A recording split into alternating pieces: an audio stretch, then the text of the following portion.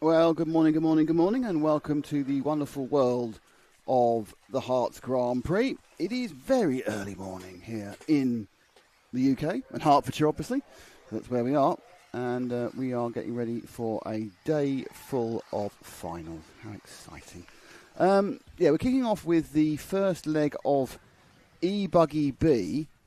It's quite a complex day of. You've got E-buggy B, then we have the 16th Nitro final, E-buggy B2, there's 3 legs of the E-buggy B, then the 8th finals, and E-buggy B3, then the quarterfinals, and the semi-practice, and the E-buggy A1, so then there's 3 legs of the A final. I have to be honest with you, and I think it's key I should say this up front, it's not really the biggest jeopardy in the E-buggy, in that of these 10 cars, 7 of them qualify. Over a 3-legged final. I understand the track time concept, but this is quite pushing it to a limit. That 7 of these cars will bump up, and they've got 3 legs to do it on, and one car's just given up and broken down already, and leapt off. Nick Millett has just disappeared off second place there for some reason. It's also only 9 cars as well, so... Oh, do you have a problem? 1, 2... So there appears to be 9 cars there. I like the 10th car of Cade Williams isn't taking part. So it's a relaxing way into the day, isn't it, really? Just watching some E-buggies go around. Because, trust me, that's what we'll be doing. Top 7 bump into the A finals, where they will join 8 other cars to form a 15-car main final, which will run over 3 legs. The last leg, interestingly, is going to run after the main final. So the main final actually is not the main Nitro final. It's not the last event of the day. There's another Nitro buggy, a bit of an anticlimax, I think. E-buggy, but let's see. There's our leader. And there's some other cars. And there's some more cars. And there we go. So, 2 of them at the back already. 2 in the back is quite good because then 7 of them qualify quite easily. But don't forget it's 3 legs. This is a 3-legged final. And this is a battle for somewhere. So for second and third, this is Paver and will be having a bit of a bat, that's all.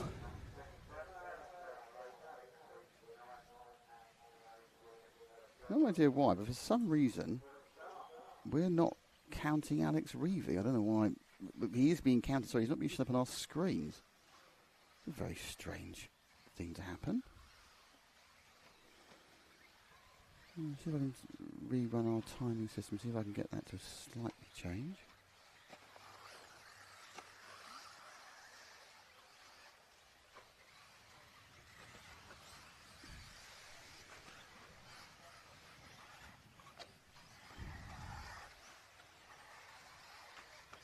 Yeah, it's pretty insistent. Doesn't want to have a review on the score for some reason. Don't know why. You just see if he gets into 8th or goes up a position, whether he'll move into it. Anyway, currently he's 9th. And off the track goes the yellow and orange car. So top 7 bump. No, sorry, top 7 from the 3 legs bump. Yes, I know. Good news is we've got good weather forecast for the whole day. Those of you joining us here at 8:30 UK time, maybe you know the main Nitro final goes to 10.4 UK time, which is 8 hours away. So we've got a big day ahead of us of cars going round. Obviously once the bump up starts, it gets a bit more interesting. I think possibly even Jim, who I was talking to, kind of admitted this is. Unfortunately, they had quite a few E-buggy withdrawals during the week, so their entry of 26 E-buggies dropped down to 18. And that kind of meant the B final got a little bit less important. But bump up's got more. So with 26, you could have 15 in this one with 4 bump ups. But anyway, didn't happen. So most people who are doing E-buggy were obviously also doing Nitro and decided just to concentrate on one class.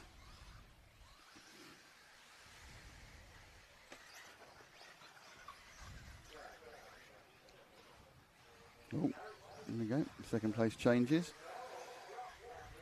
Wilby gets in there with this orange. Assuming this is right, actually. I haven't actually looked at. Oh, no. Let's see if these work today, shall we?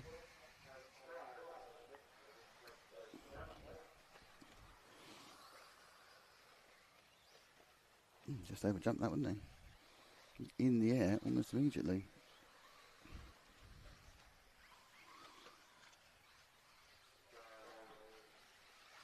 So it's Chartner from Rilby, from Pave, from Keeper, from Millet, from Fryer, from Zuccarelli, from Spinney, from Reevy.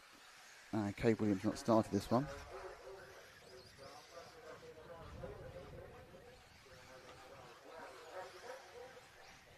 Nope, no change of position there. I think that was Chartner losing the lead, I think. Oh, it's been a right old fun timing, our timing bar. Lost third place now.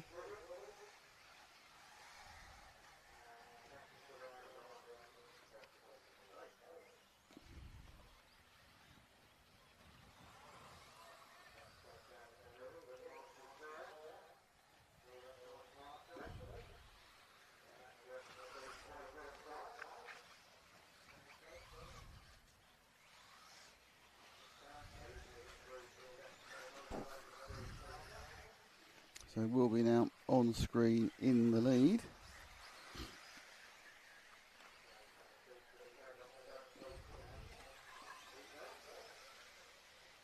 You can see the gaps. Just about halfway through this one.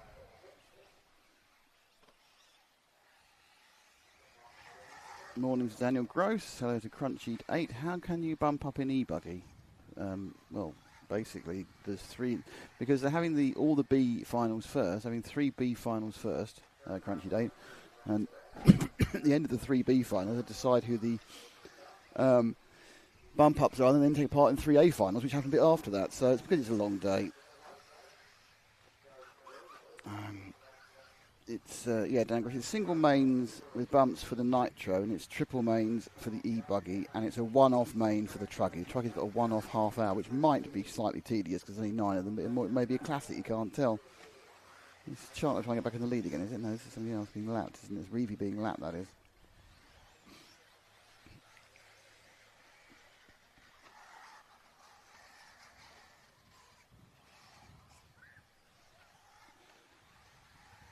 So Wilby has a 6 second lead at the moment. Might be a bit more in this one. As Charlton come back at him. Crossing the line now. So we're just going around. So this is for those of you joining this morning. I can't think anyone's joined this morning. It wasn't last night. But then you got this. Those who are au fait with the Herts track, or can remember the Grand Prix the previous 4 years we've been at. They've made some quite major changes to the layout of the circuit this year. Reusing some bits, but in different order, but also completely changing the layout of some others. So we'll just take you through that in a second.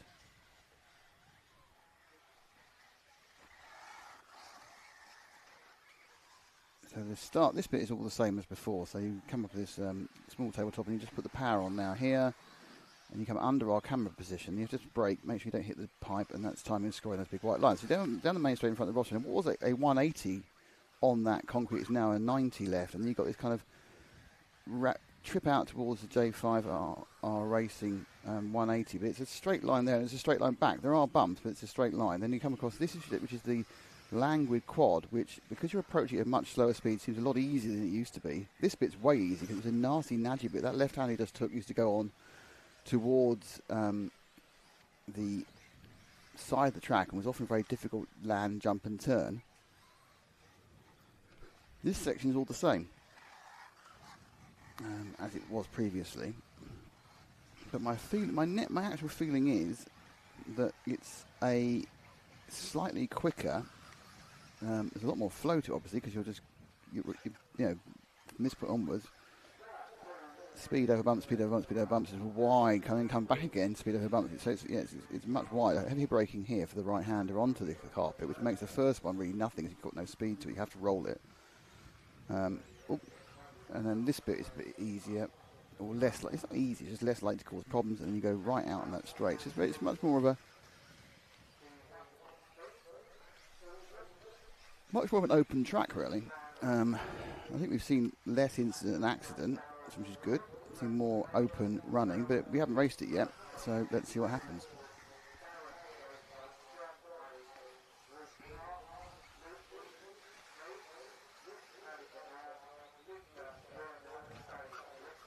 So we got the, they're calling up the next bunch of drivers to the first of the Nitro finals, which will be the Nitro 16th B, 20 minutes, possibly of chaos, don't know. First Nitro finals of bump ups normally tend to be quite interesting because there's quite a wide range of talents within them. You've got people who are learners, novices, you've got people who are just, you know, where they are normally towards the end of a group, and then you've got people who've had a rotten day and they've ended up down there by accident. Let's see what the mix is on these two lower finals. So yeah, you've got these two lower finals coming up, 16th B and 16th A, then the second one of these E-buggy Bs, then the 8th A and the 8th B, and the next one E-buggy's B3. So then at that point, these E-buggers have 3 runs, and they will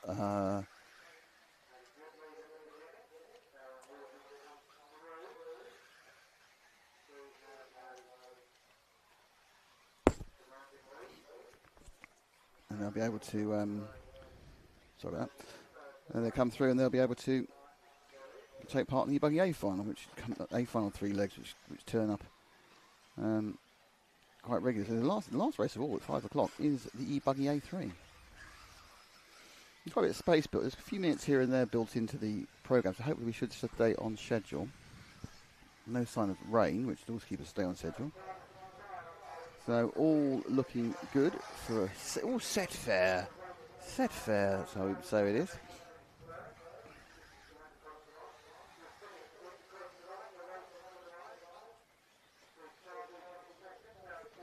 So first race is in the books, and the result, he says, as he looks for the correct page, is just becoming in. So he's finished now, Ash, so that's fine.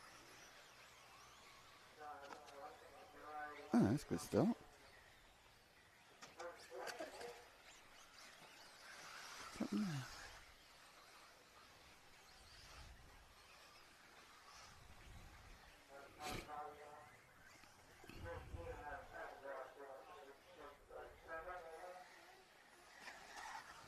So Darren Wilby from Steve Chartner from Darren Keeble, Nick Miller, Alan Paver, Alan Fryer, Vincenzo Zuccarelli, Adam Reevy, Alex Reevy, Mark Spinney and Cade Williams, and I'll need to go and try and sort why that hasn't showing colour bars. Back in a second with the first of the Nitro finals.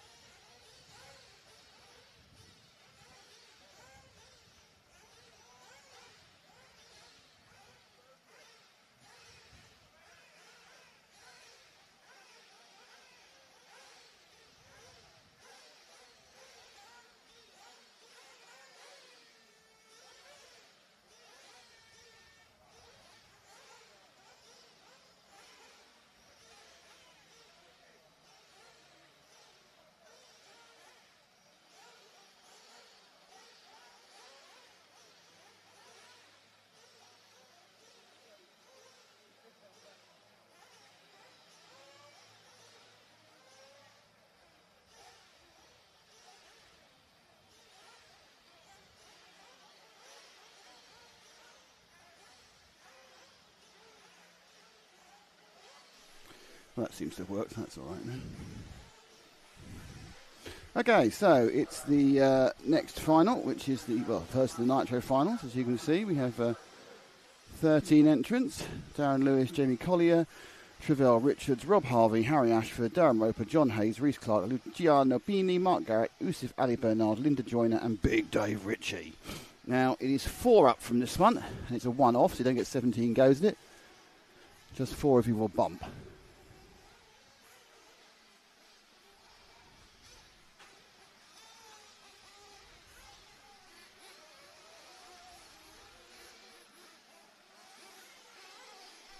So,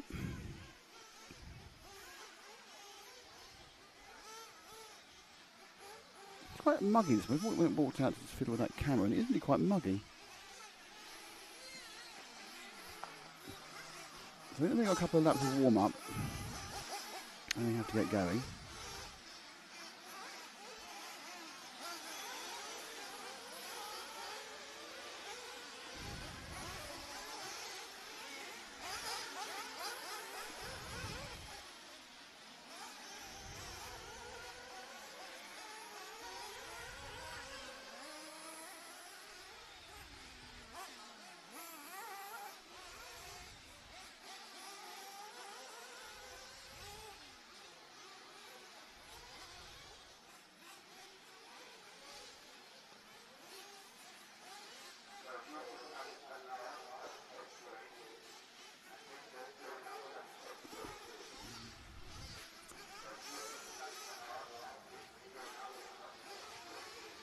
There's a couple of people still going through the check-in process. Who've joined us so early in the day. 20 minutes. They're very generous on track time here, let's be honest. So you can't complain you don't get enough track time at a Herts GP, that's for sure.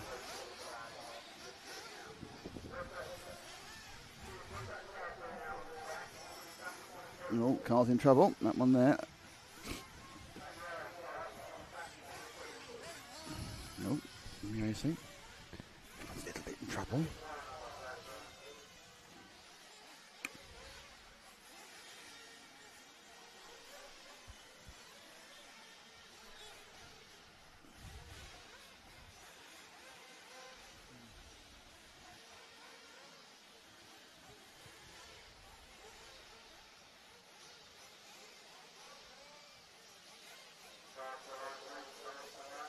Okay, so just getting ready for the first of these finals. They're walking them out. Top 4 to bump. My guess is it's going to be a big spread over the 20 minutes. Should have 1 stoppers and 2 stoppers. Some of these quite common for some of the people in the lower finals to run 10 minutes quite easily. Not stressing the car so much, speed-wise. So it's Lewis on pole, Collier, Richards, Harvey and Ash for the top 5. This is all or nothing. If you don't bump up, that's the end of the day. Well, unless you're in the Trucky final or you're in the Nitro. So your day could be over by like 10 past 9. All right. Relatively clean. Of course, one of the advantages of that change at the start with that 90-degree left-hander rather than 180 back on yourself is it makes it a lot cleaner to start. So you immediately got a little bit of a breakaway by 3 cars, really, because you got the 2 cars here and the one that was off and then back on the track again. But I think it was Darren Lewis from the lead. There's our 4th place man, our bump up king or queen, because it could be Linda. I'm not sure she sits at the start, judging by the greyed out nature of her number. And let's see who this is. So, in fairness, I think this is the Harry Ashford 5, I think. Either the 5 or the 2. I think it's Collier. I think it's the 5. Bigger numbers. Bigger numbers with a bigger screen, I suppose, really, is the answer to that one. And it is in 4th place. No, it's 3rd place is Harry Ashford. And then it's Richards. So I think what actually happened was during the course of him being picked up as 4th, he's moved to 3rd. So it's Ashford in 3rd. Top 2 battle. Let's watch the top 2 for a second, Ash. Minutes and minutes worth of worry about the bump up, and this is Collier and Lewis. Oh dear, Collier and Lewis. Well, there's Ashford moving to 2nd now, and I'll be honest, I don't know whether that's Collier or Lewis ahead of him in the red car.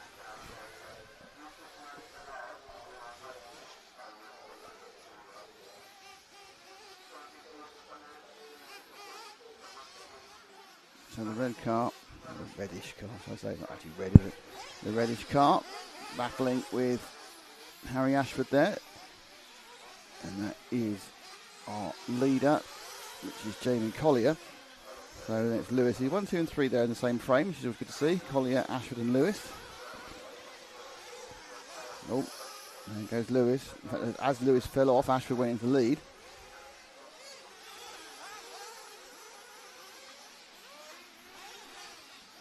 So it's a good move for Ashford. He's moved up from through the field. Started obviously position 5. Collier now trying to show his supreme qualifying performance over the mushroom. Then they are landing into this little low. Is that Lewis back in third? He just won't let go, will he? Lewis is actually the fastest car, but just can't keep it on the island. Is the question. Oh, a bit wide from Collier there. Yep, so 1, 2 and 3 are still going. He's covered by less than 2 seconds, the 3 of them. And Collier gets slightly lost at that point at the top of the track. So into second goes Darren Lewis with the yellow. No, back into third, back into second, back into third. It's confusing now. He's going to start lapping. You kind of thought that was going to happen, didn't you, really? They were having a right old tussle. There's a back mark being thrown on the track. Look, no, I'll go there. No, I'll go there. And eventually, we're all together. Yes, no real surprise on that one. Back in now.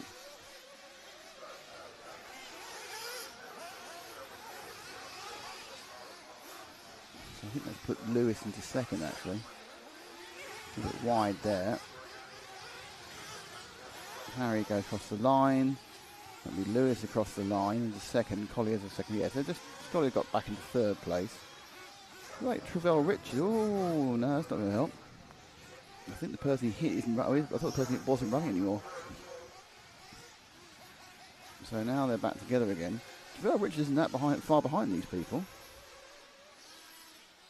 So Lewis lost about 2/3 of his 3-second advantage over Collier with that kind of running in the back of the car to try and let him pass. Not quite sure. Let's have a look and see if we can see. There's our leader already through. Yeah. There's the kind of rest of the field popping into that secondary part of the track. So it's a big lead for Harry Ashford at the moment. Yeah, crossed the line already. And a mistake. That's such an annoying mistake. And that's going to lose in second. It's going to lose in third. No. Travell Richards now picked up second place. So Richards now moves into second. He's trying to speaking past the back. It's Lewis and Collier. Haynes is in fifth, but there's only 4 people bumping. Bottom bump, and that's not what we want to do. So Lewis, I think he's still in third. He's going to have second half of the Collier. I'm trying to see where Collier is.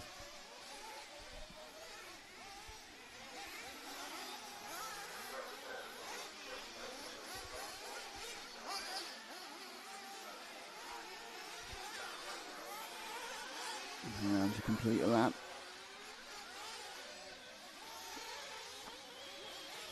That's good from Richards. So Lewis is still comfortably in that. Very comfortable, isn't he? Collier hasn't even come through yet. Collier's late. Now whether Collier took fuel, which is possible. Collier's last lap was a 58. Now it could be accident, it could be fuel. It's hard to tell, isn't it, really?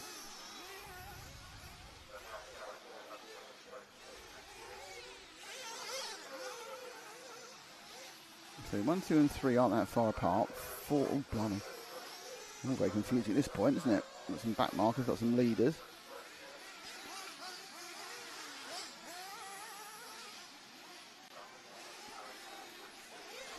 Yeah. So even with a 40-second lap, because of the spread of abilities within this first time, lapping within 6 or 7 minutes. Ashford from Richard from Lewis. And it's Hayes. So it's a big gap at the moment. It's been third and right. Collier's moved back into 4th place. I think it probably is a situation with fueling. I can't believe they're conveniently crashing exactly the same amount.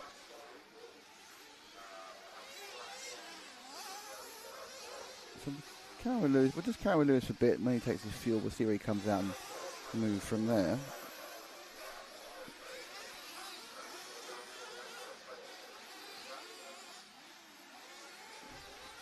Avoiding, that's the 8, I think he's avoiding there, the Reese Clark.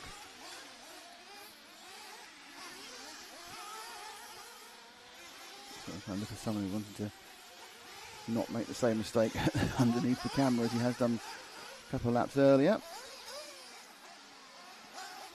Fastest lap is with our leader only by a tenth of a second. So Ashford's done a 47.6 and Trevor Lewis in the 47.7, which actually was his last lap. So Richard's showing a bit of turn of speed. And they're coming together for Lewis.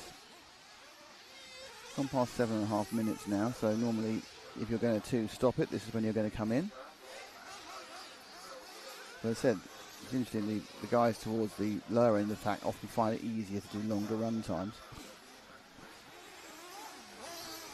So, you know, and we did see more than 10 minutes done yesterday in the longest tank at full pace, so it is possible, but I thought he was going for it then. I absolutely thought he was coming in. So Lewis has moved to second now.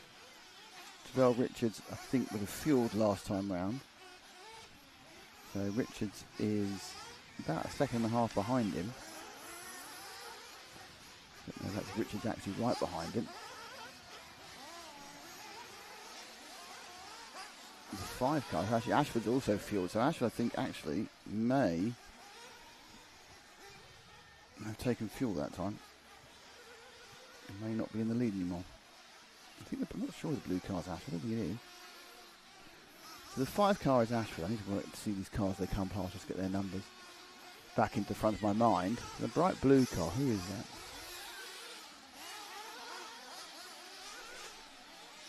That's the 8. So the bright blue car is Bruce Clark, who's not involved in this battle at the moment, so he's obviously just not completely out of it either. So in for fuel. Oh, under a fuel gun. That's in a second or so. Single stop, down he goes. Right. He scored in the lead prior to his pit stop. Ashford had a very bad pit stop, which is why he dropped out of the lead. 104, perhaps he flamed, perhaps he got it wrong on the entry. Over the bumpy bit. So we'll see where Lewis is, and then we'll try and work out where the point of excitement is for the remaining half of the race. Obviously that assumes there is a point of excitement. I know that was a hop on the AstroTurf.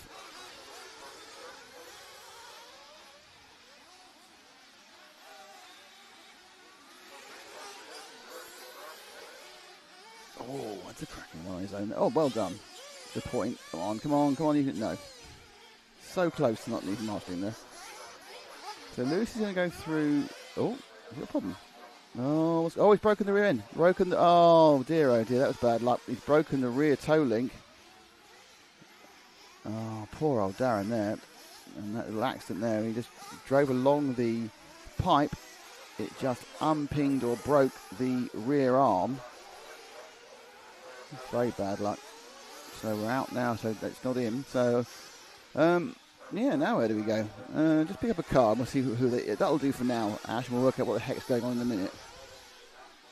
So the car you're with doesn't appear to be going very fast and hasn't got a number on its car that's properly readable. That's the 10 car we're with, and that's Mark Garrett. So Mark's not involved in this battle at all, but hey, you know, Mark, why don't you have a little bit of time? That light green car looks quicker, so just when he gets past, no, the light green one. We'll see who this is. This is the light green car. Perhaps you don't think it's light green, perhaps you think it's light blue. Could be a colour mismatch there between Ash and I. Tiffany blue, isn't it, really? So who's this then? This is exciting, isn't it? Name that car. Oh, it's definitely more bluey-green, I'm doing that. You look at it in real life. That's a 7 car. That is 5th place John Haynes, the man who's not quite bumping up. Oh, no, he's 4th now. Okay, well done. We've done well there. Found our 4th place now. We have found our bump-up man, John Haynes.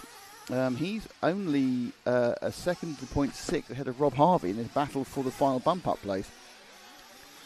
So we're straight into the meat of the battle here.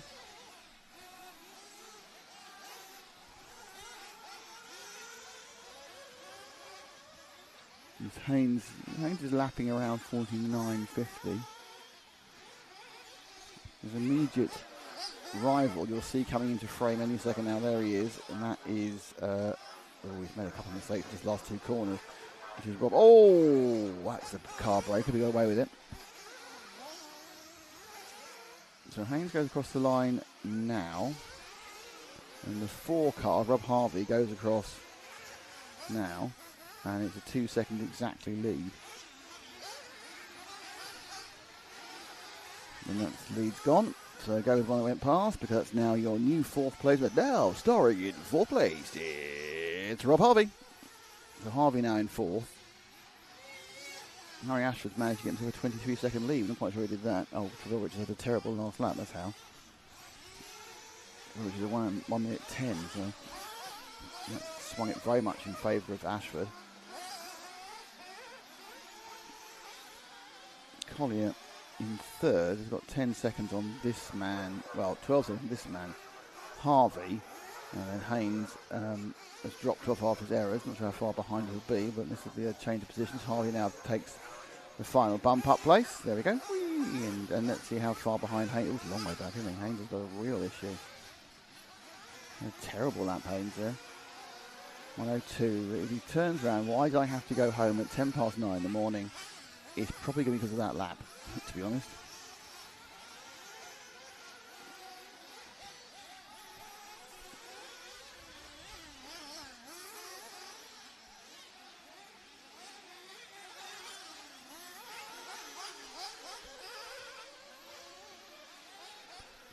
Oh.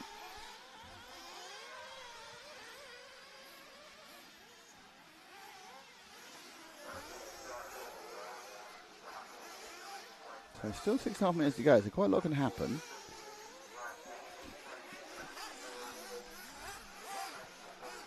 Still 4 cars in the same, I think 5 cars in the lead lap, probably even 6. I'm not sure if Reece Clark will stay on the lead lap because of his, Reece Clark off the lead lap. John Haynes is there or thereabouts, I think, on the lead lap, just. And obviously Rob Harvey is here, he's comfortably on the lead lap.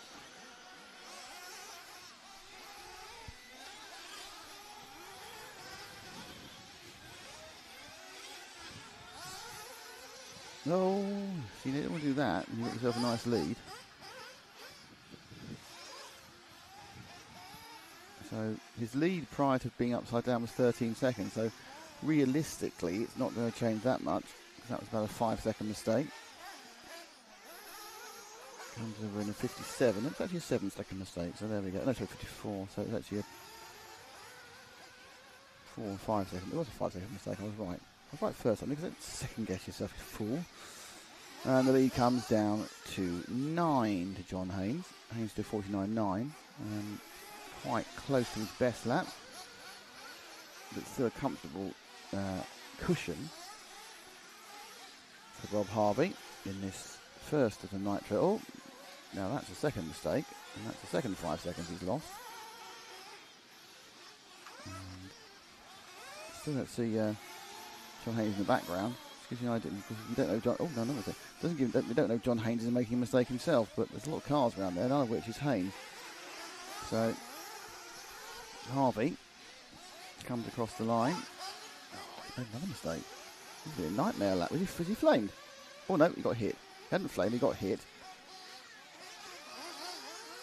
and he decides to go for fuel in quite a. What's happened here is Jamie Collier's got past. So Haynes is having a proper. Haynes out. Haynes is out. That's why we've lost Haynes in the last lap. They decided to go for a full gun fuel up after a nightmare lap. But Rob Harvey, Haynes is back there again after 110. Harvey had a 103. So they both had absolutely terrible laps. So Ashford from Richards from Collier, from Harvey here, who's just having a succession of nightmares, but luckily the person who theoretically could take the lead off him, John Haynes, is really going no better. Now, the lead was 15 seconds, however, it won't be that when they come across the line, because he took fuel. I was wondering if that's just ahead of him, if that might be Haynes. I'm not sure. It's hard because there's a lot of cars very similar cars. I think it is. Yeah, so Haynes now is just ahead of him. So this battle for the final bump up is really on, Ash. The two of them are together. Oh my God, that's really... Anyway, just don't do it. Just not overhype things up. Oh. So this is now chasing for Harvey. A terrible 107. So that car just hopping slightly in the foreground. That is John Haynes who's bumping, and this is Rob Harvey who's not. There he is. As you can see, very, very close. This is the Haynes machine, and there's the Harvey car. So both of them done what appeared to be a relatively clean lap so far. Oh, no, Haynes made a mistake. Just, you're not going to see him, but there he is, making love to the pipes. And that's back into fourth place for Harvey. It really is a battle of not making errors. He's got a 2.5 second lead now. I'm sorry, a 3.5 second lead over Haynes. Harry Ashford 27 seconds up the road from Trevell Richards, who's 18 seconds ahead of Collier, who himself is 20 seconds ahead of Rob Harvey. So it's all as you would expect in these low finals. It's spread right out. We have got two of them quite close to fourth and fifth. Though in the background, I can't see John Haynes anymore. I think he may have made a mistake, but then there's another mistake we made here. Look, no car going past, no car going past, no car going past, no car. So Haynes has made a mistake. There he is. So they've made equal mistakes. So despite the fact, look at Haynes there facing entirely the wrong direction in the background. So despite the fact we saw an error there for Rob Harvey, because Haynes made one as well, so Harvey goes across in a very unimpressive 55.7. Haynes goes across in a 55.6. They made equidistant, that's such a thing, an equidistant error, an equitime error. And the lead remains, as he's gone out, it's gone to 3.3, so he's got a bit longer.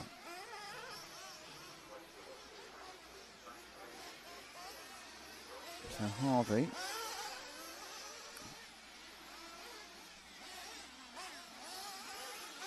just tank Slattery. Again, I think the issue he has really here is that the person he's racing against is having a difficult time. Look, no, there we are. Might not be the right car in the background, is it? No, so there's more problems for Haynes. As Harvey has a problem, Haynes has a problem. I think there's just a situation with the cars really aren't handling particularly well at the moment. And then, oh, that's gone well. That's the wrong car, Ash. So it's... I get the impression, I'm not sure the cars are going right at the moment. So Harvey's gone across.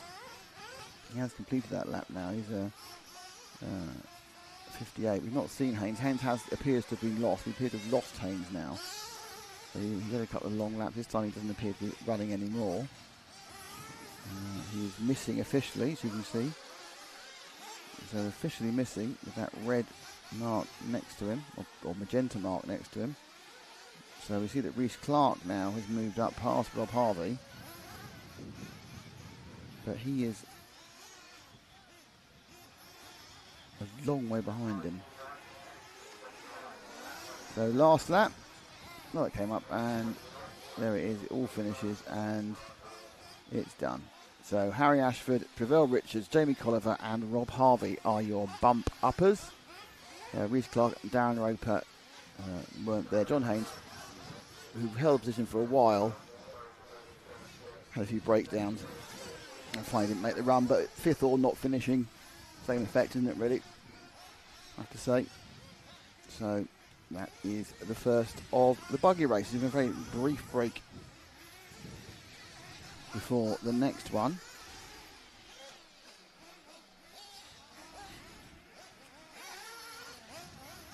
All right, Ash, I can't read them that quickly.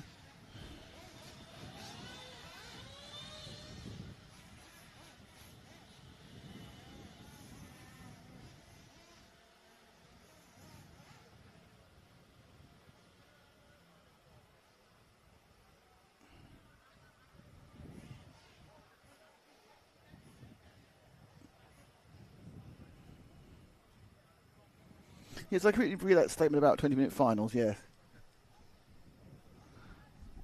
We are in the realms. So, Just a bit of a break now before the next 20-minute final. Oh, hello from Brazil. To Pregos Pro Hobbies. How you doing? In Sao Paulo. Hang on, that's really early because Sao Paulo. Oh no, but Sao Paulo's behind us. About 6 in the morning there, or 5 in the morning. Blimey, hello. To Pregos Pro Hobbies. It's very early. Very early. You can catch me. Oh, too early for me. Too early for me, I can tell you.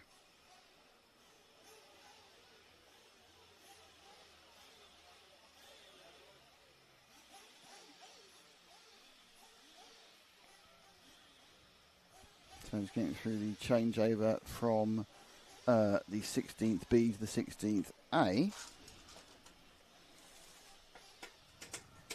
What's going to happen is after that we've got the second leg of the B for the B final for the E-buggy. Yeah, don't ask me.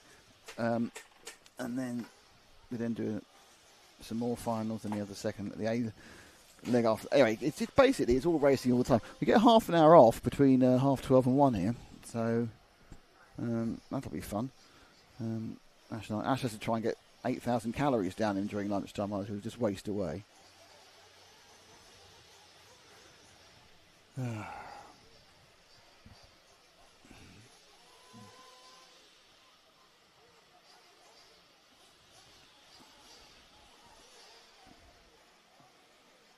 Okay, so our next race is coming up. It's Nick Knights, Craig Homer, Stuart Jameson, Georgius Vazkozos, Mark Hinton, Jamie Bansfield, Tony Verboom, Callum Clark, David Lawrence, Jason Noyes, Kimmel Menevi. I'm getting this name wrong the whole time. I think it's Seymour actually. I think it's Seymour. Might be Yemmer. That C at the front of a name can get pronounced in a number of different ways depending on the language it's originated. So it's I'll say Kemal Menavili, there we are, Stephen Mannering and Kaylan Williams doing some revving.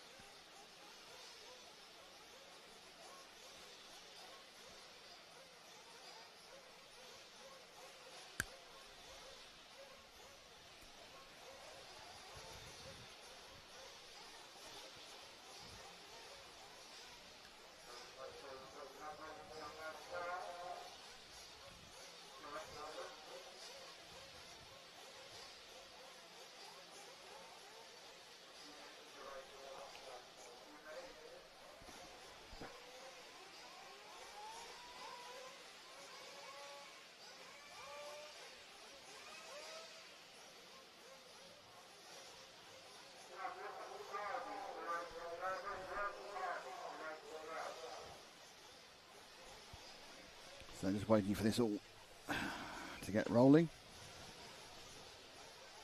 Hopefully you're up more awake. 45 minutes in already, only 9:15. It's a very early day, very early start.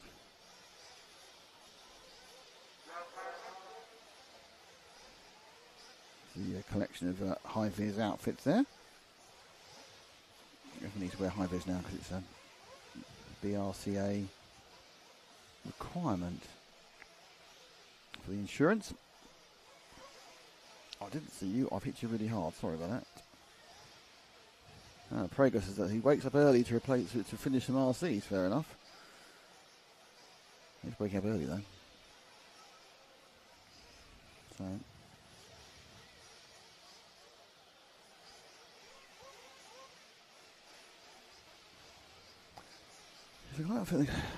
We should narrow down the gaps between things. This one's supposed to have started now. Oh, it hasn't gone 3 minutes to start.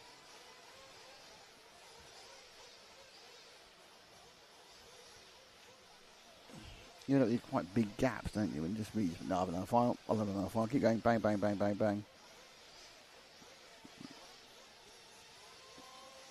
I'd rather they got ahead of themselves and gave me a longer lunch hour, to be honest. Okay, so off they go. They're allowed to do 2 warm-up laps.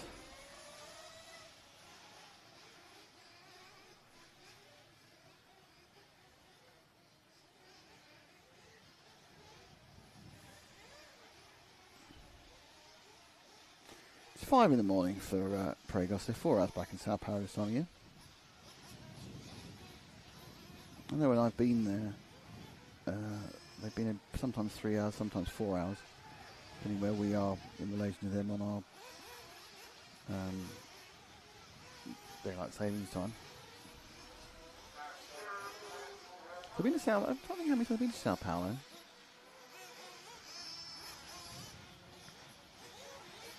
I can't remember how many Grand Prix I did there. My guess is I did 6. I think I did Sao Paulo 6 times. I also did it once for the World Endurance Championship as well. I think I've been 7 times. It's either 6 or 7 times I've been to Sao Paulo to Interlagos.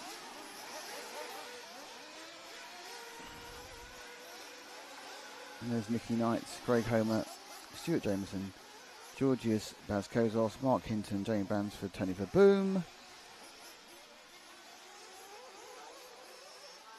Callum Clark, David Lawrence, Jason Noyes, Chimel Menavili, Steve Mannering, and Kaylin Williams.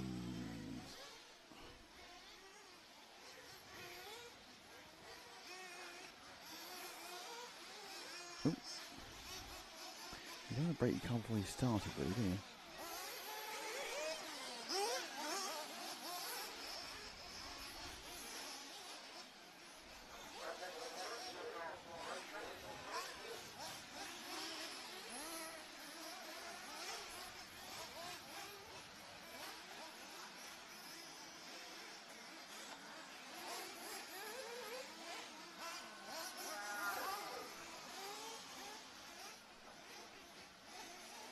We've started the final of the accident, which is slightly unfortunate. So they got a bit of timing problem straight away. So they're going to sort that one out.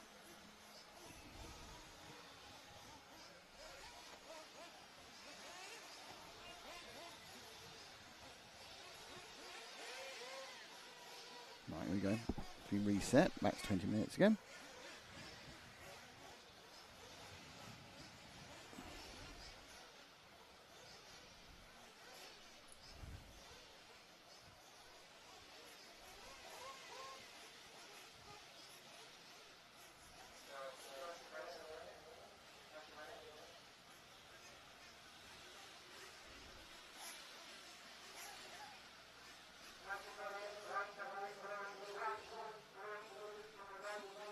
Slight hold up because there's a timing issue.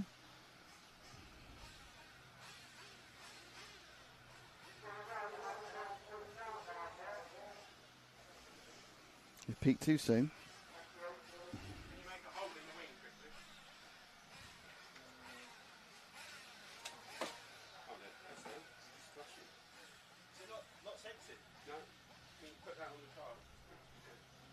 Alright, the problem's been that Nicky Knights has got a transponder issue. This is going to be great because he's just picked up a rando transponder, which means that I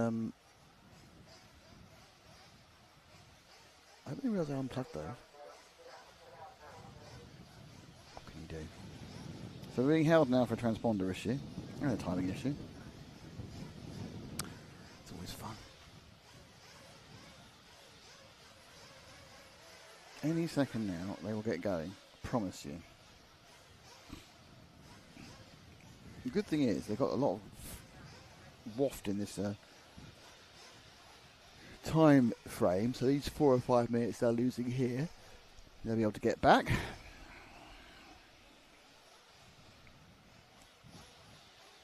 Yeah, I feel that way as well. That's up on his roster. If you haven't got cameras I can show out, he's up on his big old scaffold. It's like the granddaddy, the one we hire for fullback.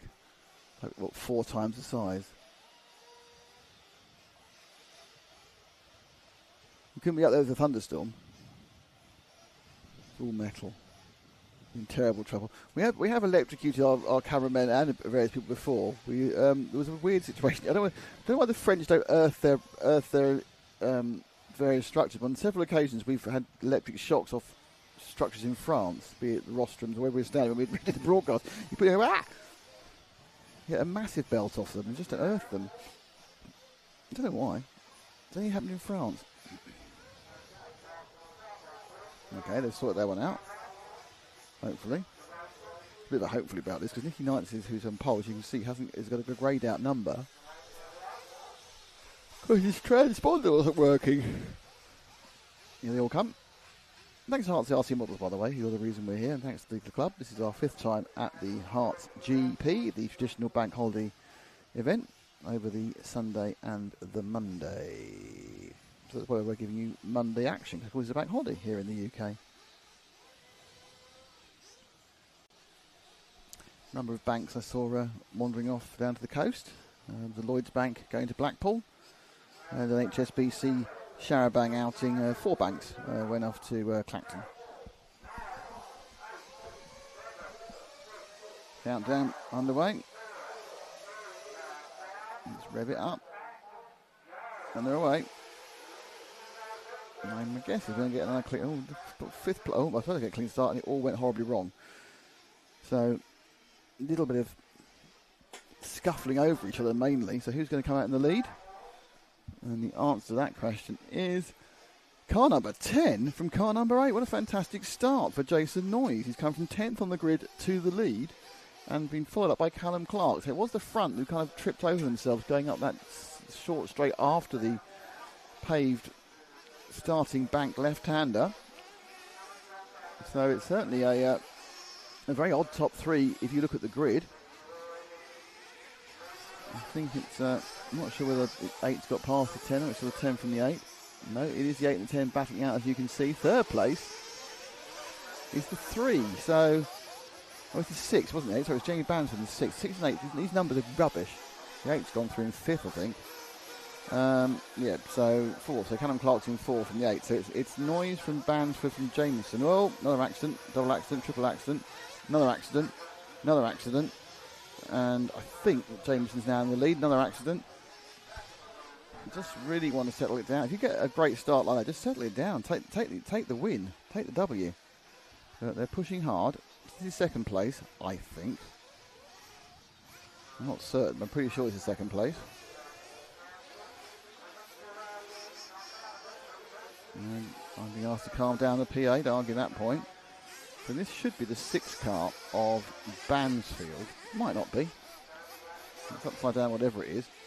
And so through into the lead has gone the 8. So, yeah, so 6.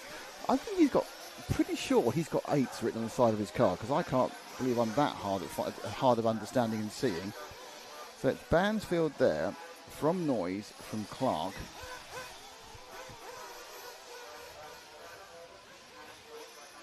Right, he has got 6, but they're at such an angle. They're like 8. It's a ridiculous numbering system they've got in the 6 and the 8 there. Really, the 6 and the numbers just really aren't clear. Doesn't matter, I've got it wrong, but that is the 6. So that blue and white and purple car is leading. It is the 6, and it is Jamie Bansford. Behind him now, just drop back, Ash, because it's a bit more action-packed with the cars behind. Action-packed. So second, I think this is 2nd and 3rd. There is some lappery already, but I think this is 2nd and 3rd, which should be Noise in the 10, which is the green and the red car, and then the actual number 8 car, the all-pink Callum Clark. So I don't see many cars which are like that colour of green and red, so well done. Oh, that's that car either. He's a slow death there as it fell over it. So Clark in the genuine number 8 goes off to chase after Bansfield in the sort of number 8. He's not, he's number 6 in my eyes. And this one's a little bit more, as I expected the previous race to be, a little bit more, what's the word for it? Freeform? That's a polite way of putting it, isn't it? Chaotic. There's your leader. Here's 2nd place. That's 3rd in the background, I think. Craig Homer coming through. Our pole man, Nicky Knights, was scored 3rd last time round. So they also managed to re-register the transponder to him. So him go, oh, oversteer. Well, it's tanks up really, isn't it? Just swap up for our 8 car, who now isn't being counted. I don't think it's a bit weird. Right, Callum Clark in the 8 car officially isn't in the race, but I can see him. Oh, this is a bit confusing. I think the 8 car's got a transponder issue. That is the 8, that pink car, isn't it? He's certainly going round and not stopped.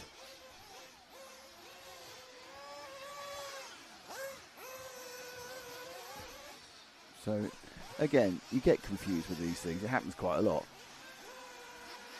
Let me look at this pink car as he comes underneath. I'm actually certain that is the 8 car.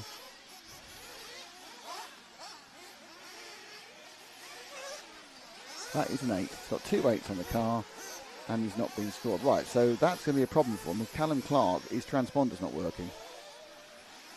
And I think, it's hard to say where he actually is, to be honest. Who's behind him? That might be an indication. I think he's running near the front, but not at the front. Behind him is the 6. So the leader was behind. So I think he was in the lead. And then he got the 10. So yeah, the 8 car is absolutely somewhere in the mix, but not being scored. So they're going to try and sort that one out.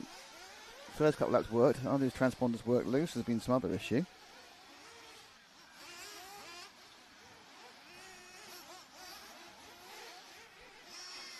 You can see a few cars quite close. That doesn't help. But taking this green car, which I think is a green, oh dear, and deep red number 10 it is. This is second place. This is Noise, who's now actually in second. I think Clark's in third, but it's really hard to tell. But he's definitely not been counted, he should be. I don't know what they're going to do about that. Because in the confusion, working out where it is, once we're only 5.5 minutes in, and we get further down the race, actually working out where he is, given the fact it's likely to be errors by everyone, is going to be very difficult.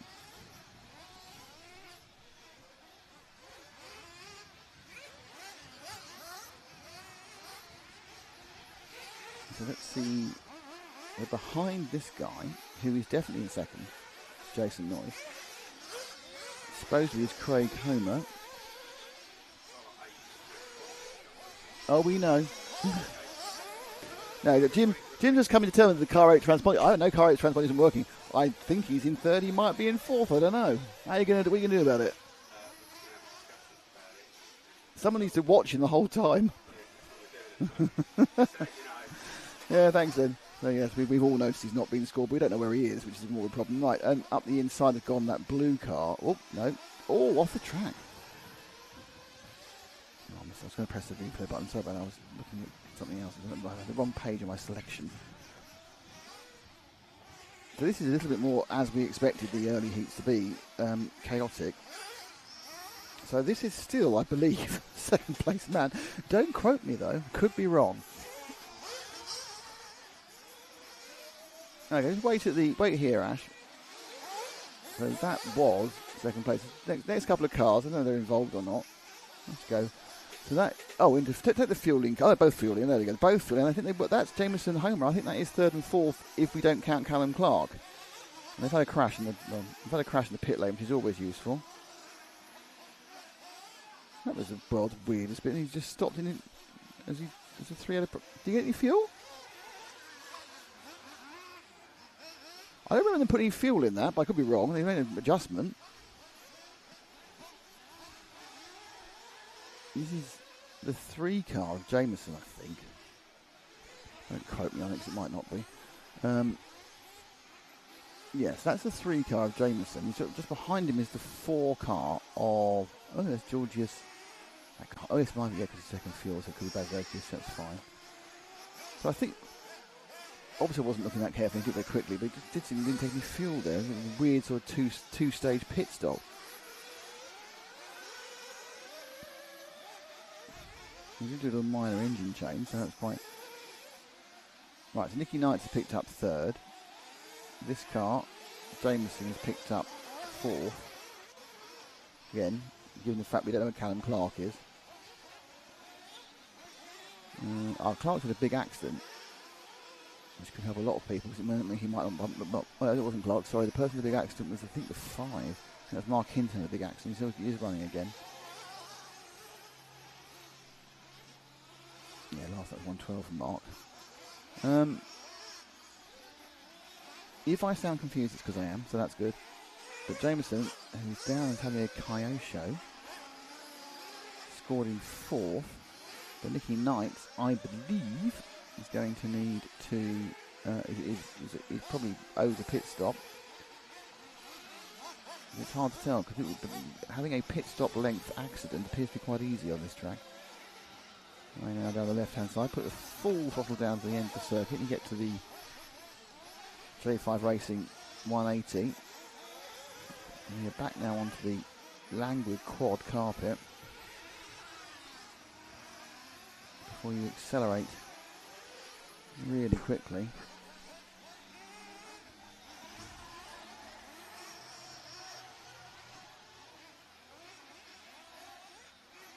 Oh, there's a kiss there. Now, is that car involved in anything, or is it a lap down? I don't know. I think that's... I wish they put 3 numbers on, because half the time the numbers aren't pointed towards the camera. So, behind him, he was going past the 13 car. So that's Caelan Williamson. No, nothing involved there with Caelan. So it's Noyes, Bansfield, Jameson, Knights. Oh, that's an accident absolutely designed to catch the cameraman out. He merrily goes on his way, and the car isn't there anymore. He just stopped dead against the side of a wall.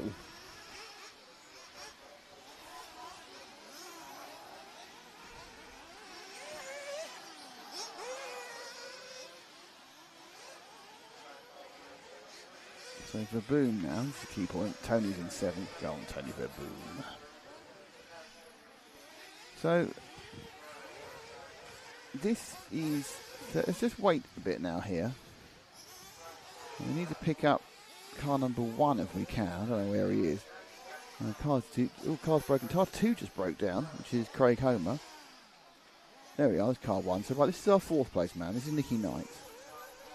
He's currently bumping, we think, that we don't know because of the situation with Callum Clark. I can't see if Callum Clark even is anymore.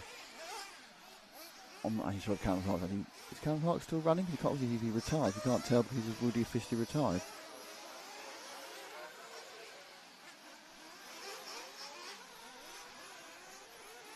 So I'm watching to see if Clark's still running.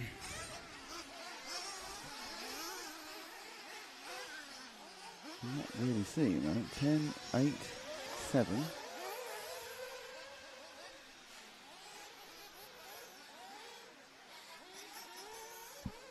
10, 6, 7 it was actually. I've got that 8 and 6 wrong. I think that Clark may actually have broken down. It may have. I don't know. He says he's done 13 laps. He hasn't broken down. Oh, it's all very confusing. So I think Clark's gone, which may have solved a lot of problems. Can't see him anywhere. So we carry on looking at Nicky Knight, who has 20 seconds over 5th place Georgius Baz Osgoth. Both had average laps last time. 53 for Nicky, 52 for Georgius. No one's really setting the line world on fire. Bansfield is a 49 that time, but he's quite a long way behind our leader.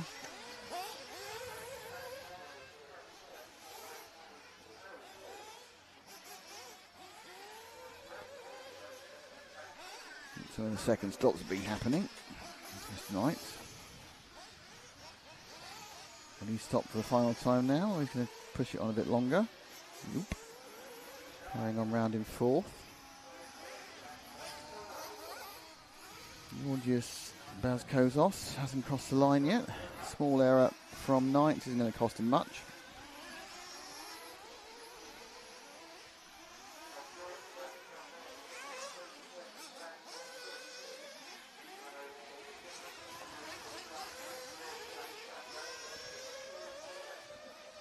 And Knight is just shy of 17 ahead of Bazkozos. Last time round it was a go. Oh, that's going to be... It's going to lose a bit of that time, but Bazkozos only gained 0.6 a second last time. So 2 errors in this lap. So we're looking probably about a 57. Let me guess. Let's guess the lap time for the driver, Nicky Knights. I'm guessing 57.5 at the moment. Let's see if I'm right. Exciting, isn't it? If it doesn't crash here. What if he got it? And it goes across the line. And it was... Oh no, 59.9. And he's upside down here, which doesn't help. Oh, and he's flamed. Well, this is exciting. Now... Oh, he didn't flame. He just grabbed him and ran him in. Interesting. I thought, oh, okay. Not sure that's on, to be honest. Hasn't flamed, just out. So, not sure where he is in relation to Kozos. George just gained 6 seconds, had his own accident that lap as well. So, Knights now with his Mugen Seki chassis. Where will he come out? Bansfield will he complete the lap ahead of him? So, Knights is going to have a long one. I don't know where Baz Kozos is. Don't know what Baz Kozos looks like. I don't know what the car is, but it might be exciting. So Knights now running late. So he comes across. Baz Kozos, is there another car there? Yep, Georgios is ahead now. So Baz Kozos is ahead in that white car with the yellow wing, just ahead, Ash. So that is Georgios. He looked quite circumspect, to be honest. His fastest laps are 51, so Georgios really is a bit of a sitting duck to Nicky Knights, who's doing 49s at some point. But obviously, it's not really about that. It's about keeping the car on the island. And Georgios not looking particularly confident on the car. But this white and yellow machine, apparently another Mugen Seki. And I think in the background, we've got another error. So no, look at the lead he's got. No sign of Nicky Knights at all. Nothing. There he is. So Knights went through last time, 3.8 seconds behind. Oh, that's not the track. Oh, that's bad news for George. He's got to stop for fuel. So that's going to put Knights back ahead of him. So ahead of him is somebody who's not involved. So he only had a 7-second lead. Just to give you an idea, he's the length of this straight behind at the moment. Nicky Knights, that run is about 5 behind. So just to give you an idea, Knights is going past the big white mushroom now. And of course our man, or man on camera, George is going to big white mushroom now. So it's a relatively reasonable lead, but the thing we've seen Knights has struggled to keep it 4 wheels down a couple of times. Ramsford, Noyes and Jameson seem relatively secure. Cross goes Baz Kozos, and the lead is it's quite substantial. It's almost 5 seconds there. Yeah, the basic ground speed for Georgios is a little bit low if he wants to catch Knights on pace. Of course, there's 2 ways of catching people in this business. And one of them is to wait for them to make a mistake. Down to the last 2.5 minutes. Kind of keeping half an eye on what Nicky's doing up ahead, and it's all going quite well from this lap.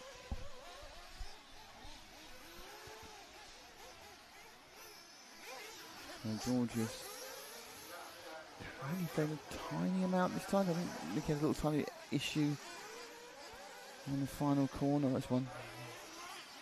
So it was 5 and a bit. So that time round 53. Yeah, he gained a 1.5 seconds because of a little error by Knights at the top of the track.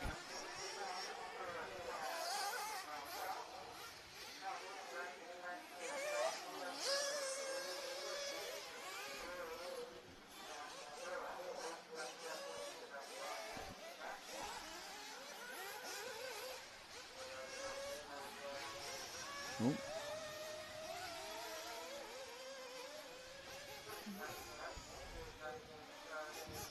40 something to go. Right, leads pretty still. No, it's been a big accident. Right, okay. We're going to go past. There we go. They're together. So just move forward one, and that is our. There's Knights in 4th, I think, after having. Is that Knights? Yeah, Knights in 4th after having an accident. It's kind of a situation here where you're not going to see Georgius drive past Nicky. There he is in the background. What we might see is him go past Nicky when Nicky's upside down. There they are, battling it out. Georgius trying a little bit more this time. 1 minute and 7 seconds to go. Battling for the final bump up to the 8th final. Georgius just disappeared there. It's just, you know, Knight's got a couple of seconds of room and pace, but not on reliability. The last thing you want is a car emerging. It just has there, so that's good news for... Oh, middle area, got away with it. Oh, look at that. Oh, that's one way of doing something. So, Era fired it on, kept going, looked for the lunge underneath, but didn't have any left hand down to turn round, which helps. So we're on the last lap. Last lap for the bump up. Down these two. Bransfield, Jameson, and Noyes are safely through. It's down. Can Knights hold off Baz Kozos? And in fact, the answer is yes at the moment. Baz Kozos is a couple of... Well, he's only about a second behind, actually. He just needs... What Knights had a problem with is being clean for more than half a lap. He just needs to just really concentrate now because he doesn't need to worry about pace. He's got the pace. Just need to really roll it through these next few corners and not make an accident like that. Overshot, they're right together. Who's going to get this final bump up place for the 16th odd final? It's looking good for Knights, but still 2 dangerous corners to go. And he's made a dangerous corner, and they've hit each other, and it's going to be on that last corner there. Georgius gets it, and it's not a surprise because Nicky was having some right, last couple of corners. Georgius all over the shop, he's all over the shop, and it just happens at the end, and it's Baz Kozos who gets the bump. Knights doesn't. And we have our first grandstand finish of the day.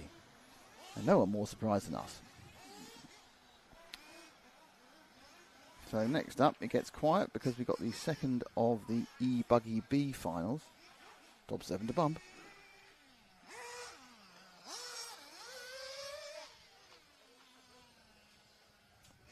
There's Bryn Hall. He's one of our RCTV heroes. Jeff Cathcole, keep up the great work. Yeah, Jeff, we don't follow specific people during finals, just follow the final. So that's just how it's easier on these sort of things. There's your results. Just to point, I know they've all got Union Jack flags, but that's because there's no nationality on the entry list, so it's easier just to give them a little flag rather than have a blank and just looks, oh, that doesn't look very nice, a bit blank.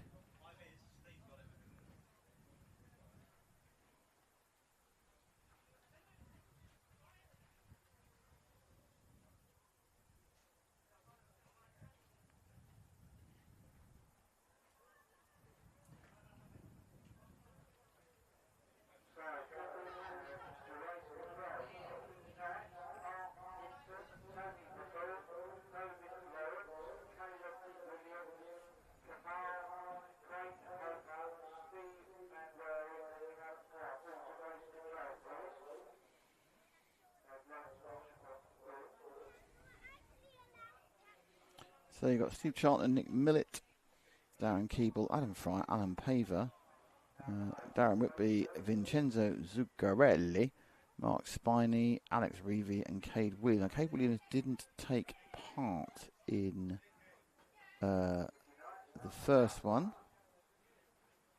Darren Wilby won it. Second place was Steve Chantler, and third place was Darren Keeble. But obviously, you know, it's a three-legged final.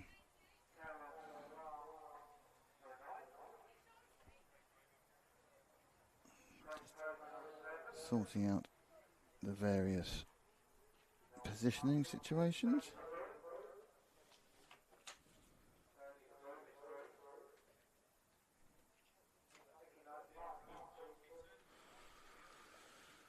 Well, running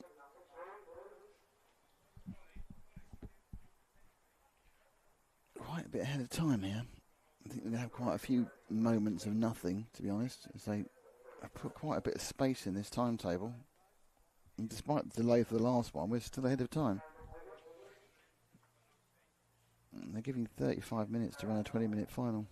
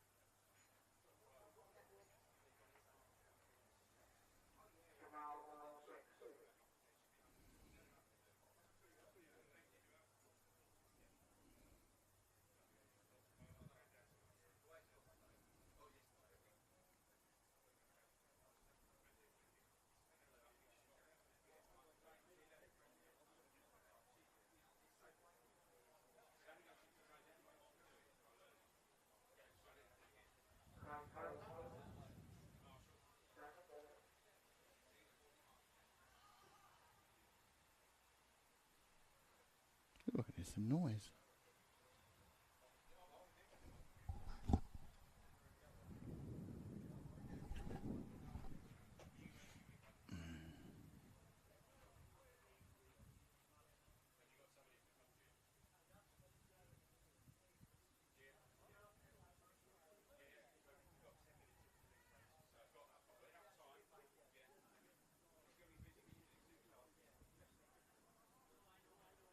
Okay, so a little bit of faffing around going on.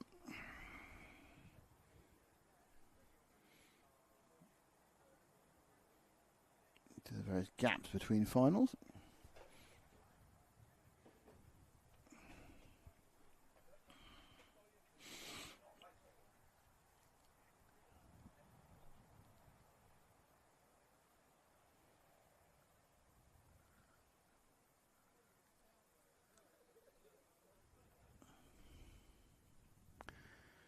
Do, do, do, do, do, do.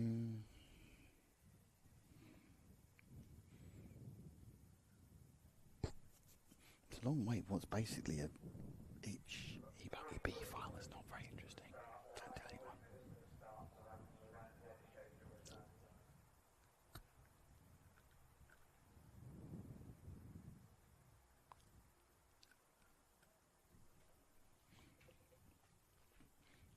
Kind of hoping is it like this much gap before the next one as well? I might try and get a cup of coffee.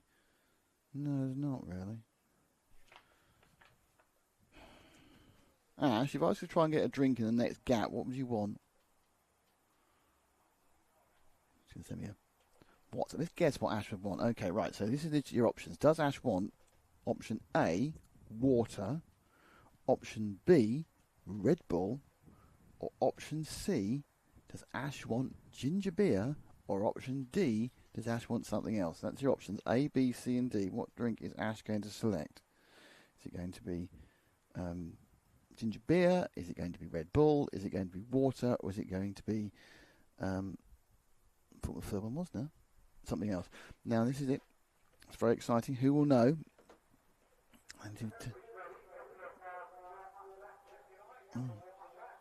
Finally decided to release them.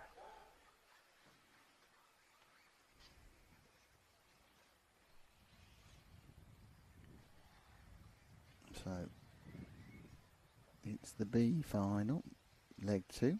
The order for leg 1 was it was Darren Wilby who won it, from Steve Chandler, from Nick, from Darren Keeper, from Nick Millett. Now the thing to remember is that 7 of these people, there's only 9 of them actually taking part. 7 of them are going to bump up.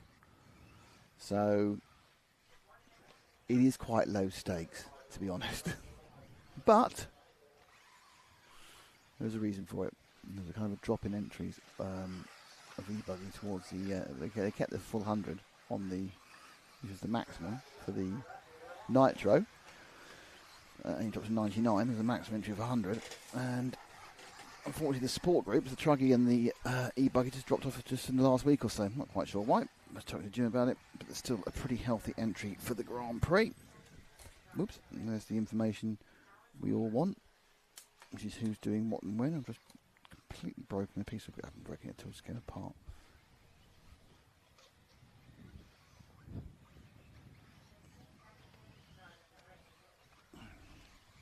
So they're getting ready to get going on this, the B leg 2. E-buggy B leg 2.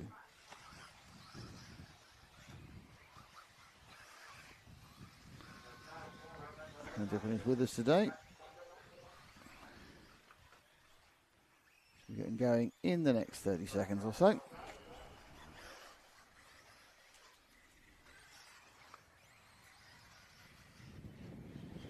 Seconds.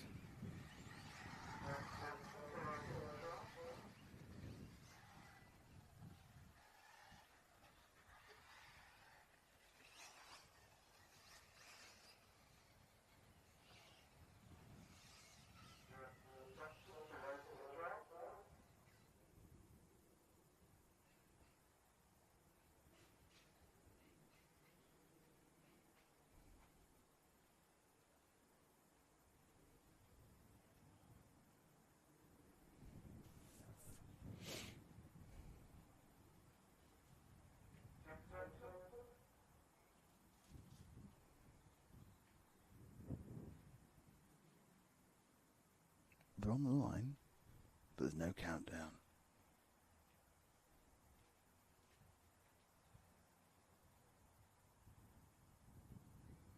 There are only 8 there, Ash.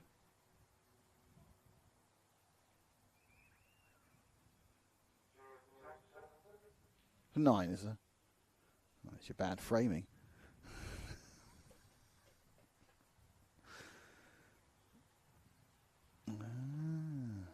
Oh, the 10th car.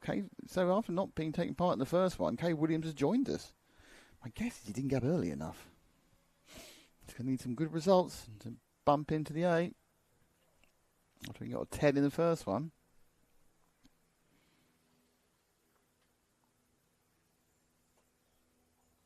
This is annoying because this is going off a bit late, which means I'm not going to have time to get a drink next time.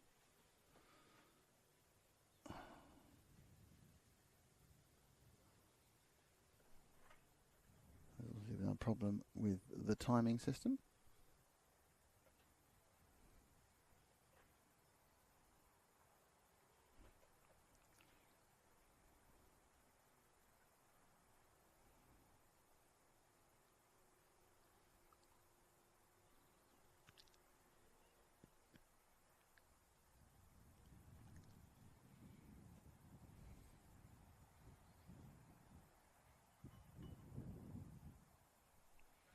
Bum bum bum bum bum bum bum bum bum bum bum bum bum.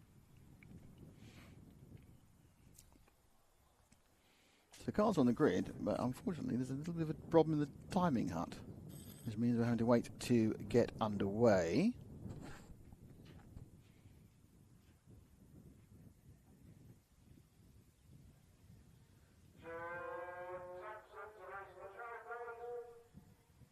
There's obviously a big problem because they need to get some expert to fix it. Oh, it was going so well, wasn't it? We were getting ahead of time. Ash is going to have to wait for his drink. No one guessed what it was. By the drink that Ash selected was ginger beer. Ginger beer for Ash, but not for in the next break, Ash, because we've lost all our gap now. We shouldn't decide we want to do something with the gap. And so now we have paid the price and we have to wait.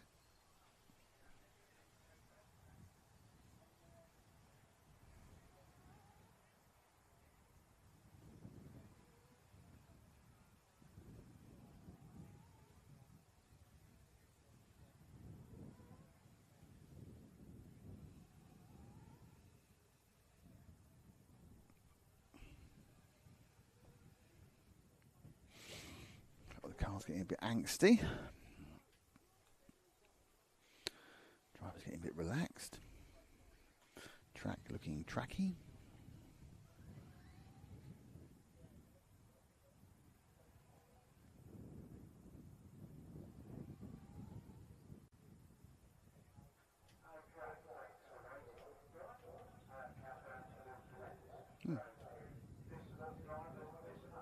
It's not the countdown. There's 10 in this time.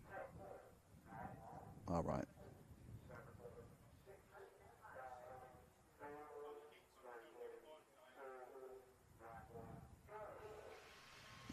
Manual count. They're away quite cleanly, actually, in fairness to them. I think it's Chandler who was leading till he fell off. And now it's the purple car that has picked up the lead, and that is car number, not car number. It was 2, it's not in the lead anymore. And now a car that's got virtually no numbers at all was picked up. So the 2 car that fell over was Nick Millett. The leader now a bit further away, also having problems. I'm not sure what the multicoloured car is, which is doesn't have any numbers at all actually, but he's in second place. So the lead has gone to the 4 car. I think it's the 5 car in second, I think. Yeah, it is. So it's Fryer from Paver in 1 and 2.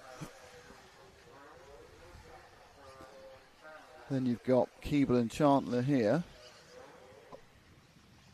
I think Chandler's got ahead of Keeble. Yeah, so that's the 1 car of Chandler, who's now off the track.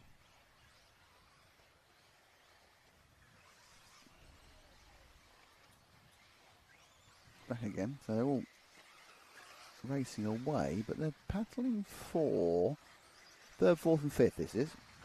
Doesn't get 7 bumps, so it doesn't really matter. Charlton makes another mistake in the background. So third and fourth, which is Keeble and Wilby. There's Wilby through. I think that is Wilby now, who won the last one. Has nipped through into third. Yep, here he goes. Trying to move forward onto second, which is Paver. What with yellow in these cars? Black wing is Paver. Orange wing belongs to Keeble. Keeble gets second. Keeble picks up second. So Keeble won the last one. He's only trying to bump though. This is not, 7 of these people in this B5 are going to bump up. He's about. Oh no, it's the lead. Happened to our erstwhile leader before. Previously, the car 4 is missing. He had a very bad lap, so straight into the lead has gone Welby. Again. Paver's second, Keeble's third, Fryer's fourth. That's a lapped car. I'm not sure anyone's having a bit of a battle or not, but they've already spread out. And don't watch why will be qualified 6th. He's able to just quite easily win these finals. Doesn't appear to be able to. He's running 3 or 4 seconds a lap faster than the others. Okay, wait there, Ash.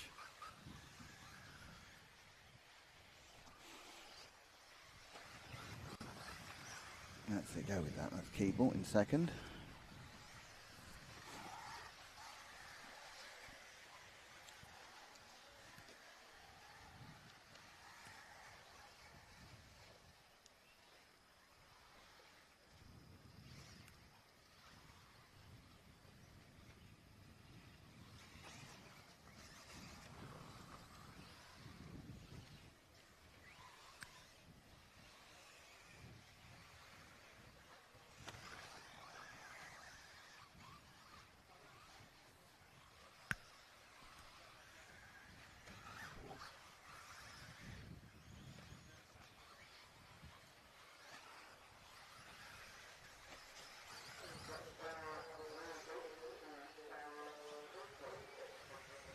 So I say it's Darren from Darren. The Darrens are leading. I've had so many Darren since Bewitched.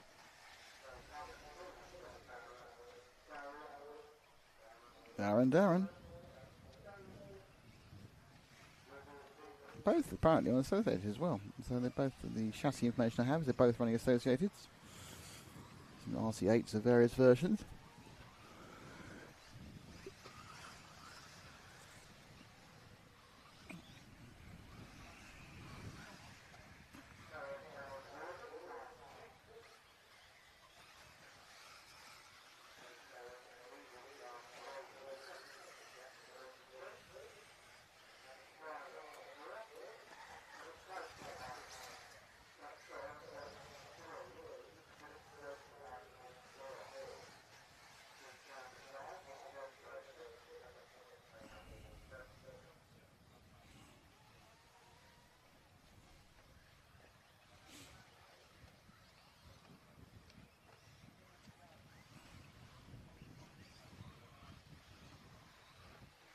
Nope, not caught by that marker there.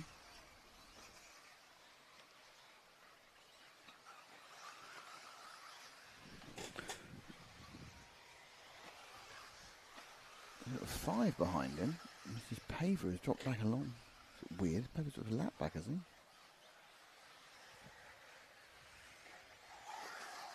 Some bad numbering, that's the biggest issue.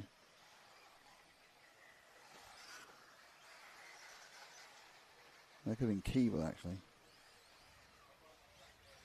Very hard to tell, really. I think this is first and second.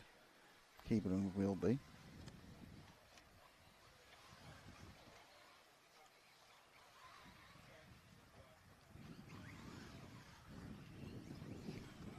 So Wilby looking to get the inside of Keeble for the lead.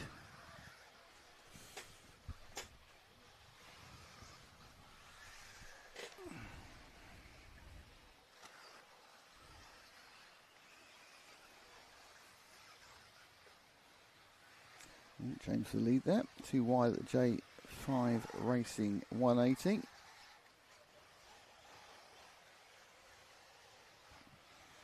And after that error, we'll be back into the lead again.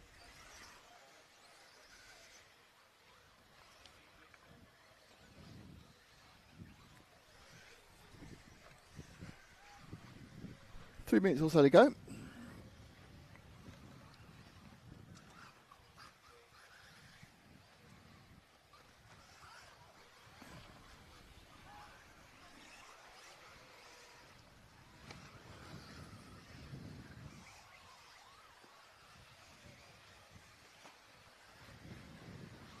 So Wilby's now missing. So Wilby's missing. He had a very bad lap. Drops to third. Oh, that's not great for Keeble on camera. Wilby's lap was 12 seconds off. He dropped to third overall. So it's Keeble with a long lead over Chandler, who's got a 4-second lead over Wilby. Millett running in fourth. Fry running in fifth. And it's Zuccarelli in sixth and Pava in seventh, Spinney in eighth, Williams in ninth, and Alex Reevy appears to be out and in last place.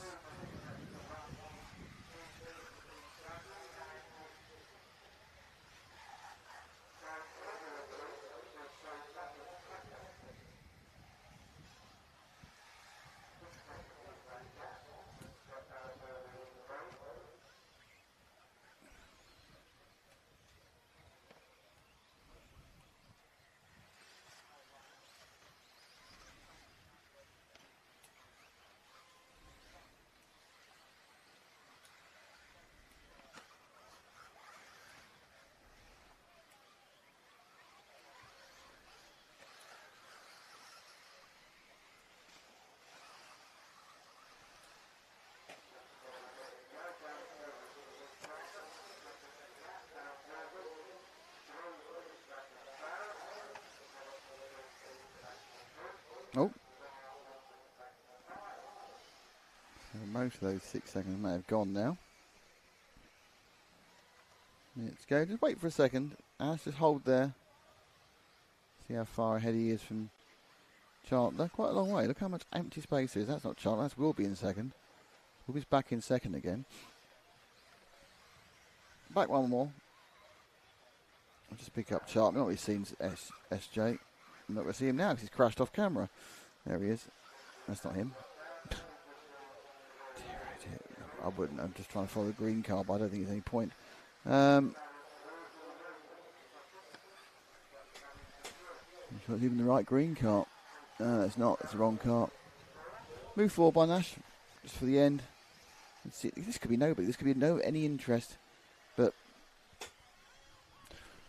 so the purple car has become the end of the second heat. Is badly numbered as well. That's the 2. That's fourth place Nick Millett. So Millett, let's give him a bit of action for a last lap.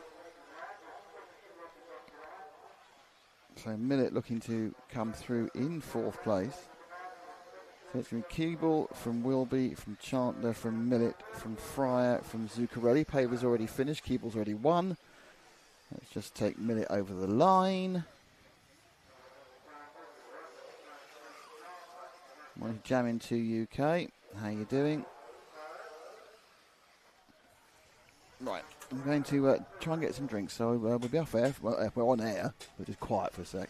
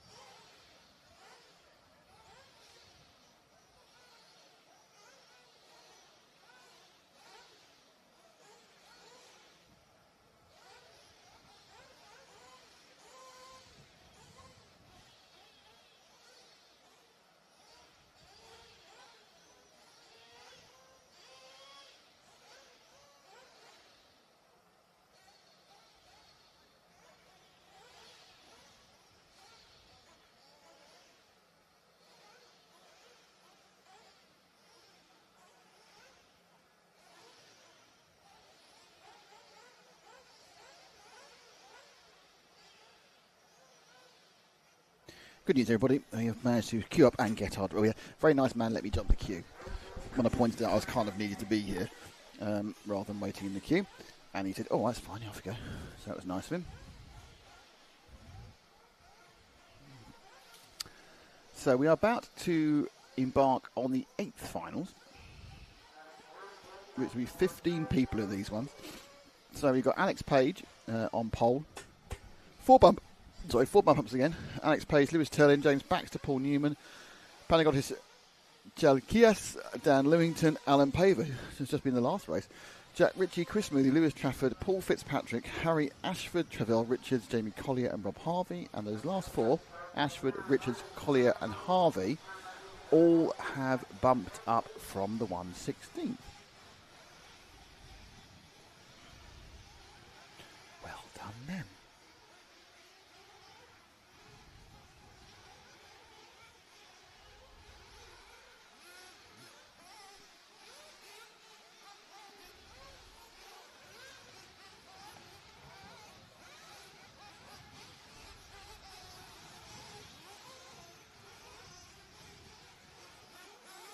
JV, track looks like fun. Yeah, I think he's quite a good gentleman.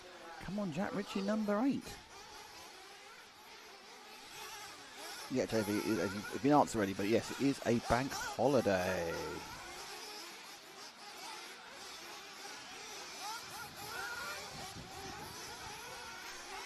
We're all on holiday today. They don't get many bank holidays in the UK. Actually. They're quite stingy, to be honest. I think they have less public holidays than just about anybody. The Americans seem to have a lot of public, well, quite a few public holidays, but a lot less actual holidays, vacation days. The best place is somewhere in the middle of Europe where you get lots of vacation days and lots of bank holidays. It's just great.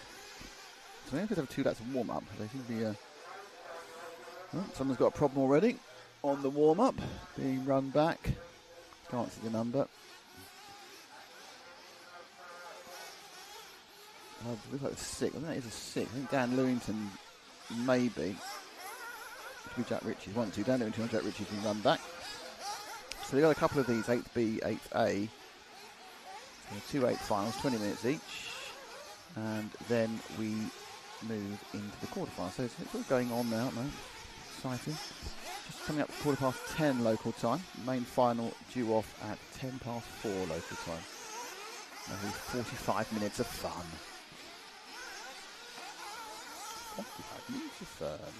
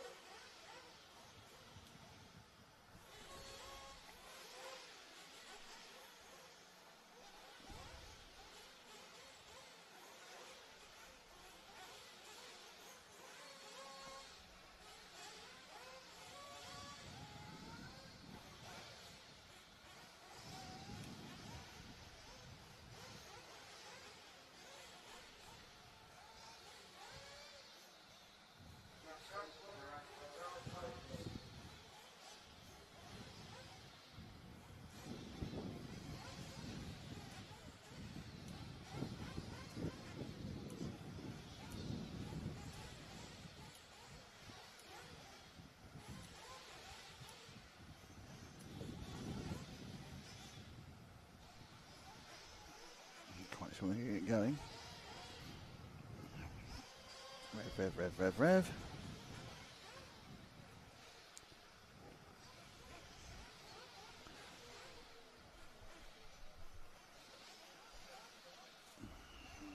very nervous moment for the drivers. I'm quite sure. Normally, when they pull them back in again, they get straight out again. So possibly there's a couple of little glitches in the timing system.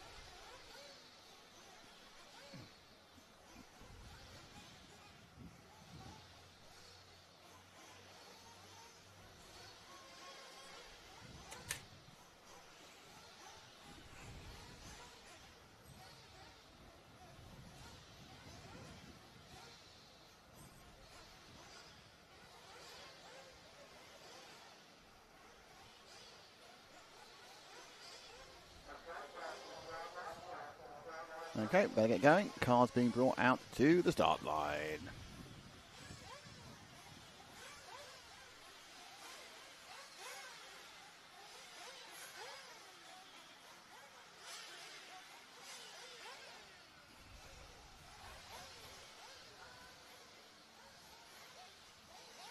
Okay, 20 minutes of fun.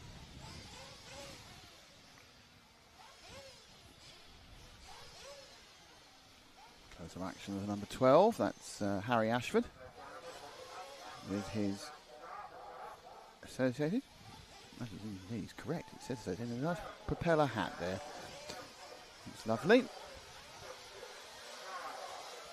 Give it a shake. Make sure it's all right. Put it down at 3. And they're off. Good mixture of high vis there. Yellow, orange, and a pink one. I made an error from about 3 lines back. So it's the orange car with the orange wheels who's ahead as we go round. What it looks like is indeed car number 1 who's taken the lead from car number something else. 4, I think it is. 3. The numbers are absolutely awful on these cars. It's ridiculous.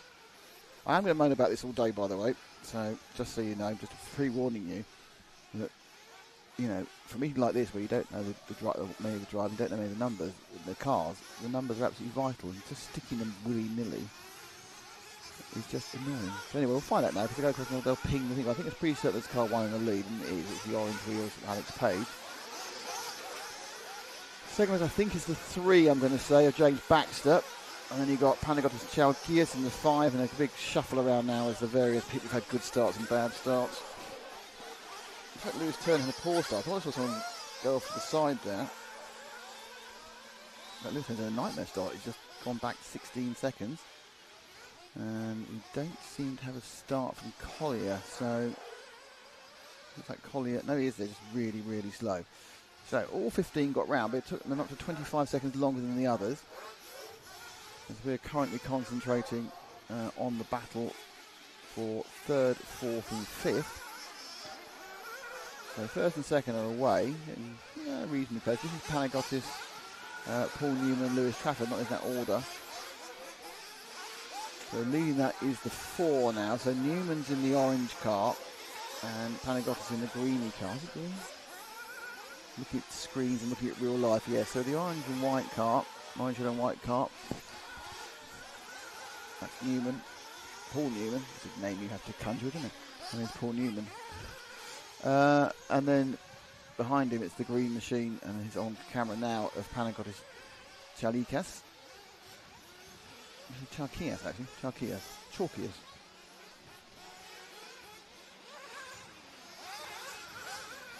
Chalkias with the Kyosho officially. Let's hope it's still that way.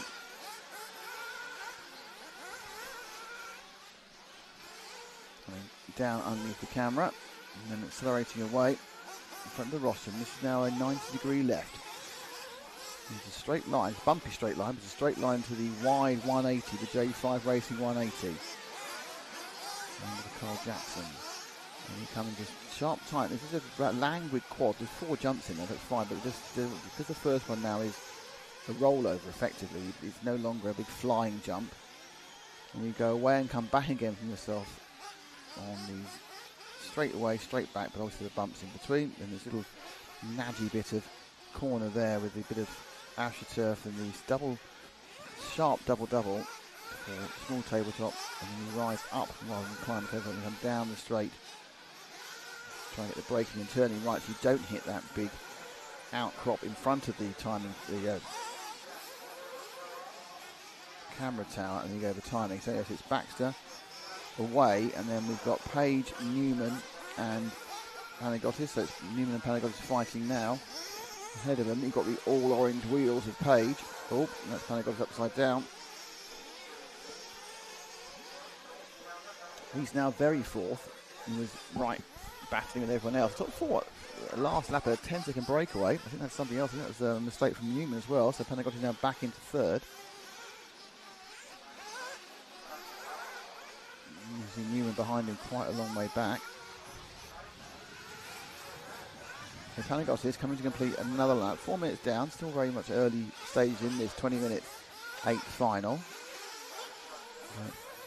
He's 8 seconds off leads. Baxter leading by 3.7 from Page. Page has got 5.3 from Panagotis, obviously.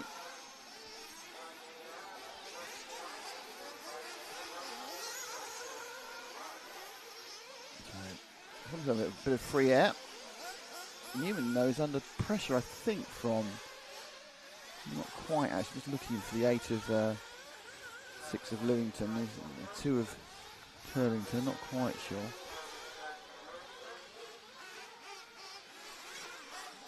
Yeah, through. Drop back 1, and you've got the battle for the final bump up. It was, there it is.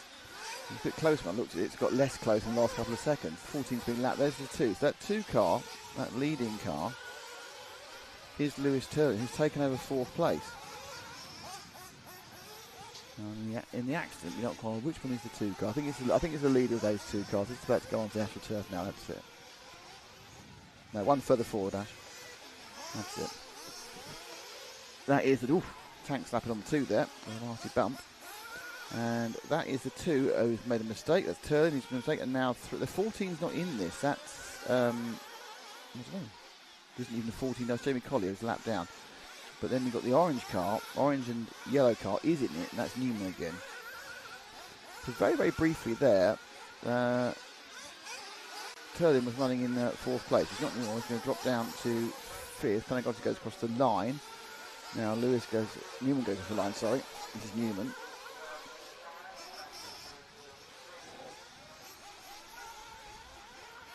Jack Ritchie being coming to play. I know some Jack Ritchie fans in the chat.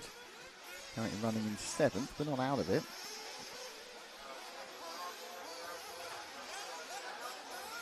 It's 8 from Ritchie last time round, so definitely not out of it. He can put a couple more laps in like that. So we are running towards the first stop. I expect maybe put through one, so most people, so everybody would 2 stop this. There's the opportunity to 1 stop it.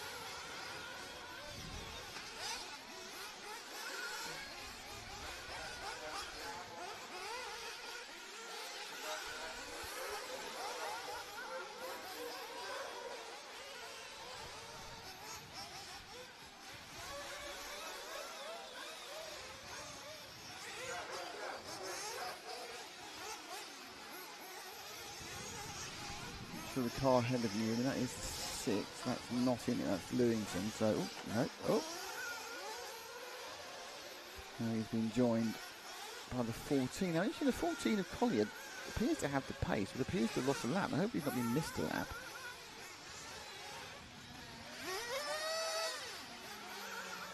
Things do go wrong in this race world. Newman only scored 1.1 seconds behind Panagotis last time. Now, I don't think Panagotis is easy. Just so far ahead or far behind.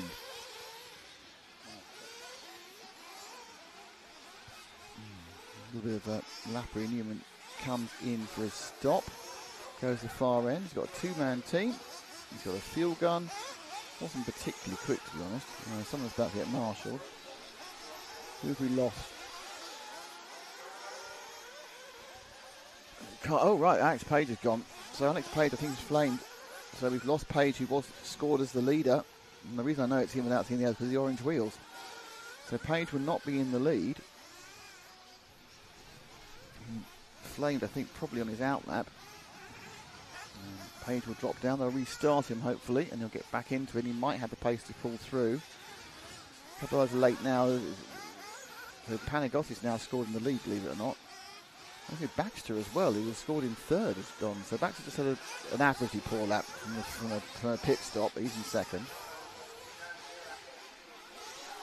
And now in 3rd place is Paul Newman.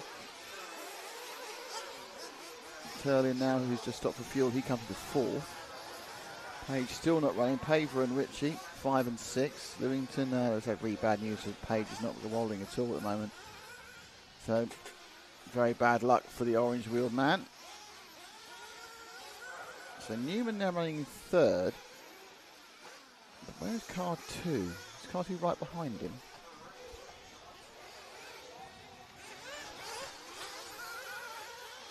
Drop back 1, actually. I think that's car 2. I think that is Turlin. A little bit up in the air now. Panagotis took his fuel stop last time round. Right, so there's Turlin, who is 11 seconds behind. Oh, no, that's a problem. No, that's double problem. Get through again. No. There's a bit of somewhere. Looking for the track, found it. Oddly,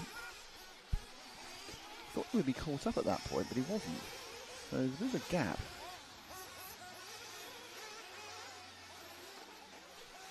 And you've got the 6 of Lewington in the green car, so Lewington must have had to stop himself that time round, because he's shooting a bit closer than that.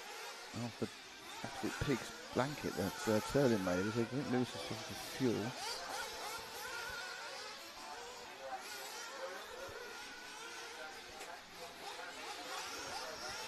The Giottis is just ahead of this.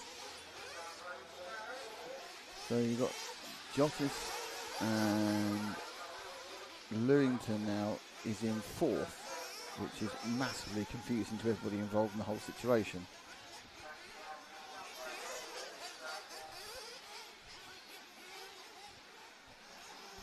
And Newman apparently is just ahead of Lewington. Lost the 12 car. There's Richie just in front of me now. Up the top of the track.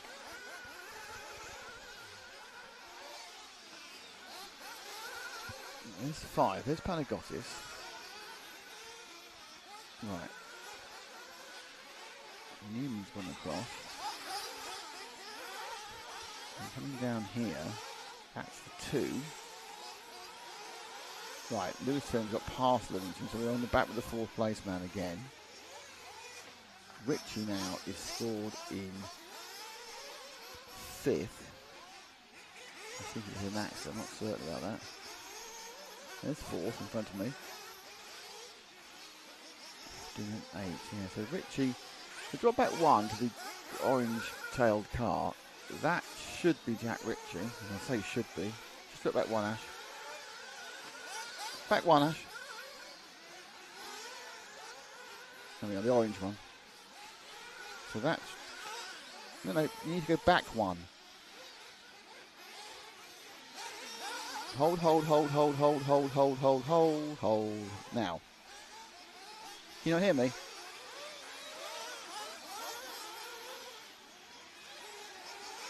Well, we lost contact with the cameraman, this is an issue.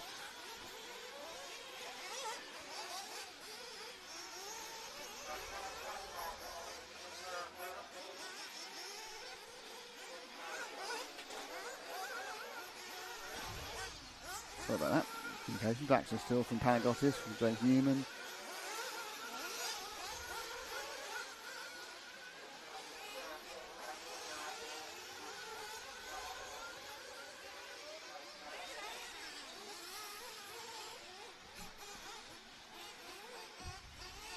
Can you hear me now? Is that a battery change? Hello? Ash?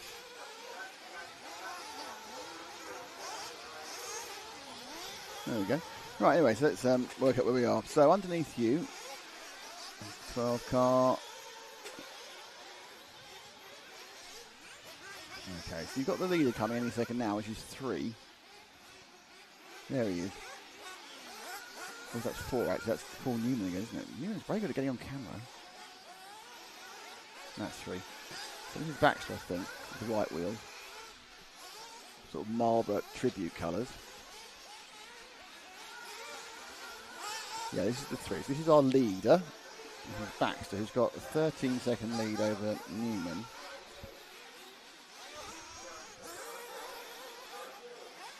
So it's 3 from 4 from 5 from 2. 6 minutes to go.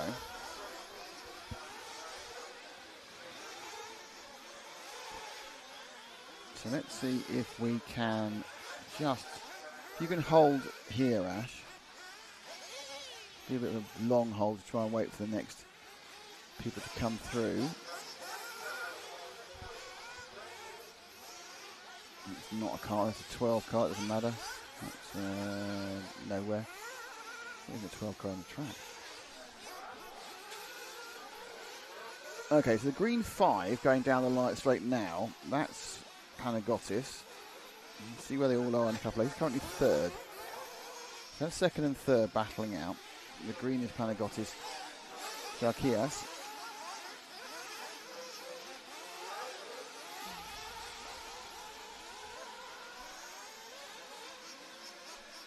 Charkias going for it a bit at the top of the track there. Oh, he's waiting. Good lad. Okay, very fair there from Panagotis. Just going to wait this time.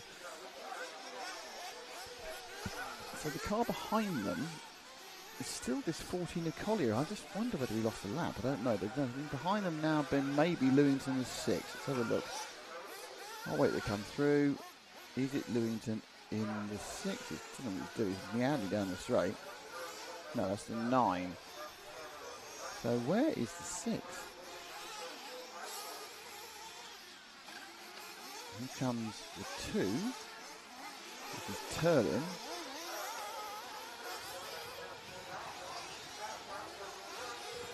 And it's all gone to absolute messy McMessingtons here, but watching them through there, Richie and Lewington are very close, but they're both not bumping up, and they're both quite a long way behind.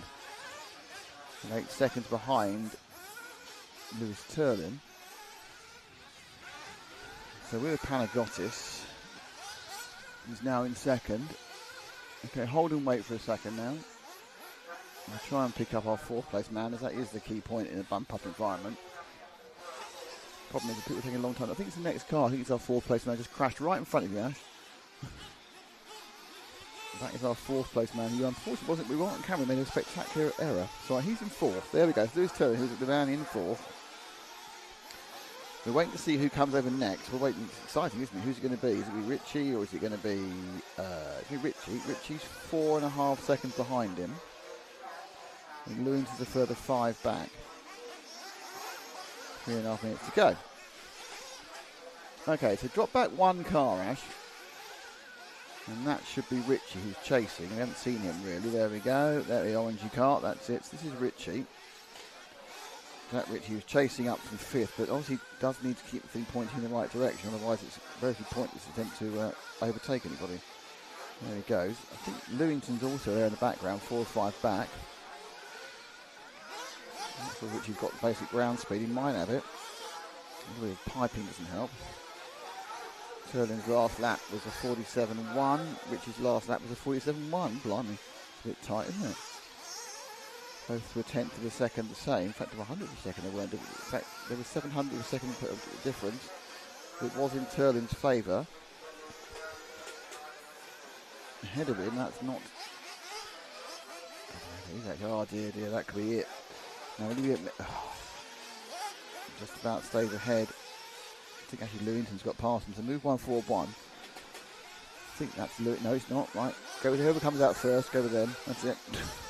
I think this is the 5th place. There's a lot I think here, and it's a combination of because people are crashing all the time, and the numbers are so poor.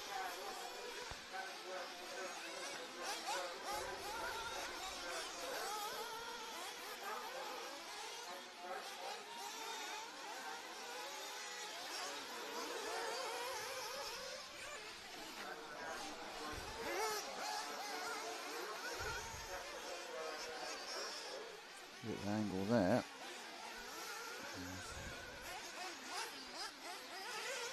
Turling continues. He's got a big lead now. The errors. This is Richie back away. He lost 7 seconds in the last lap with like fuffleage. So Richie in 5th with 1 minute and 40 to go. But currently this is it for his Herts GP 2024. He's kind of overlanding everything now. Probably the tyres have gone off in 20 minutes. A couple of cars are quite loose towards the end, so whether they're using tyres that have done a few runs already and it's just a bit too much for them, I don't know.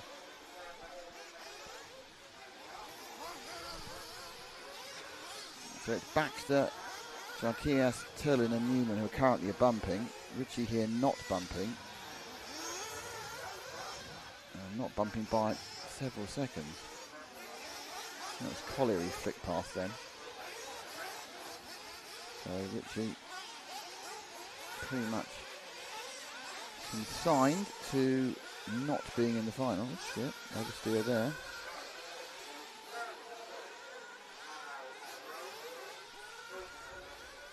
Oof. Well, he's getting himself on TV time, doesn't really count. So Baxter, Turin, Panagotis, Newman.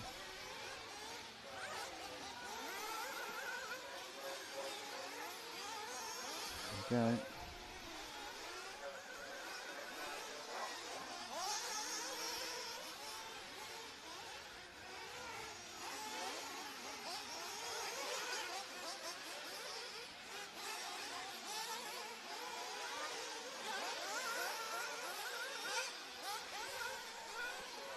So, race is about to end. I think the final guys are going to get an extra lap. This is certainly the last lap for Richie.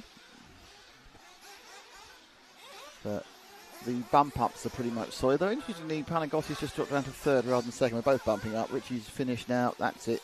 No, he hasn't. And he's now going to finish in fifth. So, finishing sixth in the end. So, Richie goes sixth. Lewington is fourth.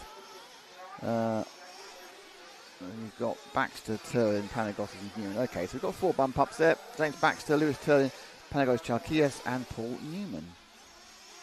Now, if Stupid Queen's in the next race, it's going to be a bit weird. Good luck to you. Danny, my clutch has gone Lewington. And did it work for Danny, my clutch has gone Lewington? No, it was fifth. It's the most unlucky person you could be. So, there you go. Never mind, as they say. Never mind. Okay, so we are next up with is going to be the 1/8 even. Just going to go off air for a very brief amount of time, and we're back with give me background noise. We're back with my annoying voice in about a minute.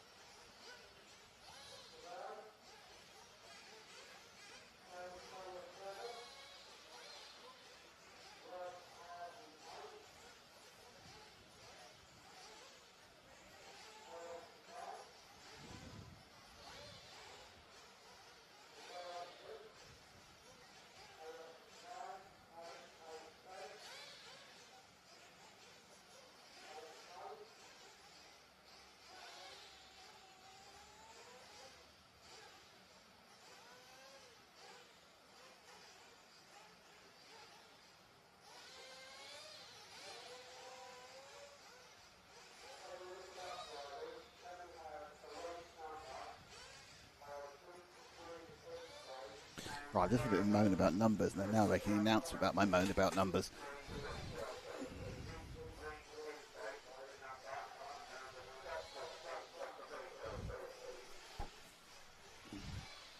So there we go. I've had a moan about not being able to read numbers. I mean, a lot of it's down to the fact I'm old, my eyes are bad, but, you know, it does make it a bit easier to get 2 chances to see. There's the wing end plates with the key one. Something they do at Euros, you've got numbers on wing end plates.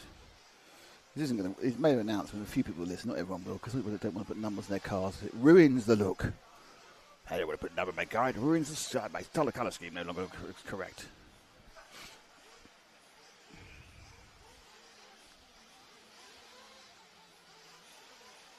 Okay, so getting close to. They're running to time. So the next one should start in. That can't be right. No, it isn't right, because I was looking at the wrong set of finals. Should start about 2 minutes' time, so they should roll them out for a warm-up any second now.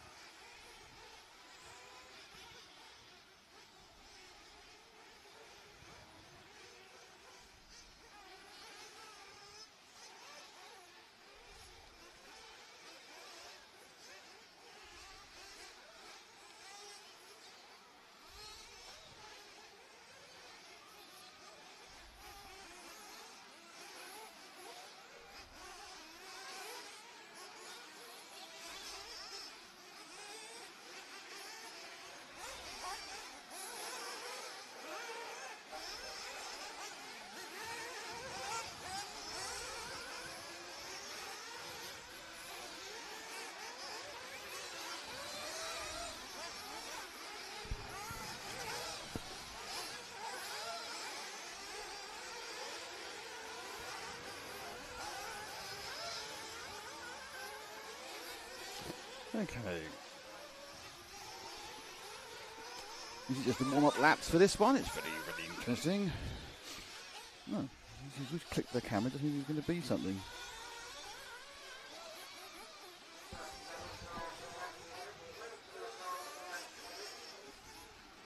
There we go.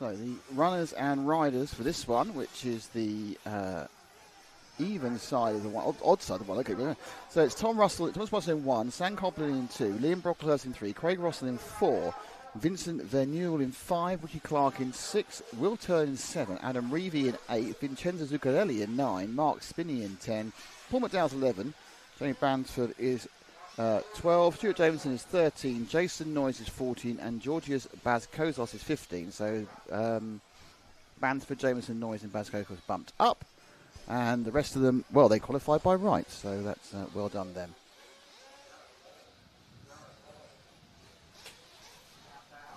So let's get rolling on this one.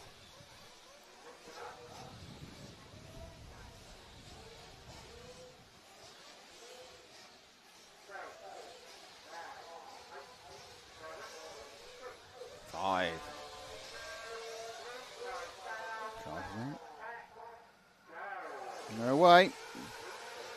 And it's a relatively clean start, I can see. Oh, that's one of the best. Oh, just went slightly wrong in the middle of the pack, but apart from that, it's pretty good. One of the leaders has come off early, which you've seen quite a lot down the J5 Racing 180. But into the lead and away have gone the 5, I think. It's the other 3 of the 5. The 4's definitely in second, and the 2 and the 8 and the 3. So I'm not quite sure who actually took the lead, but I think maybe the 5. Maybe Vincent and you'll don't know. I'll be excited to find out in a second. Problem with the numbers only on one side, you don't half the track. I can't see what's going on. So this is second and third. You know that. So this is the second and third running. Top 4 bump. Leader is away and crossing the line. I think he crosses the line. He crosses the line. No, he's not. He's gone upside down. So he's going too fast. And the leader and across the line is actually Brocklehurst in the 3. Russell, Reevy, and Russell again. So you've got Craig Russell and Thomas Russell. Now the orange car now has moved into second place, and that is the 8 of Adam Reevy with a Mallorca. Now Adam's got a solid green E-buggy, now a solid orange painted main buggy. Obviously Adam doesn't agree with masking the windows off. He just wants a solid bit of one cannage. Down in 4th now. Brocklehurst is away by about 4 seconds now, I'd say. He's pulled away again even more this lap. This is 3rd and 4th. There's 2nd, 3rd and 4th on frame now. As Reevy looks to get up from 4th, but nope. So second place is going to be one of the Russells. As you know, it's Thomas Russell from Craig Russell from Adam Reevy. So Russell, Reevy. Reevy gets, tried to get through there. Didn't quite manage it. They had a bit of a scrap towards and enjoyed by Stuart Jameson in 5th there. The orange car, which is easy to see, is Reevy. And then he's gone, he's just jumped both the Russell brothers. There's a problem for one of the other. Oh, one of the Russells has got an issue. Some sort of braking issue. He's got a problem, so he stops. We've lost to Russell. Reevy, I think, is now in 3rd because there's a Russell ahead of him. But yeah, we lost the one. We've lost Thomas Russell with some sort of technical issue on his X-ray. Looked like he had a driveline issue, a clutch issue. It looked like nothing to do with the chassis or so. So away has gone Brocklehurst. Craig Russell in 2nd. 3rd place is Reevy, as you can see. Now, Cobley now in 4th. Drop back 1, Ash. That's to be Cobley in the bright yellow. Is it Cobley in the bright yellow? The car number 2, it certainly is. And then behind him, not very far behind him, I think that's the 9 of Vincenzo Zuccarelli. So you'll see Zuccarelli in the background there.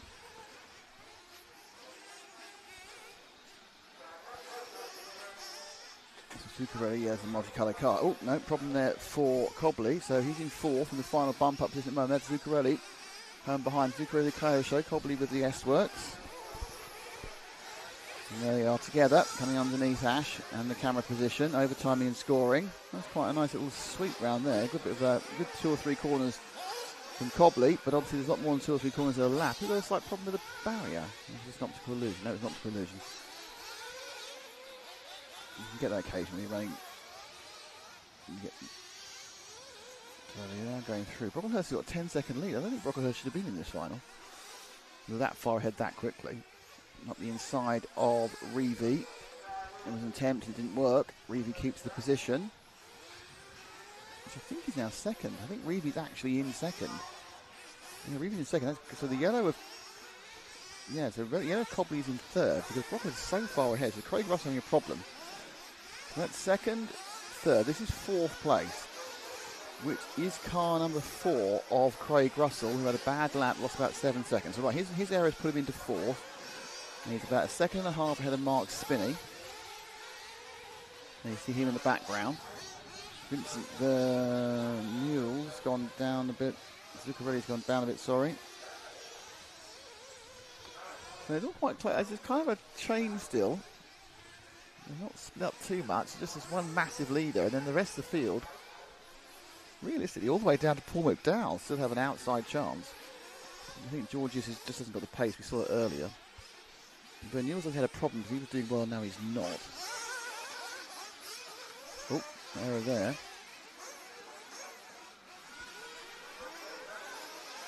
And that's going to be an issue for Craig if he comes down there. But he's now got these 6 cars. Ricky Clark is the man chasing him. Drop back 1 and we'll pick up Ricky Clark. And there's Ricky, really coming hard, as is his cohort, Will Turlin. And that's actually happened, we got through. So now it is the 6 car now. No, he's made a mistake, so it's back to the 4 car from the 7. So it's now Turlin in the light green gun. Turlin had it, lost it, got it back again. So Turlin now, I think, God, this is confusing. I think Turlin now has 4. And bump up. The net effect of all these people is they're letting the combination of Brocklehurst, Reevy and Cobley get away for those top 3 positions. But that's 7 of Turlin. A bit more duck egg blue, a bit more Tiffany blue coming down the straight underneath Ash. And that should stick him quite comprehensively now into 4th place and bumping up. But we are 6 minutes of 14, so we're only not even a third of the way through yet.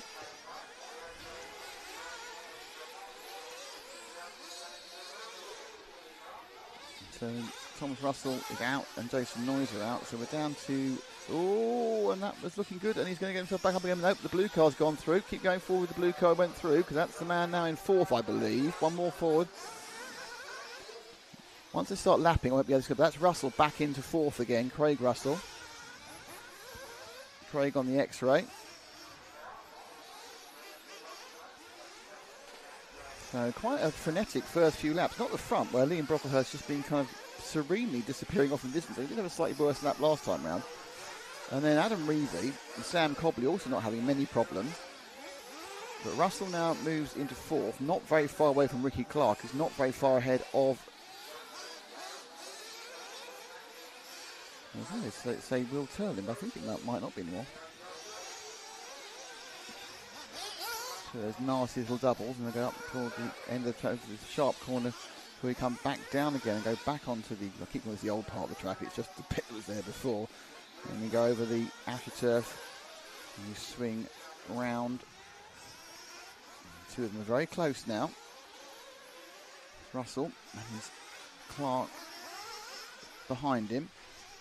And Clark in the blue and the orange, just right behind this mainly dark blue machine of Craig Russell. Clark may have gone into fuel there because he's no longer appearing behind him. So let's see what... Oh, and that's not what you want to do because wasting yourself some time, marshalled, but your immediate rival's gone in, taken fuel. So that's time you've lost, virtual time. A few people fueling up. Reevy scored in 2nd moment, Cobley scored in 3rd. I think that's, again, where they are on their fuel strategies.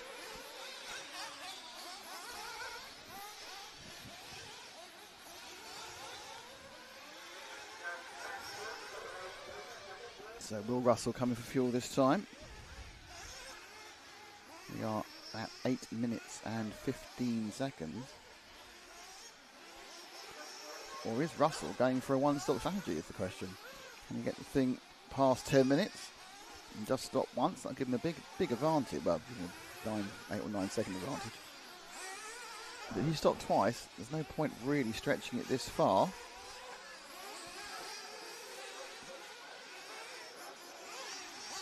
Lost about 5 seconds on that last lap with that accident we had. He was upside down and Marshall.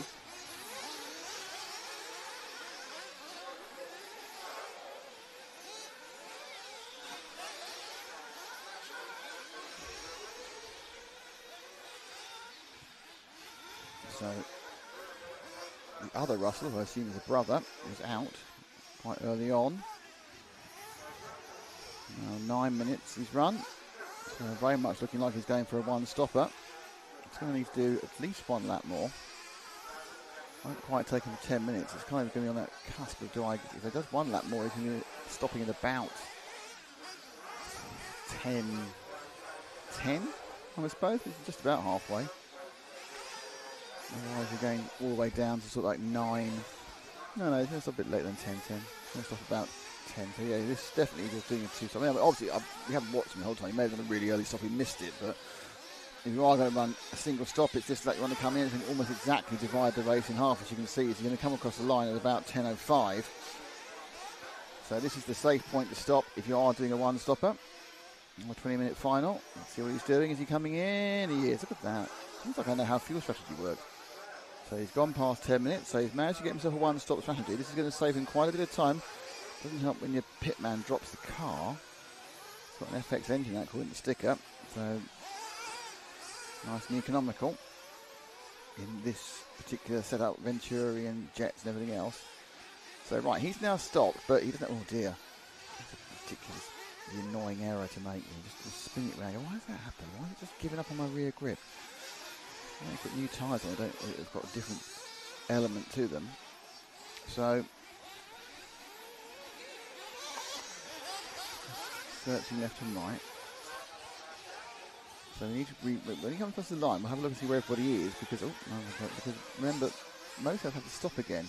Brocklehurst from Cobley from Reevy at the top, which Russell's been looking at, I think may well have dropped down behind several people.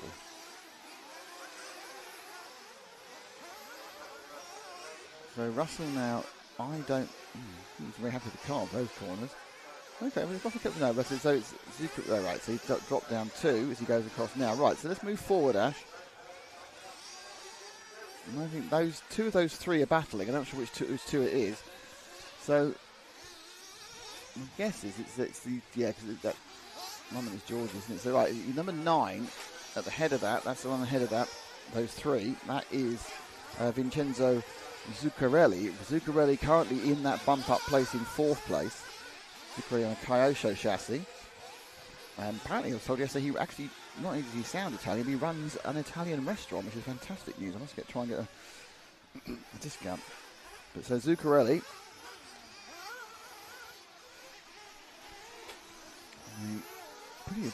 pretty multicoloured paint job. He's got the 6 behind him, so Ricky Clark has taken over, and Russell seems to have dropped off quite a bit actually, unfortunately.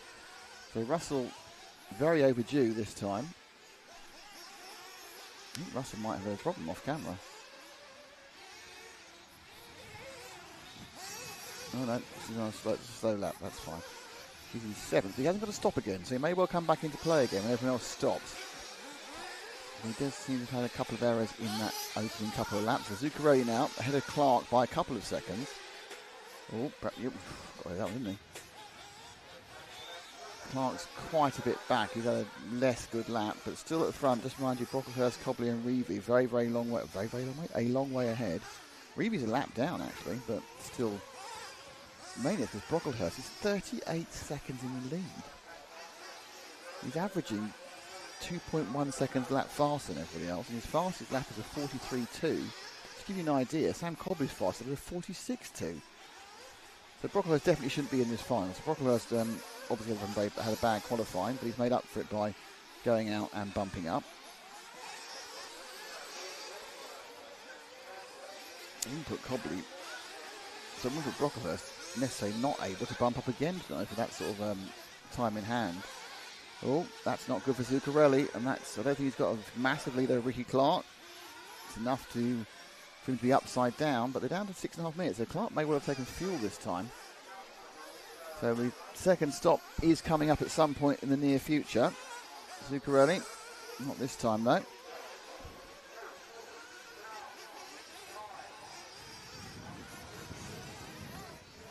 Zuccarelli lost 4 seconds there, but Clark still is 2 seconds behind him. Spinney a further 3 back. Russell's had a succession of poor laps since that pit stop, so I think he's probably out of the running despite his pit stop in hand. So Cobley now 41.2 seconds behind. Reevy is about to go across any second now at a gap of, we don't know. Reevy's late, so he's taking the second fuel stop, I think. 1 minute and 1. Here's Zuccarelli. What's he going back at? He comes out at, he comes to fuel now. There's very difficult pit entry. You can't throw it in there. It really is a let's slow you down as much as possible. There goes the 9. The fuel gun goes in. He's got the fuel. Doesn't need a full tank. He's got 5 minutes to go. And out goes Zuccarelli. So that's going to put him down, I would think, if Clark and Spinney haven't stopped. I can't see if they have. Obviously, they're tight up view of that first one. That'll put him down and out to 6th. But I assume Spinney and really Clark's got himself back in there again. So it's kind of like I'm not sure Russell's too far back, I think. He will obviously gain at this point during the fuel stops. Brocklehurst is missing, which is slightly worrying for Brocklehurst fans. I assume it's because he's taking his pit stop lap. Don't know for certain. Still missing. Brocklehurst a problem? Is Brocklehurst flamed? Yep, we've lost Brocklehurst. So our leader by a country mile, has gone. So Liam Brocklehurst with the X-ray is out. Now, if they can restart, he had a massive lead. He's about to lose the overall lead to Sam Cobley. Cobley, who's also called late. It's a little bit strange, isn't it? There's a couple of them a bit overdue. Now, Cobley's now taken that position. 4 minutes to go.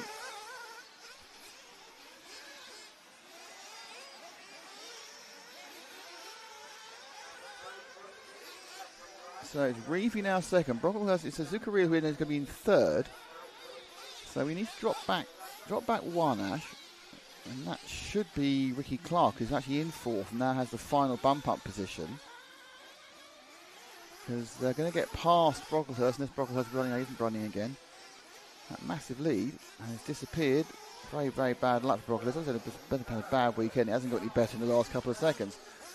So Clark now, on camera, has taken that fourth place. Brocklehurst out of the rain despite being so far ahead. But what is interesting is Will Turlin, who was in sixth, he's also had a problem. And now it's Jameson now who comes in the fifth, but he's 25 seconds behind. So 15 seconds behind. So a lot of problems in this one. 3 or 4 cars are out. And Ricky Clark now with 3 minutes in fourth place. Just has to keep it pointing downwards, really, which has been a problem for some of the other cars. And he will bump up with Sam Cobley, Adam Reevy and Vincenzo Zuccarelli. Craig Russell, real missed opportunity here. I'm looking at his lap times. He's had some real problems since that pit stop. I'm not sure whether this car's actually behaving itself. He did seem to be having a kind of a unhappy, unstable feeling about the thing earlier. So I'm just wondering whether perhaps at some point he's picked a slight bit of damage, straight. He got knocked out of alignment. I see that car in the background. It's I think it's a 12, which is unlikely.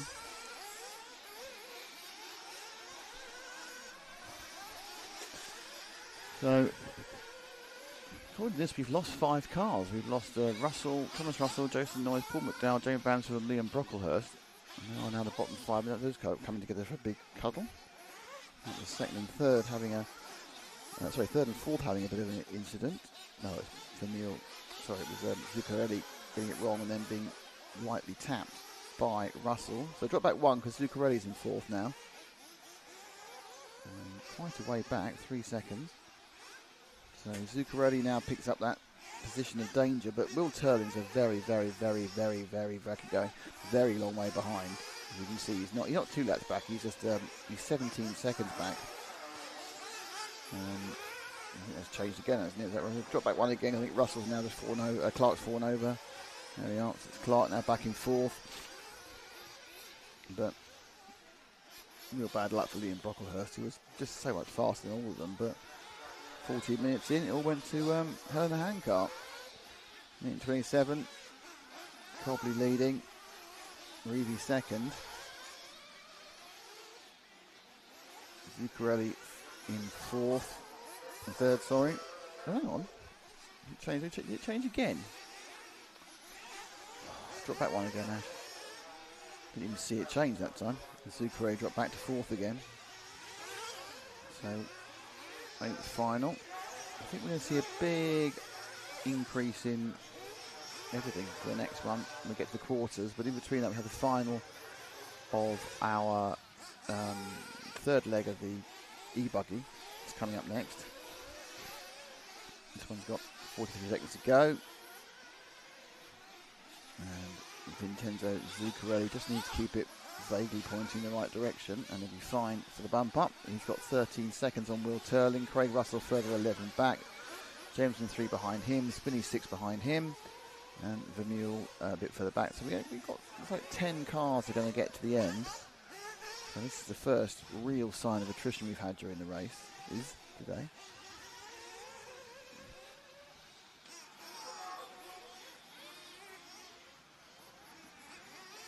Someone's off the track. I don't think it's one of the cars that matters. I don't know.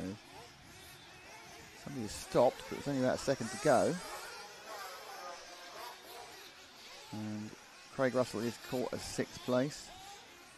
Not sure who broke down the last lap, but it doesn't matter too much. Oh, there we are. 3rd change there, right at the end there, 3rd changed.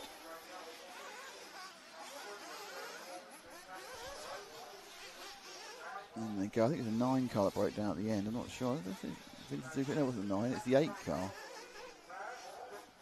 I think Reevy is out because Reevy broke down. Yeah, Reevy missed out at the end. Reevy, oh, poor dear. Oh, dear. Adam Reevy on the last lap broke down. So Reevy broke down the last lap and did not bump up. So Adam Reevy didn't bump up. It's Colby, Zuccarelli, Clark and Turlin who bump up. Reevy just broke down the last lap and didn't. So 6 cars didn't make the distance. Reevy by a lap. Though he is classified there. You see 90 minutes and 6. Didn't get that last lap. He was very comfortably in 2nd, so it's very unlucky. Very lucky for Will Turlin there picking up that thing, but luck is all part of the game, isn't it? So it's Cobley from Zuccarelli, from Clark, from Turin, from Reevy, from Russell, and everybody else. And please do subscribe to RC Racing TV.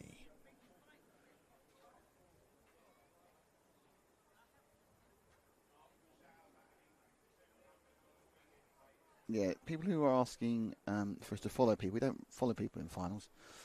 We just follow the... Basically, what I want. I just follow what I think is interesting. And obviously, within bump-up finals, the bump-up places are interesting. You know, outside that, that's really what happens.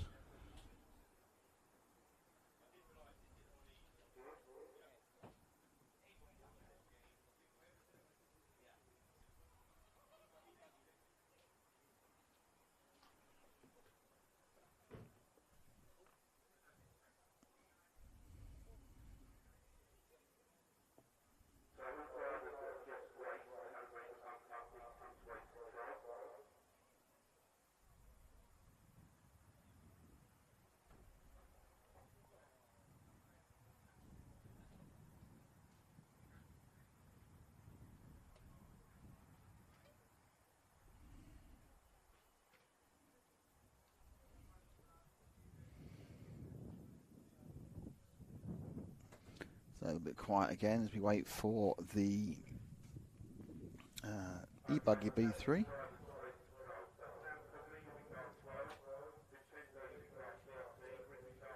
New final B3 isn't going off for another. Blimey, this isn't going for. They've really got themselves some gaps in this canal, don't they? This isn't going for 12 minutes. Talk about yourselves, chaps.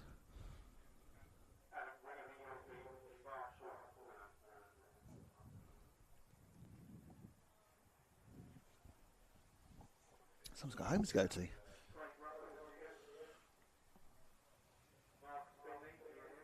Okay.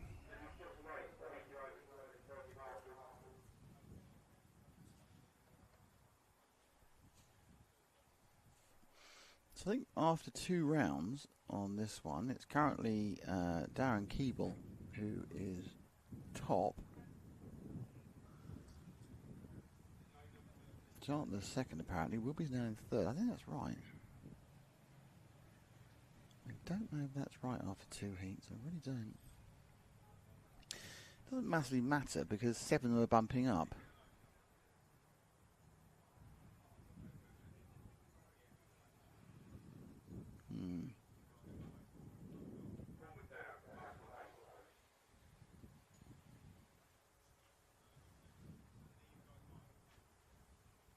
Okay.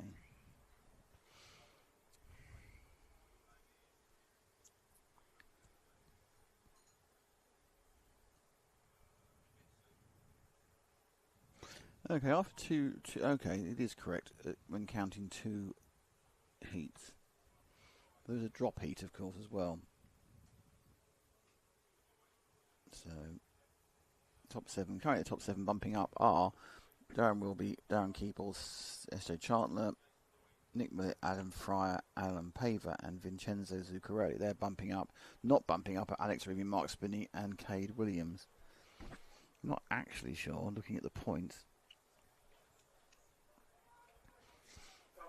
Reevy's going to need something like a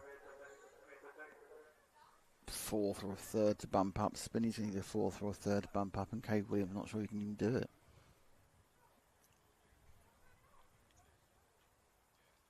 The points quite evened out. Wilby's got a first and a sixth. Keeble's got a third and a first. Chartner's got 2 seconds. Millett's got a third and a fourth. Fryer's got a fourth and a sixth. Paver's got a seventh and a fifth. Zuccarelli's got a fifth and a seventh. Reeby's got a 10th and an 8th. Spinney's got an 8th and an 8th. No, he hasn't. He's got a 9th and an 8th. And Cade Williams has got a 10th and a 9th. So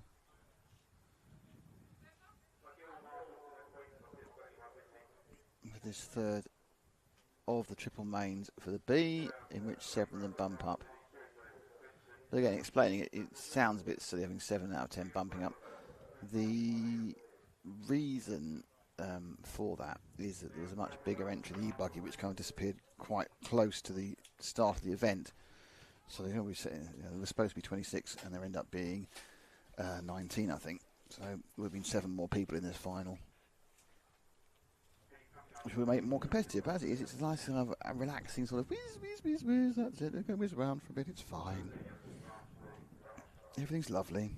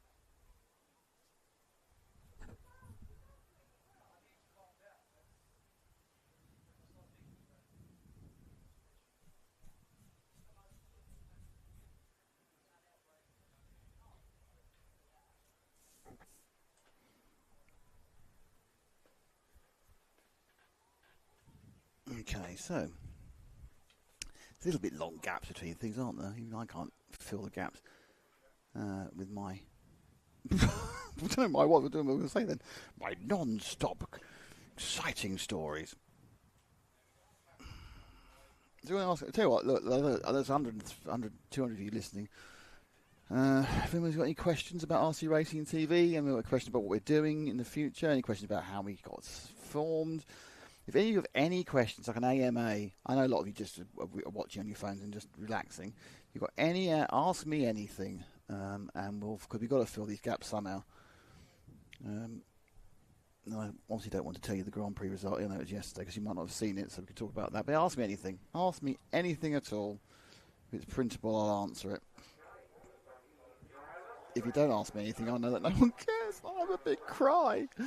But yeah, so after the E-buggy race, hopefully someone will ask me something on one of the on one of the various formats, and at that point I can answer the question. We can try, and I'll try and fill it out for 10 minutes because I think these gaps are going to. They've built a really gappy schedule, I think, to make up for any potential issues. So far, they haven't had any issues, which means the issues will happen on the last race when you can't get the space up.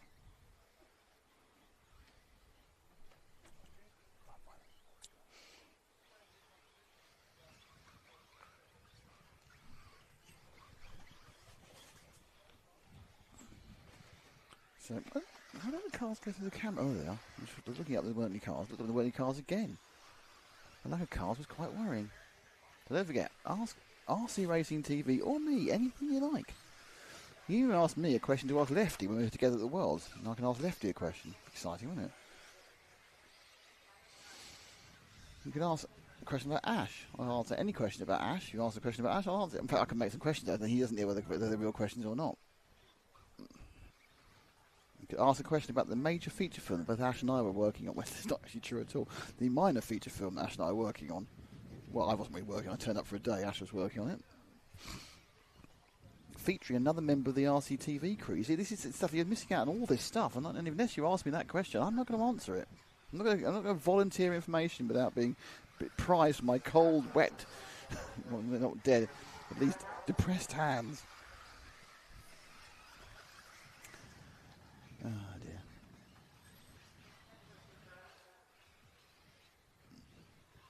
I have to be honest, these I'm saying, I don't think we needed 3 E-buggy finals, B finals. I think 1 would have done. But hey ho, pads the day out, keeps us moving. So after this one, we've got the quarterfinals, and then we actually get a chance to get some lunch. Yay! As an official, it's like lunch break and semi-practice. I reckon the speed that Ash will get down off that scaffold when it's lunchtime, about 90 miles an hour. He might just jump off, might not even bother using the steps. But that's it, I'm coming off right now.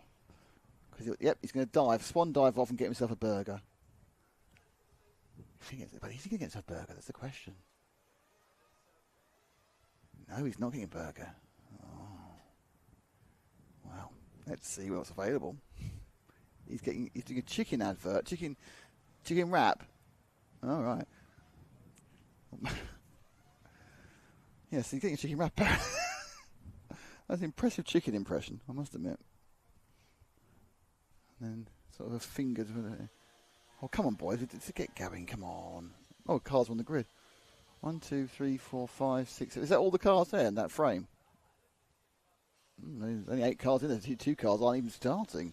Darren Wilby and Alex Reevy. I assume Darren Wilby realises he's qualified, so he's not bothering. Cade Williams only turned up for 1.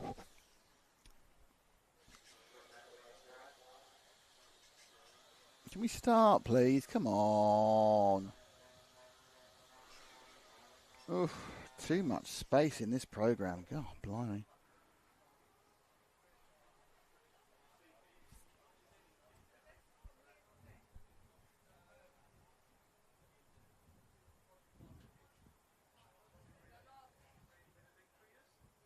Ivan's got a question, but it's nothing to do with asking me anything.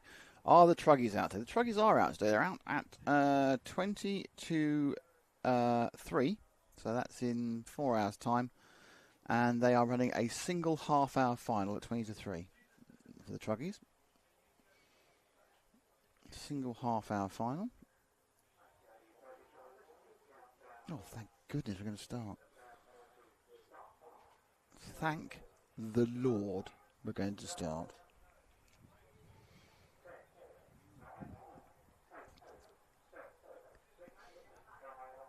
So 7 are bumping. Darren Keeper's not bothering being in this one because he knows he's going to bump. So let's see what happens next. I'm not actually sure if Steve Charlton's in this one. There's Steve Charlton in this one. There's no numbers again, so the number is in 3rd. So the number regulation didn't get through. Charlton actually hits the lead now. Gets nibbled at the back by the car that's just absolutely rubbish for numbers. Charlton bounces out to 3rd, now to 4th. There's a pink car in 3rd.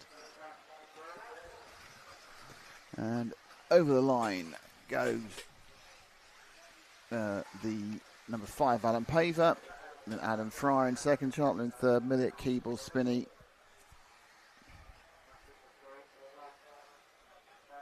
And Zucchero and Reevy. A couple not taking part are Wilby and Williams.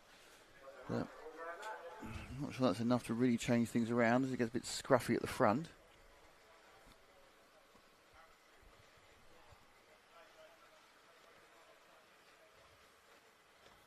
battle here. Yeah, so that in the lead. That's Reeve. That's sorry, it's Chandler in second there with the green car, and leading, he says, is number 4. So it's now Fryer from Chandler, I think. Yep. Paver had a bad lap. Keeble there. Millet for Paver had a very bad lap. In 53. Zuccarini. And then you've got Spinney and Reevy. Reevy's gone through. Spinney appears to be out. So we've lost Mark Spinney. It's only 7 are running now. Which Reevy is the last one. But Reevy's pace is a bit weird, really, in the E-buggy, because he was certainly very competitively fast in the Nitro side of things, and unless he had a huge bit of bad luck in that last race. He was comfortably going through and running laps 6 or 7 seconds faster he's doing with the E-buggy. Normally you can run as fast with the E-buggy as you can with the Nitro, so whether he's got a problem with his E-buggy, I don't know. Whether actually the car's just not working very well or there's an issue, but you would expect him to be running 48s or 47s or even 46s. I don't know, 46s you'd expect, and he's doing just not really got the pace on this E-buggy. Don't know what it is. So it's a JQ, so it could be very, very old, because obviously JQ hasn't made any cars for 3 years now, since he moved to Myarko. There's Chandler. Currently now scored in the lead, and quite comfortably in the lead, actually. So we've got another person out. Who's the person who's out, Ash? Can you just have a look at the numbers in front of us? It's parked at 0.9. Who is that? Give me a zoom of doom so you can find out who it is. It's the 8 car. That's Mark Spinney. Oh, we knew Spinney was out. Just he's been brought back now. He did get a second lap and then collapsed again. So Spinney will be Nk'd out. Reevy into 7th, but a long way back from everyone else. There's Chandler still leading. Just over a third of the race gone.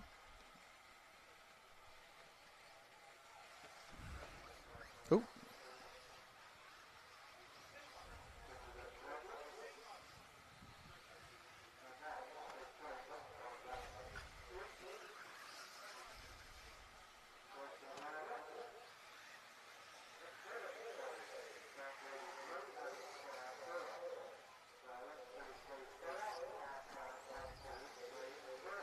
Okay, let's just drop back one. Just see Nick Millett in the 2 car if you can. I hope he'll be next. He should be. They aren't that too spread out. Just get a little bit more.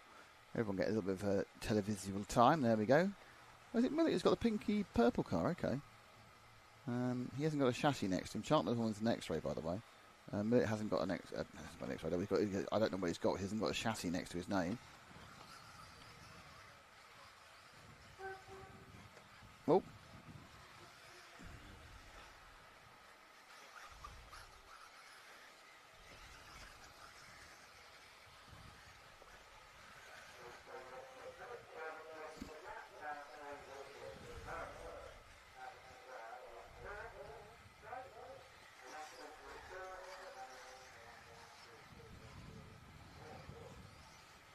Everyone carry on going.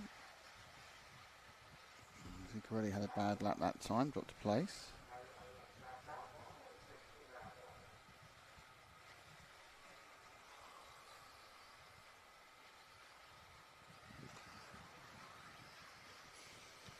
Let's drop back one and we'll look at Darren Keeble. Is this Keeble? I think it probably is Keeble, isn't it? Yeah, they've stayed in similar positions. The bump up isn't really. It's a 3-legged bump up and it's not really that exciting. I think Spinney's going to bump even though Reeve's going to get an extra point on him. I don't think Reeve's going to bump. He needs to get a couple more positions up before to give himself a chance. Because Wilby's got a place.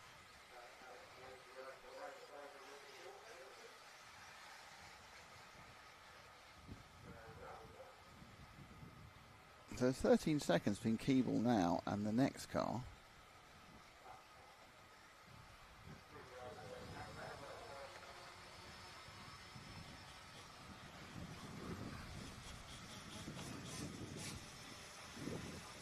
You can tell the nitro engine is starting to rev up for the next race. It just means that the beautiful quiet of the E-buggy is shattered.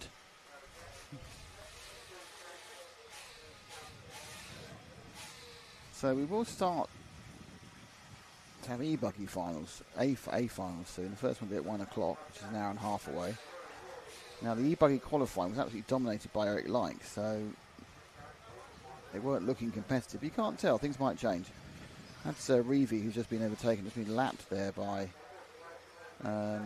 Keeble.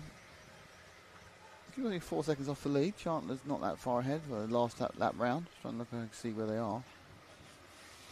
I think Chandler may have dropped down to third. I think Chandler's had an issue, and with 2.5 minutes to go, he's dropped to third. Chandler now back into third place. Quite very third place as well. Oh, no, they should get into second. Oh, no, that wasn't a 4-second error.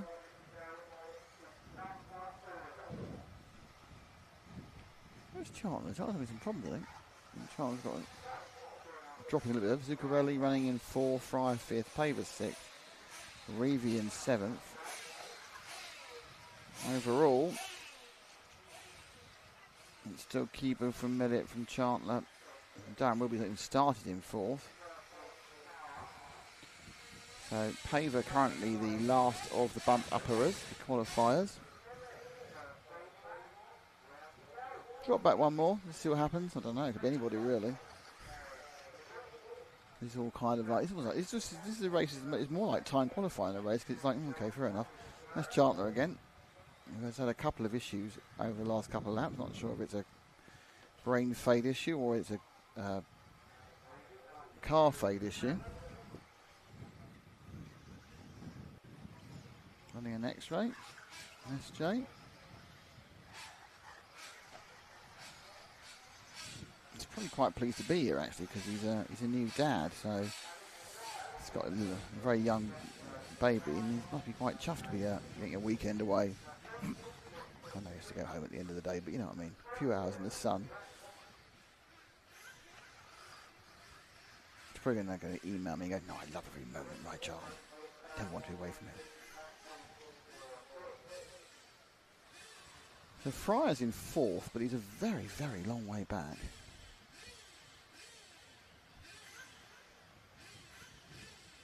Minute to go. Zuccarelli's in 5th, but he's bumping. I think we get to the finals. It's going to be, if you look at Paver and Zuccarelli, are 40 seconds behind this B final. It's going to be a lot further behind the A final.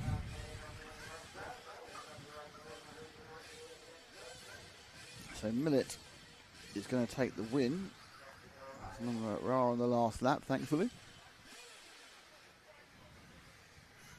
We can take the win here. And next up will be the 2 quarterfinals for Nitro Buggy.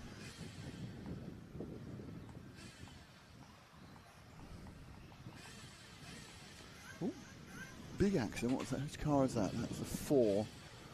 That's Fryer just ahead of him. We'll just let him go.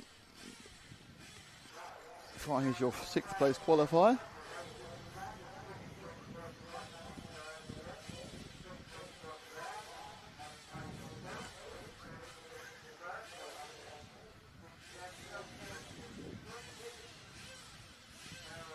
We are now finished. Charlotte will finish in 3rd. So it's Nick Millet, Darren Keeble, SJ Chandler, Adam Paver, Vincenzo Zuccarelli, Adam Fryer, Alex Reevy going to come through. Mark Spinney did 2 laps. Darren Wilby only did a lap, and Keeble did no laps. So the bump uppers, Darren Keeble wins overall that 3 legs. So with the best 2 out of 3, it's Darren Keeble, and then it's Nick Millet in 2nd. SJ Chandler's 3rd. 4th is Darren Wilby, despite not taking part. 5th is Paver, Alan. In 6th, Adam Fryer. And 7th is Vincenzo Zuccarelli. And those are the 7 who bump up. Not bumping up, Alex Reevy, Mark Spinney and Cade Williams. And those 7 cars will be joining the 8 automatic qualifiers from the A into the A final for a 15-car 3-legged race of finalage. Okay, so just for a moment, we're at 11:30. The next one's not due off 10 minutes. God, bloody hell. Yeah, they've rebuilt some. I mean, I understand why you build a bit of flex into the schedule, but this is a bit too much flex, to be honest. There's so much time going on. I'm not sure. I'm not sure Ash will have enough things to look at. His phone will run out of things to look at. There's only so much Instagram a man can scroll. There's only so many love notes he can send to his girlfriend. How many love notes sent to Lara so far? 2. Oh, it's sweet. Lara, Lara, who is Ash's girlfriend. Lara now I've put her to work. It's great. It's like a family business. I put her to work. She's now doing some producing for me in the karting. It's marvellous. It's much easier to employ people you know. And those of you who have been following karting live TV, we've done about 10 events this year. We've got another 6, 7 to go. Nothing for a few weeks. It quietens down over the summer. Everyone takes a holiday and they go gangbusters in May, June and early July, and then they stop for July and August, and they start again the back end of September. So actually our next karting is the week after the Worlds, because we're going to the Worlds, everybody. The Worlds, Nitro Worlds. We'll be at that one, giving you 4 days of coverage, all the qualifying and the finals. So qualifying on the Wednesday, qualifying on the Thursday, sub-finals on the Friday, and the main finals on the Saturday. Planning some 4 big days of broadcasting. There's going to be some special stuff. I'm going to be joined in the booth by Lefty, Keenan White, and we're going to try and stick a lot of things around it to make it a kind of a whole program. You know, I mean, you've seen some of the EFRA stuff, the studio shows. Well, there's going to be a studio, but the studio's going to be there. We're going to try and borrow some stuff from the Champions League. No, seriously, we are. And we're going to try and make it really interactive and really interesting. Might not work, we're going to give it a go. And we're going to do it all with a very small team, which is that's the difficult bit. There's not very many of us. We're going to do the best we can.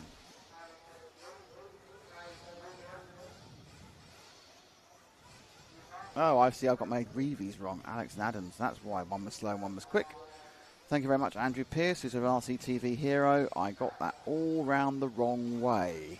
It's Alex Reevy and Adam Reevy. So his dad is Adam, who was running quite well in the Nitro. Alex is his son, who was a little bit slower in the electrics. That explains it, and it also explains why I'm not good with names. But thanks, Andrew. Appreciate that. Not really following any particular car. What are the diff setups today? I have no idea. I assume they're going to have 3 diffs and have different oils in both of them. All 3 of them.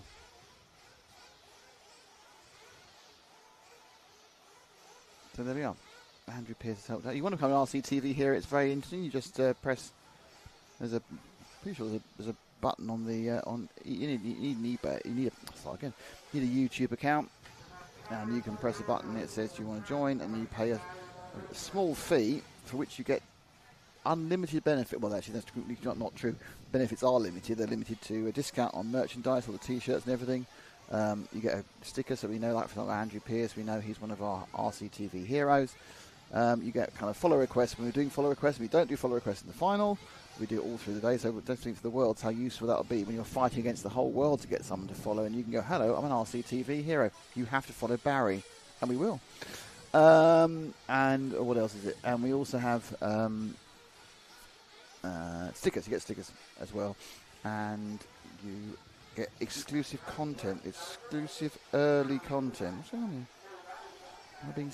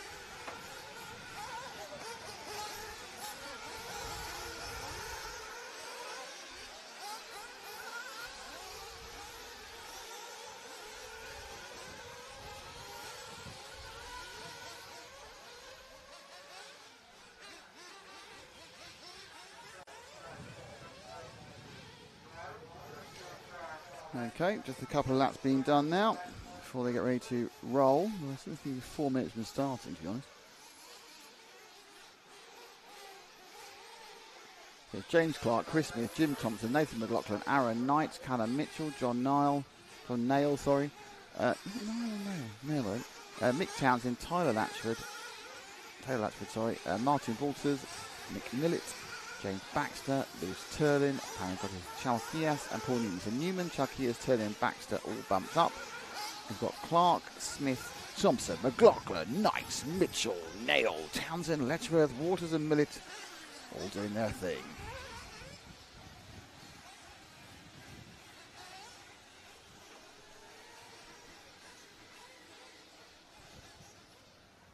Okay, cars back in the pits.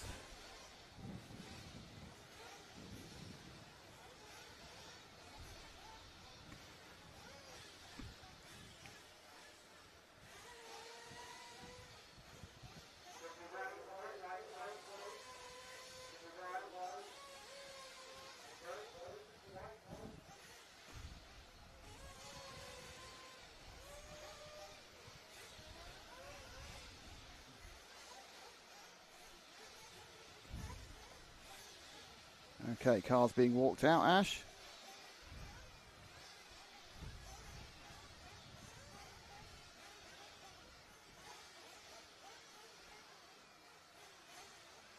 They're not quite being walked out yet. They were kind of walking towards walking them out, and they didn't walk them out.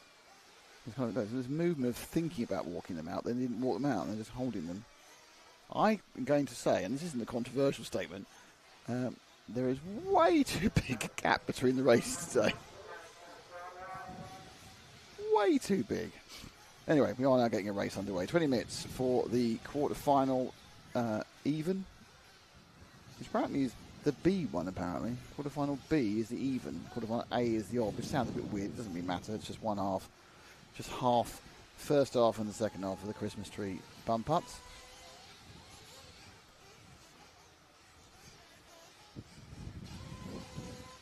There we all go. Back there, in 10th place, the green car, I think that's 10th place, 1, 2, 3, 4, 5, 6, 7, 8, 9, 10, yes, the pink high-vis is the 10th place of Martin Walters. There's the rest of the field. I think you've got all 15 raring to go. Could be 11 actually, it could be the 11 of Nick, but I don't know anyway. It was Millett, I think actually, pink high-vis was Millett's car, I believe. Right, car's about to get dropped down on the 3.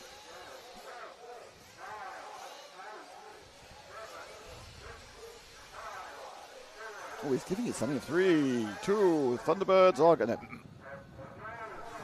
On their way. Clean start. I'm looking out the window. See if it's a good start this time. There's a few bits of kerfuffle because there's different speeds as they go over the various bumps, but they are away. It looks like a pretty clean start, and it's 1 from no number, from 1 from 2 from 6. So the big gainer there is Callum Mitchell, who's coming to 3rd place. I think he lost a bit of place just there. The break by our leader, top 4 bumping.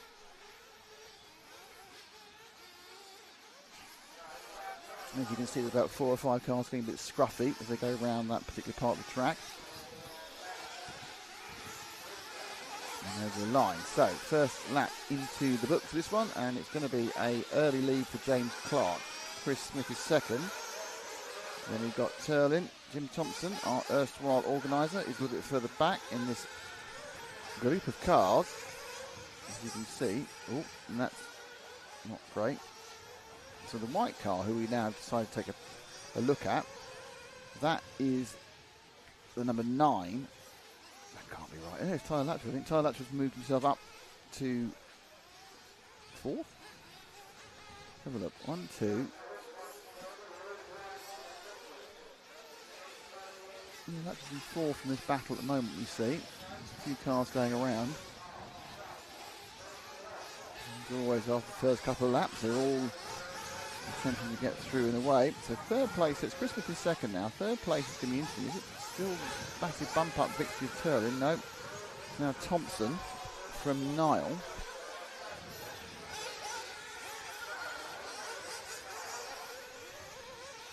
So it's the white car Nail and a 7 then. Yeah, it's a 7 for Nail there. Yeah, we had a problem for Latchford. There's 2 white cars, Latchford and Nail. Latchford's car was ahead and then fell back. So this is Nail. Started 7th. 5th and 6th, both bump up cars. We've not seen much bump up action, to be honest. Or double bump up actually. So this will be the first time we might see him attempt to double bump up. To be honest with you, it hasn't looked likely. Bad start for Aaron Knight and bad start for Nick Townsend. 8th and 5th, and they're right at the back of the field. He also had some problems early on, losing 20 seconds in just two laps.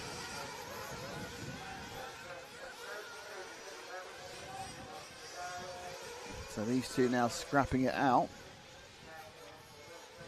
Here's the 12 car of James Baxter looking to make the first double bump up of the meeting. The orange and white.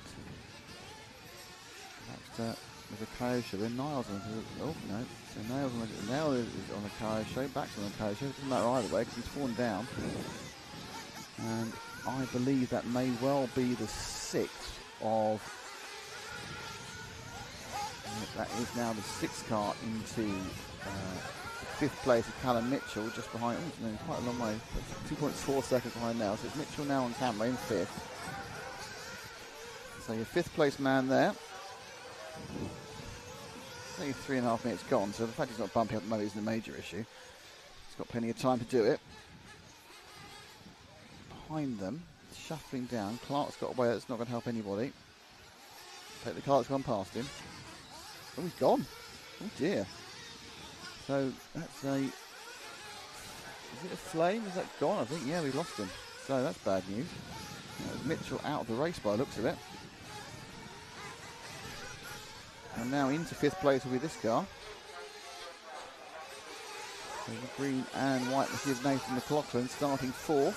And now in 5th, but so we're quite early in the race, not even 5 minutes in, so it's a case of trying to get a bit further forward. They're trying to bring back the Mitchell car.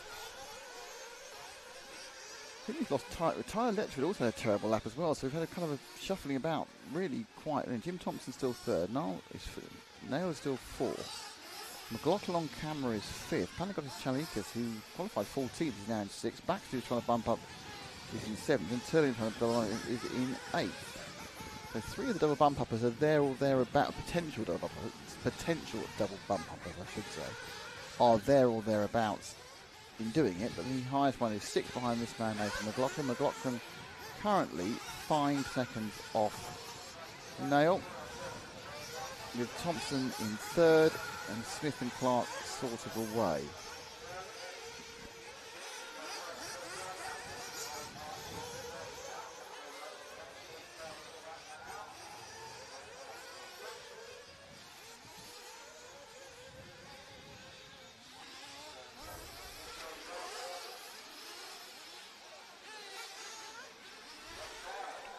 So McLaughlin, oh, just lost all the driving. Just got himself a little bit confused about where he's pointing. We make sure he got the same reorientating, got going again. Here's the green and white car. Thompson's dropped back 4th. Was that an error or was that fuel? That was an error. Not a massive error. It was a 49-second lap.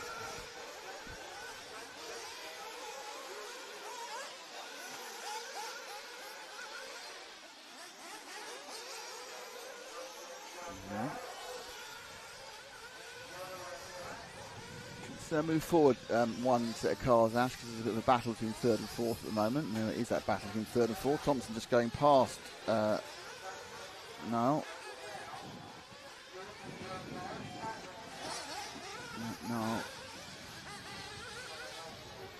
With the white car. Thompson, orange and yellow, 3rd and 4th. Both currently bumpy, but obviously they are slowing to the up and giving McLaughlin a chance to come into that bump up position. Now in the white car, yellow wing, there he is. There he's got the battle for 4th there. McLaughlin's got on the back end of the white car. Now 3, 4 and 5 together in one frame. Coming over the language spread out quad. Oh, just kind of a sniffle at the back. And McLaughlin for a very brief half second then, before he did that, was actually in 4th place. Did you watch him coming in? McLaughlin, the green car at the back. just landed. He gets into 4th place there for half a yard, and he's off. Oh, did Jim just cut? I think Jim's cut. Oh, that's bad news. It's bad luck. Thompson's engine has given up the ghost. This is going to give this is absolutely giving us a chance now to see a double bump up. It's giving into play. Baxter and Turlin.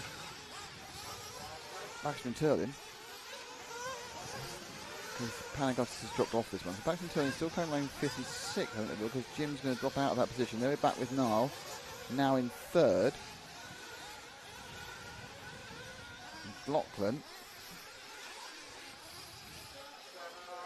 I'm not sure if Jim's going to get himself rolling again.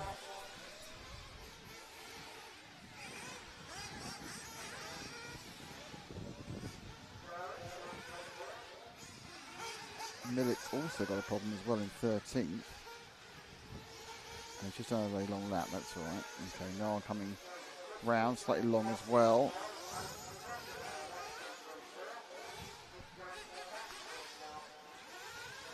McLaughlin a long way back. I think he may have taken fuel. Can't see him behind Nail at the moment. I think McLaughlin just coming fuel that time. Niall. Yeah, Baxter's now scored ahead of McLaughlin. So McLaughlin had a bad lap, which is probably a fuel lap. Newman in the 15 car. Actually moves up to 6th. Turlin's in 7th. Waters 8th. Letchford, his own problem, has moved up. I think Panagotis has been missing for a bit. Mistake there by Niall. And John still in 3rd, but obviously he also must be going for the 10-minute fuel run. A couple of people out. Panagotis, Mitchell and Jim Thompson. So we're in the middle phase now. As McLaughlin gets back past Baxter for 4th, which I assume is Baxter's fuel stop.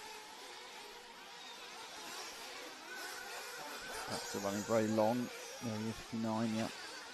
It's Turlin, Baxter. So Turlin, Baxter and Newman. 12, 13 and 15, all thinking about making them up. Aaron Knights is coming back into play as well. We'll just wait and see what happens with the fuel stop here with Niall when he takes it, which will be next lap. He'll drop off the Smith and Clark top 2. I thought we were going to throw him into Nathan McLaughlin though, because he's only going to lose about 8 or 9 seconds. And McLaughlin is 24 seconds back. So I'm not quite sure. Yeah, Niall's doing 46. McLaughlin's got quite a lot better fastest lap time. Nail's fastest lap time here. No, it's a 46.0. 44.5 for McLaughlin. So it's all been about averages and errors and that sort of thing. Now I expect Niall to come in now. He's gone over halfway. And that would be the obvious thing to do, yep. We're seeing quite a few people do the 10 minutes, and that'll be a worry to people in the finals where it comes in as an advantage winning 10 rather than 7. Actually 9 is what you need to do in the final with a 45-minute final. You just need to do 9, and you can do it on 4 stops. Another car looks like it's being run back. Who else has broken down? Car being held. We're going to reposition them in Niall for a bit now. I think that's the 4 car. Unfortunately, Nathan McLaughlin has broken down. So McLaughlin's broken down. Turlin's not being scored. And there's Baxter. So you need to find 12 or 13 now. And they're quite a long way behind. So you probably want to go forward in the track to find 12 or 13 rather than wait. Because they are a long way back. That's a good idea because you can see them on here. 13 is the second one there, mate. So if you go for the second one, that is Lewis Turlin, currently in 4th. I think he's just been lapped by Chris Smith. He's now a lap behind Chris Smith. He's got the 14 behind him, who is out of it, but rerunning again with Panagotis. The 1 goes past, that's James Clark's taken the lead. Then the 2, that's Chris Smith. Then we've got the 13, which we're with, who's actually in 5th of Lewis Turlin. He's 12 seconds behind Baxter, but only just ahead of Aaron Knight. So there's actually a battle here for 5th, which is obviously both not bumping up. There's 8 minutes to go, so many things can change.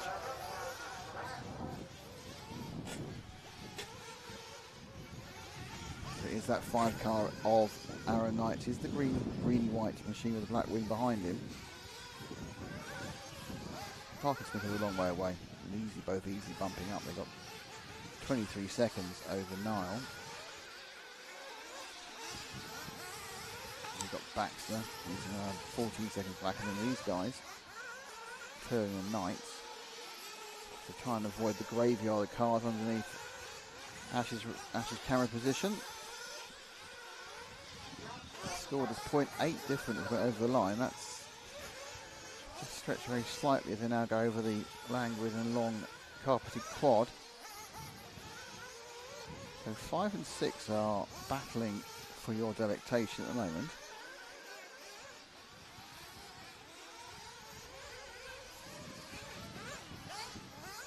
It's not beyond the wit of man or some luck that Latchford or Newman or Townsend might come into play, but beyond that, no. So I think Millett, Waters, Mitchell, Panagottis, McLaughlin, Thompson. In fact, let's be honest, Mitchell and all those people have had problems. But Millett's just got a problem now.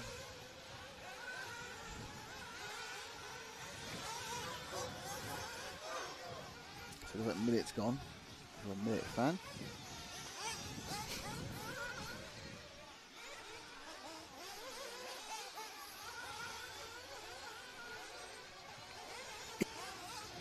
Right, a couple of coughs there.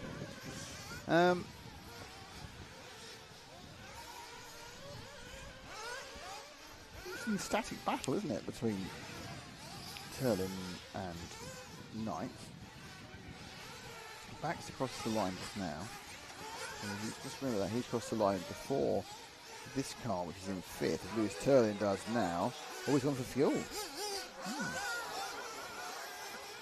So he's gone for his final stop with 6 minutes to go. I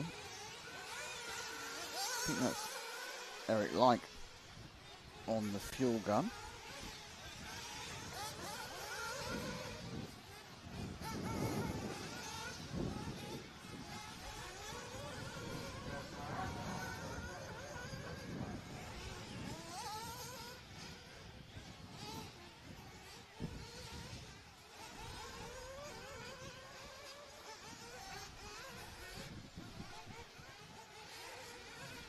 Go round the mushroom. So they've got 5 minutes to go. He's got himself a nice little lead. Hang on, why Knights has scored 4th now? Why is it 4th? This is really kind of strange. Knights has scored 4th. Has Turlin got a problem? Oh yeah, Turlin's not around. So we've lost Turlin as well on a long lap. But Baxter's got past Turlin. So Baxter's got past Turlin.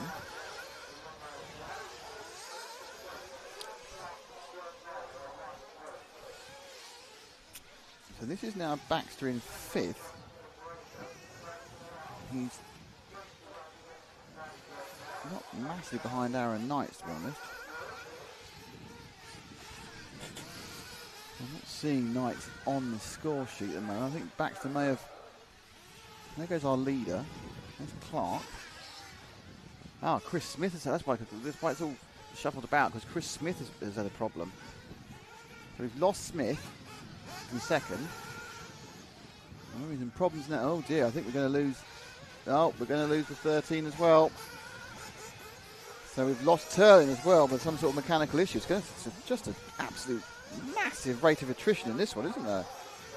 Smith's got a problem. Turlin's got a problem. I've got so much red on my tip screen. Nick Townsend now in 5th. Aaron Knight's in 4th. Baxter in 3rd. Niall in 2nd. Clark in 1st. But we are losing Smith. He joins, whilst some people have got going again, he joins a list of people who've had problems. So it's Clark leading with car number 1. Niall, who we're now with, is in car number 2. So he's in 2nd place. Then you've got Baxter behind him on the 12. And you've got Aaron Knight. And then you've got Nick Townsend. I'm not sure how close Knights and Townsend are. So just wait there for a second, Ash. So next past is the 10 car that's not involved. So I think these cars coming now, there's two of them coming now, we're having a bit of a scrapette, I think. That is the 9 car and the 8 car. That's Latchford and Townsend. I didn't see Aaron Knights go past. It's getting more difficult to tell now as they're so far behind. So there is the 8 car. That's Townsend. But who just scuffled up inside him? Oh, and then pinged off to the side. So, where is car 5? There he is. Right, there's 5. That's Knights. And then you've got the 14, which isn't involved. And then you've got the 10, which isn't involved. And then you've got the 12, which is involved. Got a lap ahead.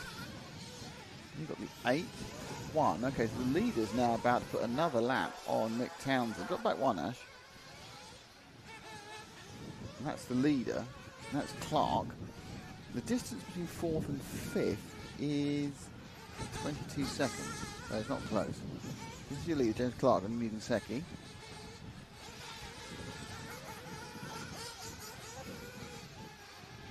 He's leading by 25 seconds. Obviously, when second place Chris Smith went, that was what really gave him the impetus. So certainly an interesting race as far as attrition is concerned on this one. Clark now Baxter Knights bumping up. Newman is 25 seconds back from Knight, so it's not really going to happen in the end 20 seconds. So our leader's got 2 laps to go.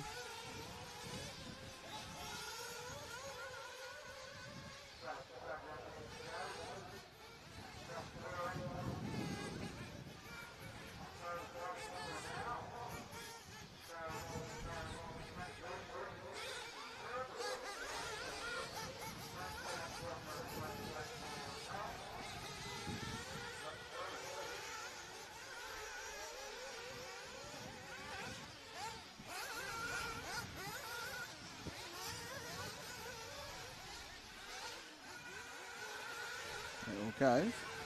Just coming now down. About to start his final lap of this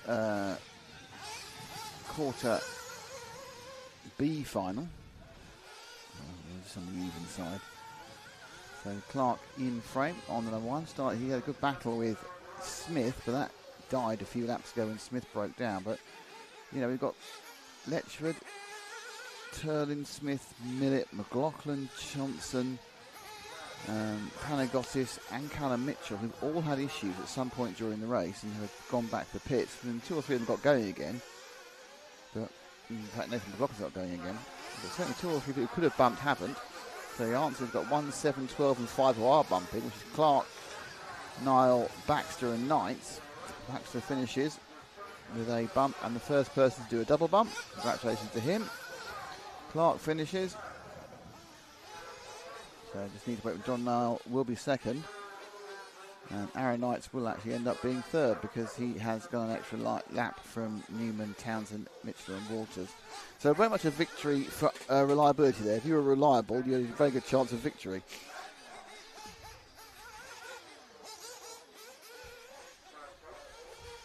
Several cars not making the trip there.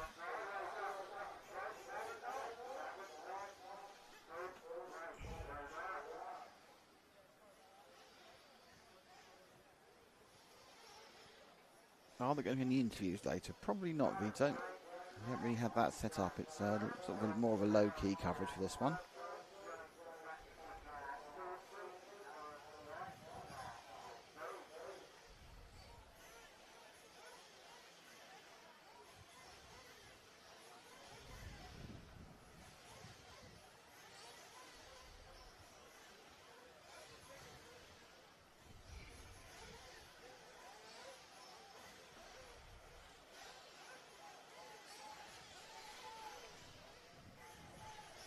The confirmation of the result. Clark, Nail, and Niall. I mean, you really need to find out it's a Nail or a Niall, don't I? Baxter Knights, and they are the 4 who bumped up, and lots of reliability problems for everybody else. Well, we're back on with more Nitro off this, which is the other side of the Nitro, which is the quarter A. That one's quite attritional. The attritional ones can be a little bit on the confusing side.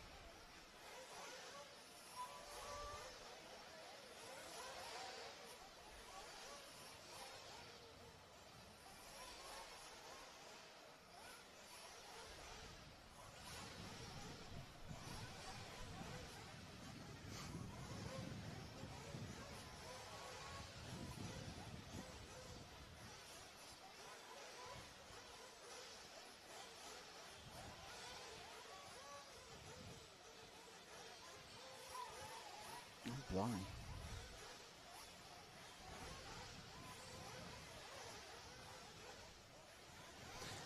Okay, right, so we're going to head for the odd side of the building. So I was reading something else. They choose where to go. On the Rosham RC4 cars for when during the qualifying, I think you kind of tend to stand where your number is unless you've asked specifically. Once you get to the finals, Highest qualifier can choose where to go. Towards the end of the day, though, basically you'll pretty much stand where you want to, apart from the bump up, but just see where's left.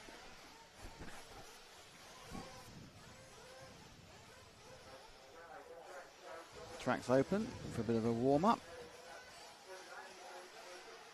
2 laps for fun. Haven't quite released the cars yet, as you can see. There they go.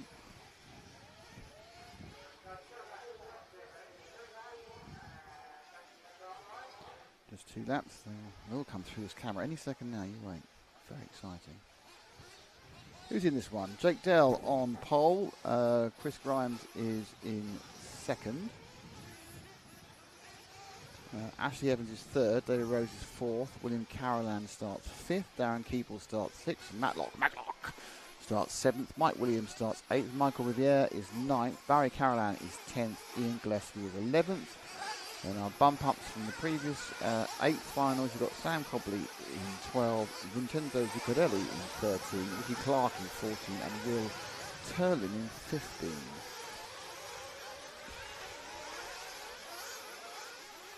There they all are, celebrating themselves. Just Renegade who've recently joined. We know they're not, most of them are British, a couple may not be, but it's just there's no actual flaggage of the country within the software we're interpreting, which is lifetime software. And therefore, it just applies the local flags.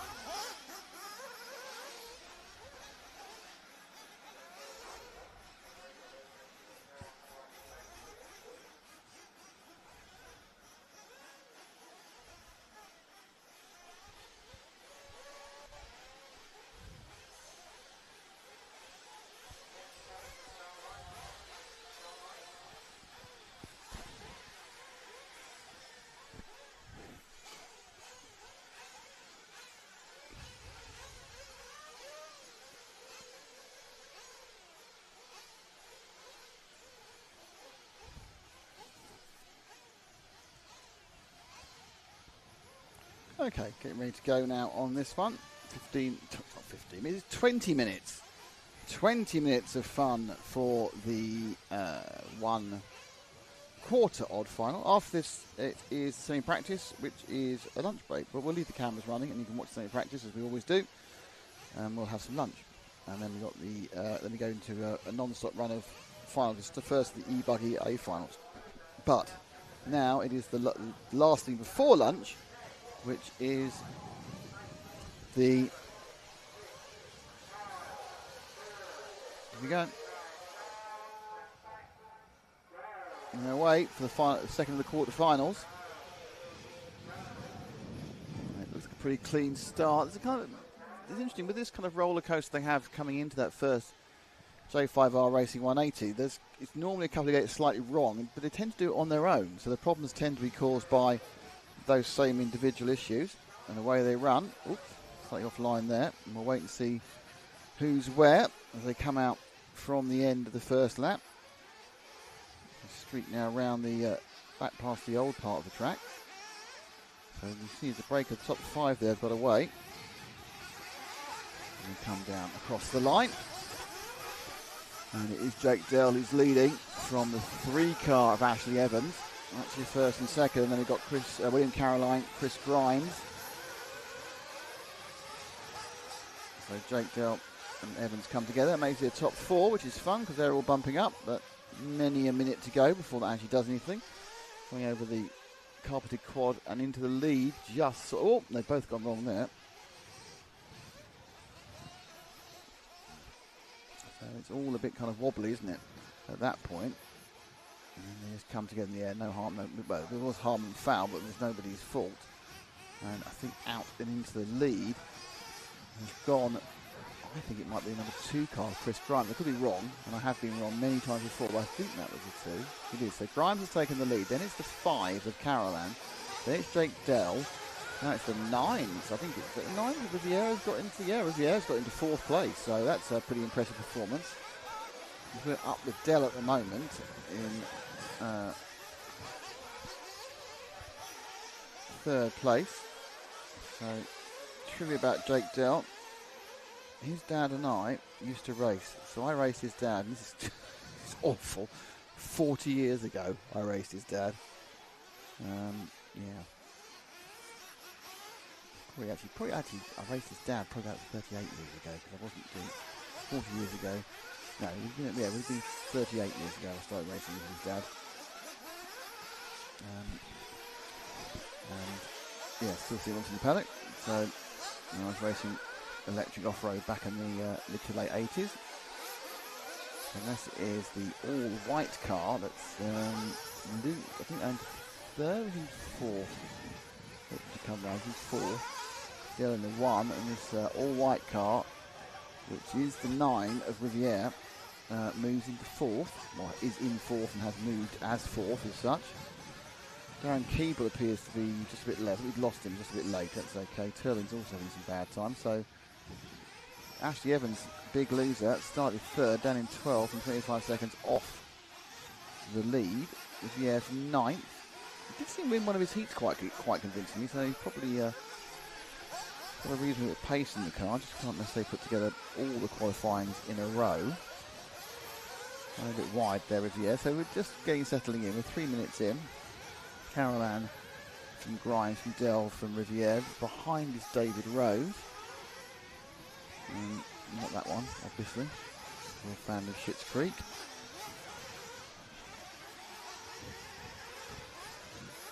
Just running up the hill, turning round. Yeah, it's going well.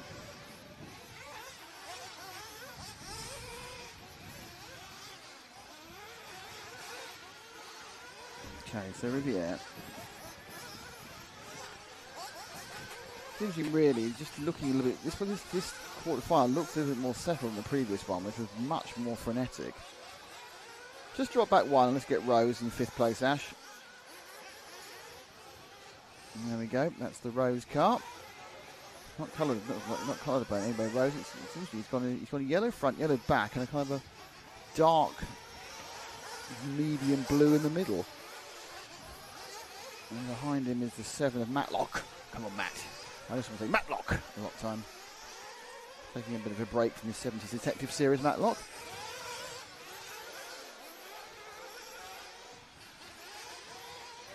You can see the 4 of Rose. He's certainly in. He's only 2nd half off. Interesting that Dell, Grimes and Carolan are making a bit of a break. And they've got about half a second of pace on Riviere, which they're exploiting. Yeah, that's a good rough word for it. Seeing 44s, 43s at the top, and more 45s and 46s in these chasing pack. Oh, that's an annoying thing. The thing just goes round, costs you time. You don't know why, and it's not fair.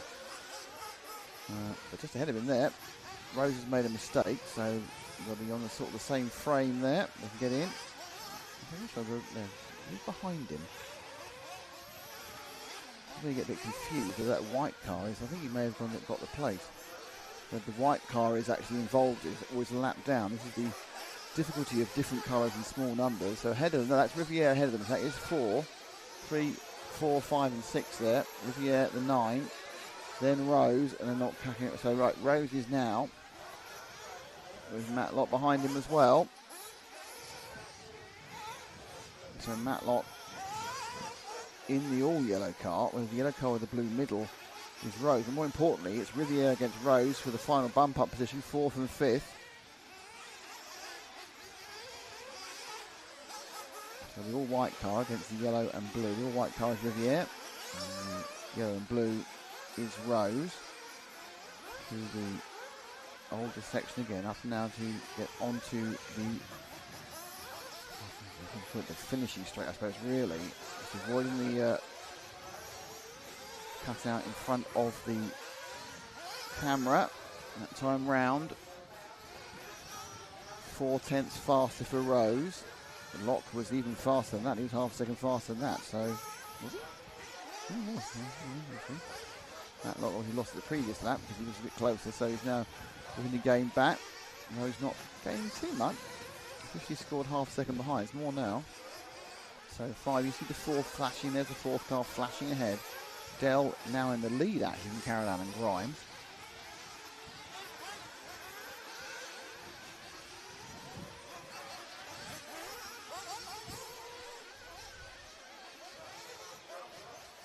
Are they going to go for fuel yet? No. Some of them stopping, some of them aren't. Got a retirement over the far left there. Not quite sure what it is.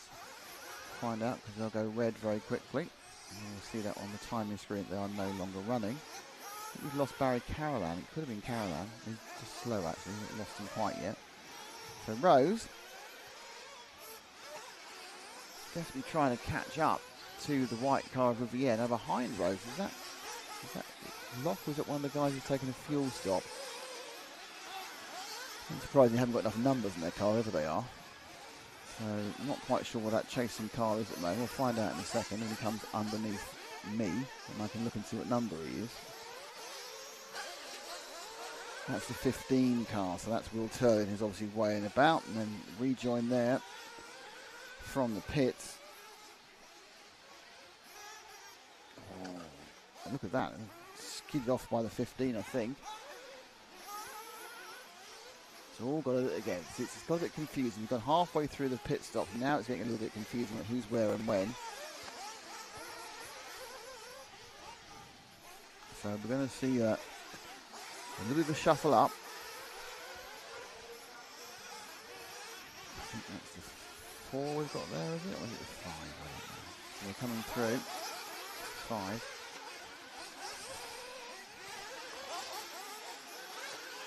So that's William Carolan on the screen at the moment. Carolan scored 3rd, but Riviere scored 4th right behind him, as you can see. And then someone loses a bit of pace down the main straight, and 3 of them hop over. There's Dell in 1, Grimes in 2, Carolan in 3. Riviere now not in 4, he's fallen off. There's an interloper in the 15. Will Turner is not involved in this. And there's the 5 of Carolan. Carolan in 3rd. No, I'm not quite sure. Is it Rose? Is it Riviere? Who's going to get scored 4th coming out of this one? Much closer this one than the others we've seen. There's Carolan on the screen. Riviere only scored 6/10 behind. I don't know that's quite right. It may have gone in for fuel actually, Riviere.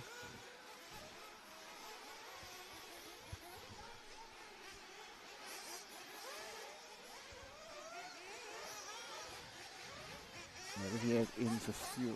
Riviere's got a problem, I think. Riviere hasn't actually turned up this lap. So Riviere may be out. Yeah, Riviere's got a problem. He's dropping way down the field. So Riviere, from that bumper position, is not bumping up with the S-Works. And around goes Carolan now in 2nd. Scored virtually no distance ahead of 2.7 ahead. Locks in 4th. A lot of cars now getting very up together. And interesting, that's the leader, Dell, just ahead. So Dell only just ahead of Carolan, but again, they're both bumping up, so it's not really a massive story or a massive problem. There's Dell just going around the corner.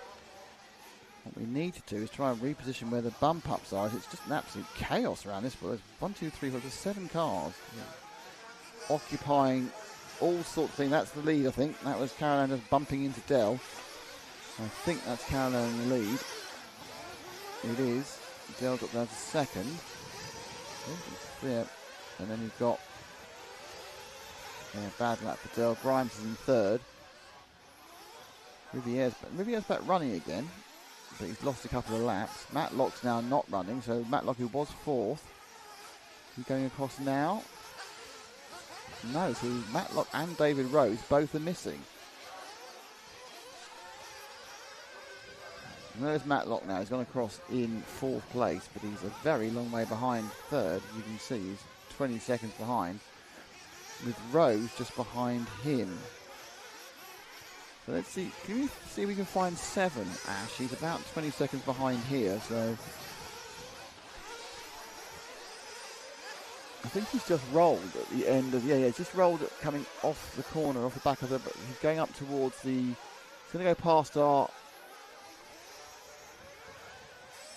going past the mushroom now. That's it. Sorry, that was a particularly poor direction. I apologise for that. I'm trying to work out which bit was, you probably know the mushroom, you would know. So this is the 4th and 5th, and I think it is still Matlock who's ahead with the 7. Yeah, no, that's the 1.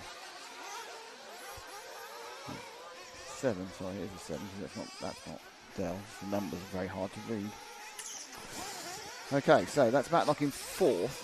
He's a long way behind 3rd. He's the top 3 covered by 3 seconds. This is Rose. So this is a battle for the final bump-up position with 7.5 minutes to go. Matlock, yellow and red against yellow and blue. Both unfortunately using yellow wheels. So it's yellow and red against yellow and blue. Yellow and red is Matlock. Yellow and blue is Rose. You can see him on the same frame. You can see him in the same picture now. But there's over a third the race to go still, but they are very much racing for that final bump-up position. Top 3, they don't break down, and miles ahead. They've been swapping around themselves, Caroline Grimes and Dell, but they are a long, long way ahead.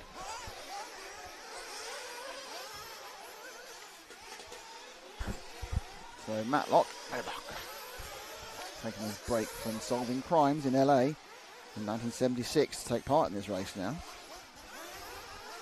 Has brought his chalk just in case he has to do an outline of someone at any point. And will answer his answer phone whilst driving his Camaro. If he didn't do a Camaro, Matlock's more of a kind of a saloon, sort of one of those beige police cars. This, of course, is references mean nothing to anything under the age of 40. But hey ho, it's me talking. So Matlock, better lap there. He's pulled out on Rose. I think Rose back down to 3.2 seconds behind Rose. 45.2 from Matt. That was his best. That's Matt's best race. Best lap of the race. Interesting at the front, we got 43 flat from Chris Grimes. His best lap. 44.8 from Jake Dell, who's currently scored as missing. I think that's his second stop. It was 44.1. So in the fastest lap term, country mile ahead is Chris Grimes.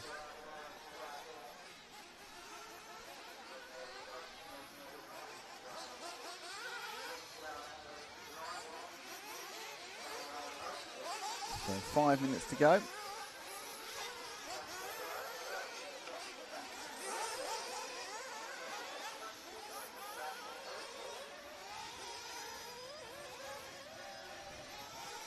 So we're going quite well at the moment for them.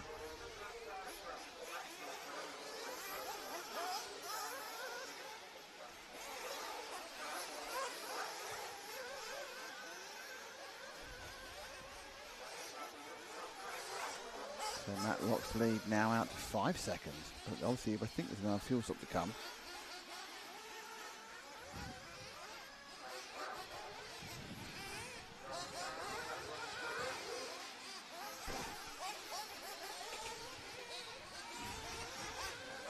So Dell's dropped a few seconds with that fuel stop.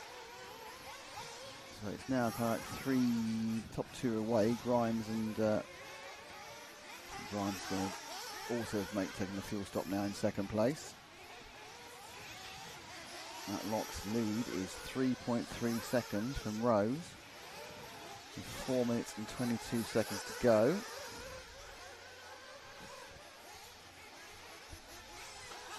Behind them it's Gillespie, Evans, Riviere coming back from that flame out, so he's done well to get himself back up to 8th place, Michael Riviere.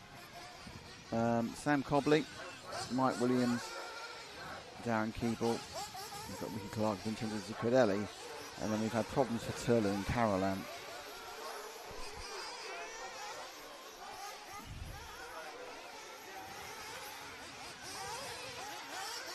So Carolan, William Carolan and Barry Carolan, I was a bit confused for a second, there's 2 of them with the same surname.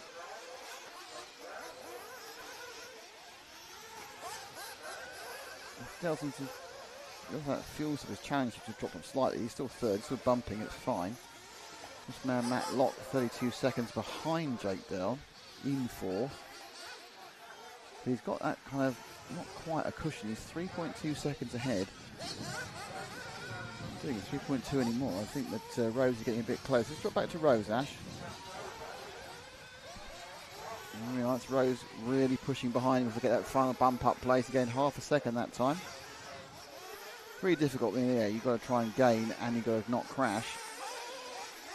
So Rose with the S-Works. Getting closer, isn't he? That's Matlock ahead of him. Oh, he's getting closer, isn't he? That's Matlock ahead of him, and he just gets it so slightly wrong, and it costs him so much time. And that was absolutely sitting there going, oh, I can see him, I can see him, I can see him. Oh, I can't see him. And 5 seconds have gone like that, and it's going to take him.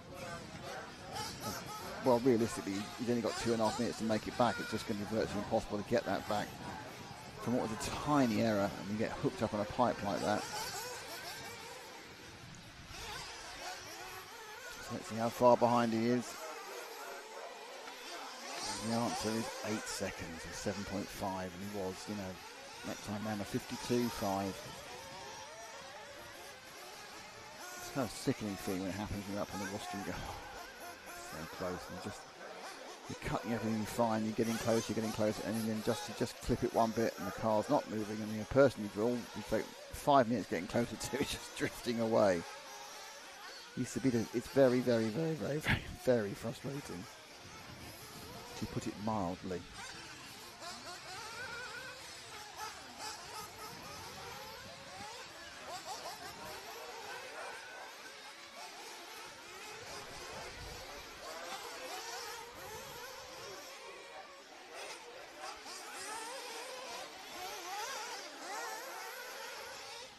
So 90 seconds to go.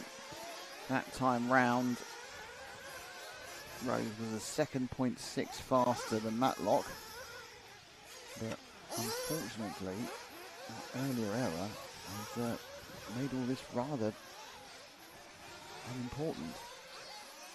So it's Grimes from Caroline, from Dell, from Locke, from this man David Rose, who's not bumping up at the moment, even though he's trying to drive as well as possible. He's only going to get one more lap as well.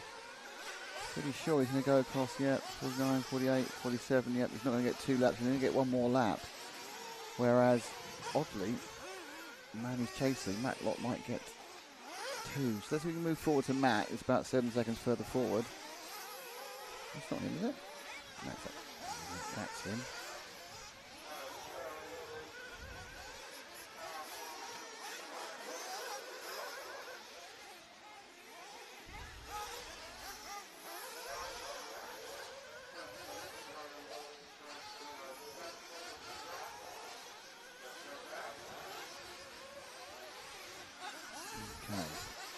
So,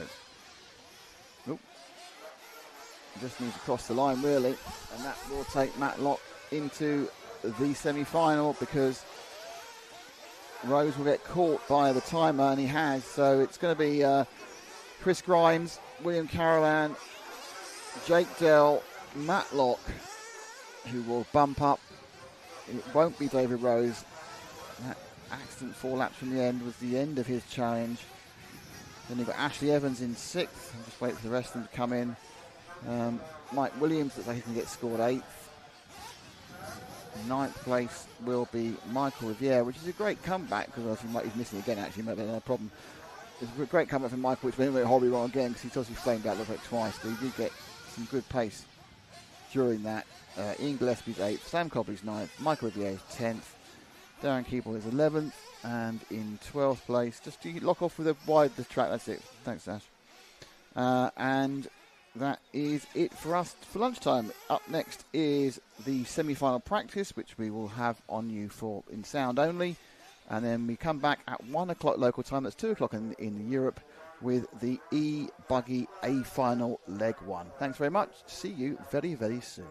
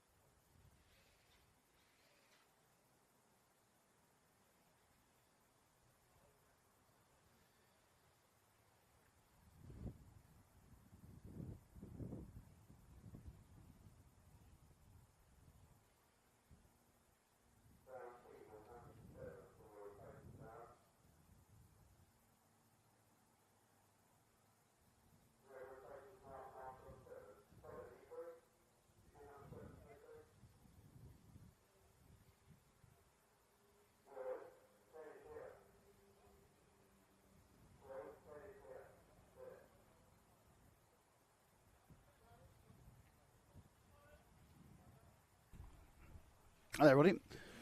A few minutes longer than we expected. They were doing some presentations at the back. Don't know what they thought, but they've presented it now, and we are back with the off. The good thing is they'll catch up. They've got a huge amount of space in this program, so they've lost 10, 12 minutes. They'll make that up quite quickly.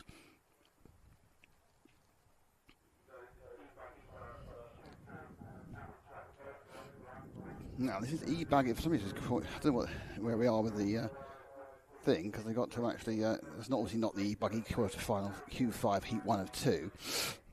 So I don't know what it actually is at the moment, but it will be something. It's not very good clues about how to clean glasses.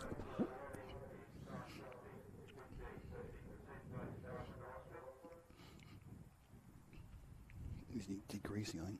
That's the biggest problem. Right, okie dokie. Afternoon, Dan Bartley. How are you? Is Dan Austin driving? I think he has been. Now you remember that is not the lineup for the. That has got the lineup for it here. That's irritating. Let's see what I do if I press A. Oh, there we go. As if by magic, here comes the run for the E-buggy A final. 3 legs, 10 minutes each. Eric Like, Max McDonnell, Liam Brocklehurst, Caden Stenhouse, Holger Like, Ricky Cooper, Toby Nicol, Jake Dale, Darren Keeble, Nick Millett, Steve Chartler, Darren Wilby, Alan Paver, Alan Fryer, and Vincenzo Zuccarelli. Now, the only thing to say is that obviously this is now quite a heavily spread out field.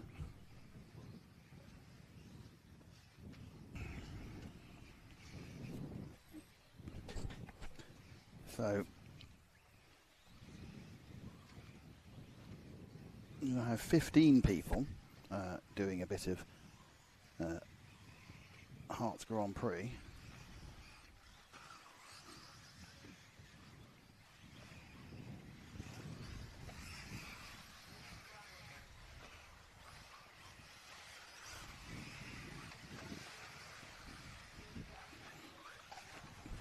Look by magic, there they all are.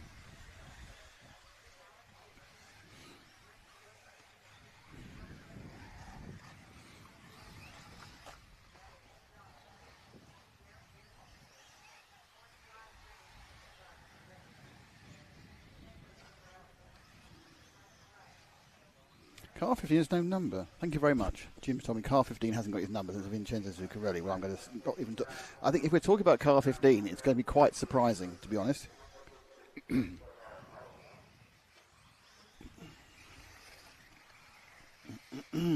Okay, so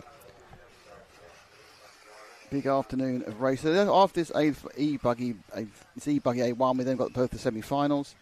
Semi B and Semi A 7 up, and then we got the E-buggy A2, then we've got the Truggy A, which is half an hour. Then we've got the Last Chance, which is 15 minutes. And then we've got the junior race, which I really don't think we need to have, but there we go. Then we've got the main final. Then we've got the E-buggy A3. So yes, the main Nitro final isn't the last thing of the day, actually. It's actually the E-buggy round 3 is actually after the main final.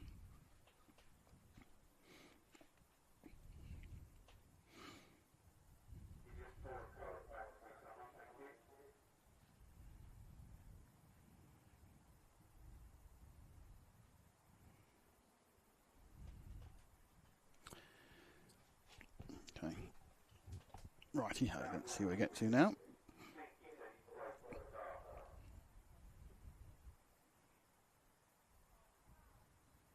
So someone's missing. I think it's 12. I think it's Darren Wilby who's got a car breakage. Here we go.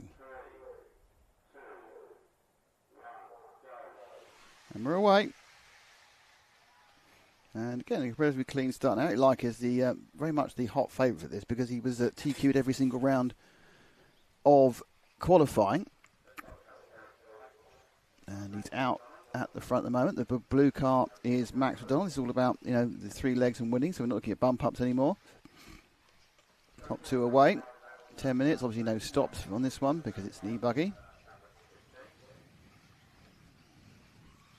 Obviously, E-buggy very, very popular in the United States. Getting more popular here, but still nothing like the popularity it has over there. As Lefty says, Nitro is a glory, but E-buggy pays the bills. But they get huge entries for E-buggy. It's obviously a lot easier to do than Nitro if you want to run these sort of cars, but obviously it lacks some of the visceral excitement of a Nitro engine, all the massive frustration of a Nitro engine. But there will be a World Championship for E-buggies next year. We know where it'll be, Barcelos in Portugal. The IFMAR Worlds for that, we think, in September. We don't know for certain. It was after the suddenly unsuccessful World Cup that was run for it, which you have to, this weird selection of IFMAR rules where you have to run a World Cup for a World Championship, and it just, like, I don't know, 19 people turned up, or even less than that, 12 people turned up. But it didn't matter. One class Canals won, by the way. It doesn't matter, because at that point, you've kind of made your point. But it's just a waste of, it was expensive, it lost money, it was difficult, but you had to do it. And the record books will show the World Cup winner was Juan Carlos, but beyond that, it doesn't really mean an awful lot, does it?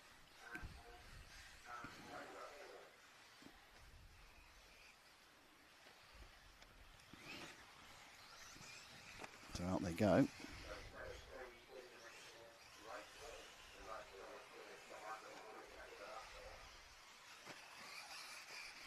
Like out and away.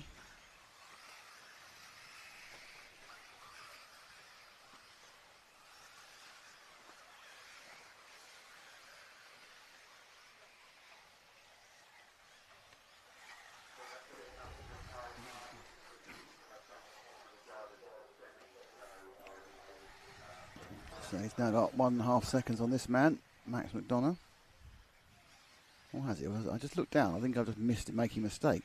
So that's why I never look down and adjust the timing. So I want to get the timing to be gaps, and so obviously now Max McDonough's in the lead. With the blue car. Like making a mistake on that one. So he's got to make 2.5 seconds back on McDonough. Took back to the next car because he's got to catch up. And that's Eric Light with the egg armour. Max McDonough hasn't defined what chassis he's running in E-buggy. So all you shout at me, you've made a mistake, you've missed it. I did miss it because I was just adjusting the timing. So many jobs, so little time. So Eric Like, brother of Holger Like.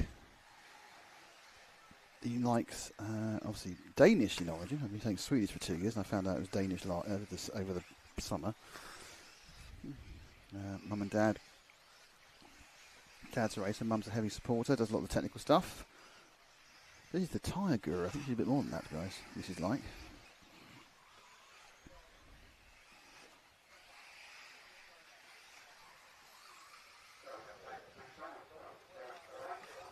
So Light getting a bit close that time round. McDonald 43.1. Light 41.7. So they are right together again now, battling for the lead. 4 minutes down, 6 to go.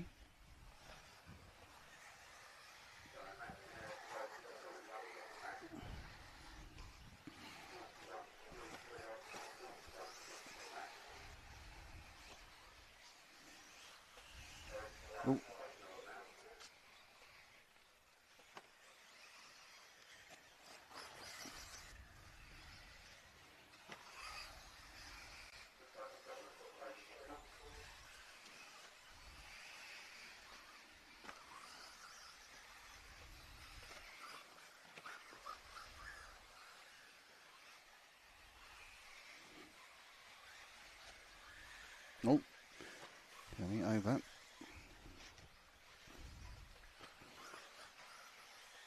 So McDonald now, under pressure from Light looking to get round him. He's got to get it cleanly because we're all watching. They come underneath the camera and then go down the main straight.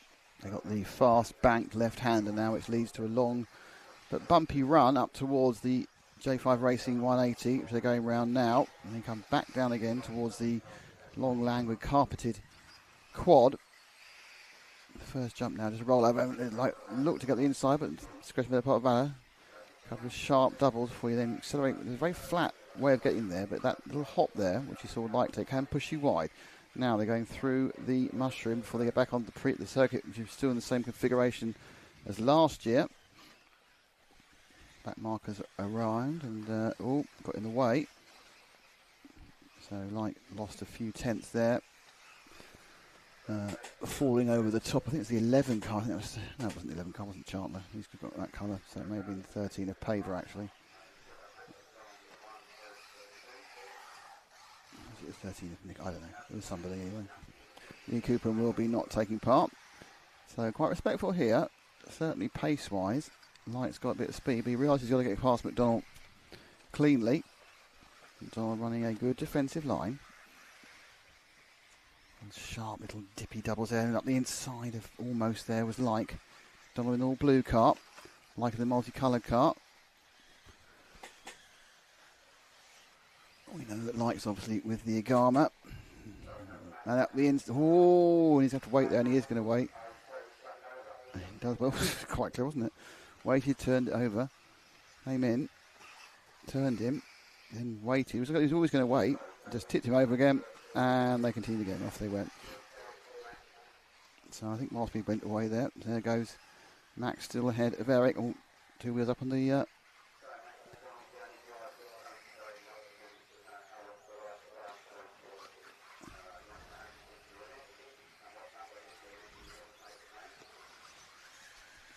So McDonald comes down underneath Ash again, completing their 10th lap. 3 minutes to go.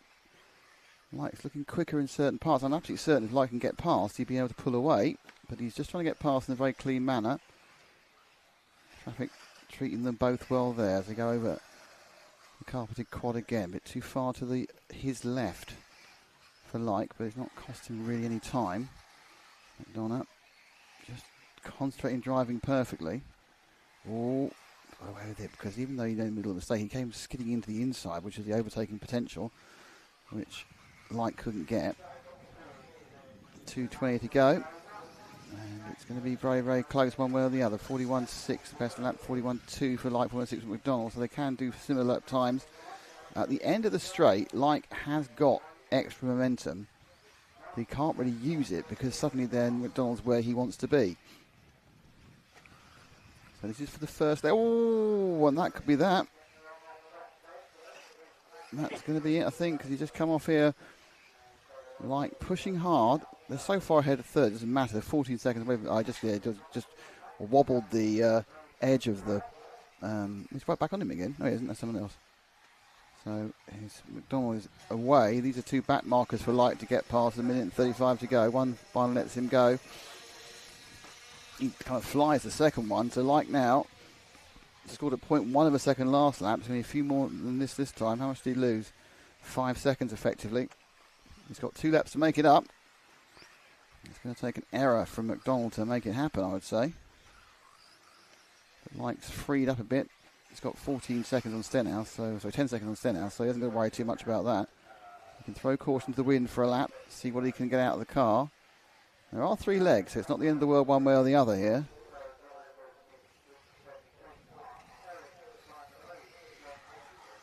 Eric has to go and run in the next race as well for the Nitros. It's a big old mental change. That's the thing when you run 2 classes. Coming down and with, oh dear, oh dear. Okay, let's go to Max if you can, Ash, for the blue car, because it's going to take an error by Max, even though it was a good lap there. 40.7 by Eric, but even though he kind of ruined it at the end, he did to hit the timing barrier, so he got a 40.7. But all McDonald needs to do now, because he's not just 3.6, he's 3.6 and a bit ahead after the issue that Eric had. So he's driven really, really well, Max. Oh, I'm trying to say that. Clip something. He's driven really, really well because he's just concentrated on keeping it absolutely pointing the correct direction. All wheels down after Eric made that mistake about 4 laps in. And he's going to take it to the... Oh, hang on, there's another lap. Oh, another lap. They've just clipped another lap. Has Eric got another lap? He has. Or has he? Just. 43.4 that time, though, because that error when he came across the line. He came across the line with 1.1 seconds ago. Again, the lead is 4.7. It's absolutely fine for McDonald. He's not going to have a problem as long as he keeps it 4 wheels down. And sometimes driving within yourself can be really difficult. So, a few corners to go. Got the extra lap. He really didn't want that extra lap, but he's had to live with it. And he comes through.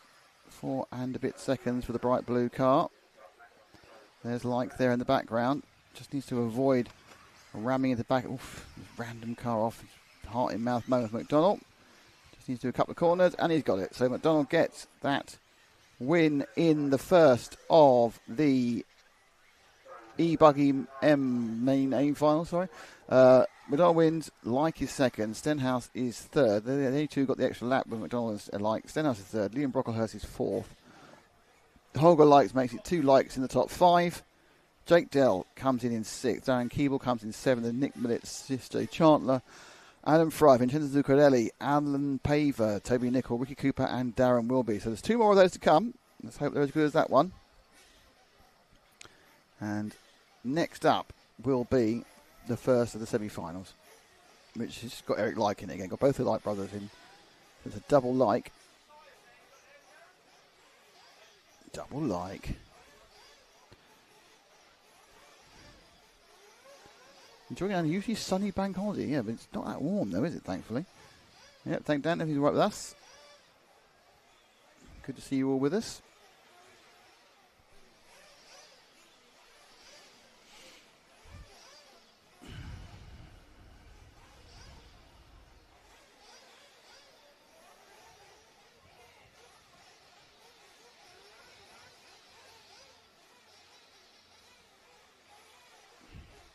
Hello to Dizzy Chizzy. Yo, indeed. So currently it's about 1:30 local time. Main Nitro final, is due off at 4:10. So about 2 hours, 40 minutes. It's actually behind schedule at the moment, amazingly. They'll get back on it though. No, waiting around to do during the course of the day.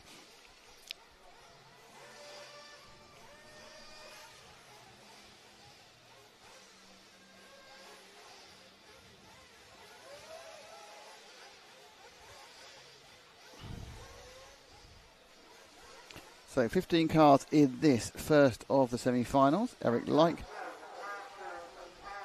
Simon Reeves, John Hazelwood, Mike Waller, Ricky Cooper, Callum McLaughlin, Holger Like, Caden Stenhouse, Toby Nichol, Darren Wilby, Wayne Buckhorn, James Clark, John Niall, James Baxter and Aaron Knight. So Clark, Niall, Baxter and Knight's obviously bumped up. The others in here on pace.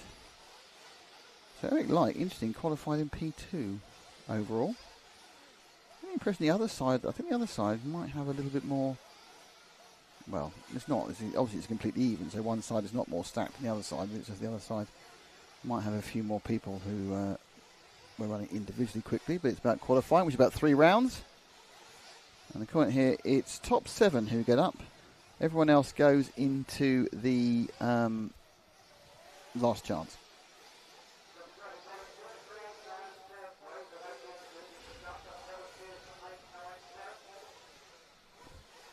Waiting for some volunteers.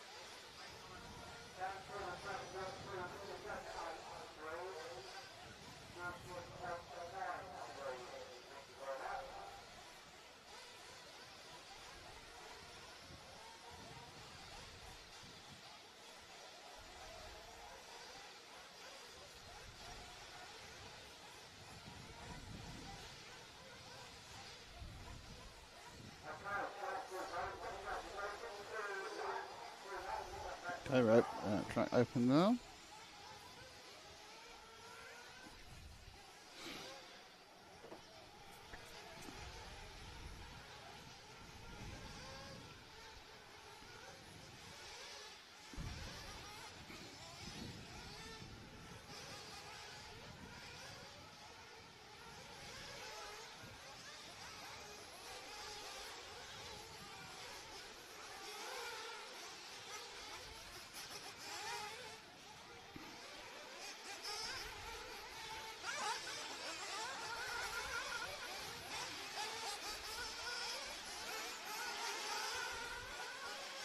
So, just a couple of laps warm up.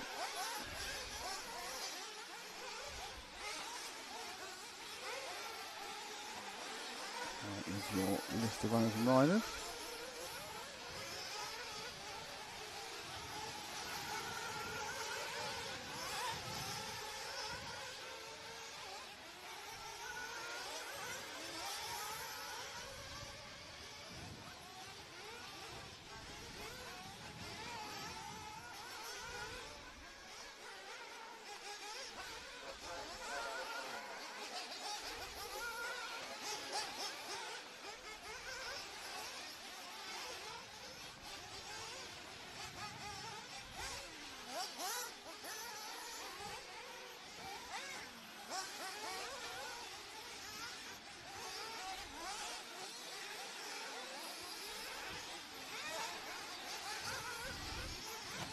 Okay, so we're going to come back in again.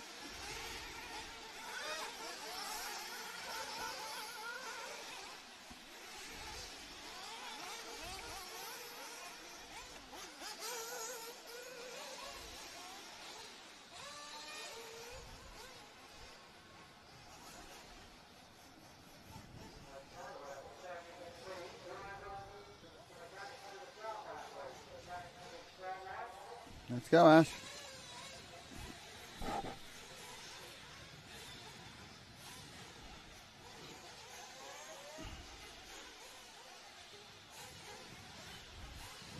Top 7 out of this semi-final bump up.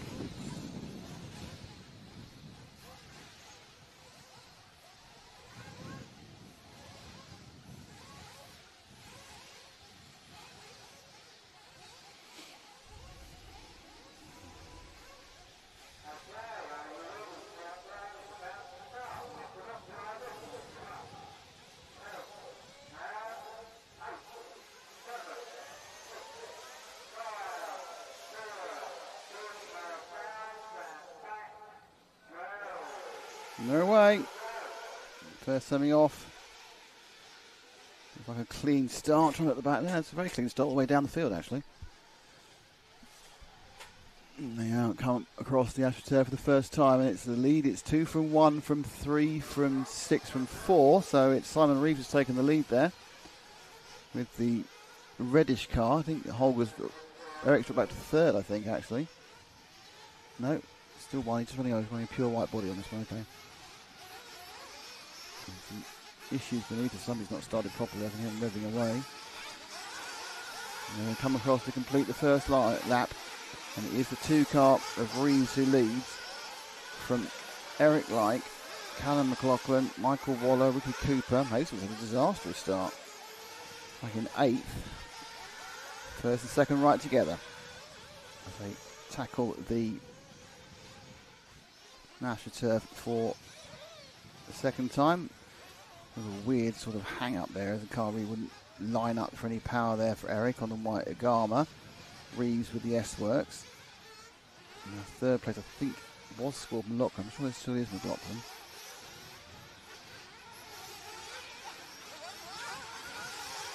I've got absolutely no idea what that's supposed to be, that logo. Sagan Manufacturer. I don't know what that is. I have no idea what McLaughlin chassis is. It's Sagan Manufacturing. No idea. Anyway.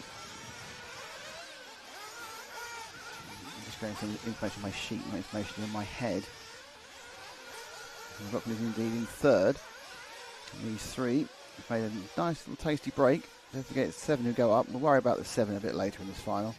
Get a chance to be the fastest for a while.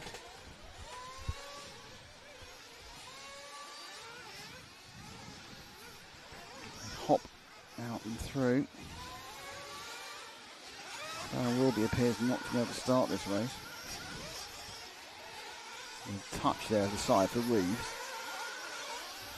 Good enough. Eric Light spent most. Oh, and there we go. So Eric Light spent most of the last E-buggy following somewhere. Now he's going to follow again. This is a kind of spectacular one. Look, comes right off here. He's got a lot of power. Full whack. Oh, he almost skipped it, but didn't.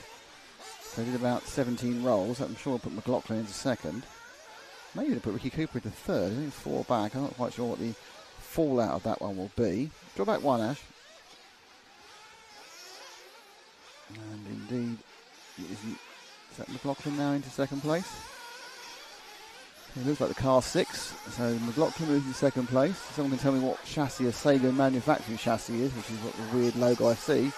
So second and third bit together after a mistake that Reeves made here last lap. Right, got a 3-second lead. Way too wide there for McLaughlin, lost all, but realising this is not a race at this particular lap, did not force the issue going back down off the J5 180, J5 Racing 180. And they continue going in the middle. This is good news, obviously, for Eric, because he's going to gain from both of them. They got each other's way slightly there. Reeves stays in second. Drop back to third, and that's going to be McLaughlin now, but just looking a little bit. Who's behind him? Ricky Cooper, I think, and then Caden Stenhouse, and you've got Hazelwood as well. Hazelwood won 2 finals. He went with us for the fun finals last night. Hazelwood won 2 of them. He won the reverse track, and then he won the two people, one transmitter with Eric Light. He was on throttle, Eric on steering. So McLaughlin 8.5 off the lead. And he scored a second and a half ahead of, yeah, you can see in the background actually, there we go.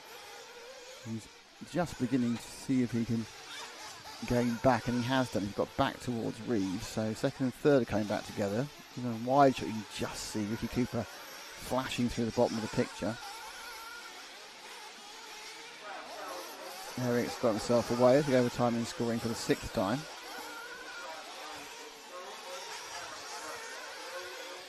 Caden Stenhouse now is right with Ricky Cooper. I saw 3 flashes of colour in the background there. That was 4th, 5th and 6th, but second and third duking it out, like 8 seconds down the road though. Mostly on the combined kerfuffle errors. Let's stay there because I think he's going to get caught up. Yep, now we've got 3rd, 4th, 5th and 6th over together. McLaughlin 3rd, 4th is, I believe, the pink of Ricky Cooper, and then it should be John Hazelwood. He's not had a swapsy-dopsy during the course of this particular lap. Might have done. Don't know. Could be Caden Stenhouse. Let's find out who it is as they go across the line. And it's the 6th and then the 8th. Hazelwood had a little drop back there. So Hazelwood had a poor lap. And he's dropped back out of position. So it's Stenhouse, it's Cooper in the pink, and then Stenhouse behind him. Both are bumping at the moment, so it's not a problem. They're both making the A main. Stenhouse with yellow, white flanks there. You can see as it drives away from us. But this is Cooper now in focus on the camera. Well, he's in focus because it's good camera work, but yeah, I mean, it's the focus of the camera rather than in focus on the camera. There goes Cooper. And that's Stenhouse right behind him now. Here's a gap to the next following 3.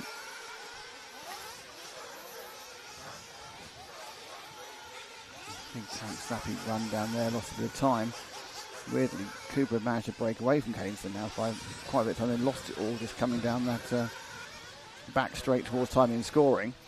And now they're right together again, battling for 4th and 5th place over the Langrid quad on the carpet. Tight round, these little double top, roll over and stop. And accelerate hard before you turn around and accelerate hard again. But you've got a heavier brake there because you have to get yourself around the mushroom and up for this little nudgy set of doubles. Cooper, I'm not sure the person ahead of Cooper. Yeah, Cooper, Cooper, I think it's a lap car actually, I'm not sure. Yeah, it's a 13 car, it's not Cooper anymore because 3 has gone, the 8 of Stenhouse. The 13 of John Nail is the white car, occasionally on the edge of frame, but he's a couple of laps down, or a lap down, sorry. Darren Wilby's rallying again here, but he's a long way back. Oh, lots of momentum there for the Cooper car. I don't know what happened there. So right down. Back and running again. So behind now, I think this might be Hazelwood. Don't quote me on that, which is the 3 car, the blue and the orange. Could be John Hazelwood. Scored 6th last time round. So you kind of keep an eye on every single lap to see if they're still there. Yep, that's Hazelwood in the orange, and he's gone for fuel. So he's gone early for fuel. He's gone at 6.5 minutes, so 7.5 minutes is about where he should go. Now I wonder what these guys are trying to do a single stop. There you are. You've got Reeves, McLaughlin. I think you've got McLaughlin. You've got McLaughlin and Reeves. Yeah. Oh, that's Nar getting in the way. Oh, not deliberate. You can't help it, you're upside down the track. And there's Cooper. Scored 5th, but I think he's just been overtaken. Might be Toby Nichol. I think he's got. I think what's obviously happened is Hazelwood's gone past. Hazelwood's in the field, isn't he? Hazelwood hasn't gone past, but the arrow's going to put him behind net effect. That's Ricky Cooper in the pink car. Cooper comes down to finish this one in the 6th. Doesn't take fuel, but he's definitely going for a single stop. The 5 car.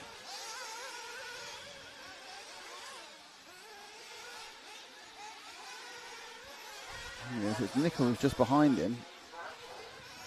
And there's been an accident behind, so that's good news for any Ricky Cooper fans. So they were all still bumping up anyway.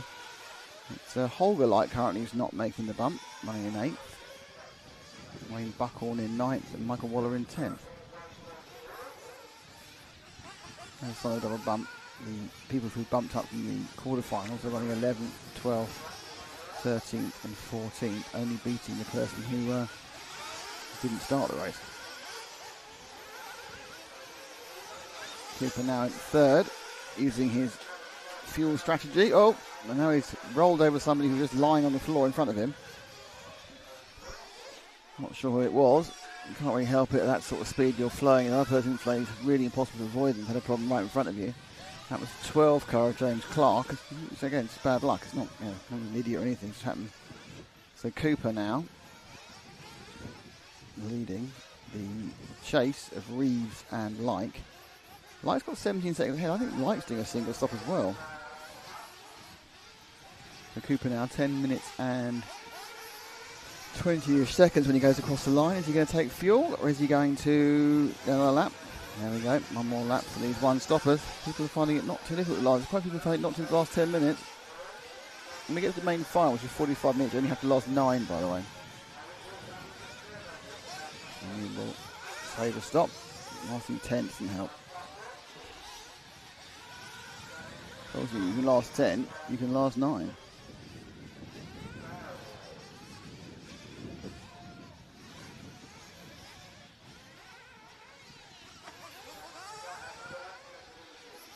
Cooper now. Surely decided to fuel this time. 9:15. The 10:15 run. Should be called in, otherwise he's going to, so he's stopping now.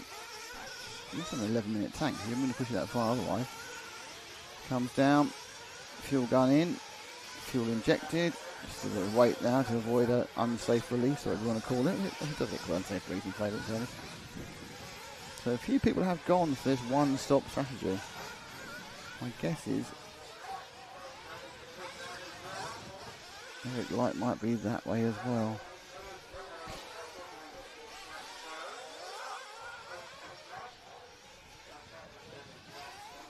So Cooper comes out.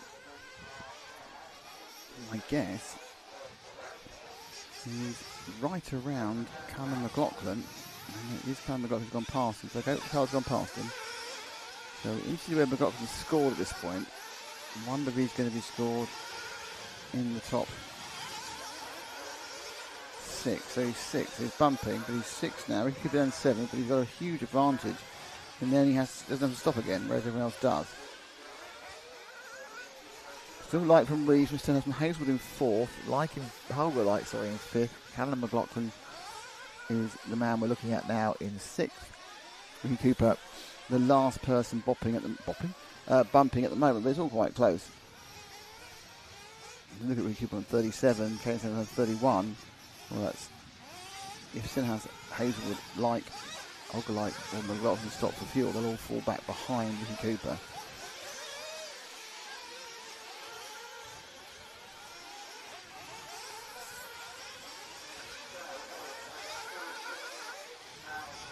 Top of the track.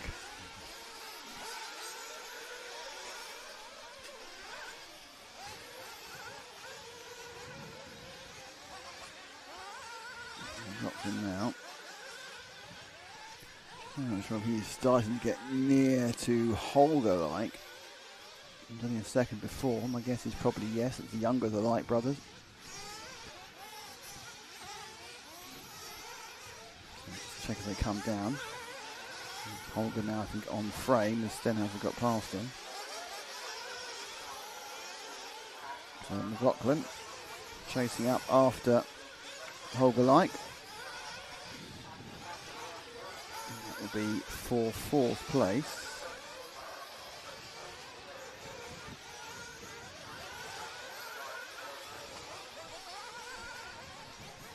So McLaughlin in closer to the younger of the Like brothers. Getting much closer. Oh, and that's an easy way. The door was opened by the car being upside down. And Cooper said thank you. I think John Hazel said thank you as well. So it was stopped again.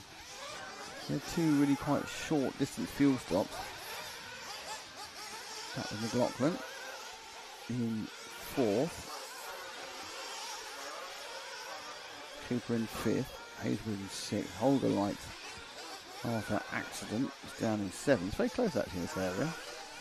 Now interestingly, his issue is there's 8 people really in with the run at the moment of those 7 positions, because Toby Nicol is there or thereabouts, a couple of seconds back. Whereas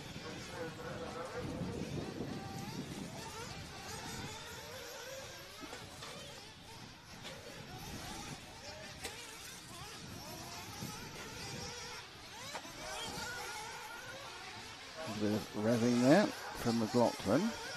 Stop. Oh, we're taking through the fuel. Now Cooper's going past. We know Cooper hasn't got to stop again, because Cooper Tyler Craddock there on the fuel. McLaughlin.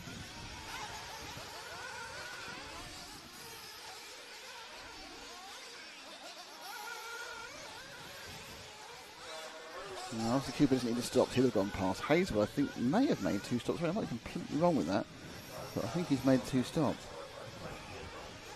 Let's see where McLaughlin scored at the end of this one. And the top 7's fine, remember. Eric Light leading by 6.1 now.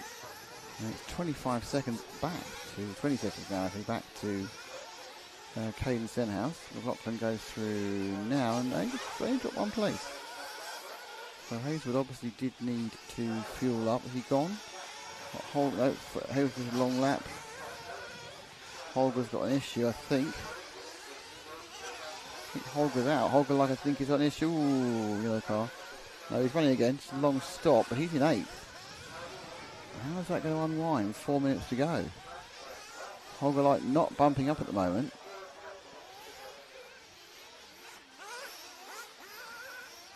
So what we need to do is try and find our number 9 car, which is Toby Nicol. There should be 2 cars, well, it's 2 competitive cars back from this out. I don't know how many real cars it is.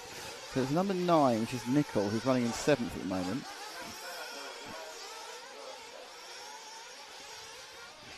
There we go. So Hazelwood battling through 6 and 7. They're both bumping at the moment.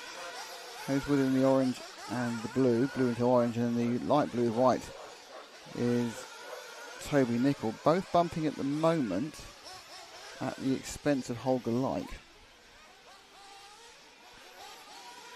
So Eric, Simon Reed, Cooper, Caden Stenhouse, Callum McLaughlin, John Hazelwood, Toby Nicol.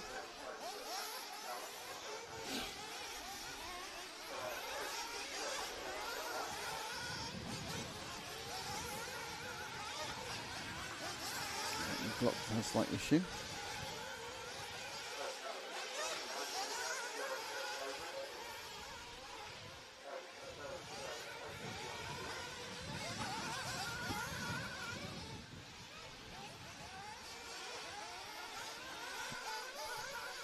Looking at these, Holger's really making any inroads. He got about a second on Toby Nicol last time round, but he's going to try and find another 6 at some point. Oh, stay with Hazelwood. He's now in the back car, the 7th car. Car most likely to be bumped back out into the Last Chance Saloon, Last Chance race. Bottom 5 cars are qualifiers 10, 11, 12, 13 and 14, and 15, so you kind of tell, there's an increase in the quality at the top here.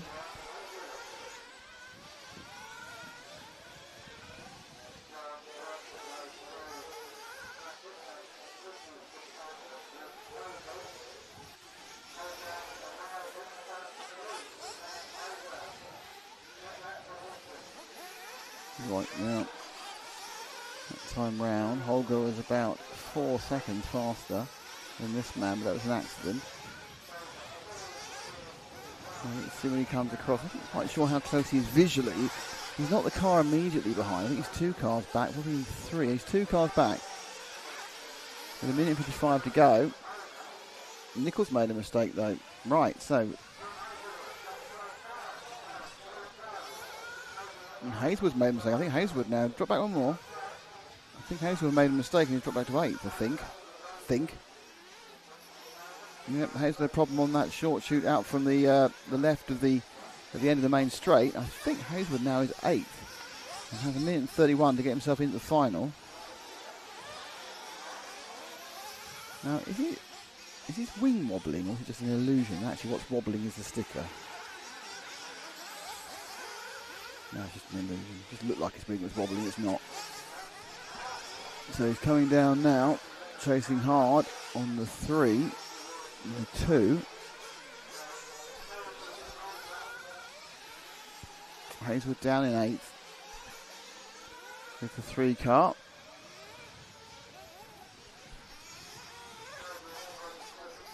He's right behind. He's got 4 seconds to make up. He's got 51 seconds to do it. So he's got this and one more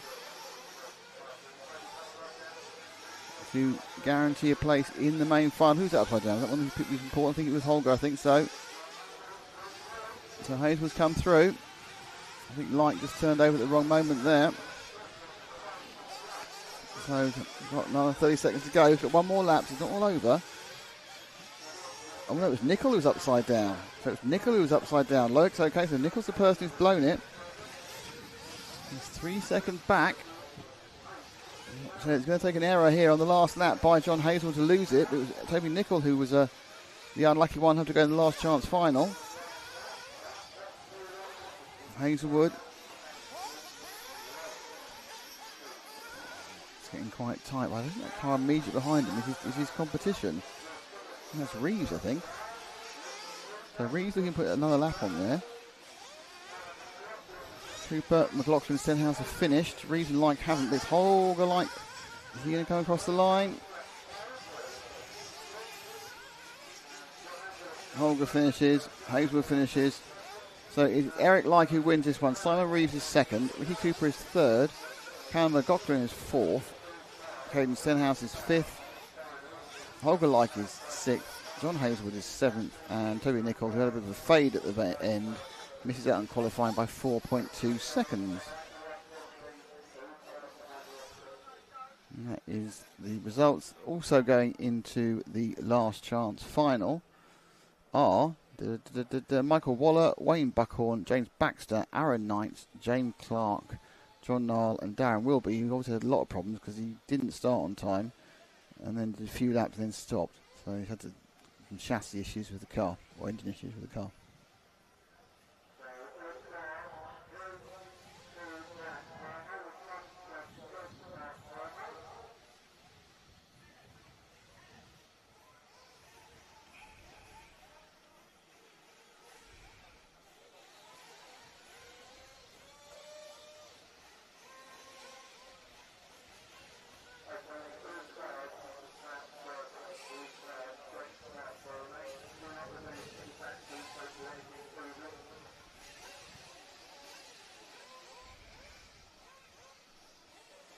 So, time for the semi-final, sorry.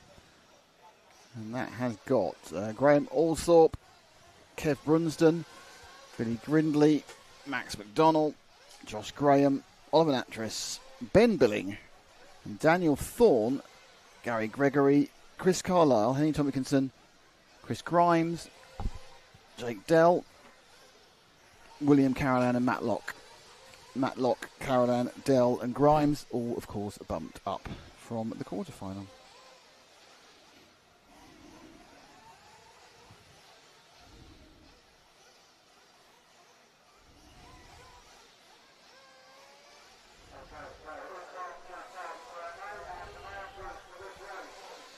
Right, so just trying to get this one off a bit quicker, I think, because they're trying to make up the time they've lost. We're at 13:57. This one should have gone off at 13:50.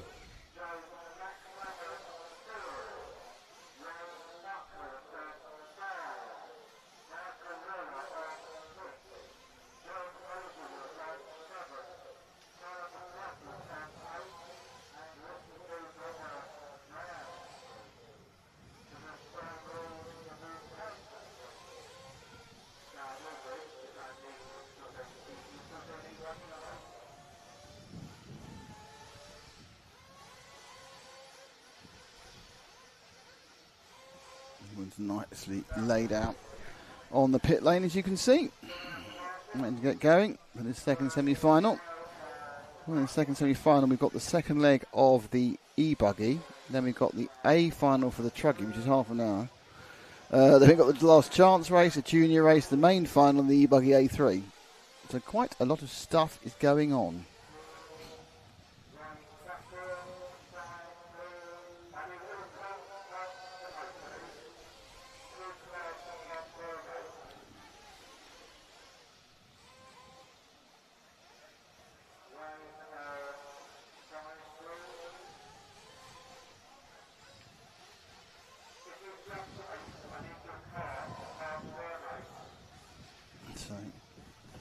There's always quite a lot of organisation to do to get the sheep herding done effectively.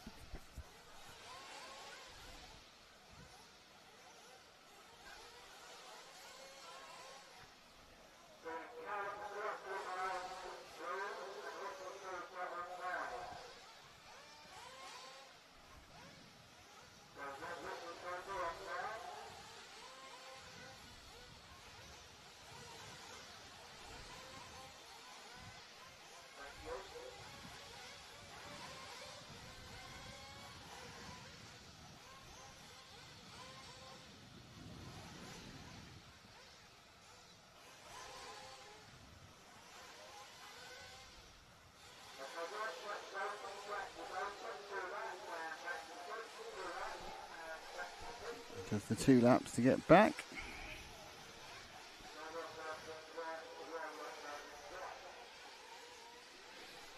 So 2 turns round. I haven't gained any time. I gained 2 minutes. I've got 12 to gain back. I've only gained 2.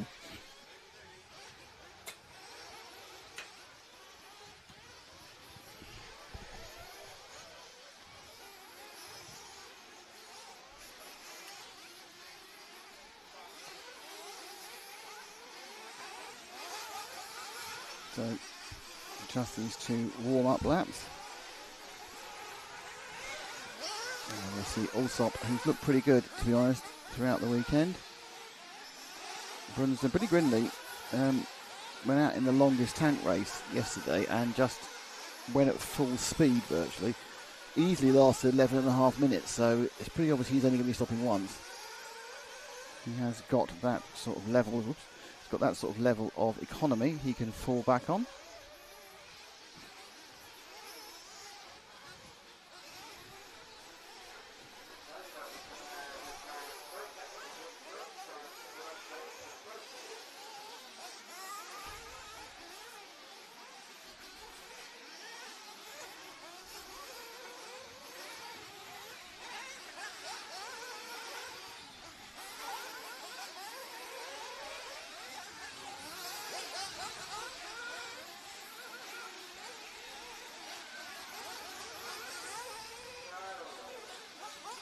Let's get rolling.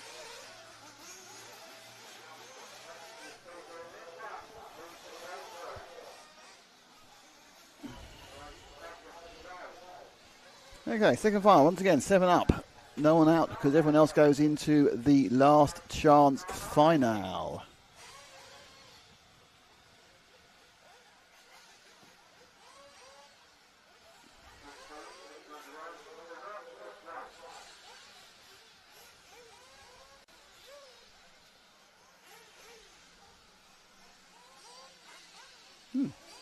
Weird.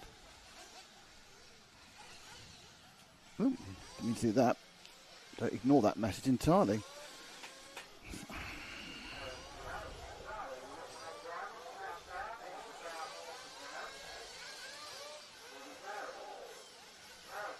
So, here we go. Allsop, Brunsden, Grindley, McDonald, Graham, Natras, Billing, Thorne, Gregory, Carlisle, Thompson, Grimes, Dell, Caroline, Matlock, and they're off. There we go. Looking, I shall visually look. A couple of cars having some problems on that first banked corner. I think this is sort of the middle of the pack. But away they go. And into the lead straight away is the very multicoloured Graham Allsop machine. Second is 2, third is 3, fourth is 4. And it's the 7 car. He's made a couple of places. That's Ben Billings. It's going off Allsop, Brunsden, Grindley, McDonnell. And the top 3 rotating through as the rest of the field, you can see, comes reasonably spread out. They've already got themselves quite, look how heavily spread out they are. There's just kind of natural separation. You can't get 15 cars through a thin area. First lap completed, and it's Allsop who takes it. And he's a long, long way ahead of Brunsden. Can you move forward a couple of cars, Ash? Yeah, so we're now running with the 4 and the 7, so that's 4th and 5th, McDonald and Billing. They've already just dropped a little tiny bit off the back of the top 4, who are a little bit spread. So actually, let's see if we move forward to the front, because the front is actually the top 2 are kind of having a bit of a battle themselves. There we go, that's Allsop now from Billy Grindley. Now Grindley really didn't qualify brilliantly in many ways, but look, oh, he's at the lead now, he's made a mistake, so it's Grindley takes the lead. Into second place goes Brunsden. Allsop made mistakes. Brunsden now in the frame there. Oh, but Allsop gets back into second with the multiple coloured car with the pink at the front. The multiple coloured car with the white at the front is Brunsden. Brunsden the clear wing. Allsop has the black wing, but Grindley just looks so quick in the last chart in the the longest tank. It looks like he just used it as a test. He went half 11, still got 11 minutes. Didn't win, but I think came third just by going fast. So the 2 veterans, let's be honest, there's 3 real veterans of the RC scene in the UK in these races. There's John Hayes we just saw a minute ago, and you've got Graham Allsop and Kevin Brunsden, and Allsop again suffers badly with that little short run up from the first left-hander. So Brunsden now happily in second, but they're already a little bit off Grindley, who's just looked quite good this time. From yesterday evening, he just seems to have found, I don't think he's not been on the track since, well, apart from the practice, not been competitively on the track. And now, I wonder how many times Brunsden and Allsop have battled over the past, goodness knows, about 30 years? May even be more than that. There's an awful lot of experience there. Graham Allsop still with HB. He's been with HB forever. Of course, Brunsden, one of the Nemo racing team. The Gama. I can't think how long Allsop's been with HB. At least 15 years, and possibly even quite a bit longer, maybe even much as about 20 years. HB being hot bodies, the performance element of HPI. There's a story. HPI, of course, with the Savage, real one of the big bashing brands, selling thousands and thousands of machines, then going into financial trouble. Kind of half closed down. They threw off the HB brand, Hot Bodies, which is their competition brand. This is a brand that's won multiple world championships. Won the Touring Car World Championships with Andy Moore in 2006. Won the Nitro World Championships in 2008 with Tsushi Hara, and then through goes Allsop again, second. But they didn't weather some of the storms. So that the bashing side, the consumer side, has been taken over by a couple. I think the Danish company now owns them. Well, it was Japanese originally. Danish company now owns them. As far as the racing side, that's had another problem in that they've had problems over in the States. And HBR Hot Bodies, the racing side, has filed for bankruptcy in America. It's kind of affected operations in all sorts of places. Don't forget, a couple of years ago, 4 years ago, I think HB also, I think they're pretty sure they won the World Championship with David Roniflag. I'm not 100% certain, because I kind of forget who was who and when. So you can remind me which other hot bodies were with. Did Roniflag one with it, or was it Ty? Don't know. Anyway, they have a lot of people at the sharp end. Anyway, and my memory is getting hazy as I get older. But this brand, it's a great brand. It's having some issues. It'll be interesting to see if it's rescued or it grows on. I thought Cole Ogden was talking about it yesterday on social media about HB. And he's going to go to the Worlds. He's sort of independent because HB have, with their financial troubles, can't afford to send him. He's got other sponsors apart from the chassis sponsor. So he was saying had a quite serious effect on his mental well-being, the collapse around it in his program. Because obviously when HB was really big, obviously we had Runnerfelt running there in 2017, 18, I think they were running there. Runnerfelt was with Kyosho for a while. Anyway, this isn't the time for me to have memory lane, but great brand, but I don't see HBs many of them, but one of them here is also, I'm saying HB because he's got to the engine. It'll probably be a bit on the backside. He's since changed the last 2 weeks to something else, but let's talk about HB and HPI. Katsura Watanabe set it all up, developed it, and some would say also was responsible for its downfall, but the slings and arrows outrageous fortune of the marketplace didn't help.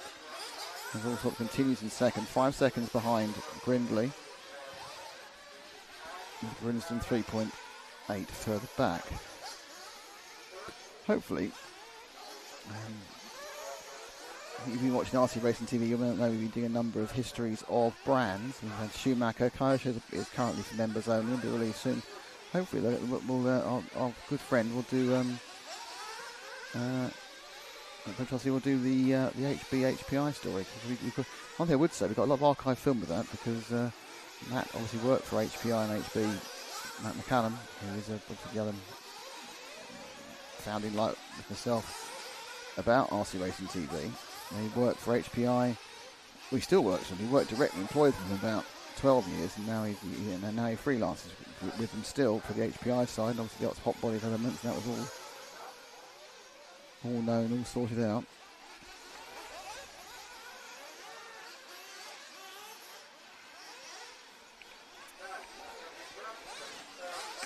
RC Racing TV is effectively HPI and HB. The only reason there is an RC Racing TV is the backing of HPI and HB back in 2005 for the TV show we originally made. And if you look at who, James Parry, who worked for HB, HPI, and he's now our technical hero. Frank, also worked at McKinney, was the next HB, HPI employee. James Stewart, who would have been listening to over the weekend doing the commentary as in comes Gray and all sorts, so he's stopping twice.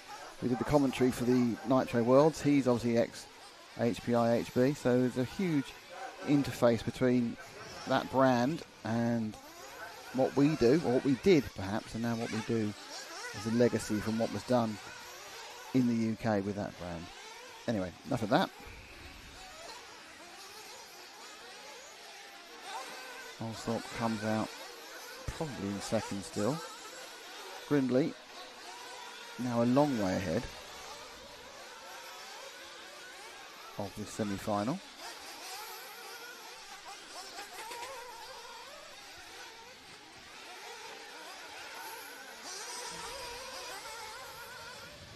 Over the line. No, it's not a long way ahead. I think Grindley must have decided to go for a two-stop. Interesting. Grindley may have decided to go for a two-stop, even though his car can do it in one. Well, his car I set up last night could do it in one. So I thought we'd see him be a 10-second difference. It's not. Can you move forward to Grindley in three? He's supposed to be at 3.5 seconds ahead. I'm putting one of those two cars, one of those three cars. Which one will it be? It's number 3, by the way.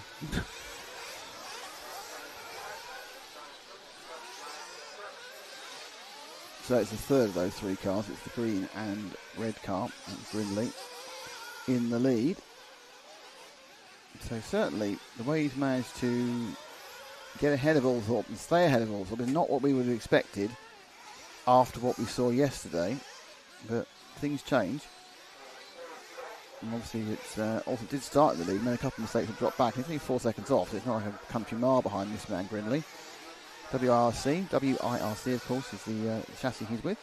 Well, he's with. For those you go, what's WRC? Well, it's WRC chassis, but they had to have an I.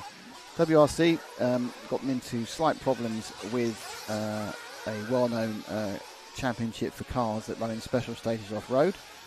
And they couldn't, so WRC obviously is very heavily trademarked, and therefore, I think they probably could have carried on using it. They couldn't have trademarked it or rebranded it, which is a bit pointless. They've now made it WIRC, which I think is World International Racing Cars, I think. World International RC it may be. But they can now, of course, make a brand and they can paint all their logos and everything else.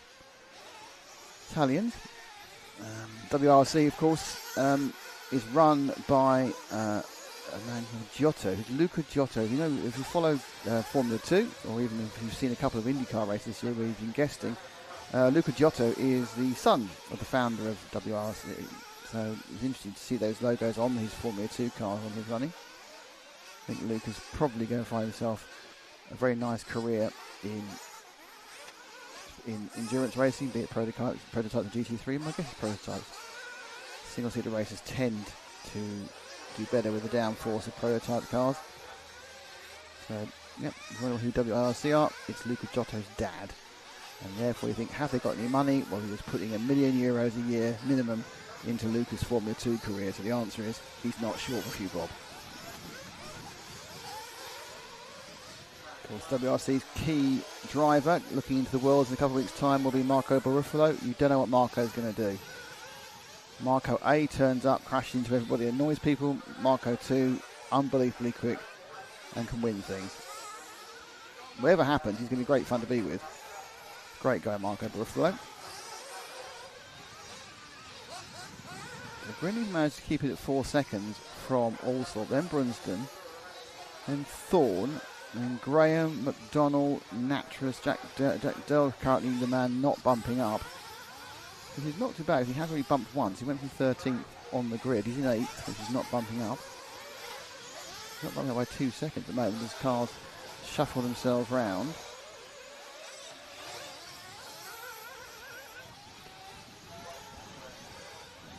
Problem for the 12 car there, Chris Grimes. And, we've got a good. I think everyone bar Henry Tompkins is still running, so we managed to get 14 cars. Oh, drifting out. Really looking good. Out to 6 seconds. Let's see if we can follow. Oh, interesting. There's been a problem for Daniel Thorne. Thorne has dropped out, and that has pinged Jake Dell back into an automatic bump up. So Thorne had a problem. I'm not sure it's 7.5 minutes to go. Actually, that's probably just a second stop, isn't it? Or is it not? Hard to tell if it's just a second stop for Thorne or an actual problem. Doesn't come round yet, which is slightly worrying for Daniel Thorne fans. So Thorne appears to be out.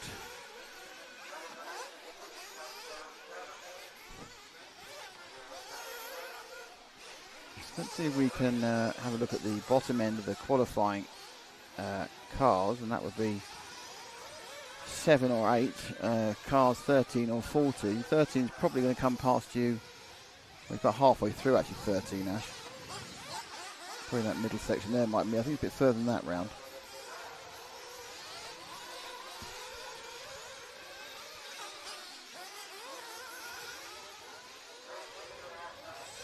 So this is Dell, Jake Dell in 13th. Sorry, he's not in 13th, car 13, he's in 7th. So currently, like, Jake is bumping up into the A5. Well, that's interesting. Ah, right, so fuel stop. Let's see where this pings him out. 6 minutes to go. That's the Dell family doing the fuel stop. John Dell, his dad, used to be the travelling international mechanic for John Hazelwood. There you go. When Hazelwood retired from international racing, he became travelling mechanic for Lee Martin. So quite an experienced person holding the car. And the fuel gun was Alan Dell, who's Jake's granddad, who for years, up until recently, was the team manager for GB at all the EFRA and IFMAR events. I think Alan's actually about 80, so he's doing bloody well to be doing what he's doing. So yes, he is and has been and was the team manager. So he loved the managers' meeting of the morning, discussing the minutiae of how many heats to run and whether to extend things. But it was very good, very fair, very popular man, Alan Dell. He's been involved in this sport probably for as long as it's been going. 50 years. So I think he was probably involved before John and his brother got involved with racing at a similar time to I did, well, a couple of years after me because I'm a bit younger. They raced at Eden Park Overlanders in Bromley. And then graduated up to Nitro from Electric at some point.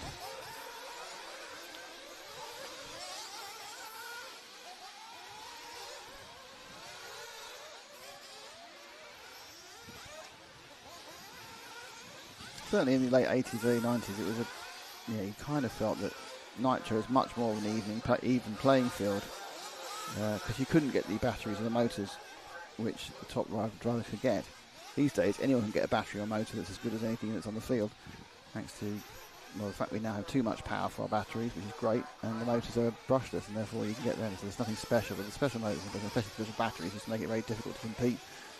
In electric, in Nitro, of course, your engine's been your engine, and the difference is certainly off-road. It may be more on-road, but special one being great, but off-road you couldn't often get the power down anyway, so you didn't need any more power. So whilst it was always advantage to be the works driver, it was less in Nitro off-road than it was in electric off-road, or in certainly electric track. It was you just knew the batteries.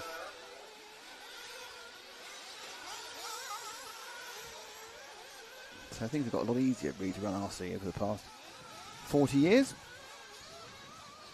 It has got a lot more complex though. Look at some of the chassis and designs you see now compared to what was winning 35 years ago. You go, oh my goodness, it's so complex.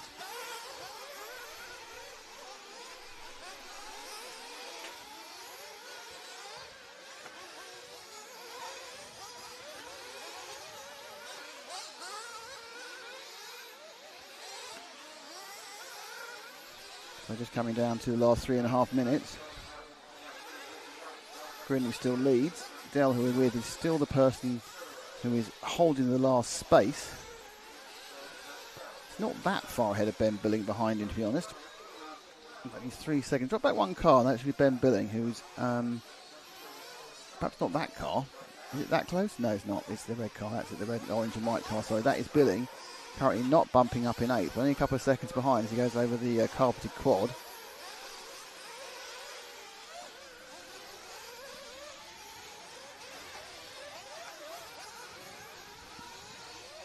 And the mushroom. Now I see Dell escape there, and this is Billing turning off to his right, our left, if you look at it. And Billing powering down. So you've got Brindley from 5.1 from Allstorm. They've both broken away by 7 seconds. Brunson, then Graham, McDonnell, Oliver Natras, we've not mentioned at all in this race, but he's going to bump up in the main final. Dell, who we're looking at, and now this is Billing. Billing down to 2.2 behind. 3/10 faster than the man just there. And this is going to be a real test for young Jake of pressure. It's not like a go or go home, but it's go or go into the last chance final. 2 minutes to go. Billing looking... We lost a couple of tenths, and now there's traffic everywhere, which I expect Jim on the tannoy is helping people through. Billing needs to get past this traffic without losing time, which he's currently doing. Is it traffic or is it something? It is traffic. Oh yeah, that's quite blocky. That is not deliberately, but and that's meant I think that it's going to be a gain for Jake on that one. No, he lost a half second despite that. So the gap officially is down to 1.6. This is a bit further. I was just wondering whether... Oh no, that's what it is. There are the next two cars. That car ahead is Jake Dell. Billing chasing him down for the final transfer position into the main A final. So a lot of pressure for young Jake from Billing. Oh, 2 wheels is this, wasn't it? We have camera on 2 wheels that stayed on the ground. So they've had a bit of a cleaner lap now. I'm not sure Jake's been able to get his mind in. Oh, and that's going to really help. Really help Delza. And that really, really helps. That was Matt Locke, I think, who just came across at the same time there. So that is a godsend for Jake because he gained about 2 seconds from that error. And there's only this lap and one more to go. And that's probably going to be it. So let's move forward to Jake. It's only going to be a mistake by Jake. It's 2. We need to go one further forward. The 13. Do we need to go on? The 13 car we're looking for. That's it. It's only going to be a mistake from Jake now. It's going to stop him bumping into the main final. He's about to start his last lap. Ben really putting a good performance in there to close it down. And then a couple of mistakes. We are pushing as hard as that. A couple of mistakes is what it takes. 1 minute 17 off the lead, but going to the yeah, he's got a 6 second lead now, Jake. So I'm sure John is telling him, just calm down, doesn't matter, you've made it, it's fine, great result, all that sort of stuff. You know, sort of positive affirmation. So final bump up place, or final transfer place, I suppose. He's not really bumping up. We'll go to barring disasters, Jake Dell. The other 6 places go to Billy Grindley, Graham Alsop, Kevin Brunson, Josh Graham, Max McDonnell, and Oliver Natras. Dell gets himself into the A main.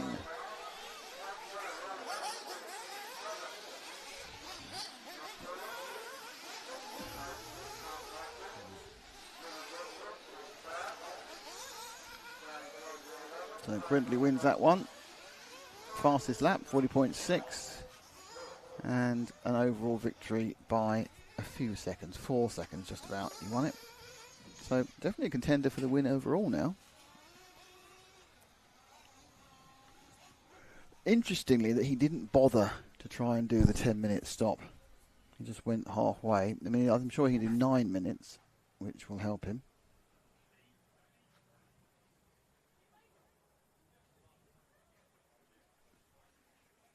There's your results.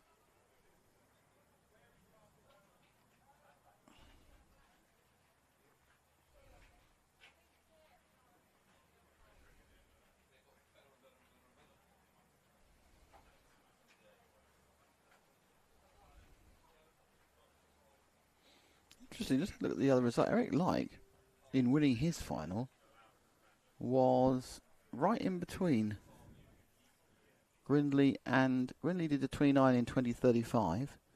He did Lyke did it in 2038, and also in a 2039. So we could have a bit of a 3-way battle going on in the main final. Next up is supposed to be E-buggy Race 2. So let's hope that gets underway. They're not doing what I thought they would do, which is actually get themselves back on pace a bit quicker than they have done. I thought they'd catch up really quick. About munging about we did this morning. I think they did a caught back up the schedule really quickly, but they're still a few minutes. That's just a few minutes behind, not a lot.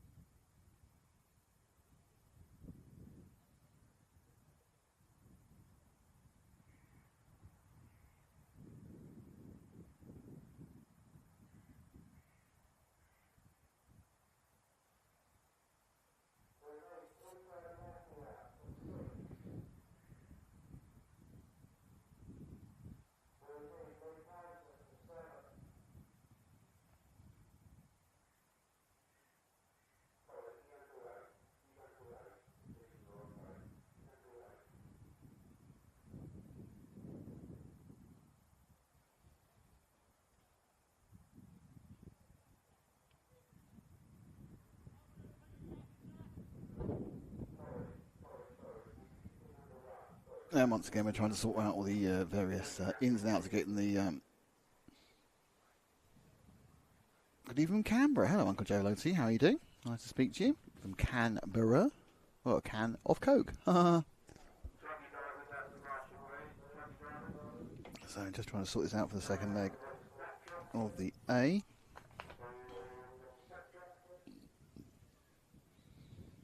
So the last one, Eric Like, Matt McDonald won it by a couple of seconds. And Eric Like, Kane Sounds was third, Liam Brocklehurst was fourth, Holger Like was fifth, Jake Dell was sixth.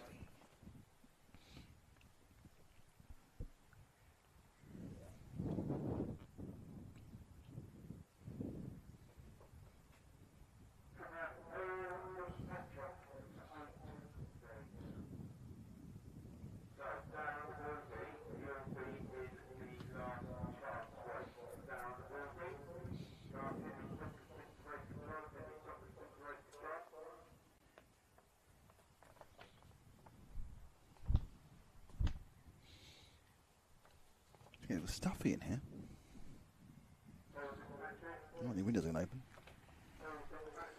Dun, dun, dun, dun. Herts GP 2024.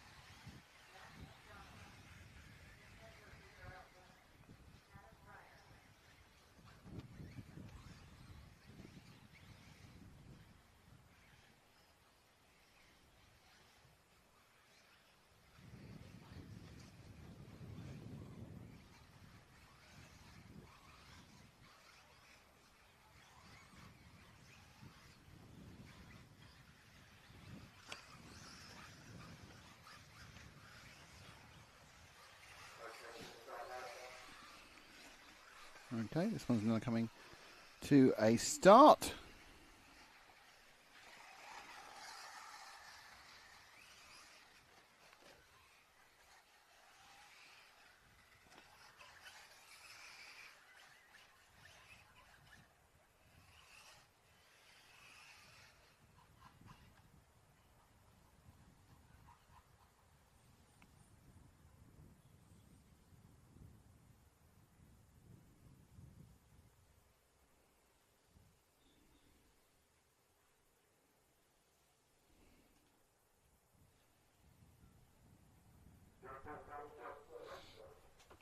Here we go.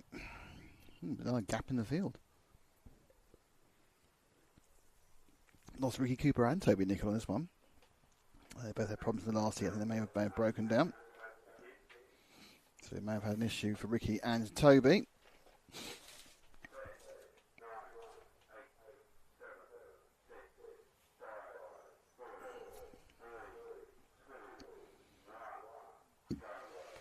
Oh, it's a very sedate start, wasn't it? Like in the lead. McDonald in second. Brocklehurst is going to think they've actually absolutely gone off in order, I could tell. So, like now, ahead of McDonald. That was the battle in the last one. The all blue with the white wing is McDonald. Ahead of him, just breaking away, is the car with the black wing, a bit of yellow, a bit of multicolour on the side, and that's Eric Light. So, now Light, I think, is the faster of the drivers. He couldn't get past McDonald once he made a mistake, but both of them were comprehensively quicker than the rest of the field as entered there. The car kamikaze behind it. So it's these two, which it appears to be all about. Now remember, if McDonald wins this one, he has won the E-buggy final. If he doesn't win this one, he hasn't. So there we are. And they'll go to the third leg, whatever happens if it's not McDonald who wins it. But it's looking good for Like at the moment. He's easing out. 0.6 last time. Okay, first flying lap, which is a whole lap. Like through with a 41.911 and a 42.2 from McDonald. That's all 3.10s. That doesn't kind of surprise me. I think that Like is 2 or 3 tenths of that faster in clear air than McDonald. But it's not with clear air, is it? You can see that because there's been a very minor error, and a bit of minor off lineage, and McDonald makes up that second he was behind. And now he's behind by, well, you can see, not very much.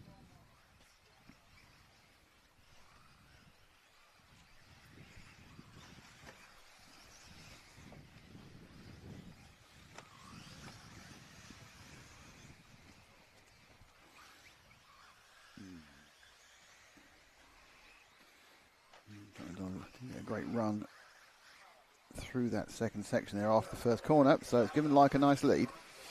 Last time round at 41.8 for McDonald, 42.4 for Like, but this time round Eric's going to pull away.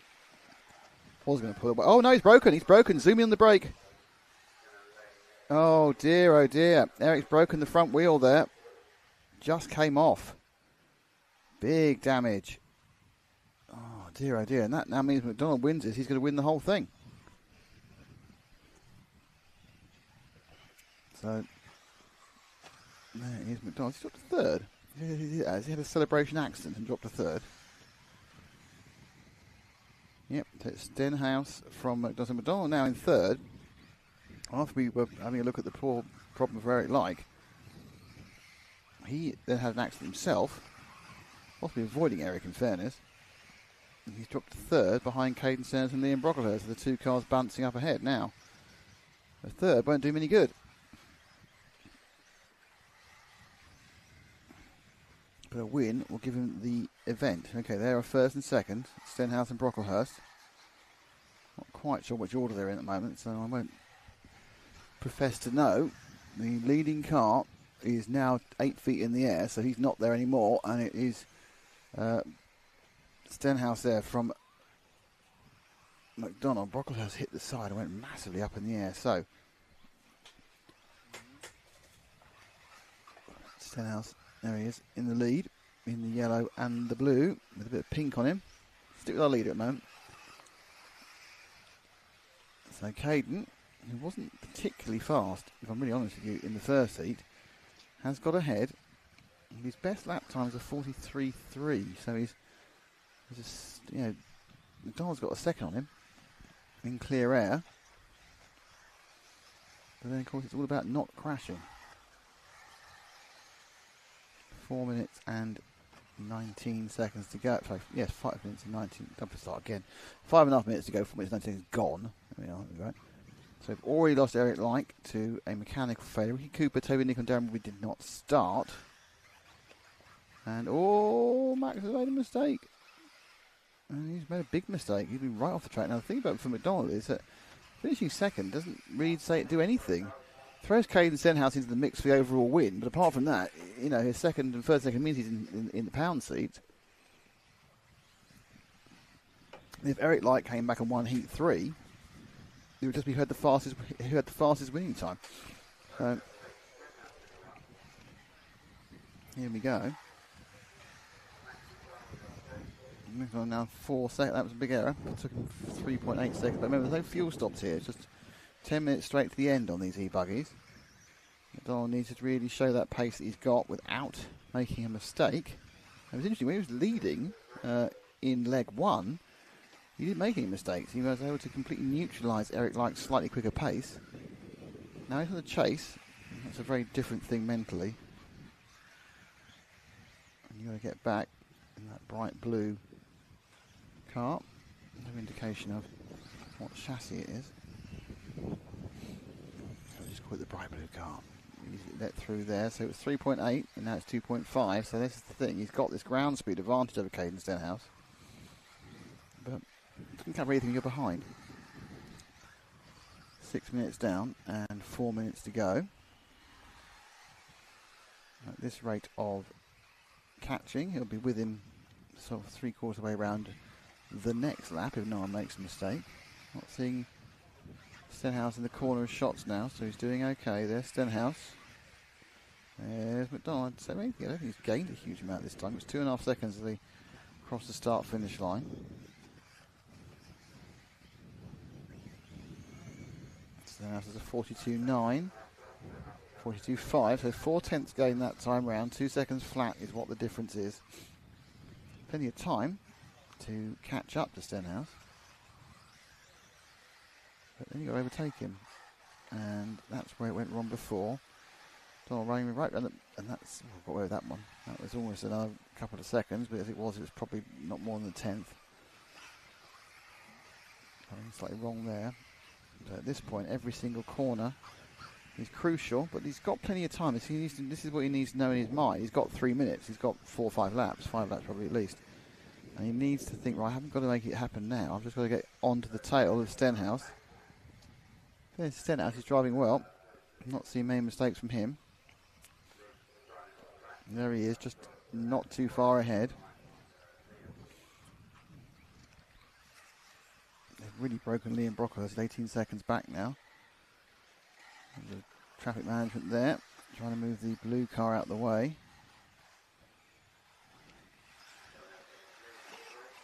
Oh, just clipped him, but a little bit annoying, I think, there for McDonald. He was 1.2 seconds behind in the last lap. I think it's going to go out a little bit. And 2 minutes to go. 42.9, plays 43.1. Yep, 2/10 added. 1.6 seconds now between Stenhouse and McDonald. We'll see Stenhouse just now. There he is. He's got a little bit of a. Oh, it's a good move by the white car there. Both through, but a definite gain in the traffic there for McDonald. So McDonald now has Stenhouse in his view. That 1.6 seconds has gone down to nothing. Just goes up a little bit there as for the second time in a row. McDonald just comes in a little bit tight to that mushroom. So Caden Stenhouse now under a lot of pressure in this second leg of the A final of the E-buggy at the Herts Grand Prix 2024.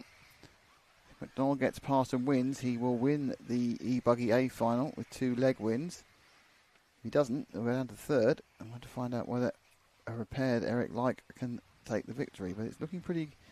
In some ways, it looks good for McDonald because he's faster. He's got to get past. He has to get past cleanly because we're all watching it. Good work by the back marker there. Brake to let them both through. Okay, so there's only going to be one. I think there's just going to be 1 lap to go. 3, 2. Oh, it's really close. It might be 2 laps. It's right on the cusp of 1 or 2 laps. The pace is down for just 1 lap to go. Oh, they've both made a mistake. With the leader. So it's the last lap. They both made a mistake. It was a bigger mistake by McDonald. Possibly he made his mistake in reaction to seeing what had happened to Stenhouse. But Stenhouse now has not got. I'm sure he's tight as a drum now, but I think with that little error, which is going to slow them down. Look at Max on the inside ball. Beautiful attempt to get through. He's got a couple of calls to see if he can win the second leg. He's all over. Oh, there's a car in the way. He looked for the inside line. There was a car in the way. He couldn't do it. Oh, tank slapper there for Stenhouse, but I think that he's going to get it. I think, is he? Yep, it's finished. Yep, Stenhouse gets it. So the second heat is won by Stenhouse. McDonald was so close during that last lap. He was coming at the inside of that final corner, and there was a car there. Traffic played its part, but great drive by Caden Stenhouse. McDonald trying to be completely clean. And it does mean we go to a third final where Eric Light can repair his car and see if he can get something back. In fairness, so far, these A finals of the E-buggy have certainly delivered.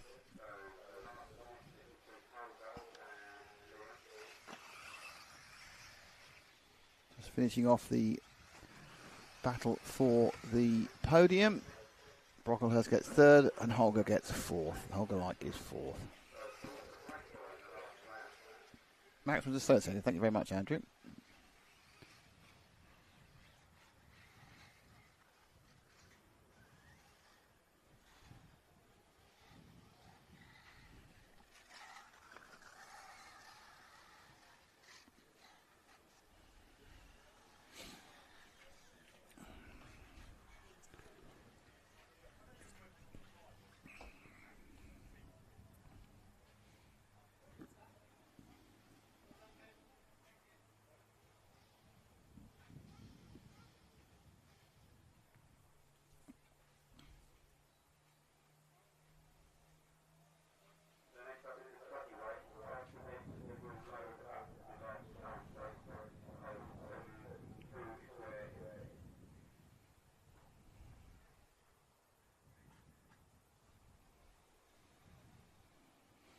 Okay, so it's the Trucky main final next, which should have started 5 minutes ago.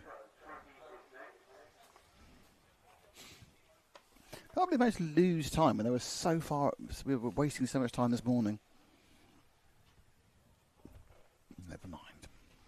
Never mind, Nicholas. It's fine. It's fine. Okay, if you're watching on Facebook, I am going to restart the Facebook stream. Because it needs to be running about 6-7 hours, and it will run out of time prior to the actual main event. So I'm going to turn off Facebook and I'm going to turn it back on again.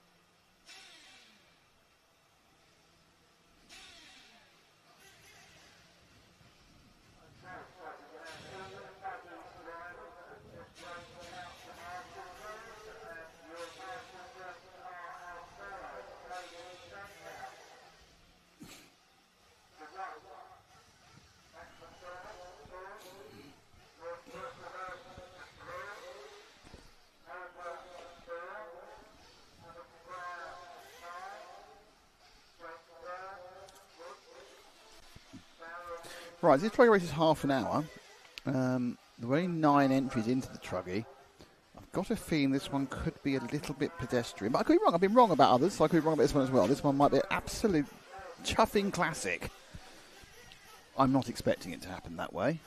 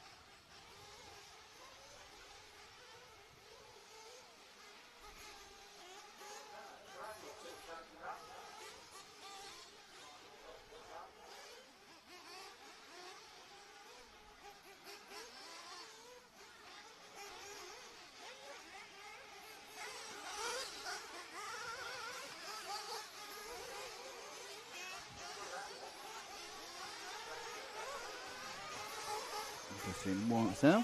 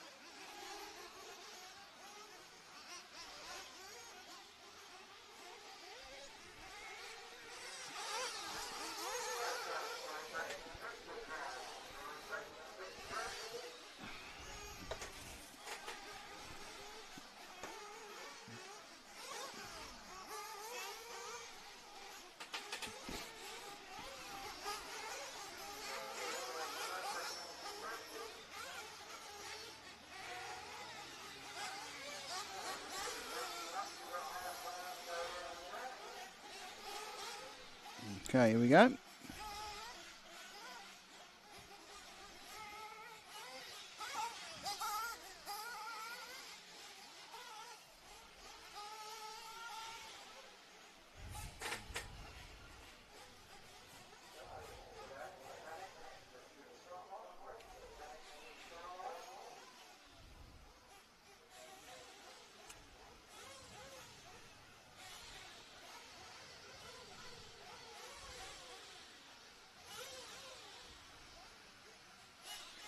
Half an hour of this fun to come.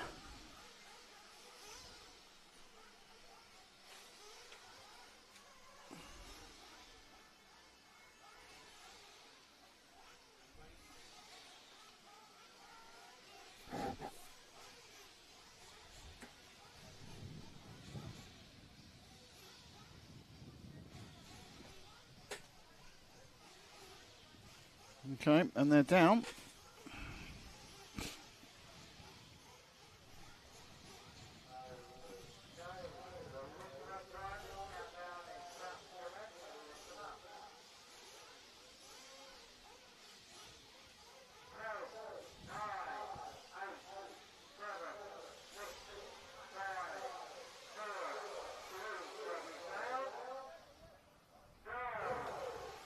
Oh, the flame on the line now. So only 8 have started. And away they go.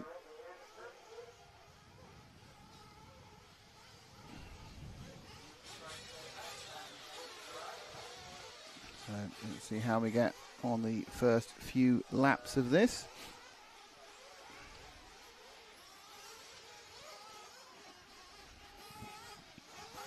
The lead, I think, is Dan Thorne's in the lead. These big Truggies, all Nitro this year. We had some E-Truggies before. Feel heavily spread out at the moment. And there we go. And the leader is Dan Thorne. He's got a lead of 1.3 seconds over Chris Carlisle. Darren Keeble in third. Jason Noyes in fourth. So he's gone off in order. 1, 2, 3, 4, 5. Someone did flame early back there, so I'm not sure that's it yet. It's Luca Pini now picked up 6th. Lee Carlton is 7th. There's 8th, and Fitzpatrick, I think, flamed at the start. Hasn't got going yet, but he may well pick it up and run with it. So, Chris Carlisle throwing the big old Truggy around. That's a Techno Truggy.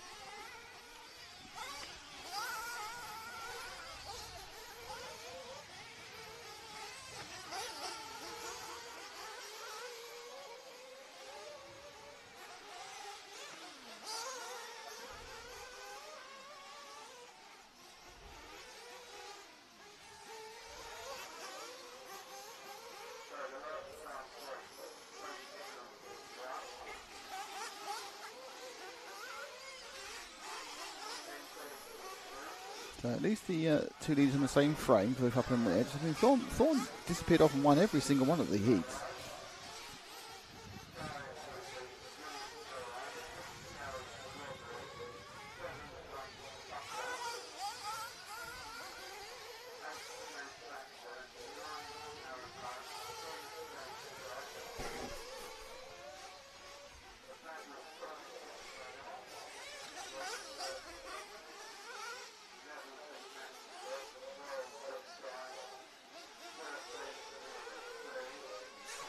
Carlisle remains in second place, still too far behind. I think 45-second laps last time round, but 43s they can do. Next up is the Last Chance final. This one's running half an hour.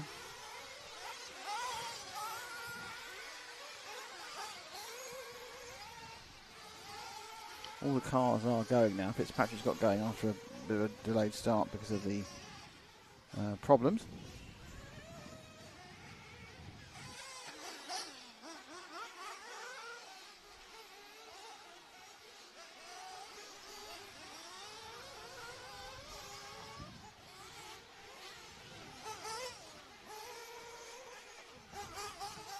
Oh, down he goes.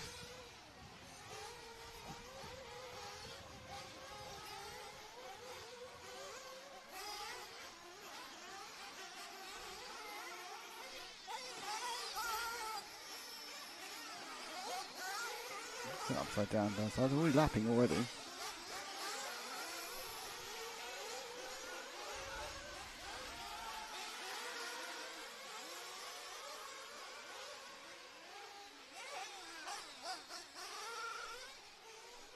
Carlisle into the lead from Thorne now.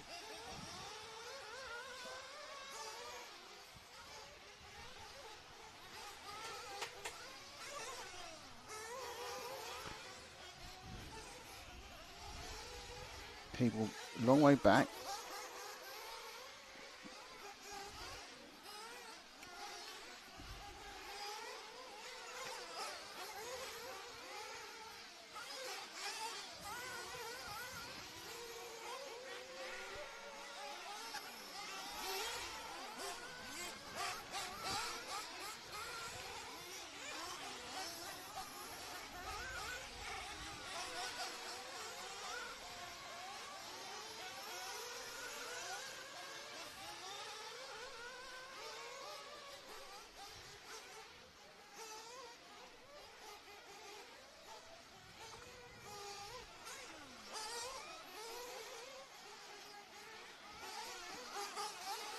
Interestingly, Carlisle's got ahead of Thorne there.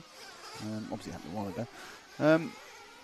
Maintain the lead as well. Not something we saw during the qualifying side of things. 43.5 for Carlisle. Thorne across the line in second.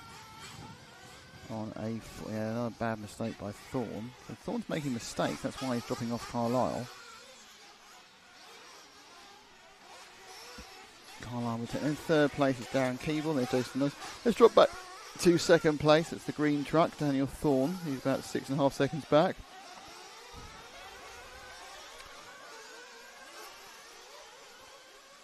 So he's certainly not used to not being in the lead, that's for sure.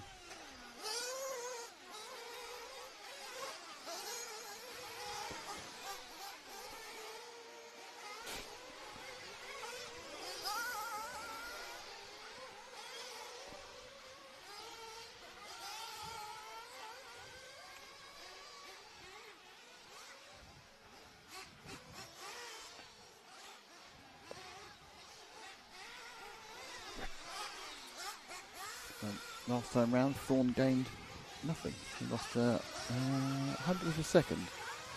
He's upside down. I just saw a very flash of pink there going round about 2 corners ahead. There is just going through the traffic was Carlisle. Let's wait for Thorne. Here he is. He was in third, but back half a minute.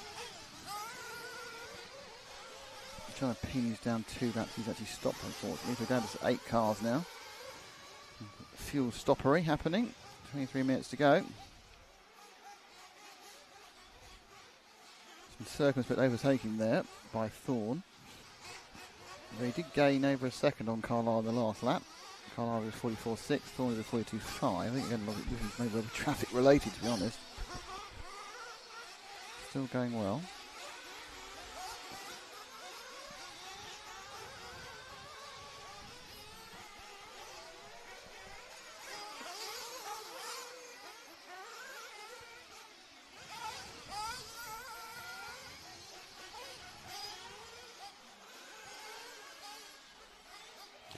So fuel for Thorn.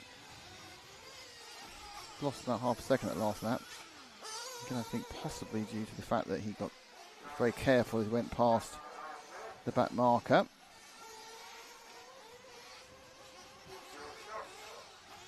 So stopping at 7.5 minutes of a 30-minute race. 7.5. You stop at 15. You stop at 22.5, and you finish. So it's a very easy 3-stop race.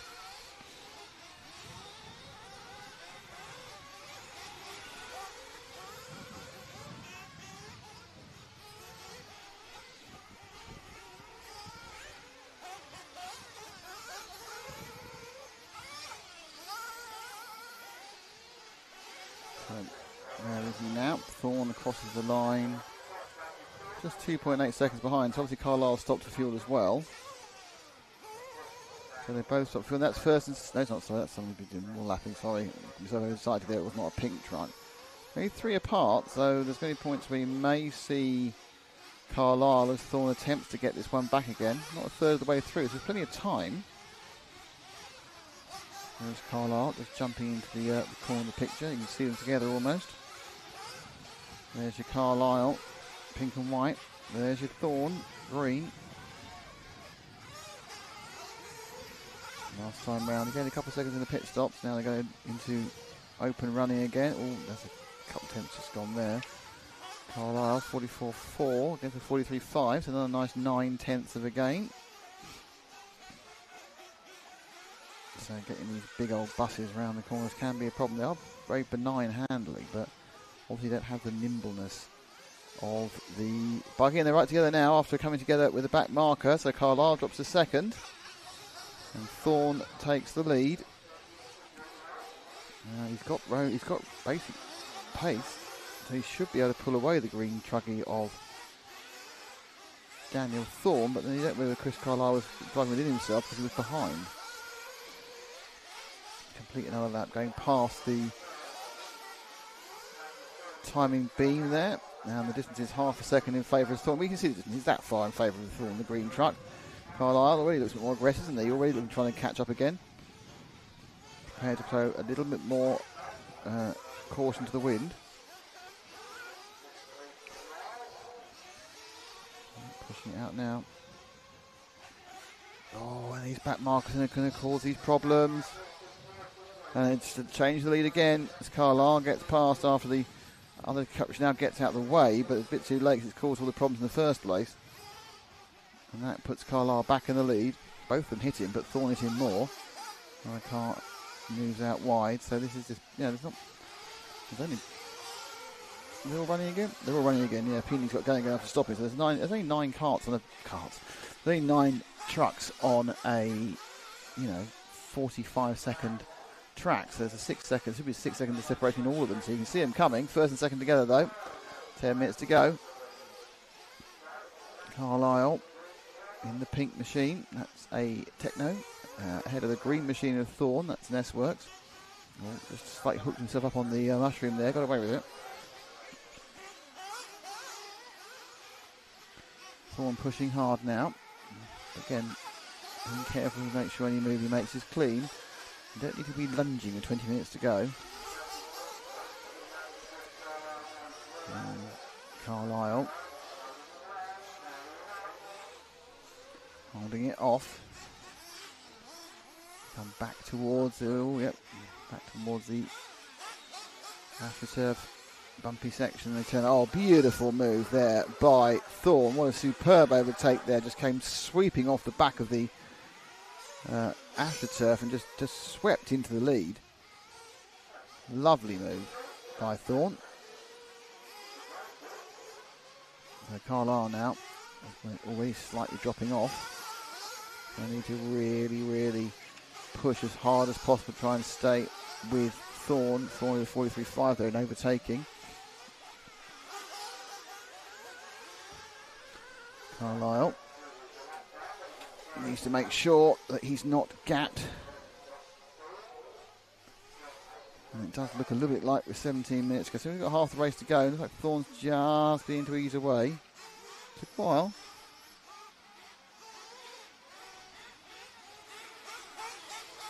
Laps in.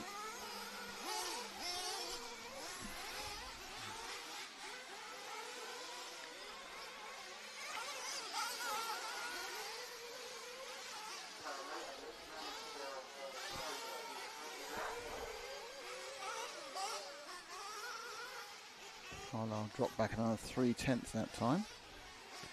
Not quite a second. There's a couple of areas where it's a little bit quicker.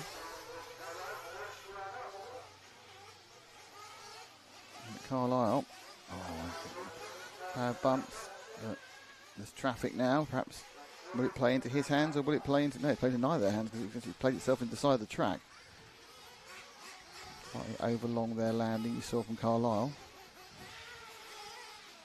And round and back onto the run down to timing and scoring. A little ponderous going to that left-hand side then, so I think that lead that was 0.8 of a second may well be a bit longer now. Yeah, going to 1.6. Just looked very slow, the direction changes. There's the green car, that's the Truggy that's causing Carlisle these problems. Just point out that they are a minute, almost, 55 seconds ahead of third place. So it is a... Oh, back marker gets in the way. Or because gets out of the way, sorry. There is Thorne, and there is Carlisle. So 1.6 last time, he's gone up particularly this lap. I'm not quite sure what Carlisle can do to... Oh, and that's not what you should do. That is a very, very long accident. That accident went on for a very long time and cost an awful lot of time. It cost 3 seconds. As you watch him upside down, try and get it back, almost... And the last little spinning of it was rather impressive. He's taken fuel in 15 minutes and 33 seconds. To go. So he's taken fuel about a lap early, but that's the point. He's lost the momentum, so rather than lose momentum twice, you get in and take fuel. It reduces the loss, and he's now got to battle about with some back markers. So at this point, 5 seconds off. Let's move forward to our leader, who's quite a way ahead, I would think. Going across start-finish now, Ash. We'll see him through the fuel stop.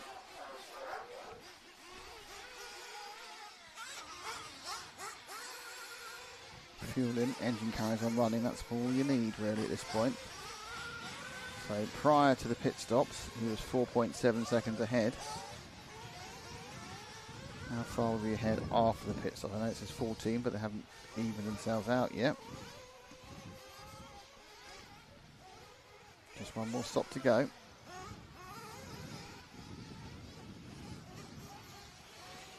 Ooh, don't really see Trucky at that point.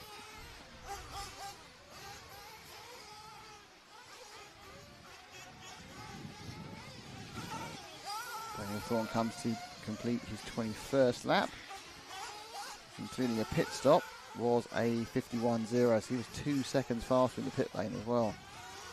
So that's really where things are going to help. He's going to come out with probably a 6 or 7 second lead at this point when it pings in a second now. Carlisle's always a bit of a poor lap. Oh, Carlisle's had a second bad lap, and now he's 13 back, so took a while. But it looks like Dan Thorne has kind of broken the back of the rest of the field.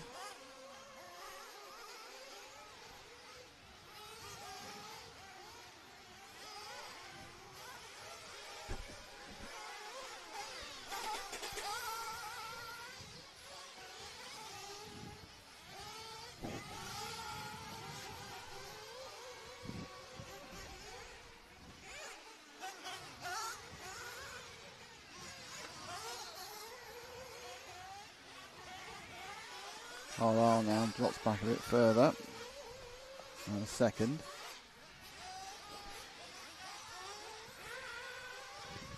Now, if you look at there's a red and white truck that's just about to go to the far end of the section at the J5 Racing 180. Going back, there we are. That's your third place man. That's Darren Keeble. He's almost a lap behind Chris Carlisle and is more than that behind Darren Thorne. But, you know, I don't think much else is going to happen now unless Thorne breaks down. So we'll have a look at some of the other cars on the track. We entertain this for a bit. That's what we can really ask for, isn't it? Looks like Peony has actually unfortunately had to be done. He's still going. He's coming and going a couple of times with Luca Peony, Johnny Peony. But he is running.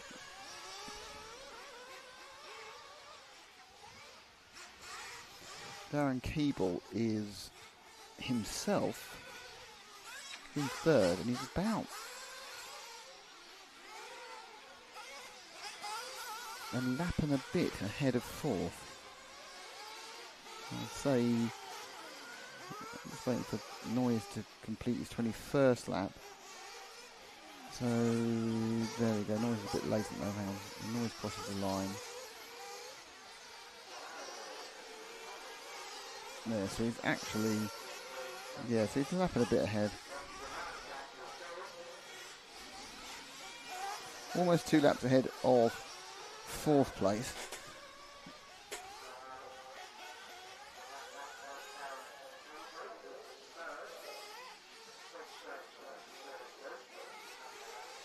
So 4 and 5 are running in, well, believe it or not, 4 and 5.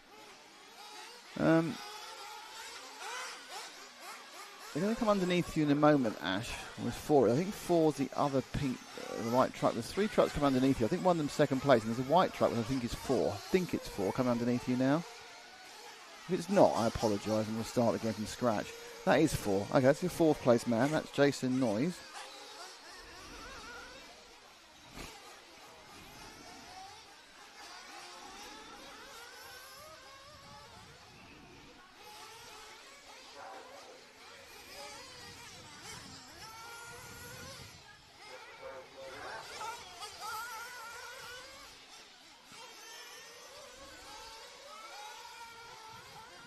Noise. So a fast lap for, give you an idea, fast lap for Daniel Thorne is a 42.3.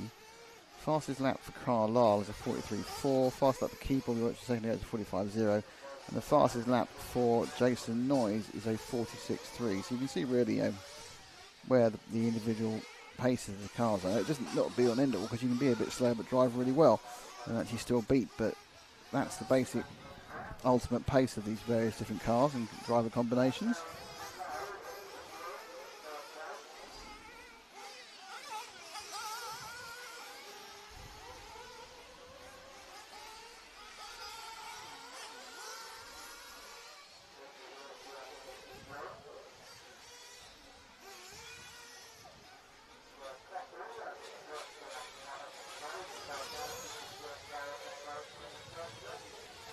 Noyes himself, Noyes isn't massively ahead of Haynes. He's a little bit ahead by about,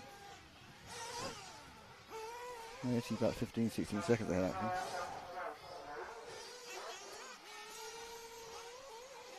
So Haynes has got a reasonable lead over 5th place. This is car number 5, John Haynes. He's going to be underneath you any second now, Ash, car number 5. Probably, that's 2, that's not it. So this next one, I think, this greeny blue one here, is car 5. There we go. That is 5th place, John Hayes, with the HB truck. His fastest laps are 46.9. So a couple of slow ones recently. I think there may have been a fuel stop and a not particularly great in-lap either. Oh, we've got someone out. Who's that? Who's withdrawn? Who's our winner? Has our leader gone out? Green truck of some sort. No, it's not. It's truck number 8 has withdrawn. That's Paul Fitzpatrick. So a couple of green trucks. Fitzpatrick is gone. Let's go back to where we were. If you remember, because I can't. Okay. Who is? Don't know. There we are. Back with Haynes again. 48.2 that time. 8 minutes to go. Carlisle's back 17 seconds. He gave it a good go against Thorne, in fairness.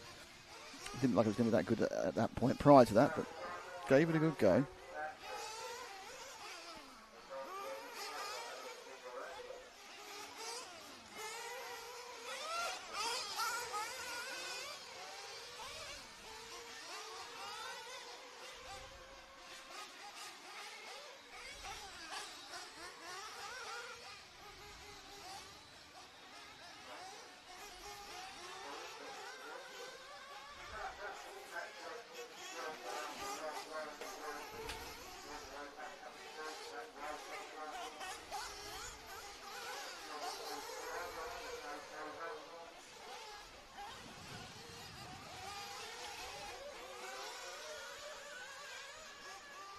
So 7 minutes and 17 seconds to go.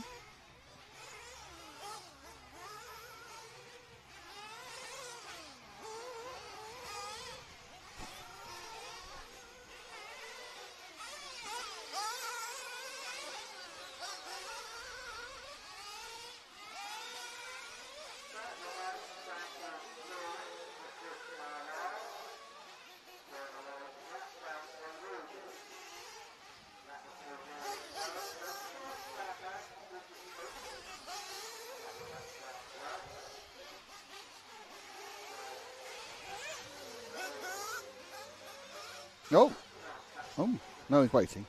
What was a problem there?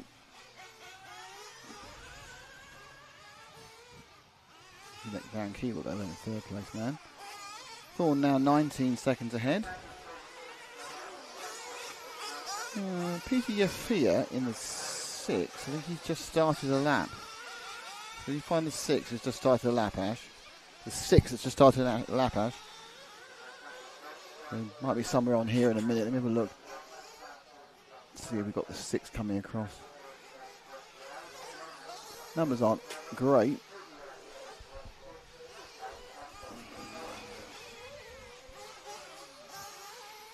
That's not it. So we go move forward a couple. I think that's the 6. One ahead of that. That's our leader. And whoever let the leader pass, I think that's the 6. Might be wrong. It might be 7. But who knows?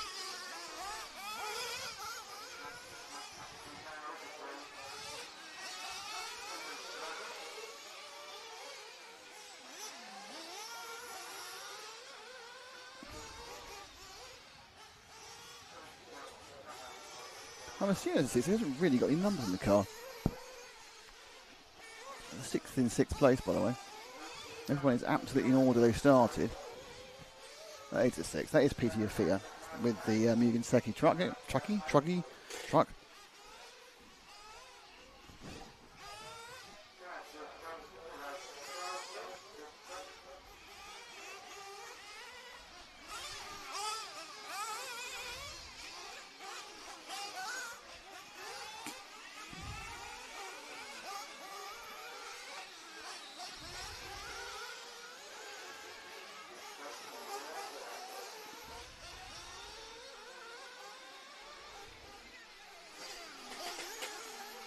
You move forward from this truck 1 to the yellow and the orange car.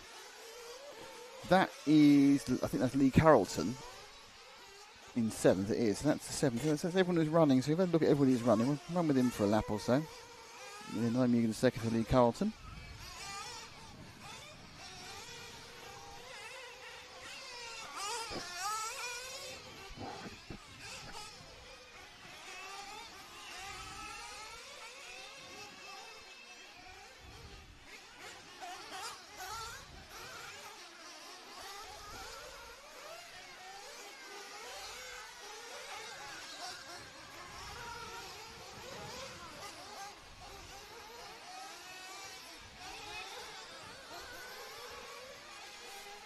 In 8th, Fitzpatrick's not running anymore. Pini's missed a number of laps. This is your 7th place man. At the moment, the order is 1, 2, 3, 4, 5, 6, 7, 8, 9. Now it's going to go to 9, 8 because Fitzpatrick is retired. But it is 1, 2, 3, 4, 5, 6, 7 is the order after 26 and a half minutes. Daniel Thorne to lead out at 26 seconds.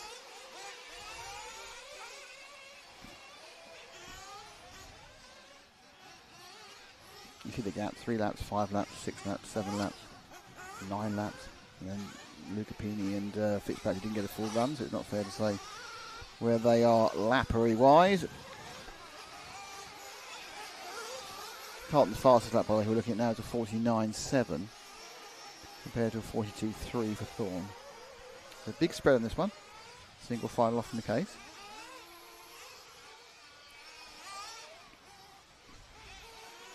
But they are, on the whole, all the drivers of the Truggy race keeping the thing on the island, not making any silly mistakes. Been a bit of trouble with traffic. That's because you've got quite large. Oh, well, they don't. I thought it was breaking down. Let someone through. Well done.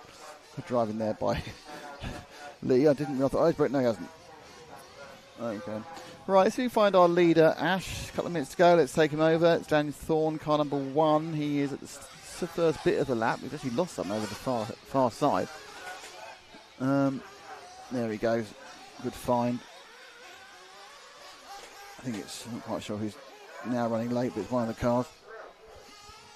2 minutes to go. Next up will be the Truggy Last Chance final.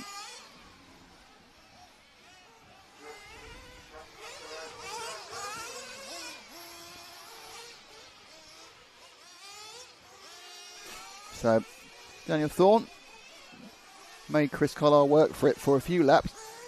Well, in fact, for the first 12, 13 minutes, and then he got through. And from that point onwards, he's... in fact, I think Chris Carlisle may be the car that's retired. I think we've lost Chris Carlisle from second. Oh, that's bad. Bad luck for Chris. Chris is the car that has broken down at the far end of the circuit. So we've lost second place. So, Dan Thorne is going to run unopposed and win by a couple of laps. Chris Carlisle, I think he might only drop to third. He got such a big lead over everyone else. Despite breaking down some time ago, I think that Chris is only going to drop to third.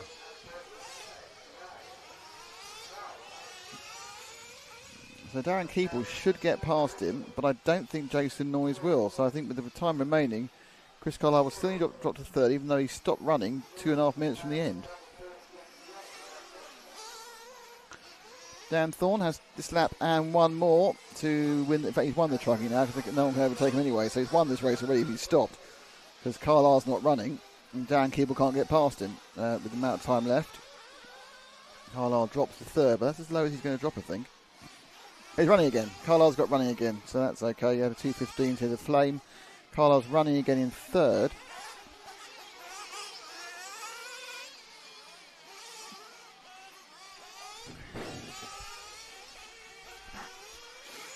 Thorne starts his last lap. There's one more to go, Ash. One more to go, Ash.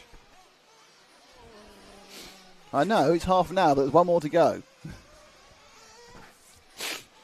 It's last lap time. Dan Thorne will take the Truggy final by 2 or 3 laps. Darren Keeble will get second place, because Jason Noyes will get 4th place, and Chris Carlisle will pick up. Oh, and Keeble's late. Keeble going to get it? I don't know.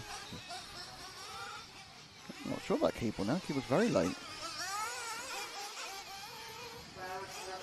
Yep, Keeble's finished the 59-second last lap. There they go. Great victory, Dan Thorne. Trying to see everything else. I think Chris Carlisle broke down again the last lap, I think. So Dan Thorne, Daniel Thorne, easy win in the end after a difficult first 15 minutes. He's taken that one. Darren Keeble is second. Chris Carlisle is third after some very bad luck towards the end. A good start by Chris, but I kept it interesting for a while. Jason Noyes comes in 4th. John Hayes comes in 5th. Peter Yafia comes in 6th. Lee Carlton in 7th, Luciano Bini in 8th, and Paul Fitzpatrick in 9th. And that's are your 9 runners for that particular race of fun. Be a very short break, hopefully, until the last chance final, which goes out in a second on 15 minutes.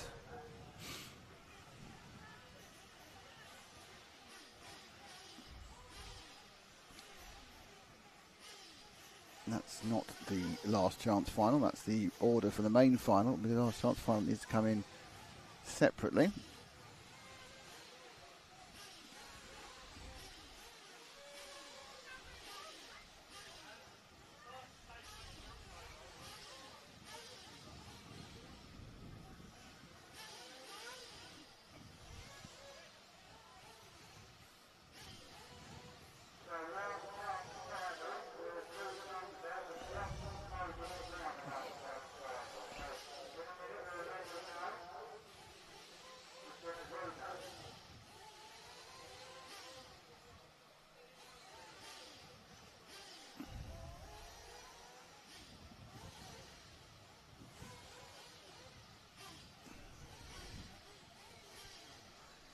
Okay. I'm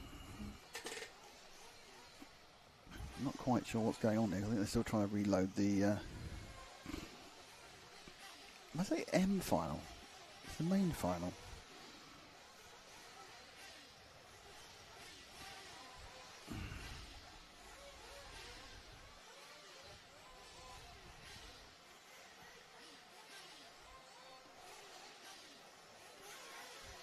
So these are your last chance runners.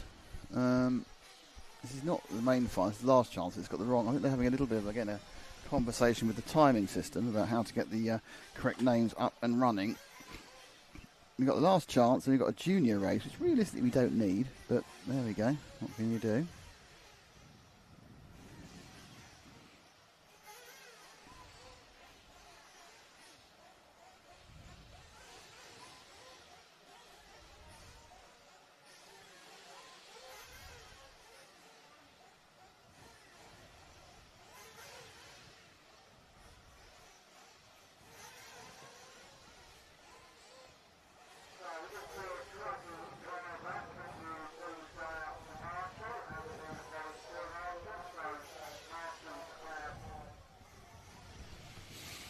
Okay, I think it might be getting underway relatively quickly.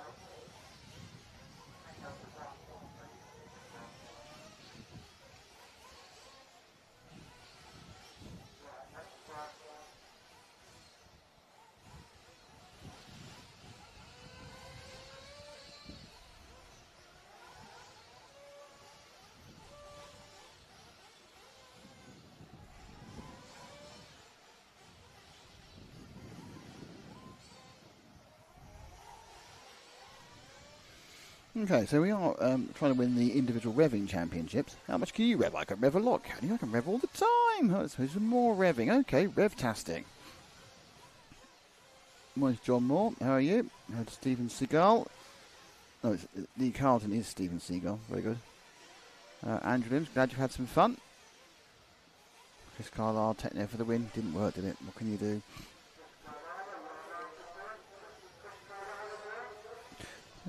We're getting the marshals, but how are you getting the correct timing up? This is the last chance, not the main final, everybody.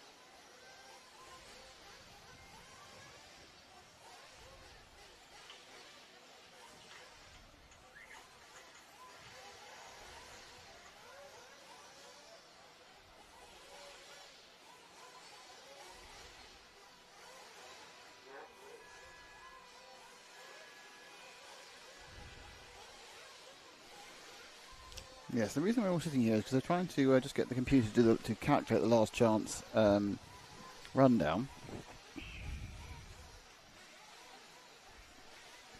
Honestly, we will get going in a second. One of those things, you know.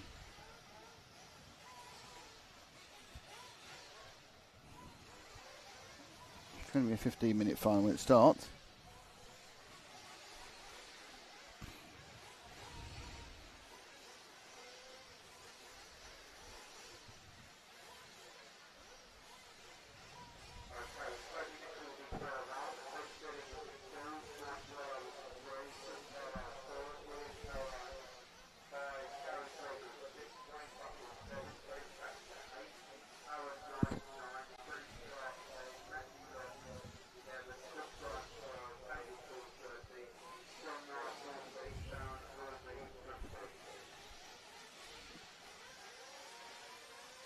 Last chance final coming up.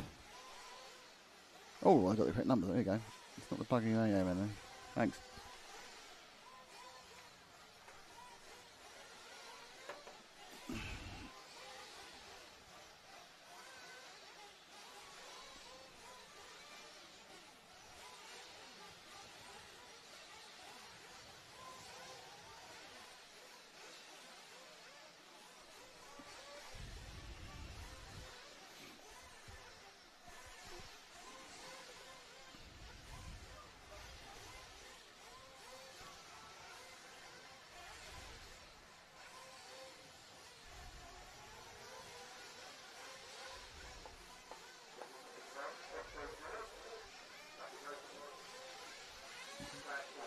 Oh, fine. The track's open. Marvellous.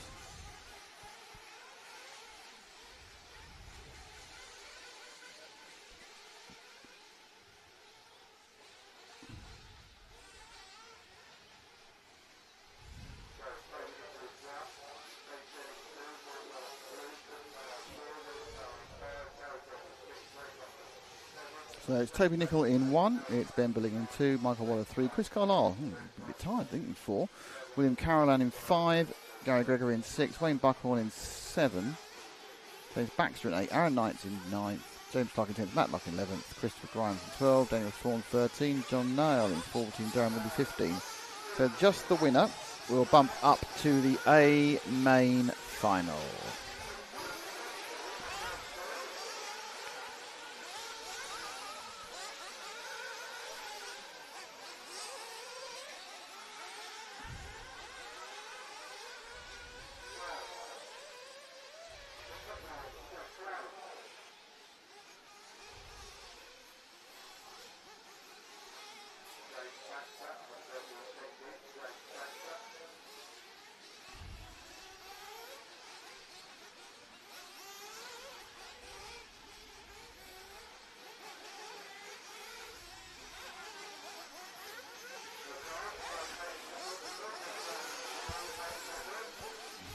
Cars back to the pits, and then we will get the start.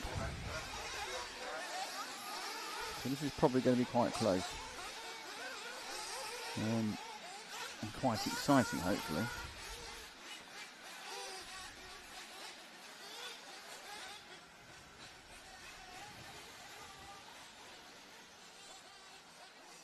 Okay.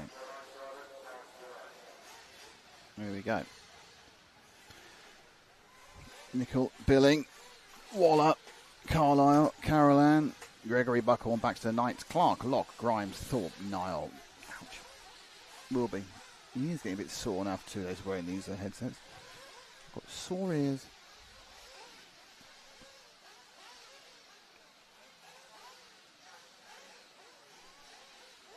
Car's being walked out. So for 14 of people in this race, it will be their end of their involvement in the main event. You've got an E-buggy, still one E-buggy to come, and there's still an unnecessary junior final.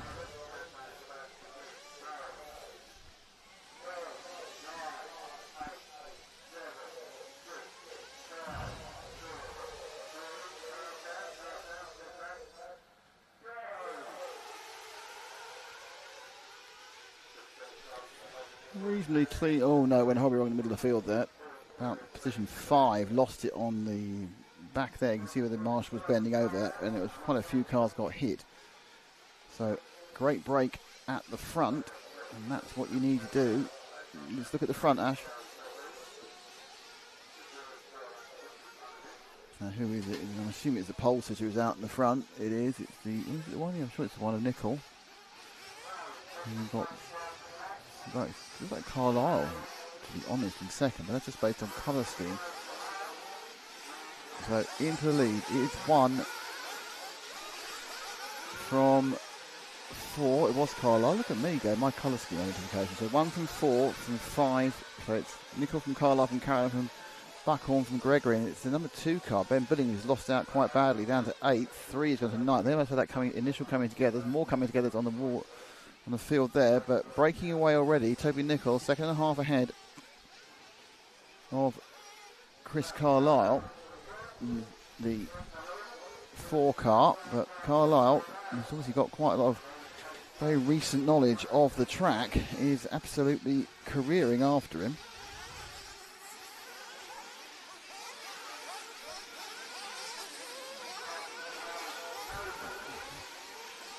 That's your leader, Nickel, 1.7 seconds. Buckhorn picks up 3rd, Carroll under 4th. Gregory dropping down the field.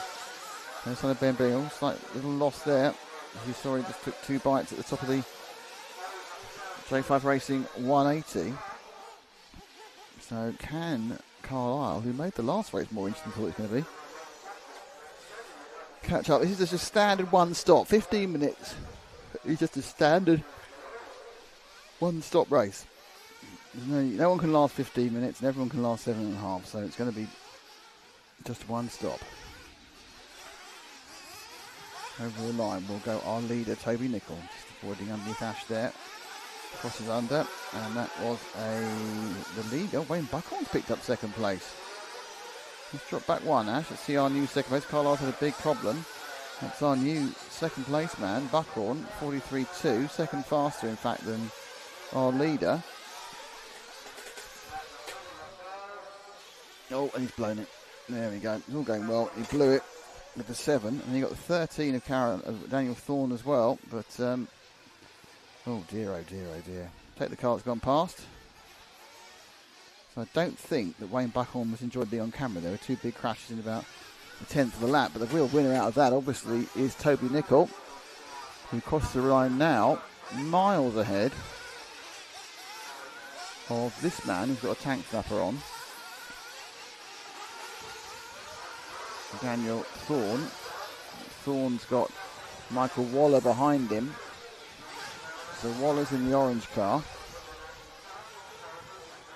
So it's a 7-second lead for Toby Nickel. That's just like manna from heaven in a 15-minute winner-takes-all race.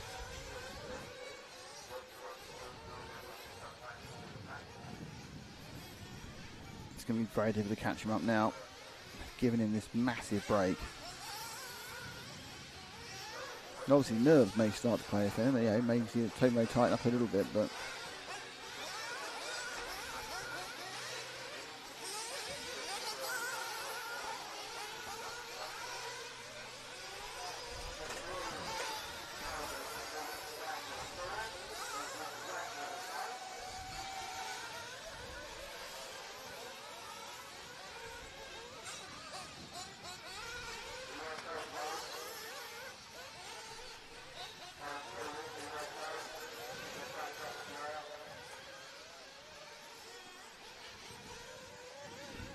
Dan Thorne, so 13. There wasn't a bump up if there wasn't the previous one.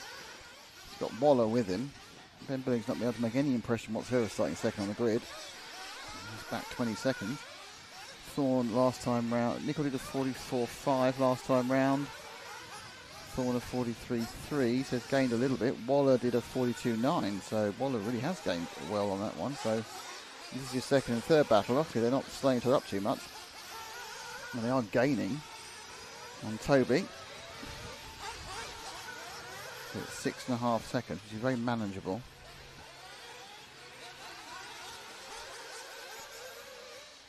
Some cars have had some issues, Night Wolf.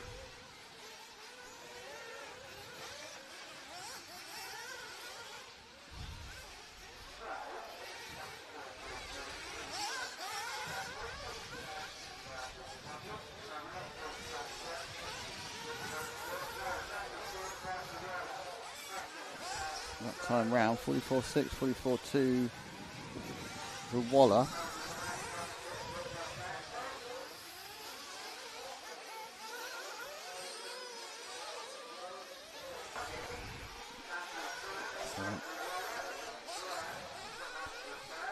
Thorne and Waller are lightly gaining on Nicol, not massively gaining on him.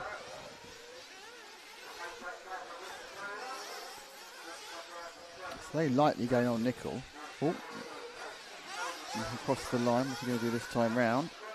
43.6.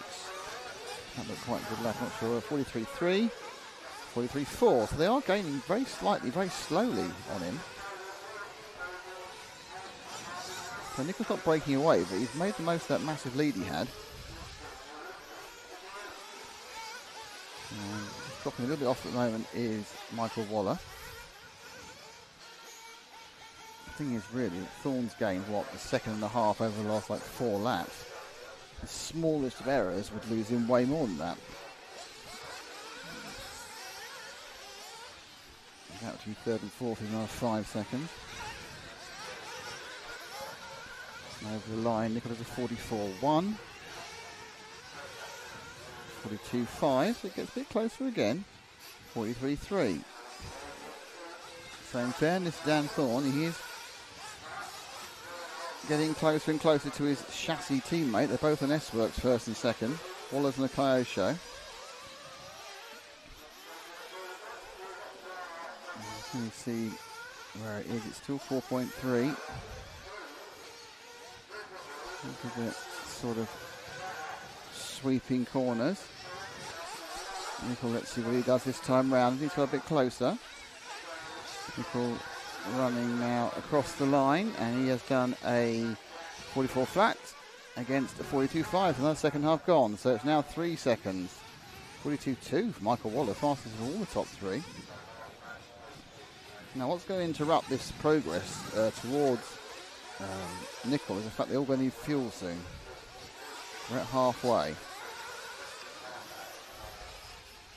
Thorne attempting to catch up Nicol. We've got that massive lead at the start.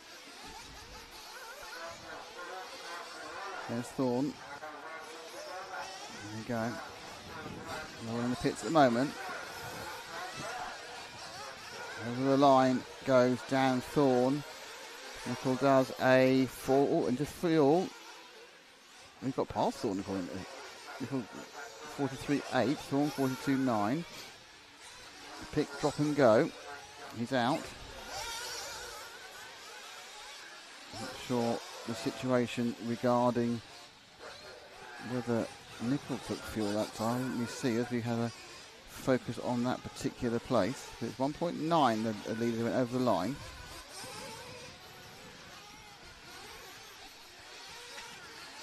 So, Dan Thorne went in for the fuel stop in second. Whether he will come out of the fuel stop in second, I don't know. Waller has also taken fuel.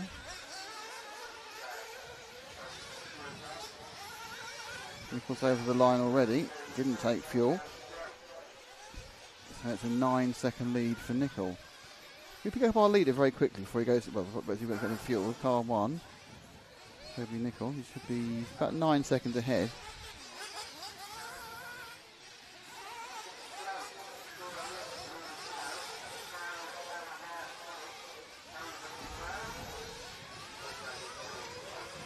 It's coming to the end of the lap now, Ash, so you should get him any second.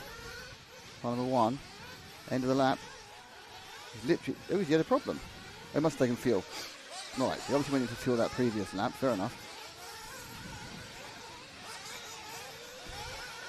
So Nicol took fuel and actually dropped to second place, so he missed the change of the lead there. So Nicol took fuel and now is a second and a half behind. So he's overtaken it whilst in the pit lane. That is your leader, Daniel Thorne, just ahead, bouncing away. So Nicol, slightly longer fuel stop, 53.8, and now he's made another mistake. So he's not even in second anymore. 4.5 minutes to go. Waller's now got back part. Oh, there's kind of an argument. It's Waller and Nickel now argue over second place, which is definitely arguing about the first loser in the last chance to win because they're both not qualifying. There we go. Oh, it's not gone. Nickel had that marvellous start. It's really not gone well since then. All just not quite worked for him. One of those days.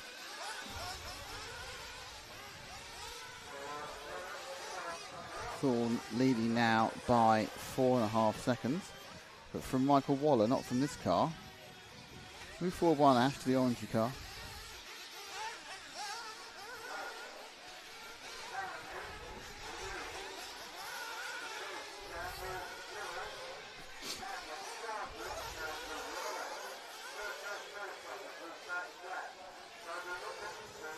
And Waller did a 43.1. Paying 2/10 on Thorn, that's not really good enough, but you never can tell.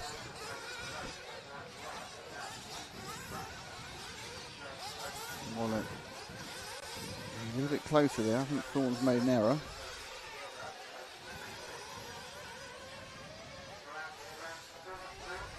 So 3 minutes 20 to go of the 15. They've kind of broken the challenge of Toby Nickel between them.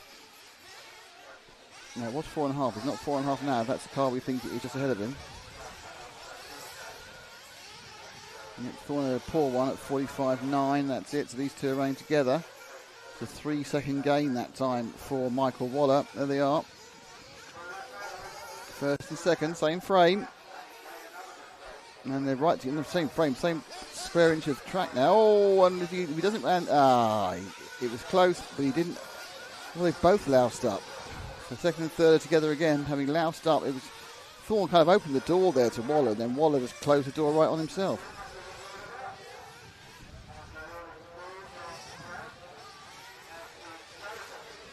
So moving on.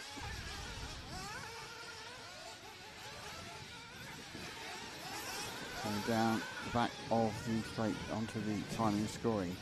Across it, Thorn's lead is up to 3.5 seconds from Nickel again. Waller, who for a second there was almost in the lead himself, isn't. And he's now dropped back to third after a couple of errors and some bad bounces and some bad luck.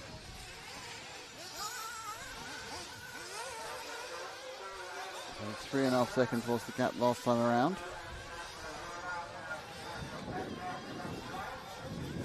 A minute and 54 to go. Can't go out of the way, but got in the way. A little bit like Lewis Hamilton at Zandvoort on Saturday. Nope, up ahead into second place goes Waller. Popped himself nicely into second place there.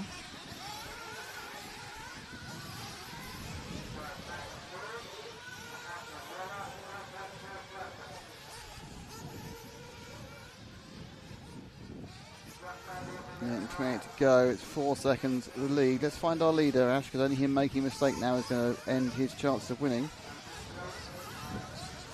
He's gone. There he is. Oh, basically he's made a mistake. There he is. Not at least the orange car's the leader. The orange car's the leader. Pretty certain that was a mistake by Thorn, and I think that's put Waller back into the lead of the last chance race.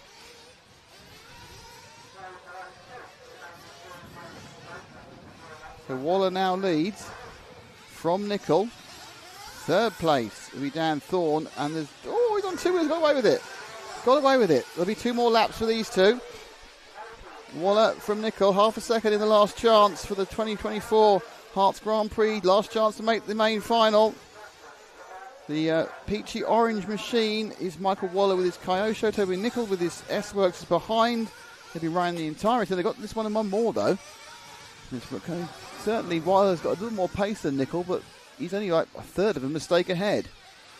Dan Thorn chose exactly the wrong time to completely louse it there. He's flying in the background, but he's only got a lap left. Not even sure he's going to get another lap. I think he may well get caught, whereas the others won't. These two will get another lap. I think that Thorn's going to get caught. Might be wrong. And there he goes. 1 across, 2 across. So Thorn just got it as well. Just got the clock there. He did it by about 4 seconds in the end, so it wasn't as far as it looked like. So 1, 2 and 3 on their last lap and the qualification into the last chance main final. Waller's been third, Williams second, now he's first. Nickel really trying everything. Nothing much to lose, just throw caution to win, Toby. You can do what you like now. Looking at the inside, it's like over reach that jump. It's just a case now of not getting some horrible tank snapper from Michael Waller. Can he bracket and go? He's looking right, two left, right, and he's getting over. He's got it, and Waller gets it. Waller bumps up to the A main final. Second place was Nickel, who had a period in the lead, and Daniel Thorne, who looked like the shoe-in for a while, also had a period in the lead. But it's Michael Waller who makes the A main in 15th place.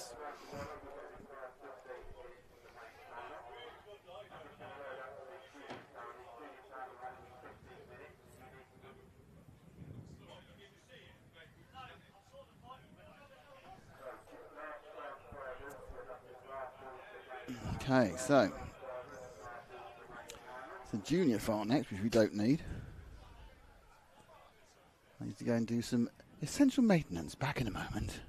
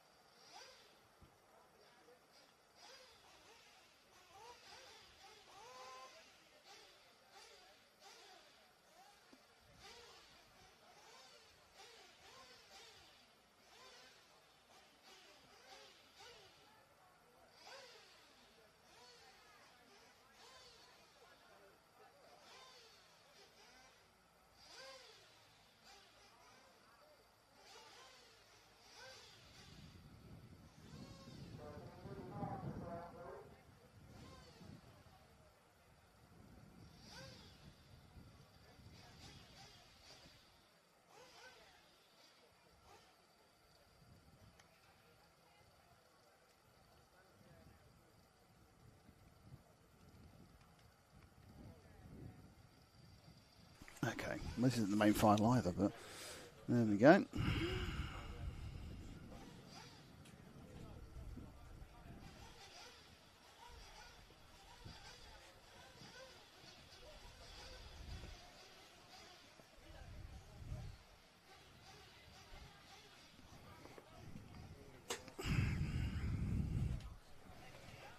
Okay.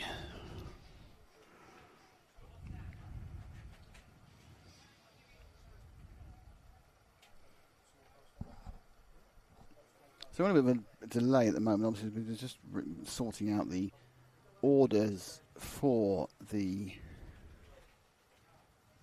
junior final.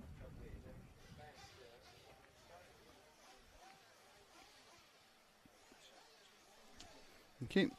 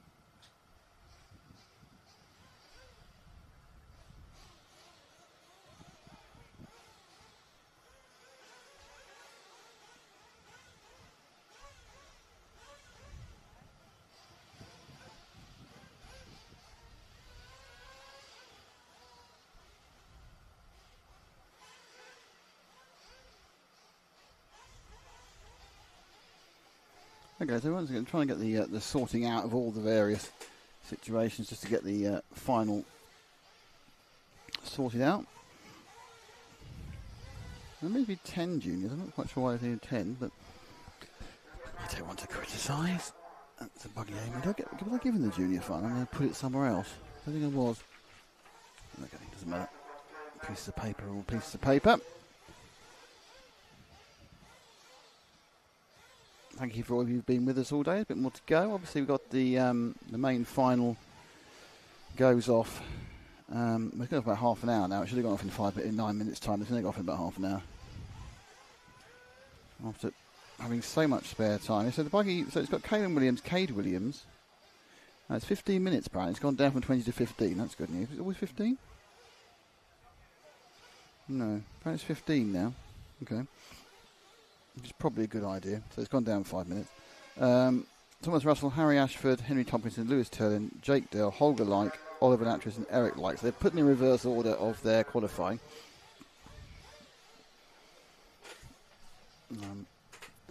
We've got the marshals now, so should we get going? Should we get going? Come on, everyone, let's get going. We have marshals and everything.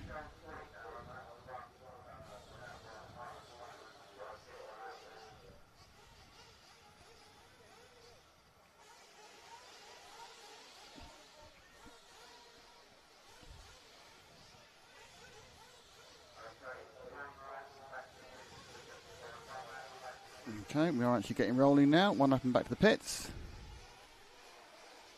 So we'll be underway. Oh, hello. underway with the junior final very soon. Man knows how to take his stardom there, isn't it?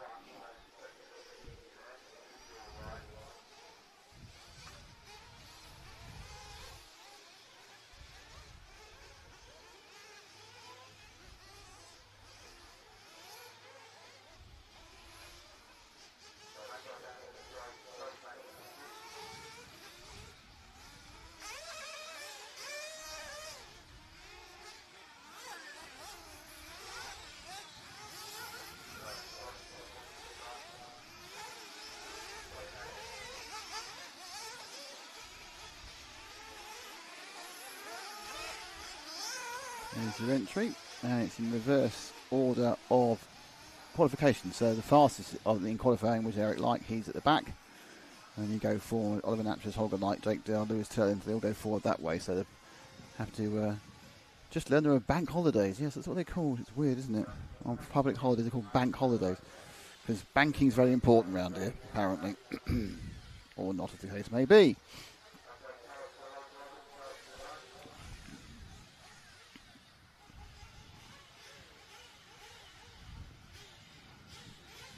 Let's go out.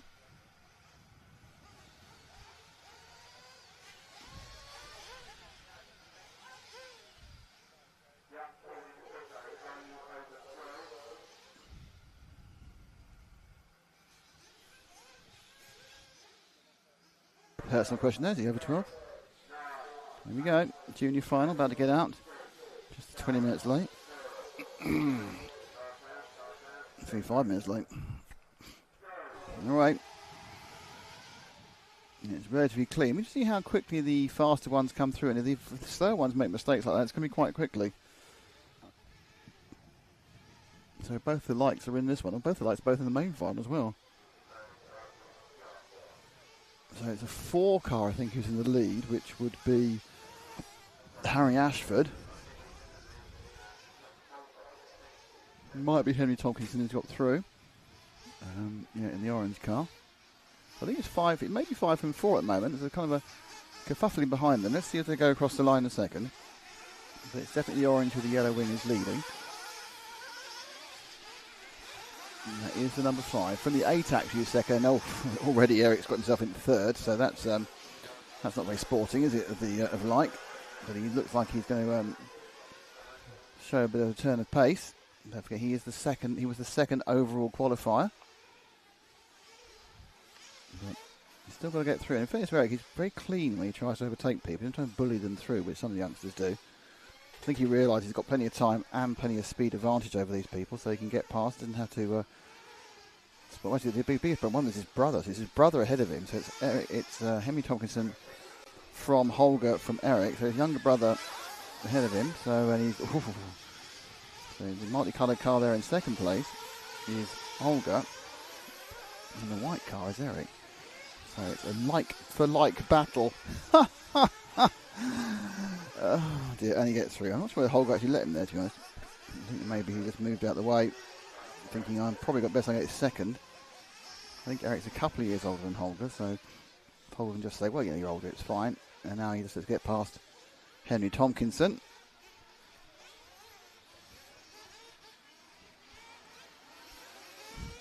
Tight, Tompkinson. Oh, and there goes Holger into the lead because the second and third landed onto each other. So Holger Light now leads this one. Tompkinson second. Light makes a small mistake. Tompkinson makes a little mistake, but doesn't get penalised for it. Eric couldn't quite get the run up the inside of him. Top 3 in the same frame, which is what we want to see. So 2.5, nearly 3 minutes gone. Bit of lapping happening already. Be a reasonable spread on this one. Caden Webb, oh, look at that. Thompson got a tank slapper in and Light absolutely pounced there. Now, I wonder if Holger will be quite so generous to his brother now. It's a battle for the first rather than the battle for just getting through into second. Oh, look at Tompkinson there. He's taking no prisoners. Really trying to make advantage of a lack of momentum there for Eric.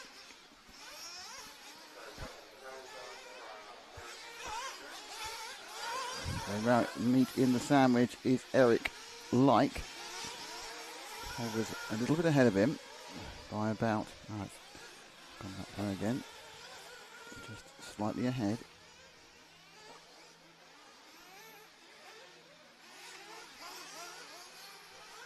Right, bouncing now, trying to go 1 point less than a second behind previously.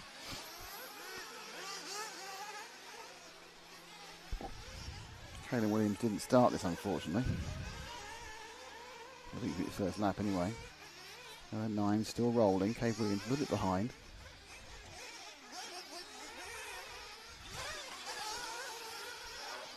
No, I think Harry may have broken down. May have lost Tomkinson with a technical problem. Looks like Thompson has had a problem. Natras goes into third. So it's very bad luck for Henry there. Ooh, big roll, and that's the change of lead. Holger comes in. What happens there? Just gets a little tanky and then just rolls up on 2 wheels onto the pipe. Does a massive pirouette. And because of that, ends up behind his brother. So it took 5 minutes for Eric to hit the front.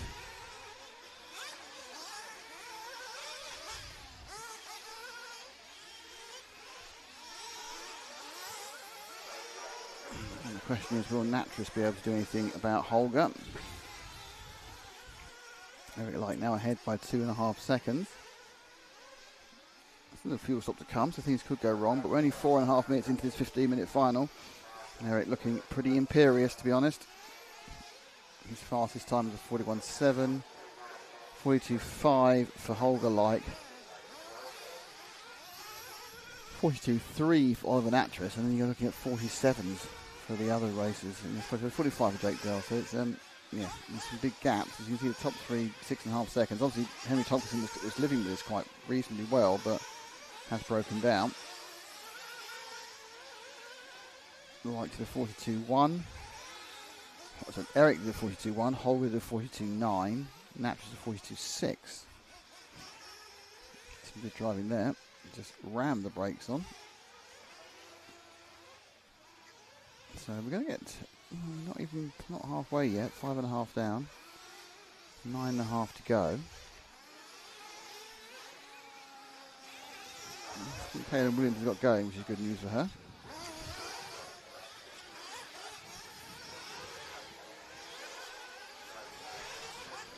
Jake Dell moves up to 4th place ahead of Harry Ashford. Quite a long way behind the top runners. We're moving to traffic time now. Oof, blimey.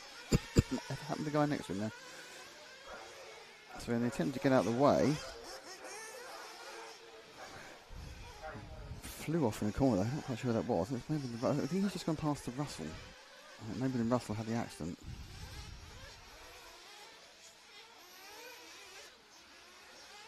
Inside, good overtake. And well let pass by the other driver, in fairness. So Holger's dropped way back, which I assume is a fuel stop.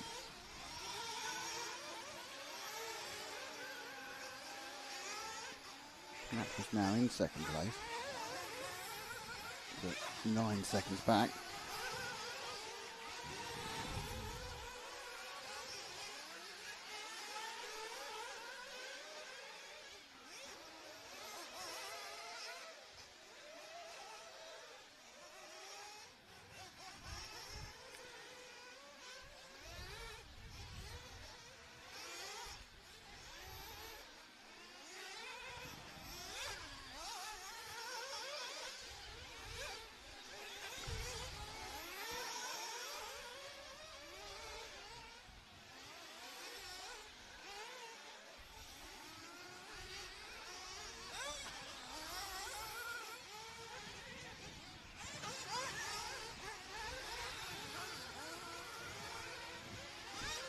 Natras and like are right together now. So we find 2nd and 3rd. They're 15 seconds back of this, but according to the time, they're right together.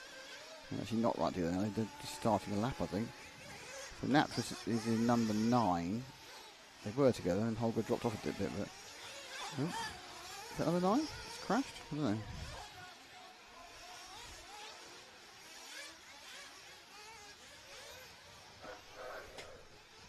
So this is Natras in the 2nd place.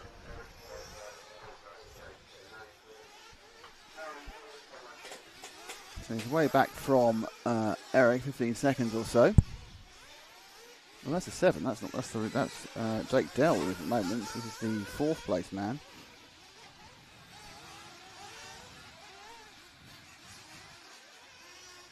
He must be quite close to where Natris is.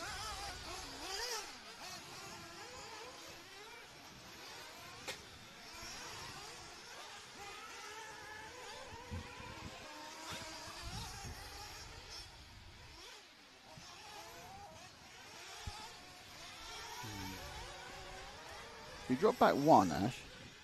I think that's Natris. He was close enough looking a minute ago to the problem. I think that's him. That's the 9. We'll find out. The 3 numbers like they're supposed to. No, it's a 3, I think that was. That was Thomas Russell. Where's the 9 of Natris gone? Oh, yeah, Natris got a problem and they just crossed the line a second ago. So Holger and Natris are right together. They need to go those cars at the top of the track. Yeah, but I think back there, it's about those two. I think these are the two. Hard to tell because they're both making mistakes. Yeah, so that's the 9 and the 8. So that is Like and Natris. Natris got the white numbers. He's got the red tail for his car. So that's Natris in second, and you've got Like there in third, right together, a long way behind Eric. So Natris with the sort of light green and white car. And you've got Holger just behind him.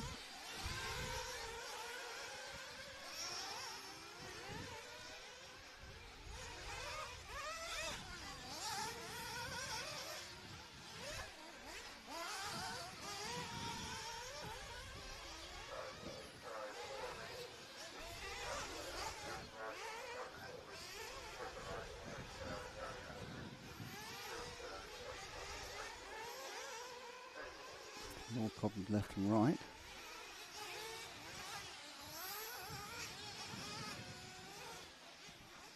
So this is a battle for second. Eric's a long way away, almost half a minute ahead. So these two battling for second. His brother Holger and Oliver Natris. Natris leading by a few tenths at the moment.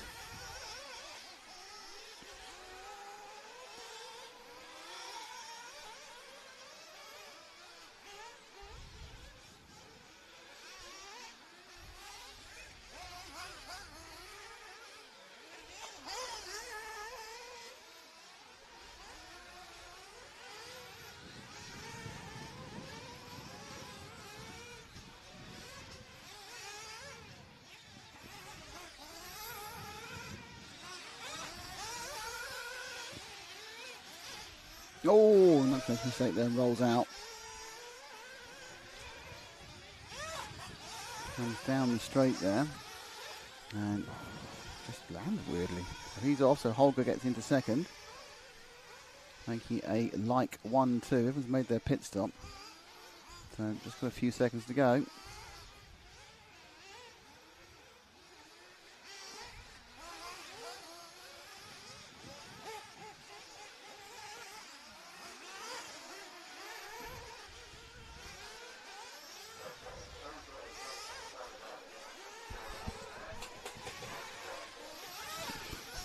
So Holger now leads by about 5 seconds, or the last time. Let's watch as they go around here.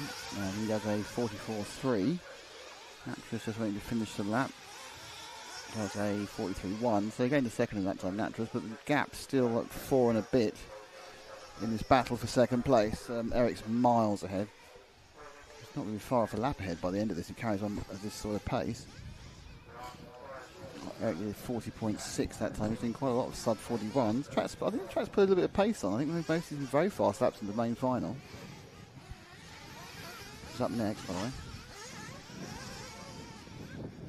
I assume Holger will change his tyres. So they're going to do this race and the next race in the same set of boots. And Eric, of course, was that Holger's gone there?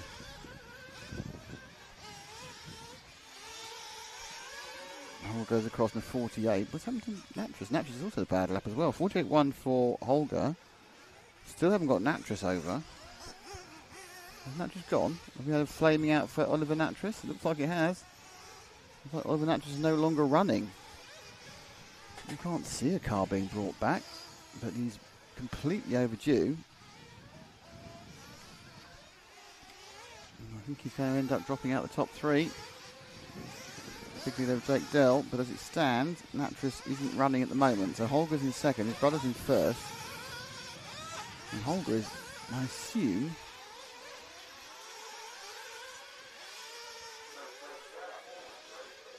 is Holger actually behind his brother? But be another lap, he's a lap down, isn't he?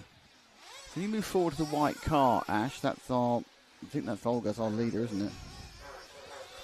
Sorry, Eric. We move forward to Eric in the. That's Eric, yeah. The white car now to the left. One car further forward. So that's our leader. He's now lapped the entire field.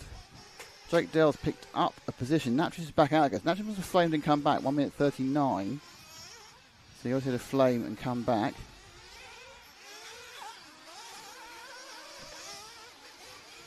So this is Eric Like, who has dominated his junior final after about 3.5 minutes in. He's lapped his brother, and therefore who is second. Therefore he's lapped the entire field. Jake Dell looks like he's going to pick up a third. Natris fourth. Ashford's in fifth. And Eric now has got this lap. And one more. So I'm not sure he wants to get the one more. His brother might get the one more as well. But effectively, as soon as he crosses this line here, he's won because he can't be overtaken at this point. He's got a victory lap. A few seconds to go. And Eric Like takes the junior final with very little fuss, to be honest. Started last in the grid. The third in lap one. Took a few minutes to get through cleanly.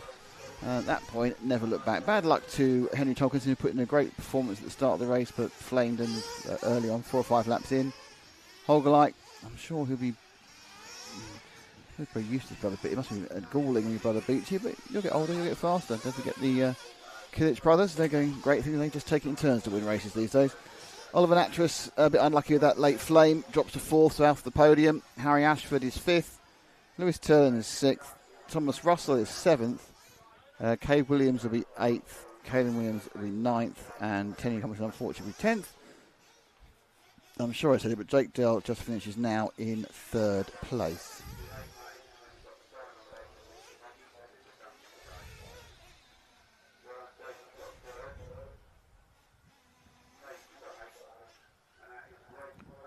So that's race over for the junior final. And there is the results for the junior final.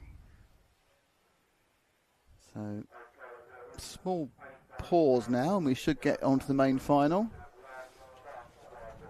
I don't know how small the pause will be. It's been quite long, some of them.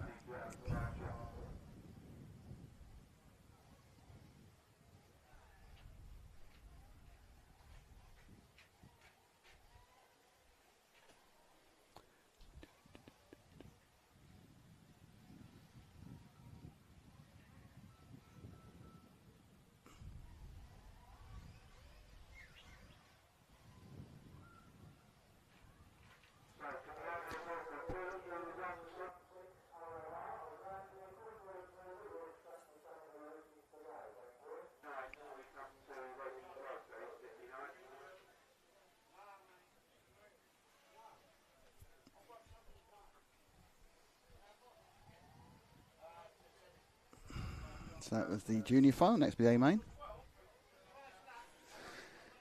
Not sure how long to wait for the A-main. There's a little kind of a... As always, it's very... I don't think anyone's ever got their finals off on time.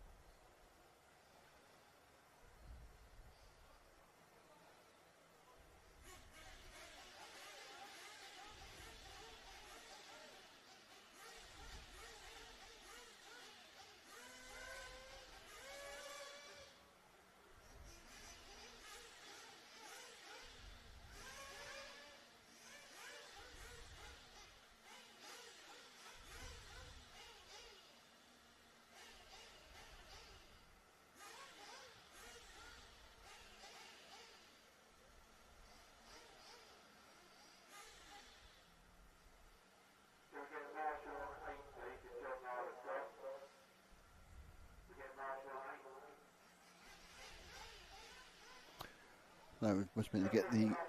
Oh, here is the final listing. Thank you very much indeed. Right, okay. Okay.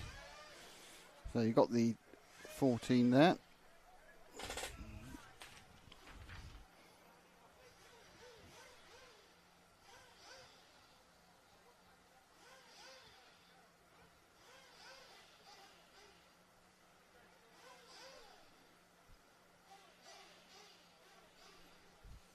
They're getting ready for the A-main final now. They're doing announcements or what, but no one's actually there yet, which is slightly irritating. So it's going to be Billy Grinley will take the pole position. Eric Lyke will be second. Graham Allsop third.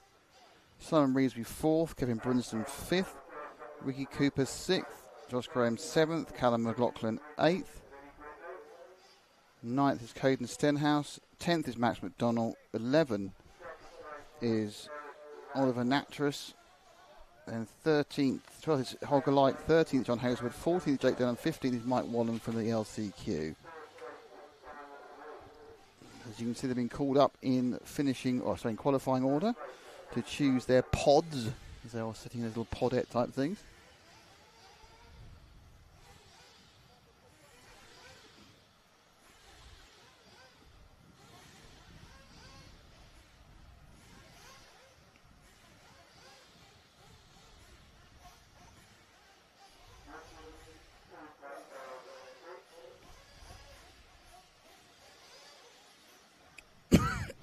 Sorry.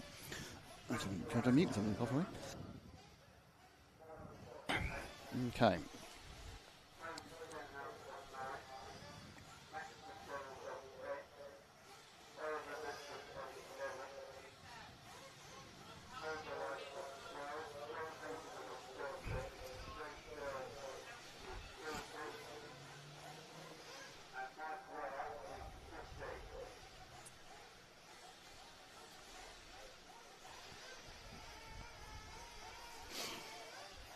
Okay, getting close to the start of the Truggy. Remember that when buggy final is finished, there's still one more final to go, which is the final of the third leg of the E-buggy. So there's still one more final after this one. So don't just tune off and go, oh, it's all finished now, because there's another final after this. And I hope they'll get rolling pretty quickly, because they have got a little bit delayed this afternoon. Here we go. Now it's immediately doing their warm-up, which is excellent news.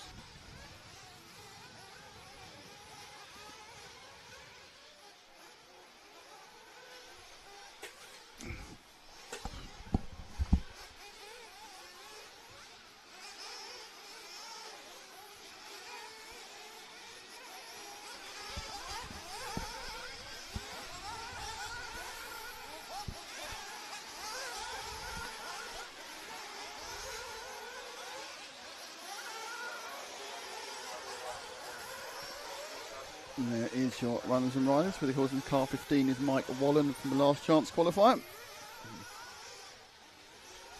Grinley, Like, Eric Lyke, Allsop.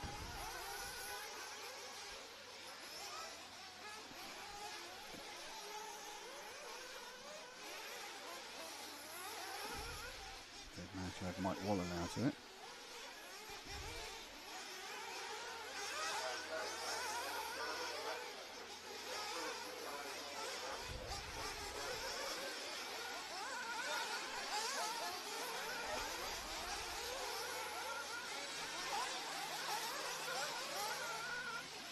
A 45-minute race.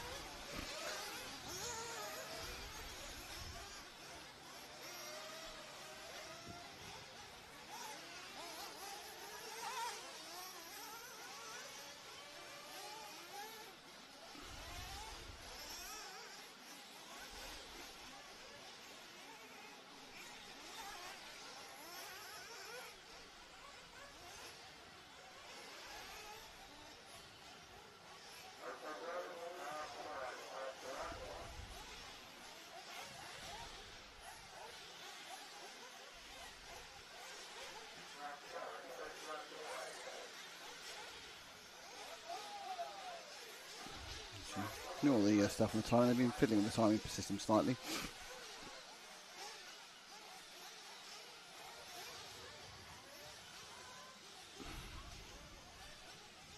Here we go.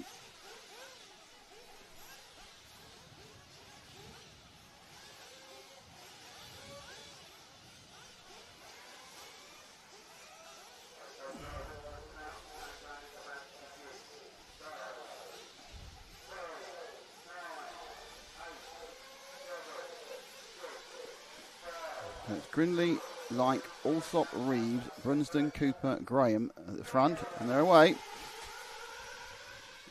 And there's some problems almost immediately up on the higher banking.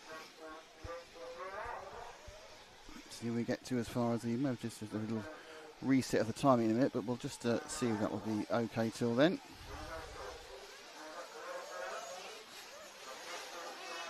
And into the lead is Billy Grindley, and he gets away. He's got Light behind them, they're right together, aren't they? I think it's Light actually. I'm sure he's got the correct numbers in the car. He's sitting on the white car, so coming across the line now. Can't have a combination. 1 from 2, and then 5 for Simon Reeves. 4 for Simon Reeves. There's 5 in the car. Okay, so he's trying to reset on the timing.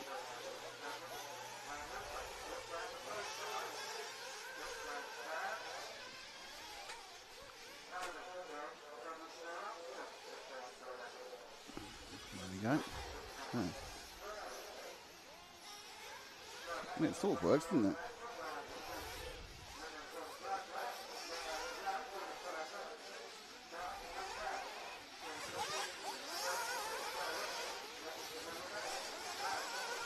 Away they go. So we're going to have some timing problems at the moment.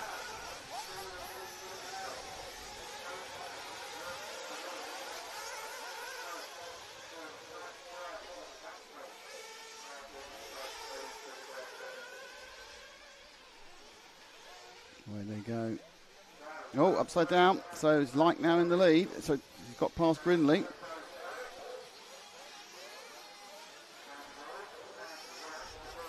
Grindley from Like.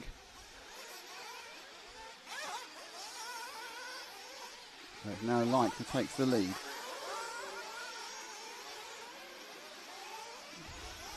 The lead from himself is pretty impressive. So I'm just got a little confusion there with the time. We'll get there in the end.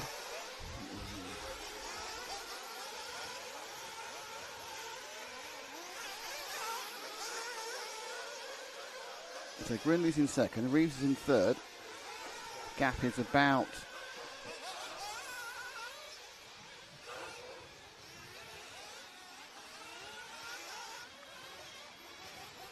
this is working very well, man. Never mind, we'll sort it out. Don't worry.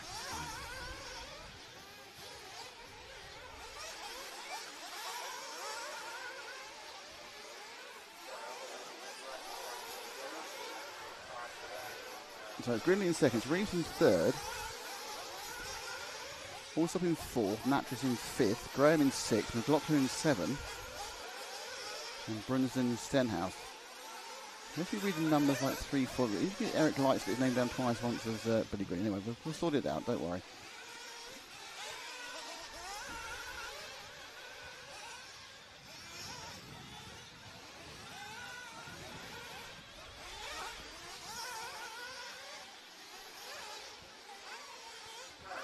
The Farid Ben Hamoud as Like begins to build a bit of a lead in the start of this race. He's currently got a lead of about 5 seconds.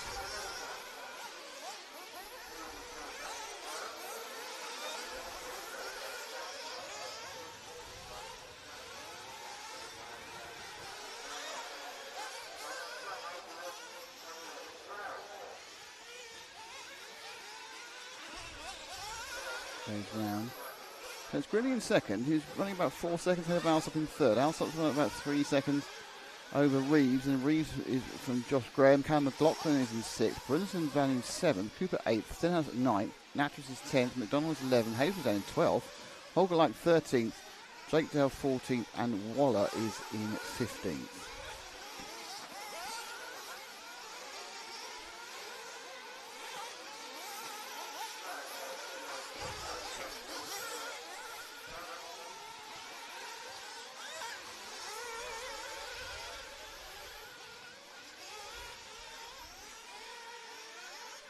So I'll keep you informed what's going on the timing side of things, as you can see. Anyways, they're coming up now next to us. It's the 2 car getting off of 14, so it's lapping Jake Dell as Light puts down the pace. It's 42 flat on that one. Grindley about to cross the line now with a 41.8, so slightly gaining for Grindley in second place. He's down by about 5 seconds at the moment.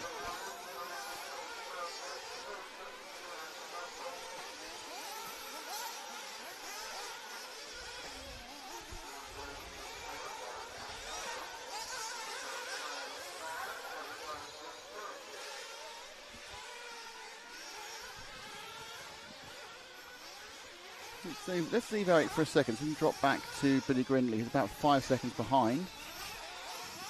He's pushing the back markers. Colourful cars, Grindley, thank you. Off the pole position. Now, interesting for Grindley is whether he's going to run, I assume he's going to run 9 minutes, would be my guess as far as the fuel is concerned.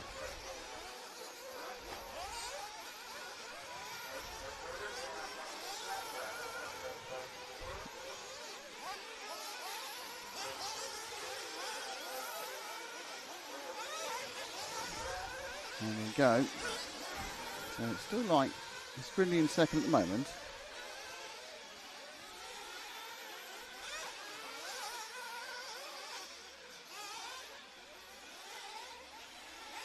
And stopping third. And in fourth place. Oh, Grindley's made a mistake. Dear, oh dear, oh dear. And that's going to cost him quite a bit of time. Now, is it going to cost him enough time? Yes, I think he's almost certainly let Allsop through. Allsop's late as well. There is Allsop. That's second and third. They both had poor laps. 48.5 for Grindley and a 45.2 for Allsop. That's second and third right together now.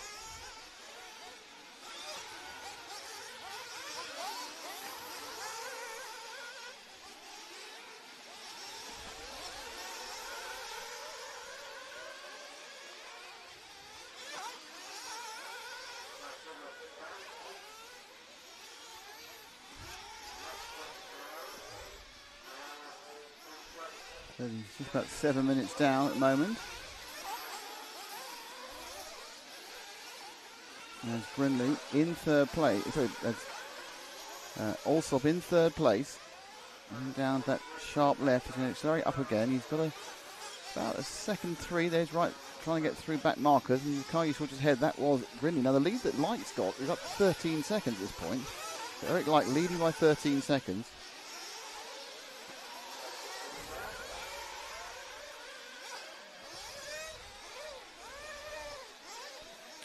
Grindley in second, Allsop in third, Simon Reeves is fourth, Kevin Brunson's fifth, Callum McLaughlin's in sixth, seventh is John Hazelwood, eighth is Ricky Cooper, ninth Max Miller, and 10th is Caden Stenhouse.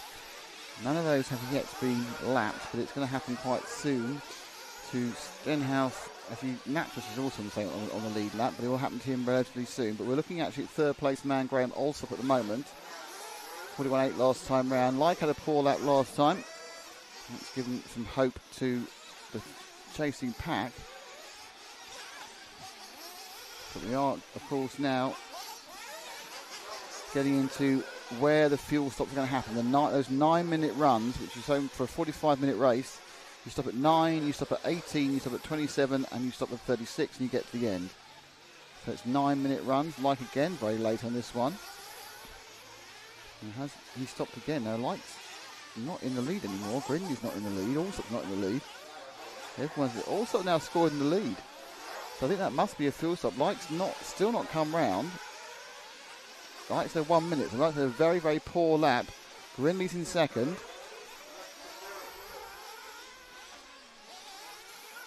So apologies for the timing being a bit out. I'll keep you informed what's going on. So Light is now Graham Allsop is leading. Light's in third. Grindley's in second.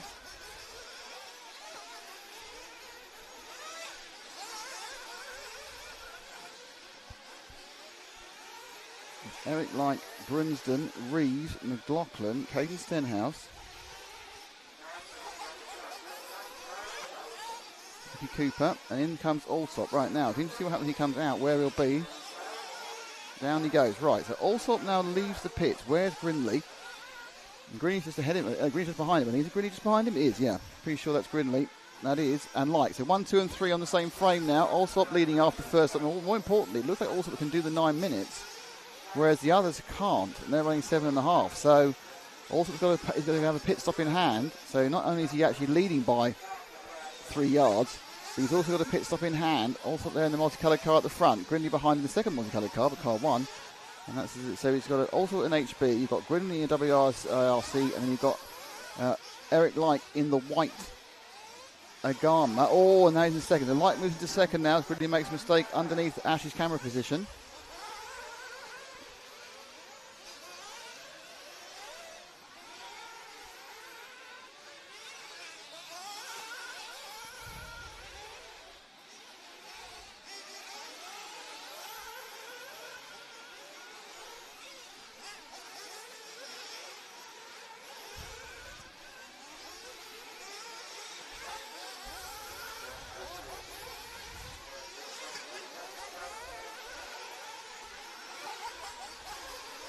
Okay, there it all goes.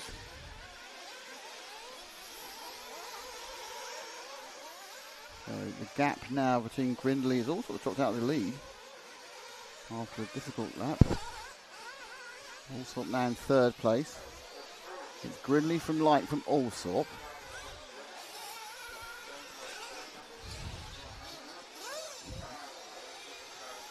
So Grindley and Light now in that first and second position. They've got to kind of pull out on Allsop, because Allsop's got Graham's got a pit stop on them. The two youngsters leading this one away.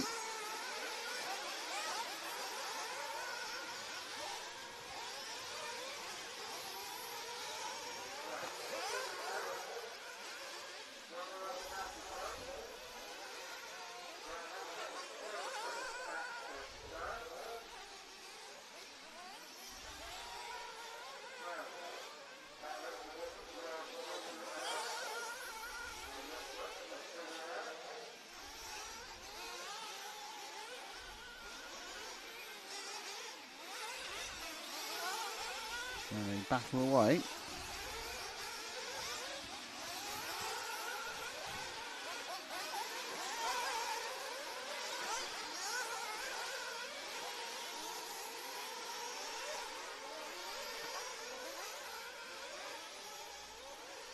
Okay, so we kind of managed to slightly improve things, but not massively.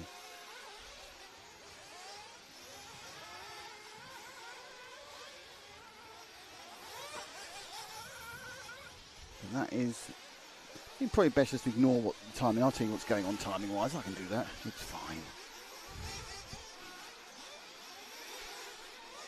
So Billy Green is leading, as you can see. Second place, and you can't see him on the screen, is Eric Like, and then in third place it is Graham Allsop. And just behind that is Kevin Bruns. Oh, problem there. And there's Light just dropping a little bit off Grindley. Now Allsop's back 4 seconds from them now. Grindley's leading by about a second. It's Eric's in the white car, and he's slightly more colourful car as the car moves out of the way. That is Billy Grindley. It's just coming down to a third of the distance done.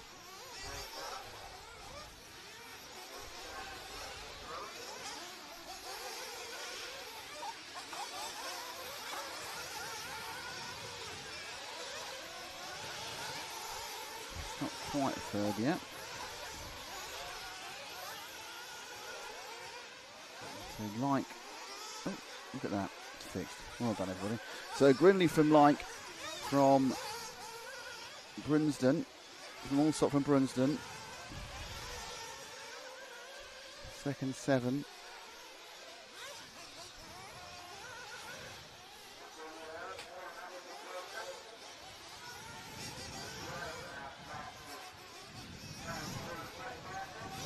Half an hour to go. Grindley leads from Like. Allsop is in third. Then Brunsden, then Rees, and McLaughlin, and McDonald, Hazelwood, Stenhouse, Oliver Natural. Oh, and a mistake by Like there. Eric makes a mistake, and that's going to drop him down. Oh, a long, long way. Poor marshalling as well. Did not help. And Like goes across in fourth, but quite a way behind. Well, it's only just behind. Oh, there's Allsop. Yes, Allsop's got a car in the way. So Allsop there in the multicoloured car is actually immediately overtaken by Like. So I think that's Allsop anyway. Yeah, it is. So that's a 3 of Allsop. Who's behind them? It's all kind of scrapping away at the moment. I don't know where Grinley is. Grinley's got away, is away.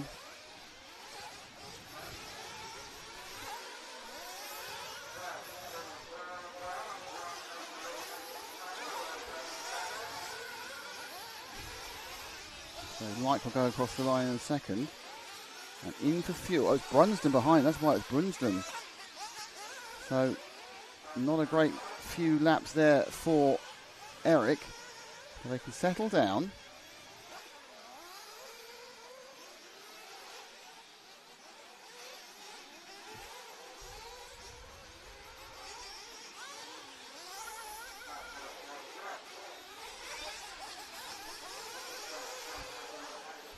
So let's see where we get at this point. Grinley leading by 9 seconds from Brunsden, who's come back through the field now.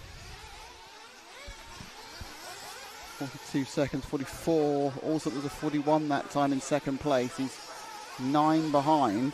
Like we're with, scored, I think, in fourth, isn't he? Yeah, fourth. No, he's got to third because Brunsden stopped for fuel. So, right, he's got to third now. Brunsden stopped for fuel. So, this is third place. But quite a long way behind both Grinley and Graham Allsop. That's his fuel stuff. I'm not sure whether Grinley's gone in for fuel yet. But we're going to have to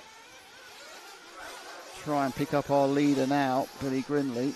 And he's going up towards the J5 Racing 180 Ash. Now coming down towards the big carpety section. There we go. So Grinley from Allsop. Allsop's about 10 back. Grinley's leading. Is that him? That's the wrong car, isn't it? Have I got the wrong car here? Have I loused that up? Have I got the wrong... Have I given you a bum steer? Yeah, because I think I'll tell you why I have given you a bum steer, because he's just stopped for fuel. So Grinley actually is about 2 cars back from that. Actually, going to have to wait a couple more. It's the multicoloured car number one. But he did stop for fuel that time, which meant that even though I looked in the tracker, there we go. What happened was, of course, he wasn't on the track because he's in the fuel stop. So Grinley gets let through, and even with a stop, he's a 49.887. So that's a fantastic stop. Now he's only 4.7 seconds at this point ahead of Graham. But Graham now, this is them on the equal fuel. Everyone's on an equal fuel stop now. They each have 3 more to do.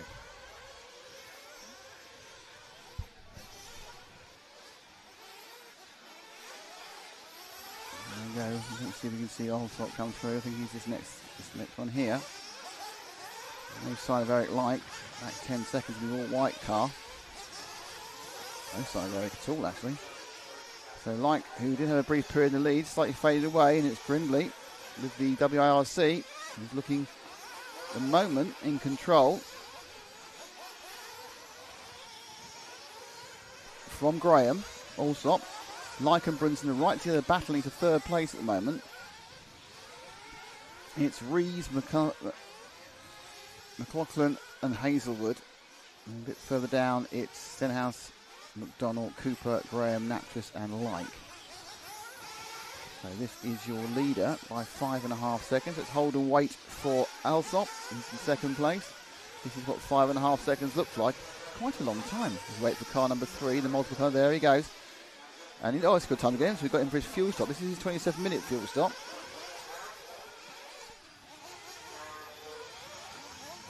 And down he goes. So Graham, still very much in it. Even though he's dropping off now, I think he's right in front of Like, isn't he? So that fuel stop's put him right into the area of Like. That's pretty much, I think he's got a fuel stop in hand now over Eric, though. So whilst they're on the same bit of track, Eric gets through quite easily. And that is for second place.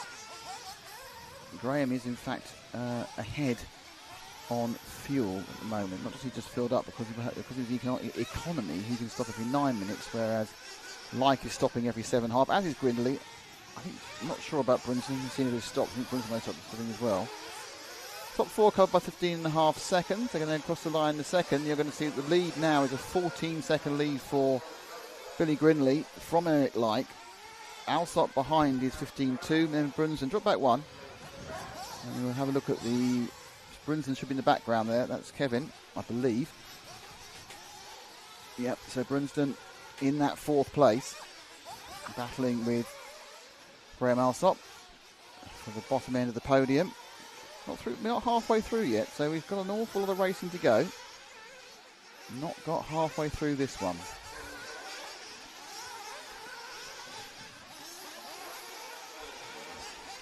Time round, Grimley with 41.2, Leica 40.8, also a 42.3 and a 42.4 Brunsden. So Leica, in fairness, Leica and Grimley are the 2 fastest out there, but you've got a kind of idea, a bit of wily old fox running here with these 2 older gentlemen. Is that Light facing one or somebody else? Looking to just... There goes Light round. That's his Holger. So Eric Light there going through there. And then you've got Alsop and Brunsden. Don't forget that 13.9 seconds up the road is Billy Grinley. So we have a good selection of chassis. We've got the WRC for Grinley. We've got the Garmas for Like and Brunsden. We've got an HB for Alsop. We've got an S-Works for Simon Reeves. And we've got a few associated further down the field. So, good mixture there. Come over the big quad. This is the closest battle mode. Back to 3rd place in this A-Main final at Herts Grand Prix 2024.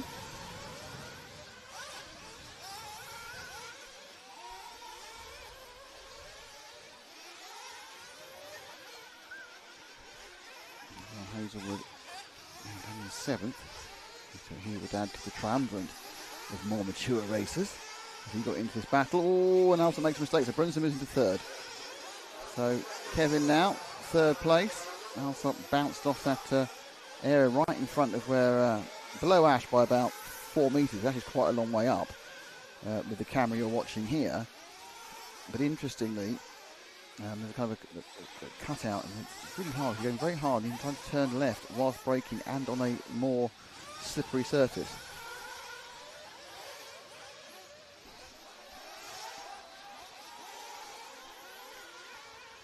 So Grimley's come down a tiny bit. It's now down to 12.7, so it's come down about by 1.7 seconds.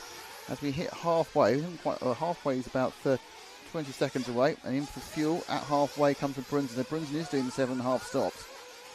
2.5 minute stops, should I say. Fired up, powered up, and gone. And Kevin now drops into 4th place. Simon Reeves, who I think may or may not be competitive. That time round, Grinley eked out his lead by another second. With a 41.1. Eric Like, what's he doing this time? Looking at finishing his lap now. Looking at a 42.1. Yeah, I mean, he's just losing a second a lap there. Grinley puts down a bit of performance. 3.4 for Alsop, of course, Brunsden. This one was his pit stop. And that's the crash. And he goes through. I think Reeves is right behind him, actually. Yes, this is actually back for 4th and 5th at the moment. Reeves in the red car. The S-Works battling for this 4th position. Next big gap really is back to McLaughlin. Eric Like losing quite consistently now to Grinley on a lap-by-lap basis time-wise, but also eking himself out to Alsop. He'll be in soon, though, for fuel. But he may even come to fuel that lap. Like drops the position, goes through the 48.9. That's a fuel stop, that's very good. And they go on to even Stevens of fuel, so Alsop actually generally is 2 seconds ahead. Okay, so can we find our leader by any chance? He's just starting a lap. Now, has he started lapping into fuel, or is he just started a lap and running? See where Grinley is.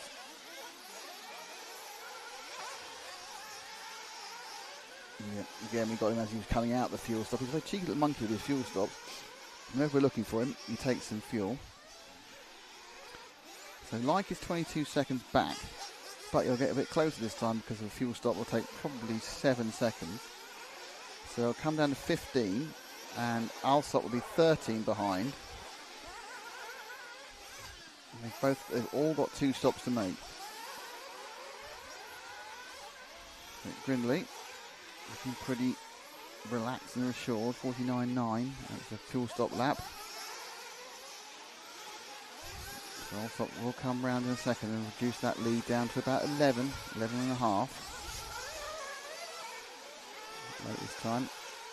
Only 12.7, yeah, it wasn't a great lap from Alsop. 22.7, 22.1 for Eric.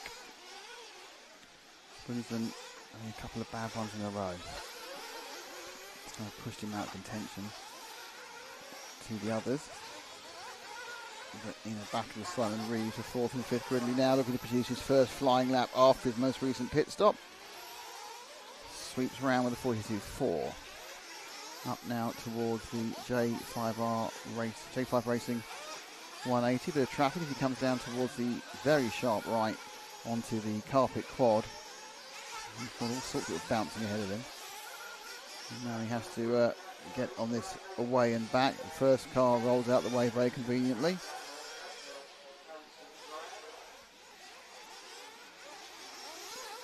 The third of these 3 cars. He's got to overtake 2 more.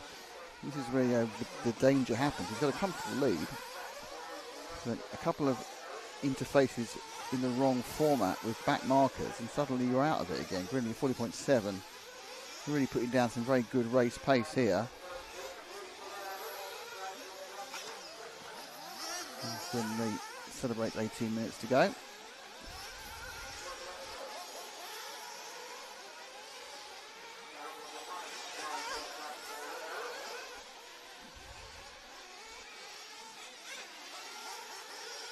The inside, nice driving by the other 2 cars there.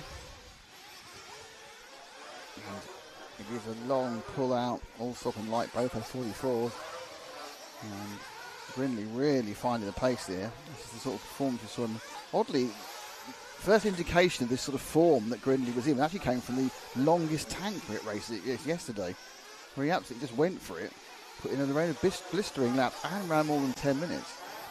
It just looked like he was just using it for a test in some sort, and it's obviously worked. He come out today, aced the semi-final, started from pole, was headed for a few laps, but now away by 16 or 17 seconds. Alsop and Light battling heavily for second place. Let's drop back and pick up that second place battle, Ash. You probably need to turn a bit to your right to pick them up, because otherwise it's 17 seconds. There we are. They should be here somewhere. They're together, the two of them. There we are. There's Alsop and Light. Now Alsop should come in for his stop pretty soon, because he's stopping on 9 minutes, so that would be 18 would be his stop. So my guess is, yep, I'm psychic. So Alsop will come in for his penultimate stop. We won't see Eric in until 15 minutes to go or so. So he's now racing shadows, is Graham, because he is racing Eric, but Eric is in a completely different part of the track due to their completely different fuel strategies. The only person who's risked, I think who's risked the 9 minute run, possibly Simon Reeves has as well. The rest have just gone for this, played safe with approximately 7.5 minutes. They can do obviously more than 7.5 minutes. I just didn't feel probably they could do a competitive 9:20, which you need to have 9:30. You need to have in case it falls wrong.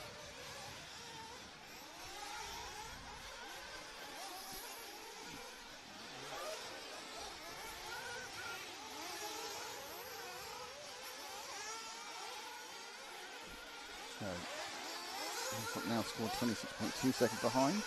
49.2 that lap, including the pit stop. Light still slowly falling off Grindley.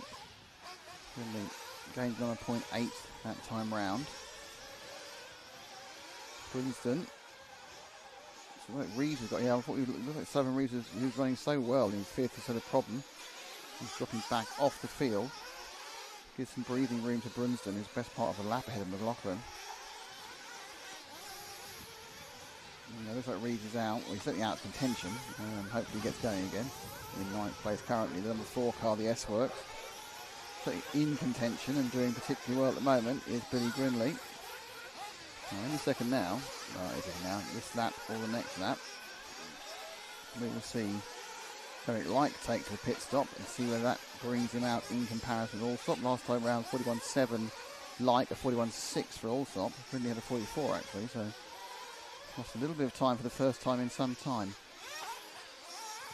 Brindley now has put in a 48. So he's stopped, done the fuel stop. Where will Allsop be now in comparison to the others? Brindley, as you can see, is a 9.1 second lead, but that's a little bit due to the, I think he's gone in fuel before Eric has. Allsop, yeah, waiting for Eric to go in. I don't think he can move to Eric, can we? Can we see Eric in the white car? Or did he go in last time? He's to the left, he should be ahead. There we go. Now, this should be his in lap. I'm assuming Brindley went in very early, but it actually was his pit stop. It may be an hour, I don't know. Maybe the problem not gone in. There's Light in. Penultimate stop for Eric, out and down.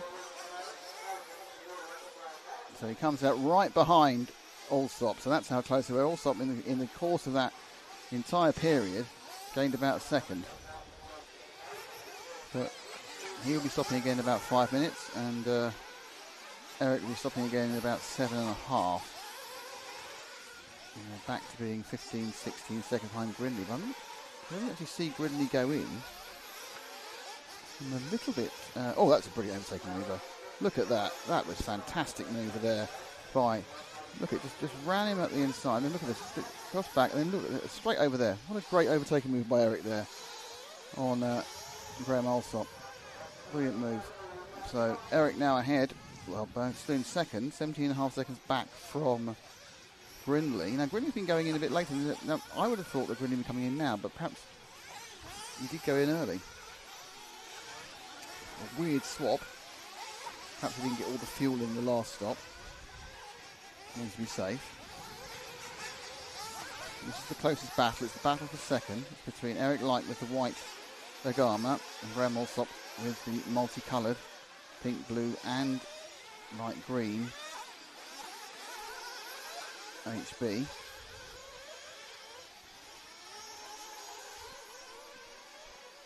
Brindley 41.8, like 41.8, Allsop 42.1. So it does look like Brindley just went in early that time round. Remains with a 17-second lead. 12 minutes to go. Just over a quarter of the race still left, so we are not by any means done and dusted and handing out the trophies just yet.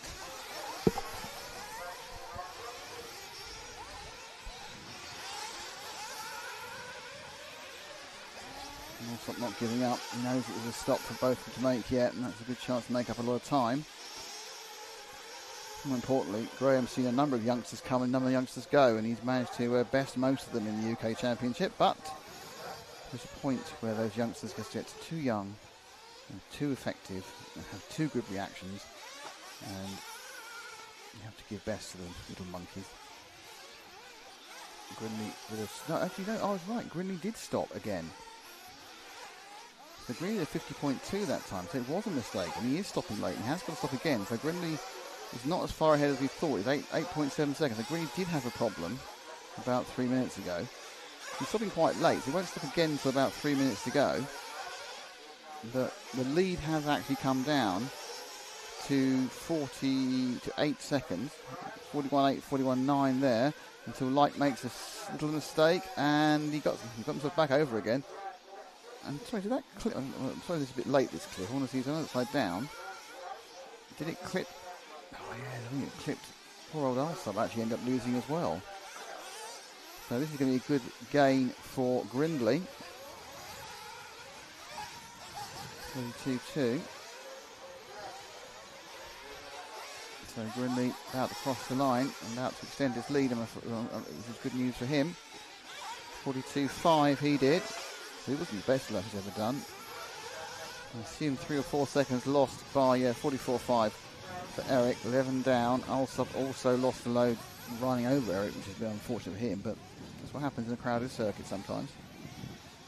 Behind them, Brunston is in real no man's land. He's 23 seconds behind Allsop, but he's miles ahead, virtually a lap ahead of Cam McLaughlin. And you've got McLaughlin, who's a bit ahead of Josh Graham. And you've got John Hayes with Max McDonald. Caden Stenhouse is in 9th. Ricky Cooper's 10th. Natras 11th. Holger Like is down in 12th. Jake Dennis is 13th. And Simon Reeves and Michael Waller have not got the trip. They've already retired.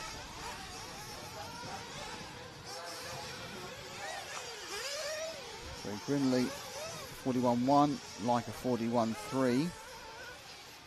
Allsop's having some problems here. So 44.4, dropping off at the moment, so 6 seconds off Allsop, I was mistaken. So they've both got to stop. So it's very much now like, well, I say like against Grinley, but Grinley's kind of got this at the moment. This is a mistake. So what we're going to do is we're going to take Leica up to his fuel stop, and then we'll switch to Grinley and see when he comes in his fuel stop, which is going to be quite close to the end, 3 or 4 minutes from the end.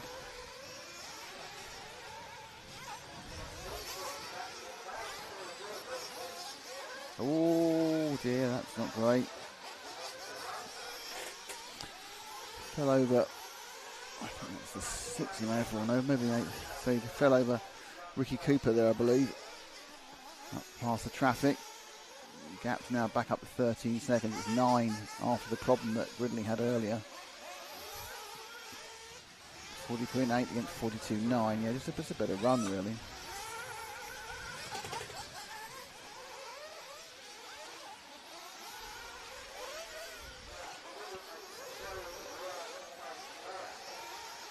So off camera, Gridley's had a problem. Not sure how much problem, maybe 3 seconds, not a big problem. So he loses those 3 seconds. The gap comes down to 10.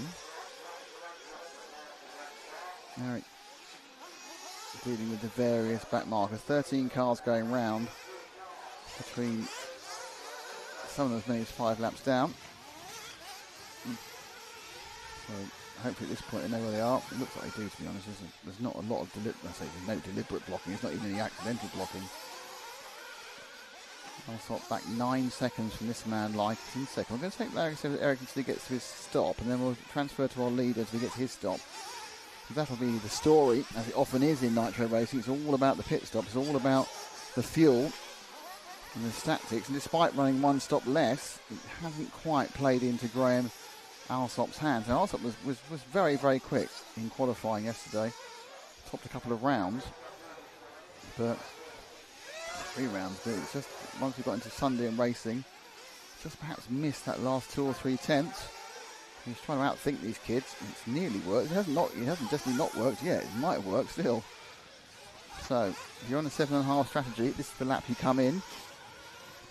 Get your thing tapped up, totally safe.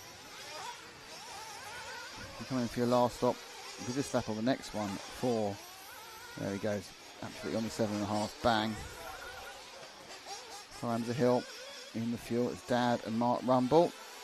I assume it's Mum and somebody else doing Holger. Mark Rumble, part of the Nemo management team. So let's see if we can move to our leader, Billy Grinley, because that was a good stop. He'll be up 17 seconds ahead, so probably might even coming very near you right now, I think, Ash. In the number 1 car. That's how near to you he was. He was right on you. But he's running quite long at the moment. So Grinley probably won't go in for fuel for another 2 minutes. I mean, he may just decide to take a safety stop and just do it as soon as he can get to the end. He knows at this point he can easily get to the end. All over the shop there and on the lining of the carpet quad. Allsop didn't get past Eric Light despite the fueling. So it's now an 18-second lead. It's going to come down because Grinley is going to have to stop at some point. I don't think he can do 11.5 minutes at full competitive pace. But as he drives round, with 6 minutes to go, the chance for Eric Light. Eric's not going to beat him on the track. It's going to have to, well, he might beat him on the track, but it's not going to come from pace. It's going to come from some sort of minor to medium-sized problem for Billy Grinley with the WIRC.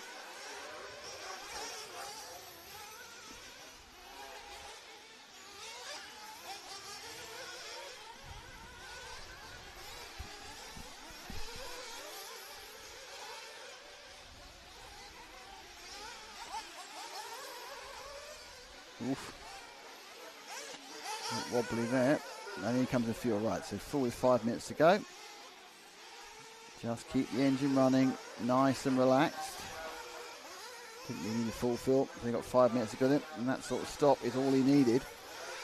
Eric coming up to complete the lap. He hasn't got across the line yet, so that's how far the lead, a visual lead.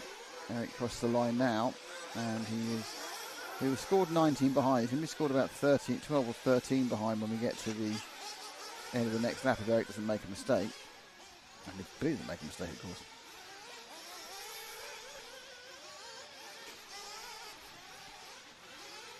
Let's get into the last knockings of the A main final, the Herts Grand Prix 2024. Don't forget we have one more race after this one, so we've got another race after this, the final leg of the E-buggy.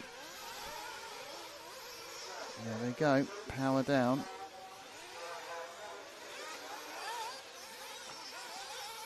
The lead hasn't even come down yet. Let's have a look. It's a 49.8 that time round, 42.1. Lead comes down to 11 seconds. So Eric in second by 11 seconds. Graham Alsop behind by another. It's gone wrong for Graham. There's some problems off camera because he's dropped way back off Eric by about 20 seconds. Brunsden a further 15 seconds. So quite spread out this one. It's been a great performance by Grim. He's got 4 minutes to take it home now.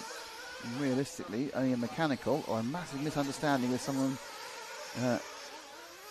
ahead of him on the track who's actually a back marker is going to stop this from happening. Around this Herts GP circuit, redesigned for this year.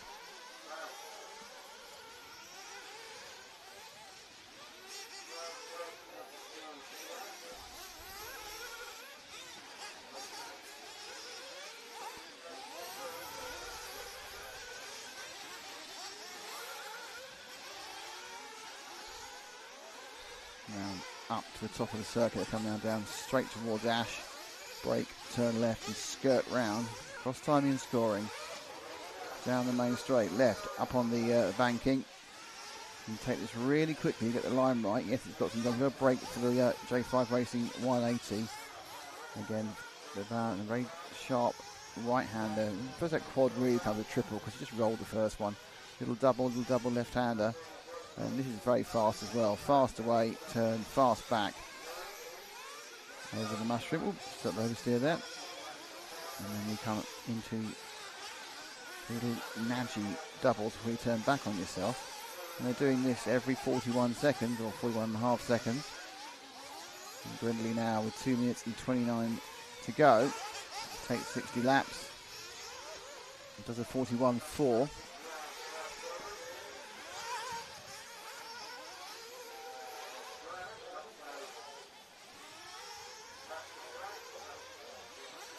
.41.3 for Like, but Like is back 13.5. So industry fastest lap times, 40.51 is Gridley's fastest lap time and the fastest lap of the race so far. 40.6 for Eric Light, but 41.1 for Graham Alsop, 40.7 for Kevin Brunsden, 40.7 again for Josh Graham is running in fifth, 42.0 for Callum McLaughlin, 41.8 for John Hazelwood, 41.8 for Max McDonald.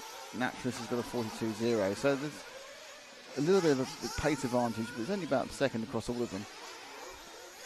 Only gets a little bit slower towards the very end of that field. Lost 3 cars now, Cooper, Reeves and Waller. Waller was the last chance qualifier. Oh, careful. A little bit of a close one there, but he got away with it.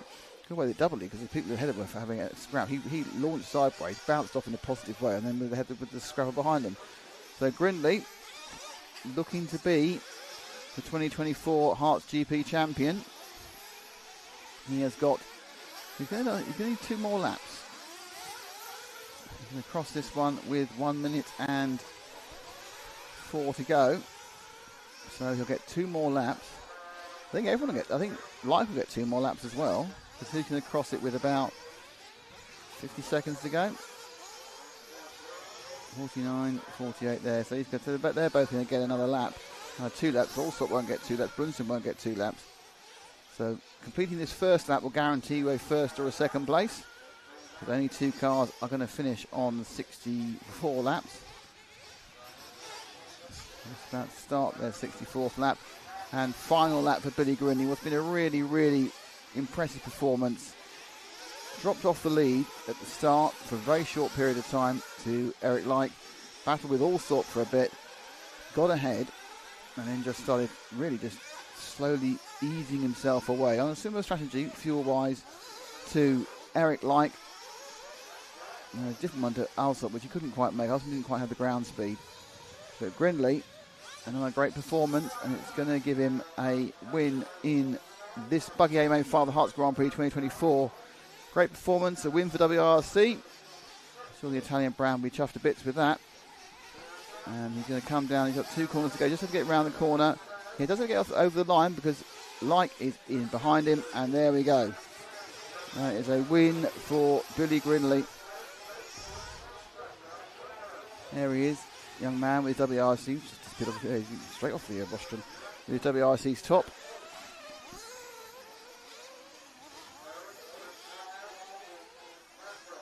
A few youngsters, which is good to see. So it's Eric Like second, Graham Alsop is third, Kevin Brunson fourth, Josh Graham's fifth, Callum McLaughlin is sixth, John Hazelwood is seventh, Max McDonald's eighth, Caden Stenhouse is ninth, Oliver Natras is 10th, and Jake Dell is 11th. Holger Like in the end didn't make the trip, unfortunately, just ran out at about a minute and a half to go. And then you've got Ricky Cooper, Simon Rees, and Mike Waller, who also had technical issues during the course of that event.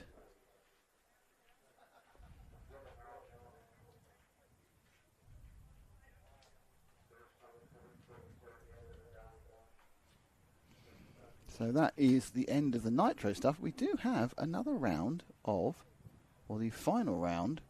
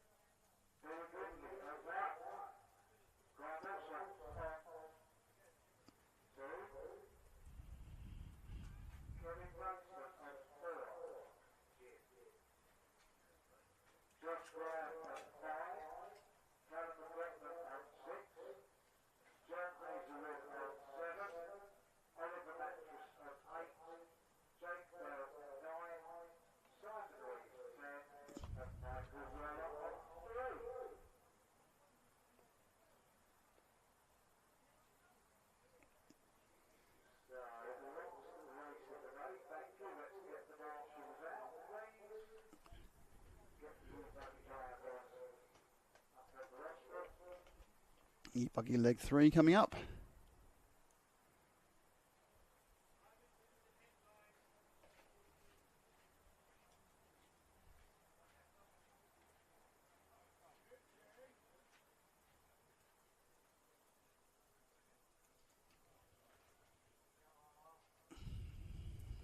Just one more to go for this one.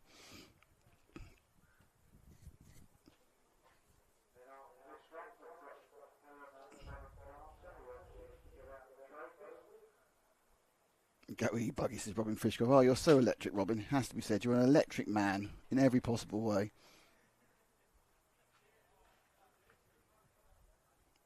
And he's very proud of Callum McLaughlin. Don't be surprised. He's done very well. Okay, so this one is the third leg of the A final.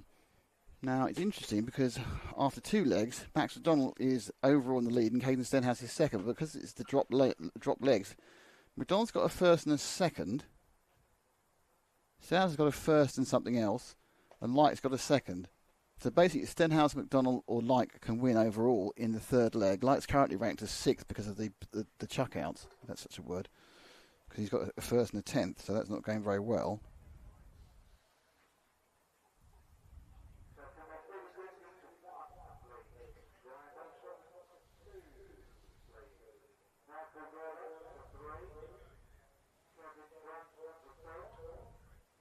Just trying to get out the...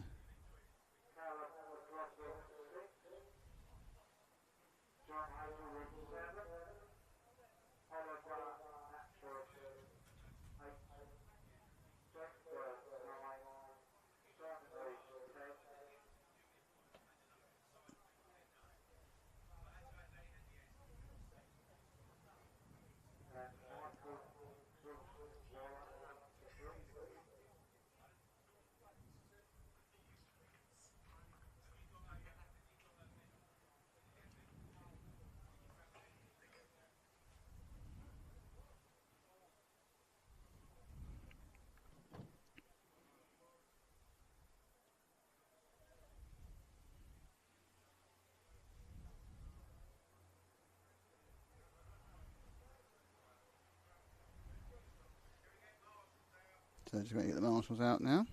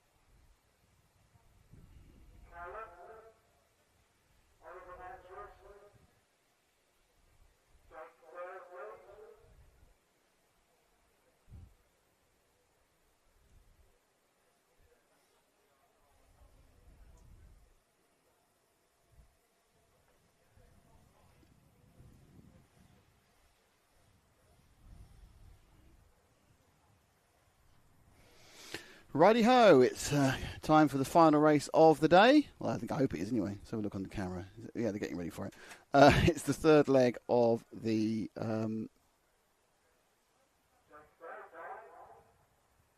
Did I see the new Serpent F118? No, I didn't see the Serpent new F118. Tell you to buy it? Well, buy it then. Robin, you can buy it. I give you permission. And if anyone in your family says, why have you bought this expensive kit? Say Nick said it was fine. And that'll be it. At that point, we'll all know.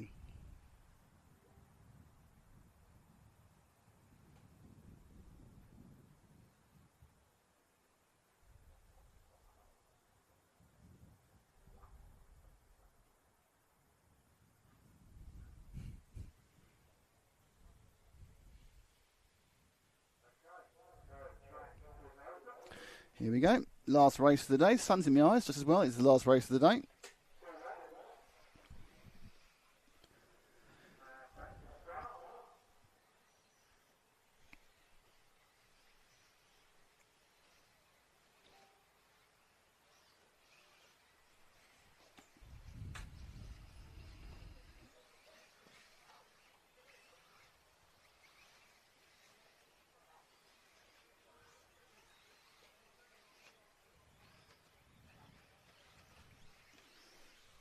Okay. Oh, there's some cars there. It's got very quiet. It's E-buggy. Pardon? Hello. E-buggy. Yes, I've heard it is E-buggy. It is E-buggy. Fabulous. Okay. People are sleeping. E-buggy. Right, yeah. Have you heard of E-buggy? Here's your entries. Sun actually is completely in my eyes now. I have to move myself to a different part of the room. Well, just slightly. There we are, you see. I just said you had to win it, and you've won it. Congratulations, James Natras. Well done, Oliver. Great to see you in the A5. Did really, really well. Respectable job, and well done there. Yep. Oliver's been really good this weekend. I know he got featured quite heavily in a couple of the previous races. So hopefully you've had a chance to see Oliver doing some action over the weekend, Janice. And I'm glad that Robin's bought that 1/8 car entirely on my instruction. And I am not paying for any divorce costs. Okay, so we come to 9 hours on the air. Just a little 9 hours, nothing really. Just hoping that Ash isn't working out his hourly rate because he gets upset when he does. Over £3 an hour, Ash. Here we go. Cars are lined up. We've got a couple of non-starters because they broke down earlier. It's Cooper and Nickel. But it's all the actions at the front. It's like a McDonnell and Stenhouse can all win overall. 10 minutes. It's quite simple. I think if Eric Light wins and Max McDonnell, it'll be down to who's got the fastest time, him and Max McDonnell. If Max McDonnell wins, he's won. If Liam Brocklehurst wins, he's won. There you go. That's simply how it goes. Not Liam Brocklehurst, sorry, Caden Stenhouse wins, he's won.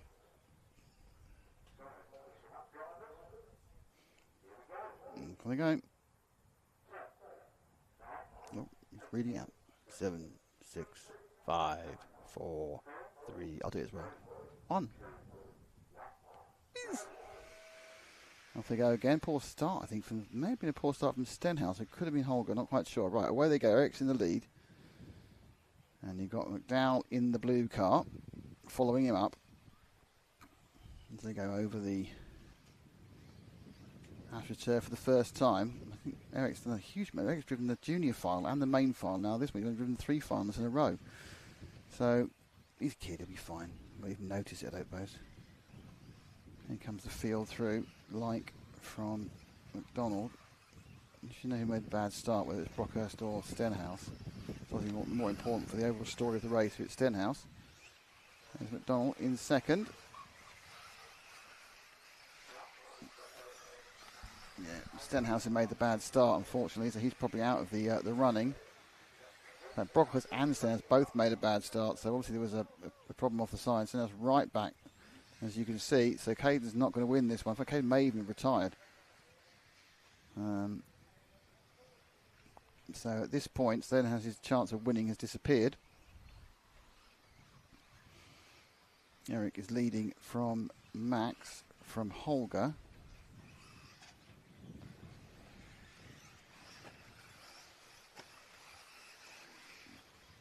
Predicted race is 15.10.3. Light doesn't know, 43 flat from Eric. 43.1 from McDonald. McDonald's right close to him now. And it's like they're going to try and battle out for these 10 minutes as well. McDonald obviously in the pound seats as far as winning this event is concerned. With Stenhouse having an issue, he's not going to win it. So McDonald just needs to, if he can get ahead and slow everyone down, it's probably enough.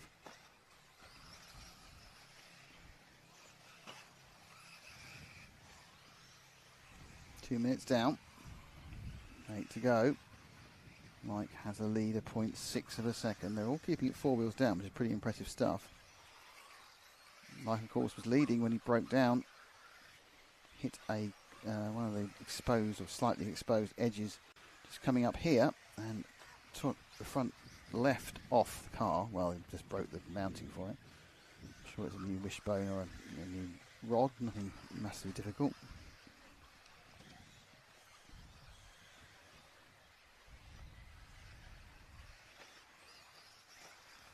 McDonald with the blue machine. Holger Light now 3.5 seconds back. Gap at the front goes out to 1.2 with the 42 flat against the 42.6. So McDonald probably needs to find a little bit of pace now. He doesn't really want to let Light get a lead that makes him comfortable. Light's eye must be completely in after running 3 finals in a row. So of course he's just downscale it and work out. It's like, got back on his wheels again. No, he had got back on his wheels again, but then that's a big error. And that's a big error that's going to be really useful for Eric Like. So Eric is going to pick up a lead of best part 4 or 5 seconds, I think.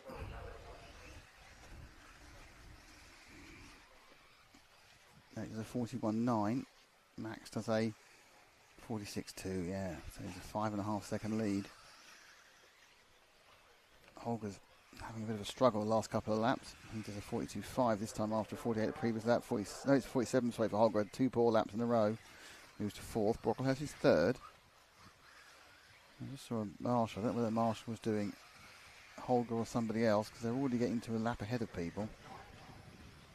Best part of a lap ahead of S.A. Chartler and Toby Nickel already. Yeah, it's different coloured cars. Eric Light about to come across the line any second now. Yep, 41.8. Max McDonald. 42.6. So when they're out there and open, he's just not got the pace. So that might well be it for this one. It's not the end of the world because obviously it's going to depend who got the fastest race time. See if I can check on who got the fastest race time earlier. Bear with me a second, everybody. Bear with me, caller.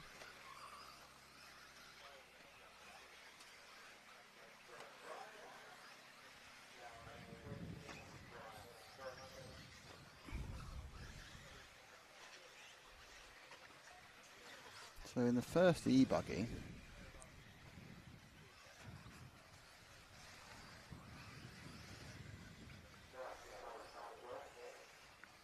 An exit of 15 in 10:37. So that's the time that Eric needs to be at, 15 in 10:37. Currently, he is on for 15 in 10:32. So he's 5 seconds up, which is Eric, which is why he's currently scored in the lead. We move forward to our leaders, 10 seconds up the road. Is that him?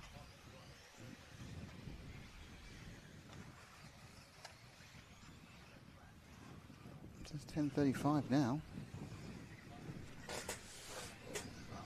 So the predicted is 10:35, so it's not as black and white as it has to be. He has to beat 10:37 to win this.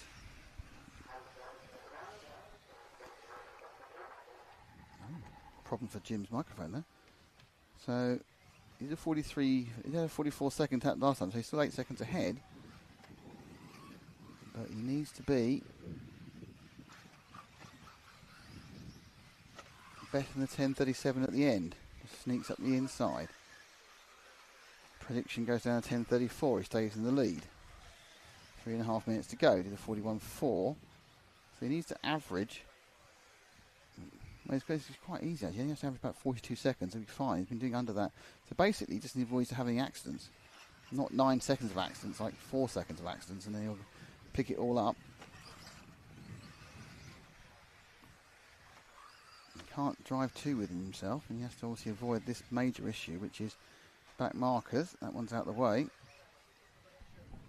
There's not much Madonna can do about it now. It's all down to what Eric Light can do to win this E-buggy part of the Herts Grand Prix. Prediction goes to 10:34.5, so he's only got 2.5 seconds in his pocket. Now, obviously, that's not 2.5. That's an error, really, because the errors are what if he has got the ground speed to have no issue with any of this. But it's those little errors that cost you the time, and a 3-second error, whilst he'll still be 5 seconds in the lead, or 6 seconds in the lead, will actually just tip him the wrong side of the pace he needs to take the championship on countback. So basically what happens, you've got 3 results, best 2 to count. If you have the same number of points, and if he wins, he will. Both him and Max will have a win in a second. It's whose win was fastest. And Max did 10:37, 10:15. 10 minutes, 15 in 10:37. Yeah, you know what I mean. 15 out of 10:37. That was a good wrap for Eric. He's got himself a 4-second cushion now. 2 minutes to go. Eric Light, who looking to win another final. He's got a few trophies to take home with the junior trophy and everything else. And second place in the main race. So it's been quite a good afternoon for him so far.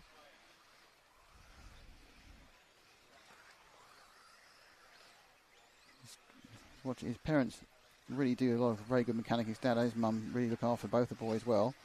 Most of the tendency of the boys just playing football the whole time, so they're pretty just pure drivers. The setup and the prep entirely goes to the adults. 43.7. I didn't really see that, but I must have was looking away at things. He's lost a couple of seconds. Lost a second and a half in that one. 43.7. I don't know, how is that a 43.7? Sorry, I just must have missed it. You probably all saw it while I was looking at something else. There's lots of things to monitor on this system. If you saw how many screens I have, you'd be mildly impressed. So he's getting himself a second and a half now of cushion, with 2 laps to go. We've got this and one more. So this lap, he'll come across. He then has to complete the next lap without incident.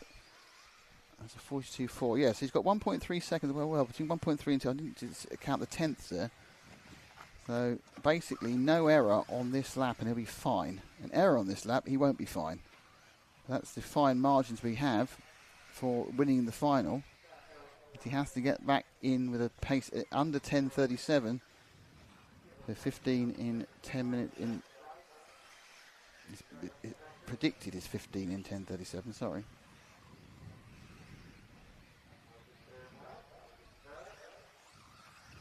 He's getting another lap, isn't he? He's got one more after this. So that's start his final lap.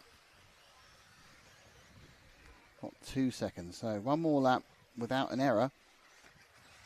And Eric will pick up the E-buggy championship at the Herts Grand Prix 2024. And thoroughly deserving it will be.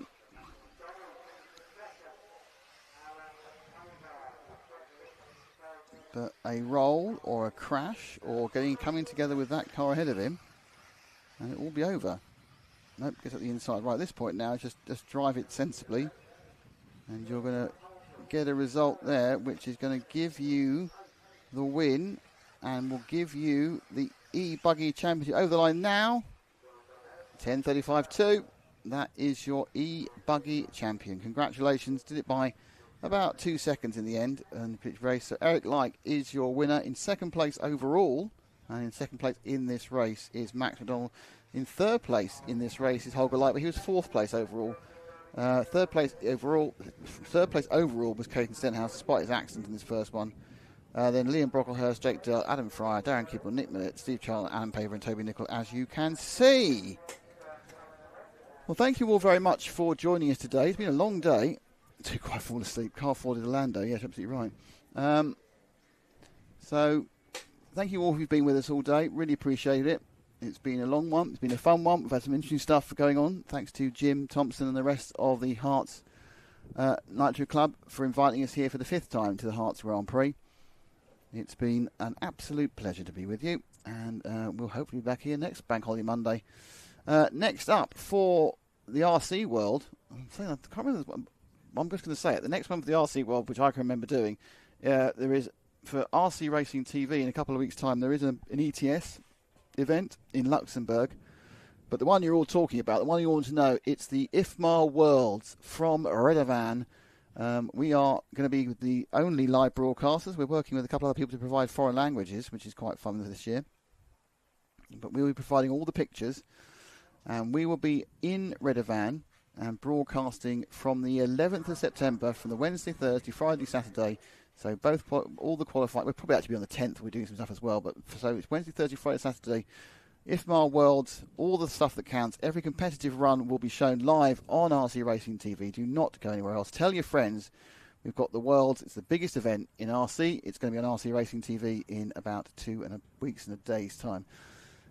With that, thank you all very much for being with us. Really, really great to have you all here, and we will see you all for some sort of motorsport in fun very, very soon. See you all. Thanks a lot. Bye-bye.